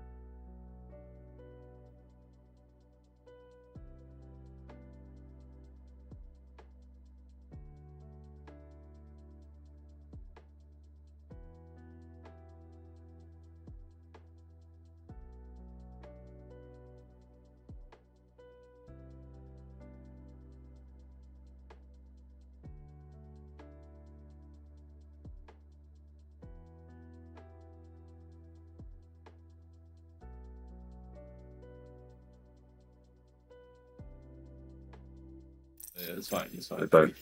All right, guys, we are back. So, unfortunately, we did have the audio muted then. That's totally our fault. But from that, the Beamers are choosing to play on Bind, and they will be on defense first. Yep. All right, so this is our third time seeing Bind today. Is there really any much more we need to say about Bind as a map, really? I don't know. I'm not really interested in seeing mine either. The first two map bans were Breeze and Icebox, and so Those are the two maps that we wanted to see. I was kind of unfortunate. Sunset was a possibility. That was our last hope. I know. I was like, please, Sunset. It's ended up going to be Bind again. But I think Bind is a very interesting map because it's not a very standard map, especially with the teleporters. We're going to see some interesting stuff. We're going to see the Neon coming in from Jeremy Face, but we've already seen Barnell, already play Bind. We know what their comp is like. So, 2/5 Lettuce, they probably know how to counter this. And they probably like going in with a lot of prep, knowing how they play. And so they might have the advantage into this. Whereas the Beamers, they have no idea, what 2/5 Lettuce is going to bring to the table. Right, and I think you do make a really good point there. Like, I don't know, Neon's not really like the duelist that you would like imagine to do this on Bind. So, I mean, Neon is gonna still be able to create space for them, but I don't get really much of like an aerial advantage. As you can see from the winners bracket, this is our final match of the day. The winner between Barnell Beers and 2/5 Lettuce will be advancing to play TBD in the grand finals. This is actually a very pivotal match because guarantee the you guarantee going into the finals. Yeah. You guys got any predictions like who TBD is going to be facing? I'm gonna have to go with 2/5 Lettuce here. Really? I'm gonna have to go with the Barnell Beamers. I'm gonna play devil's advocate. Yeah. Put me in a tiebreak situation. From what I'm seeing, especially after the way that they run their offense, I also think that 2/5 Lettuce is going to be that team to make it to the grand finals. And I think that's going to be an interesting matchup too. Because I think TBD, the good thing about them is that they're a very good all-around team. They can play amazing offense, they play amazing defense. They have 2/5 Lettuce. I think if they get attack side here first, that's pretty much going to be super pivotal for them because they're a really good attacking team. No, for sure, yeah. That's not to say that their defense is lackluster, but here we have the consolation bracket. We have CN1 versus the real Awpers. It's been a while since we've seen CN1 play, but they're an insane team. Yeah. I think this game is going to be a really good game. But then whoever has to play Fifster&Friends in that third place game. Yeah, that's going to be a really tough matchup. It's either going to be the Beamers or 2/5 Lettuce. Whoever loses from that will play for the third place match. Fifster&Friends, a really good team. That match against TBD could have gone either way. I agree. It was very back and forth. Yeah. We had the Whiffster round. That was just, Yeah, we don't talk about it. We're gonna see it in the replays later this week. shout out Fifster. Yeah. He's an amazing player, by the way. We're just talking. Yeah. It's fucking fun. Yeah. As we're still kind of waiting for our agent slot to go on here. Do you really think we're gonna see any more like crazy agents out here outside of like this Neon pick? Honestly, the Neon pick isn't even guaranteed yet. We're going into agent select here. They're starting with the lobby. At this point, what can you pick that's really out of the ordinary? Are we gonna? I think Mr. Jeremy Face, aside from the Neon, also plays Astro. We're going into the agent select here. He's hovering over that Neon. All right, so we're gonna see a KO pick out of here. They're thinking. They're not too sure yet. KO is not, like the most like well-known like initiator on Bind. You can obviously make it work, and I think like the ability to take away like util is going to be really huge here. Actually, I decided to opt out of the KO here. Oh, and wow, we're going straight into it. So it seems like it's going to be a Neon Cypher, Omen, Raze, and Sky on one side, with Sage, Cypher, Reyna, Phoenix, and Brimstone on the other. Now, this Phoenix Reyna pick is actually pretty interesting because once again we're not seeing any movement duelists. I will say though, the Sage Cypher should be able to lock down the Neon. If you have the slow orb and the tripwires, how are you gonna run through? Like you have nothing to run through. But if they could use their Raze utility properly, they could nade out those Cypher trips. I agree. Possibly take damage towards them. We'll see though. And with Raze, you can just dodge a slow orb and the Cypher trips by just going into the sky, just satcheling over everything.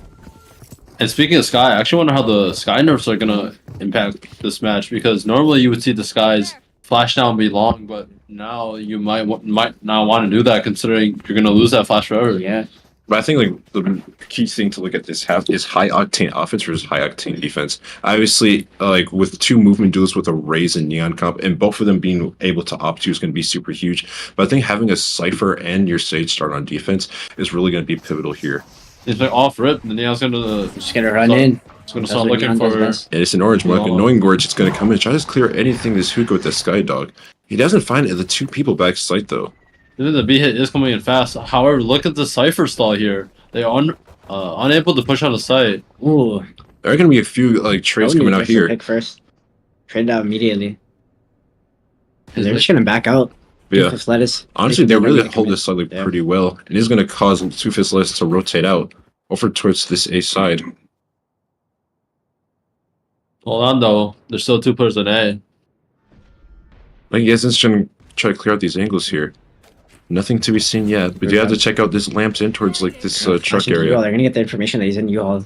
Crystallizer, this is the man to watch right here. He was holding it down last game. But let's see if he can do the same this. The spike does get down. Spooderman fast, looking to try to hit this retake here. They have the Sage Wall for the post plan. It's an orange, it's low, but it looks like Crystallizer is going to try to take this fight here. But lose the trade. What a pick by Essie. And now Kurtz is going to try to get active over here. Doesn't find any. Jeremy Face does find the pick on the fast. And Esney finds 3 getting the picks on the Spooder and to Kurtz. Honestly, great post fight from Two-Fist Lettuce. Yeah. And what the impact that we saw here at Essie, getting the smokestone and finding those 3 huge picks there. That is really good. I also think like the biggest part of that round is using that initiator util to figure out where they're playing on the A side after the rotate. And so they found out the information that wins U-Haul. They kept tabs on that, and they were able to get the pick on that, and they just held it down afterwards. I think the small thing was actually also you actually baited out the Cypher cage and the Cypher util, so now when you come A, there's going to be very little pressure to hold you back.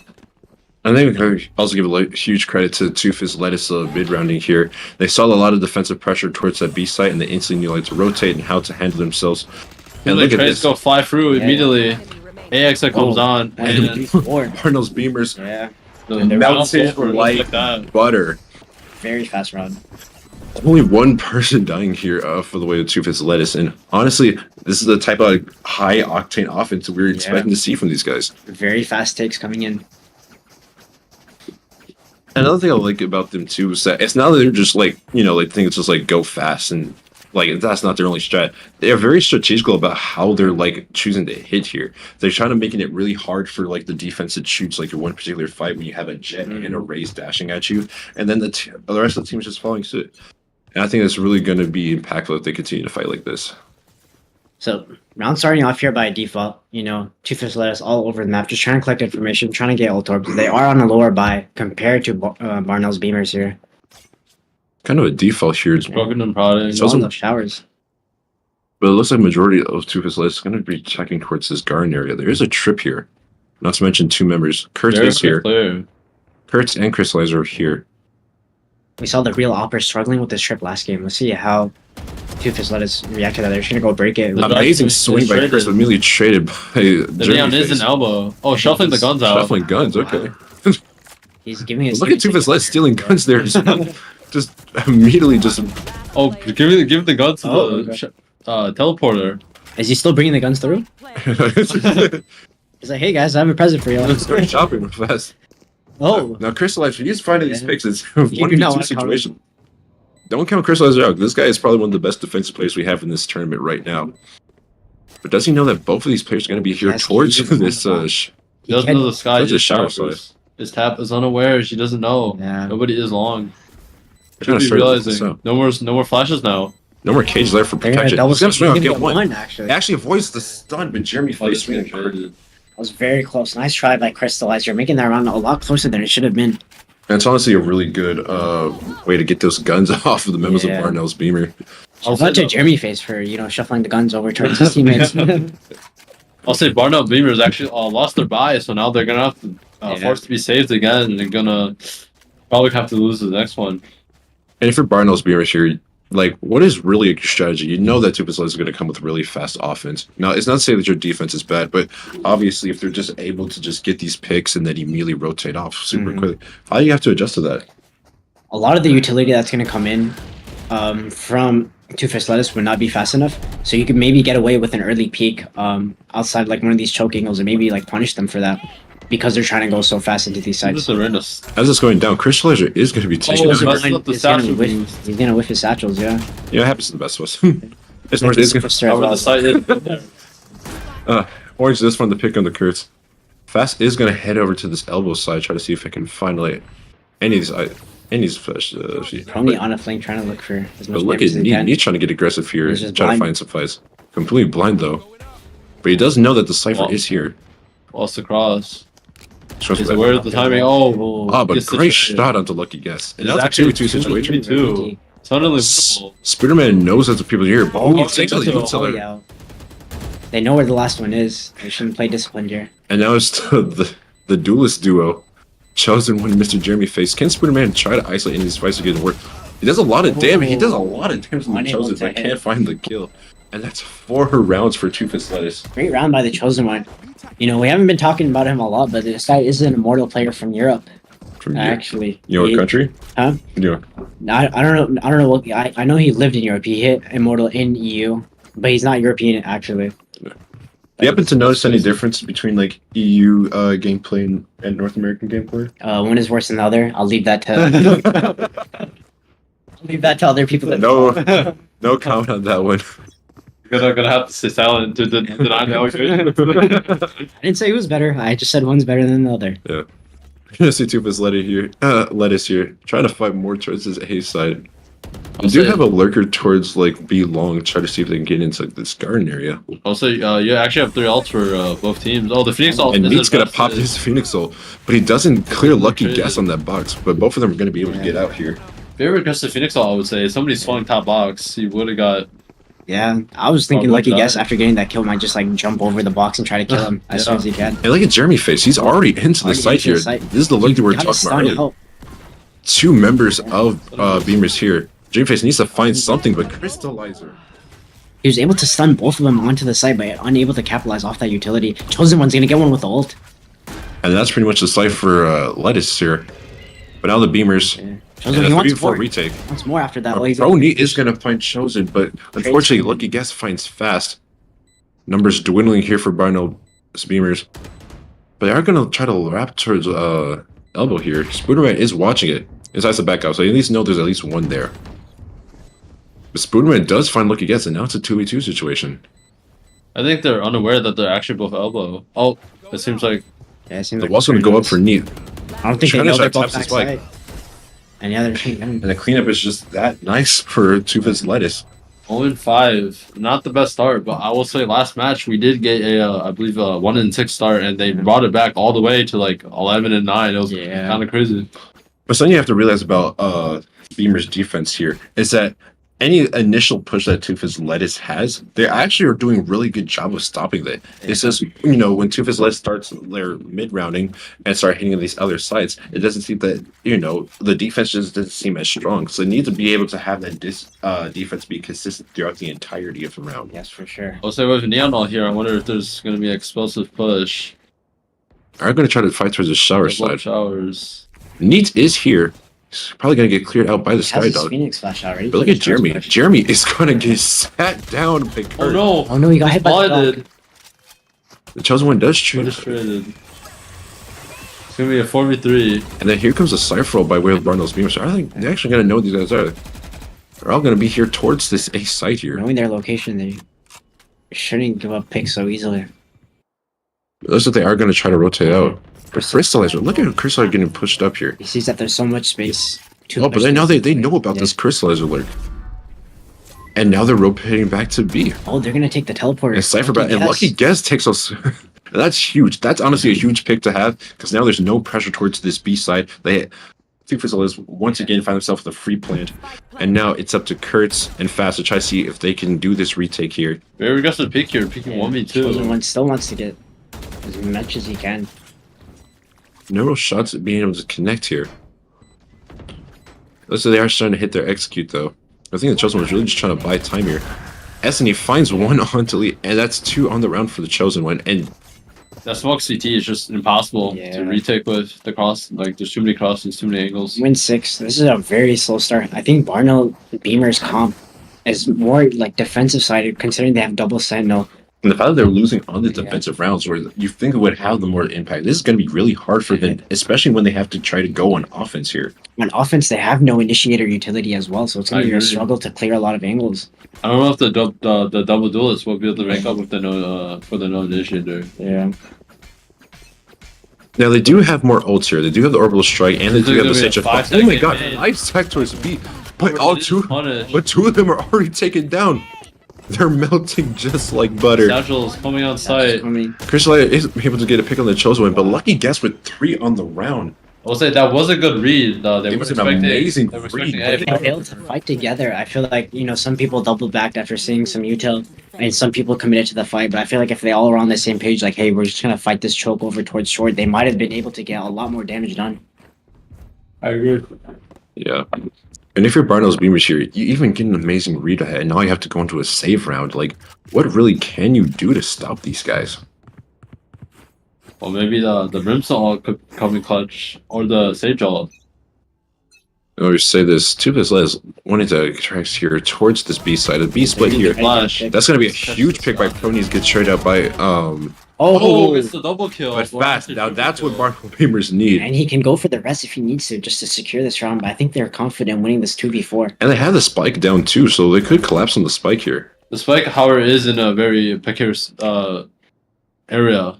SE is going to drop this smoke down to try to reach the spike. Jeremy gets a pick onto the Reina into market, making this a 2v3. This might be a lot more closer than you think. They're going to go for this res. They're going to bait res here. And he's going to fall right away. Rest in peace. Unfortunately, the smoke did ran out at an unfortunate time. You would think that Fast was going to try to capitalize off that off that res a bit more. Well, they are able to grab the spike back. They're just going to run it towards A. I think they have the read, but there is a Brimstone here. Yeah. Yes, I don't think they've noticed him quite yet. They think they have a free sight. Yeah. And Spooderman, he is able to get that pick, and now it's a 1v2 situation for Jeremy Face. Yeah, but this overdrive is really scary. But I wouldn't necessarily count the rest of them out. So look at Crystal. Beamer get the pick. Yeah. And it starts with 1. Beamer's finally on the board here. 7-1. I think this is a Brazil. I don't mention it, but also I believe G2 actually threw. I think it was a 9-2 lead or something. I don't remember that. It was kind of crazy. But yeah, this is the consistent defense I was talking about here. You see that they were able to really stop them on that initial defensive push, and now we're seeing the same thing consistently towards the mid round here. And I feel like as long as they continue to do that, they have a high chance of winning this game, or at least getting back into it. I really like that initial aggression from Fast and Wavy there. Flashing out of hookah to get those 3 picks initially, that was huge. Yeah. And I still have 2 ults to work with. They still have that orbital strike, and they actually have Phoenix ult there. But 2 of his legs are going to try to hit towards this. A side here. You see, interesting Cypher decision. Actually setting up on B, but deciding to put his body on A. Yeah. Seems like it's going to be a fast execute. And the Brimstone isolates. Lucky Guess has to push out. Prony does find the kill in the Jeremy Face. I don't know if they think he's out. They're not Lucky Guess, they're not going to. Lucky Guess going to get 2. He gets 2. And look at SE being aggressive. Pops in Euro Theft as well, so they know where Crystallizer is, but he's going to get the kill before then. I'm a Crystallizer here. I'm going to try to see if I can wait for my teammate before doing anything crazy here. It's a 2v3 situation here. He also has his Neural Theft. He knows where the body is. They could try winning this round, knowing the location of all 3 enemies. But look how push-up Chosen One is here. Flash comes through. They'd be ready. And nobody swings. I think I'll just kind of wait for at least one of them to at least have the spike. Oh, they found the Crystallizer. Oh, that's the ult right there. And they're going to pop the Neural Theft. They're going to find out where this guy closest. SE is going to swing out here, but he does get to kill it too. So now they get at least one person to 1v2 for Innocent Orange. He gets the first. And gets the second. Innocent Orange closing out this round. Clutch by Innocent Orange. Being able to... I'm pretty sure he wrapped all the way from A shore all the way into showers. I don't think they expected that at all. I would say though, I can kind of see what you're seeing now. Crystallizer pretty much equalizing the round after the kill into the Cypher ult, forcing the swing from double. Crystallizer, he's trying to do everything he can for Barnell Beamers here. I'm pretty sure the team's king this out because that was such a winnable round, especially on that retake. Well, Lucky Guess really pulled it through by getting that timing off A shore and getting those 2 picks originally. Just bad close side positions coming in. We've seen on the B split here, and Crystallizer is the only one here, especially now that Jeremy Face finds the aggressive pick on the Kurt. Is forced to. Oh, does see them. Lucky Guess does take out Pro needs Phoenix ult. Oh, but look at this ult here. Crystallizer does find a pick on the Lucky Guess. The nade. 2 before he dies to the nade, though. It's not a very even trade. And that's pretty huge, by the way, of Crystallizer, making this an even fight for Beamers. Now it's a 3v3. I wonder if they realize Sage is actually in elbow. Essie is going to try to get this plant down. Jeremy Face trying to fight towards CT here. Oh, but where's his own ult going? Oh, it's actually going towards Garden. Charles does find Spooderman. And this is a 2v3. Running about. He's just slowly walking in sight. And Essie finds become the fast, and now it's just down the Prony. He knows where one is. He gets the first. He knows where the last one is. The last one is going to be towards his Garden side. We only have 37 He doesn't know if he HP. needs to heal himself. He could probably talk into the box here. He's going to go for the tap, double tap. Isn't opting to. Yeah, he's just going to spam. His body is exposed there. I think that first tap he tries to get half there and then bait out the peaks. Yeah, at that point you might as well just try to go and get the half there before trying to go and take that fight. I mean, personally, I would have stuck, but that's just that's just me throwing. So, I mean, hey, content creators don't fake. 1-9. The I will say Sky Seekers coming into this round, they're gonna on their initial fast push, they're gonna be able to follow through with that.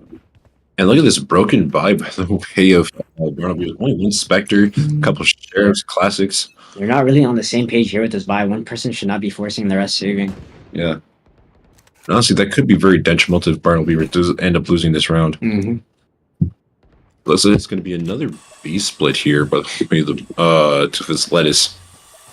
The Rays clearing out all of Fuka here. This is checking the Cypher. Yeah. Was ratting in the smoke last time. This is a cheeky little tripwire by the way of Crystallizer.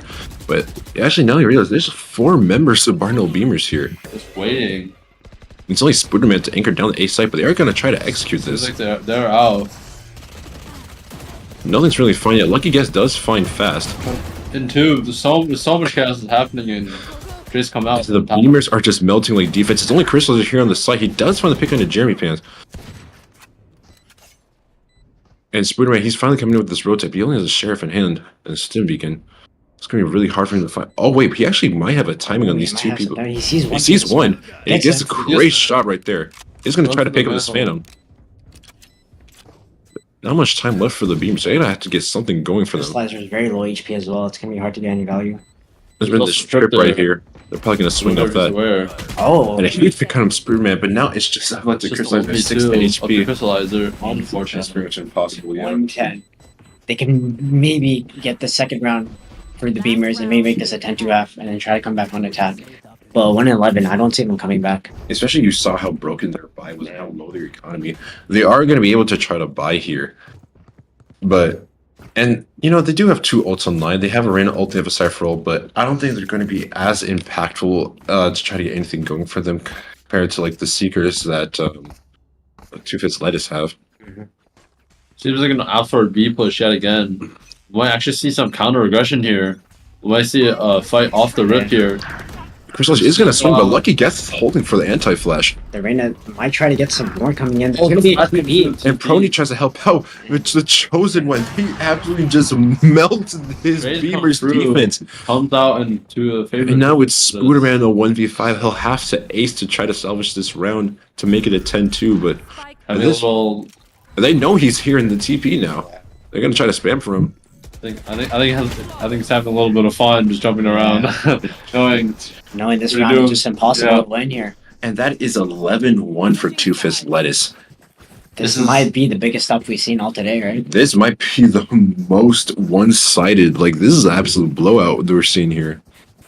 I mean, I don't know. Maybe you got the Barnell Beamers coming back. I don't know how likely, but one of the best comebacks. If Barnell Beamers in history. Beamers come back, I will personally buy every single VCT bundle. I'll put my entire life savings down if the Beamers find any way to try to come back from this. But speaking of the Beamers, if you are here, taking a selfie, for the memories, group selfie.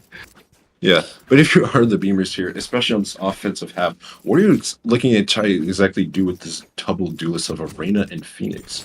Honestly, you have pretty mixed comp here. You have a double duelist, yet you also have a double sentinel here. So I don't know if you're trying to look for. Oh, look at Jeremy Face being aggressive. Is punished. Kurt is able to kind of punish for his aggression here. But now the whole team control. does kind of want to take this showers fight here. Look at these aggressive smokes. But I don't think that. Yeah, I don't think that's something that the Beamers would necessarily want to play into. They realize Crystallizer has walked up short. This could be a huge round if they find any impact off that. But it actually looks like they just want to split A here. There's a crossfire they're about to walk into. Oh. Yeah, Kurtz does find a second pick, but is he going to be checking the sky here in the corner? And the answer is no. Doesn't check the corner. It's no. He does get traded out of Spooderman. But look at Essie. Look at Essie finding 3 in the round. And now it's all just down to Spooderman and Lucky Guess. 1 and 12. Well, with some very skillful aim, and now it's 12-1. I mean, like I said, every round's a buy round when you're on 12. Got buy up. This is gonna be really tough to come back from. Who's the replay here? Getting the 1, getting the 2. That's because of the Paper X Classic, honestly. A little bit of W gaming. Oh, but the Beamers. Whoa, boost strategies. Whoa. Those are not allowed. Those aren't. Hold on a minute. Wait, says who? Boost strategies are not allowed in VCT. We didn't see anything. Yeah, we have VCT at home. Oh, Jeremy Face does find a pick on the Crystallizer. I risked the Outlaw actually against that's since he's probably not gonna buy farm. Outlaw is pretty much an op. Lucky Guess is gonna find, and now it's only 3 players remaining for the Beamers. Pony is kind of lurking around this B side. Like, they just want to drop out a hookah here, but there are 2 players of Lettuce still here. Not to mention, there does seem to be 1 member flanking. Essie is trying to go for this flank. This flank might just get so much value here. He's gonna peek out and get one. But they do get the. They do watch for the flank. They do watch for the flank. Yeah. And now they're rotating towards A. There is 1 player, 2 players, 1 player there now. 1 player rotating. Damn. This hold is going to be very pivotal here. They have to check the corner. Yeah, they can. Buddy hopping. Buddy hopping on site. They do get Pony does get the trade. But both members are super low. And it's Lucky Guess. A 13-1 blow up by the way of Tooth's Lettuce. So these, yeah. So we'll finally see Tooth's Lettuce. They will be the team advancing to go and face TBD in the grand finals. Meanwhile, Barnell Beamers, they will go to the lower bracket consolation round. Yeah. And yeah, what a way to end the day today, guys, with a blowout win for Tooth's Lettuce. That was just. I don't know. The duelists were honestly going crazy. Just kept running on site. Yeah, Jeremy Face was just pushing every round, like no matter what. Even if he died early, like they still like pulled through with the 45s as well. Like just overall as a team, they were insane. I agree. And this is going against like a pretty pretty solid defensive team from the Beamers here. They really had no answer for them when it comes to those mid-round plays. And ultimately, that was going to be like their downfall. Yeah, no, for sure. I think, the Beamers, they still have another match to play. Hopefully we get to see them on a different map this time. See, like, what other comps they have cooked up. I do think it's unfortunate though, because, Two-Fist Lettuce have seen them play on Vine. They kind of know their play style, what kind of sort of strategies they're going to do, what kind of comps they're going to pick. And so, coming into this, I felt like Beamers just had a disadvantage all throughout. Yeah, sure. It looks like they're going to be set up for one final post-match interview. Oh man, it's been a long day. It's been a really long day. Long day for sure. A full hours streaming. And before we head off, we just want to say thank you to everyone that's watching at home.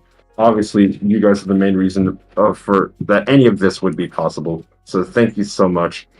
And as I say this, we have one final interview with our good friend Big Ed. Big Ed, who you got for us? How's it going, guys? Right now, I'm here with the MVP of the entire game, and I'd just like to ask him a few questions.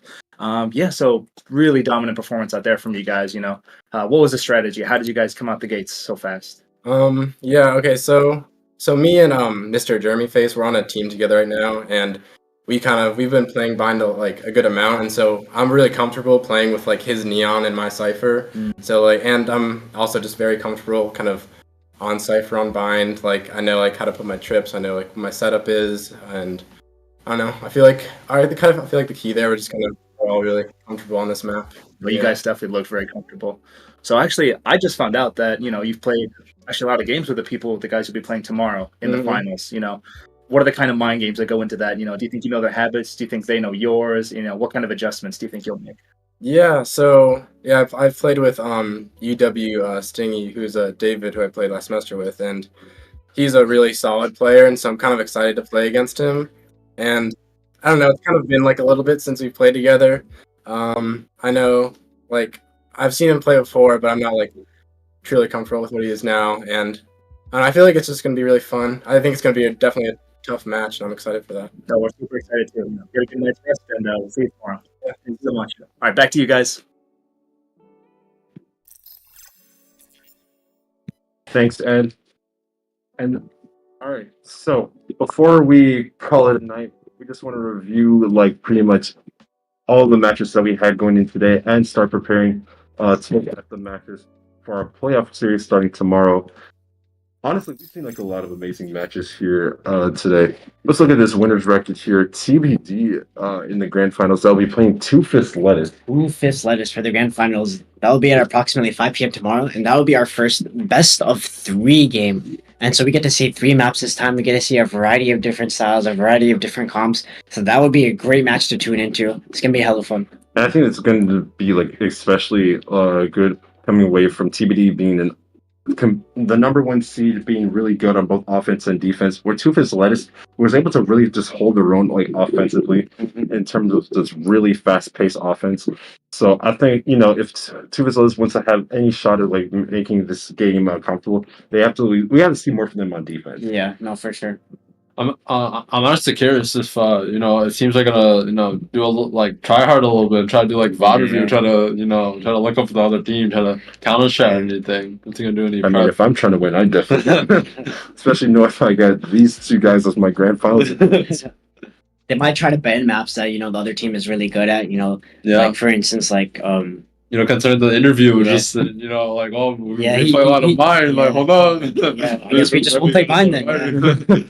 And then looking at our consolation bracket, we're gonna have the Barnell Beamers go against Fifster&Friends. That's gonna be our 3rd place matchup. 3rd place.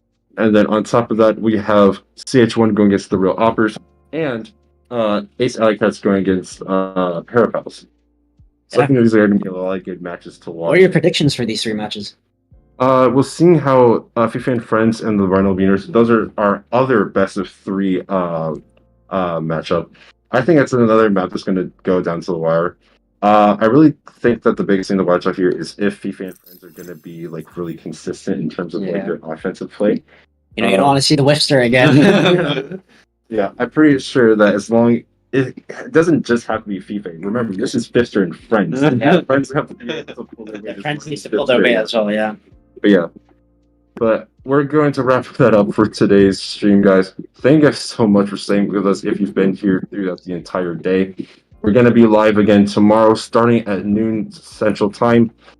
And if you haven't already, please do subscribe to the Madison Creators. Of course, we couldn't do this without all you guys' love and support. So thank you from the bottom of our hearts. And with that being said, we will guys see you tomorrow for day 2 of the UW Madison in-house invitational. I'm Jamir. That's Gustavo. That's Arsenal. And we'll see you tomorrow. See you guys. So.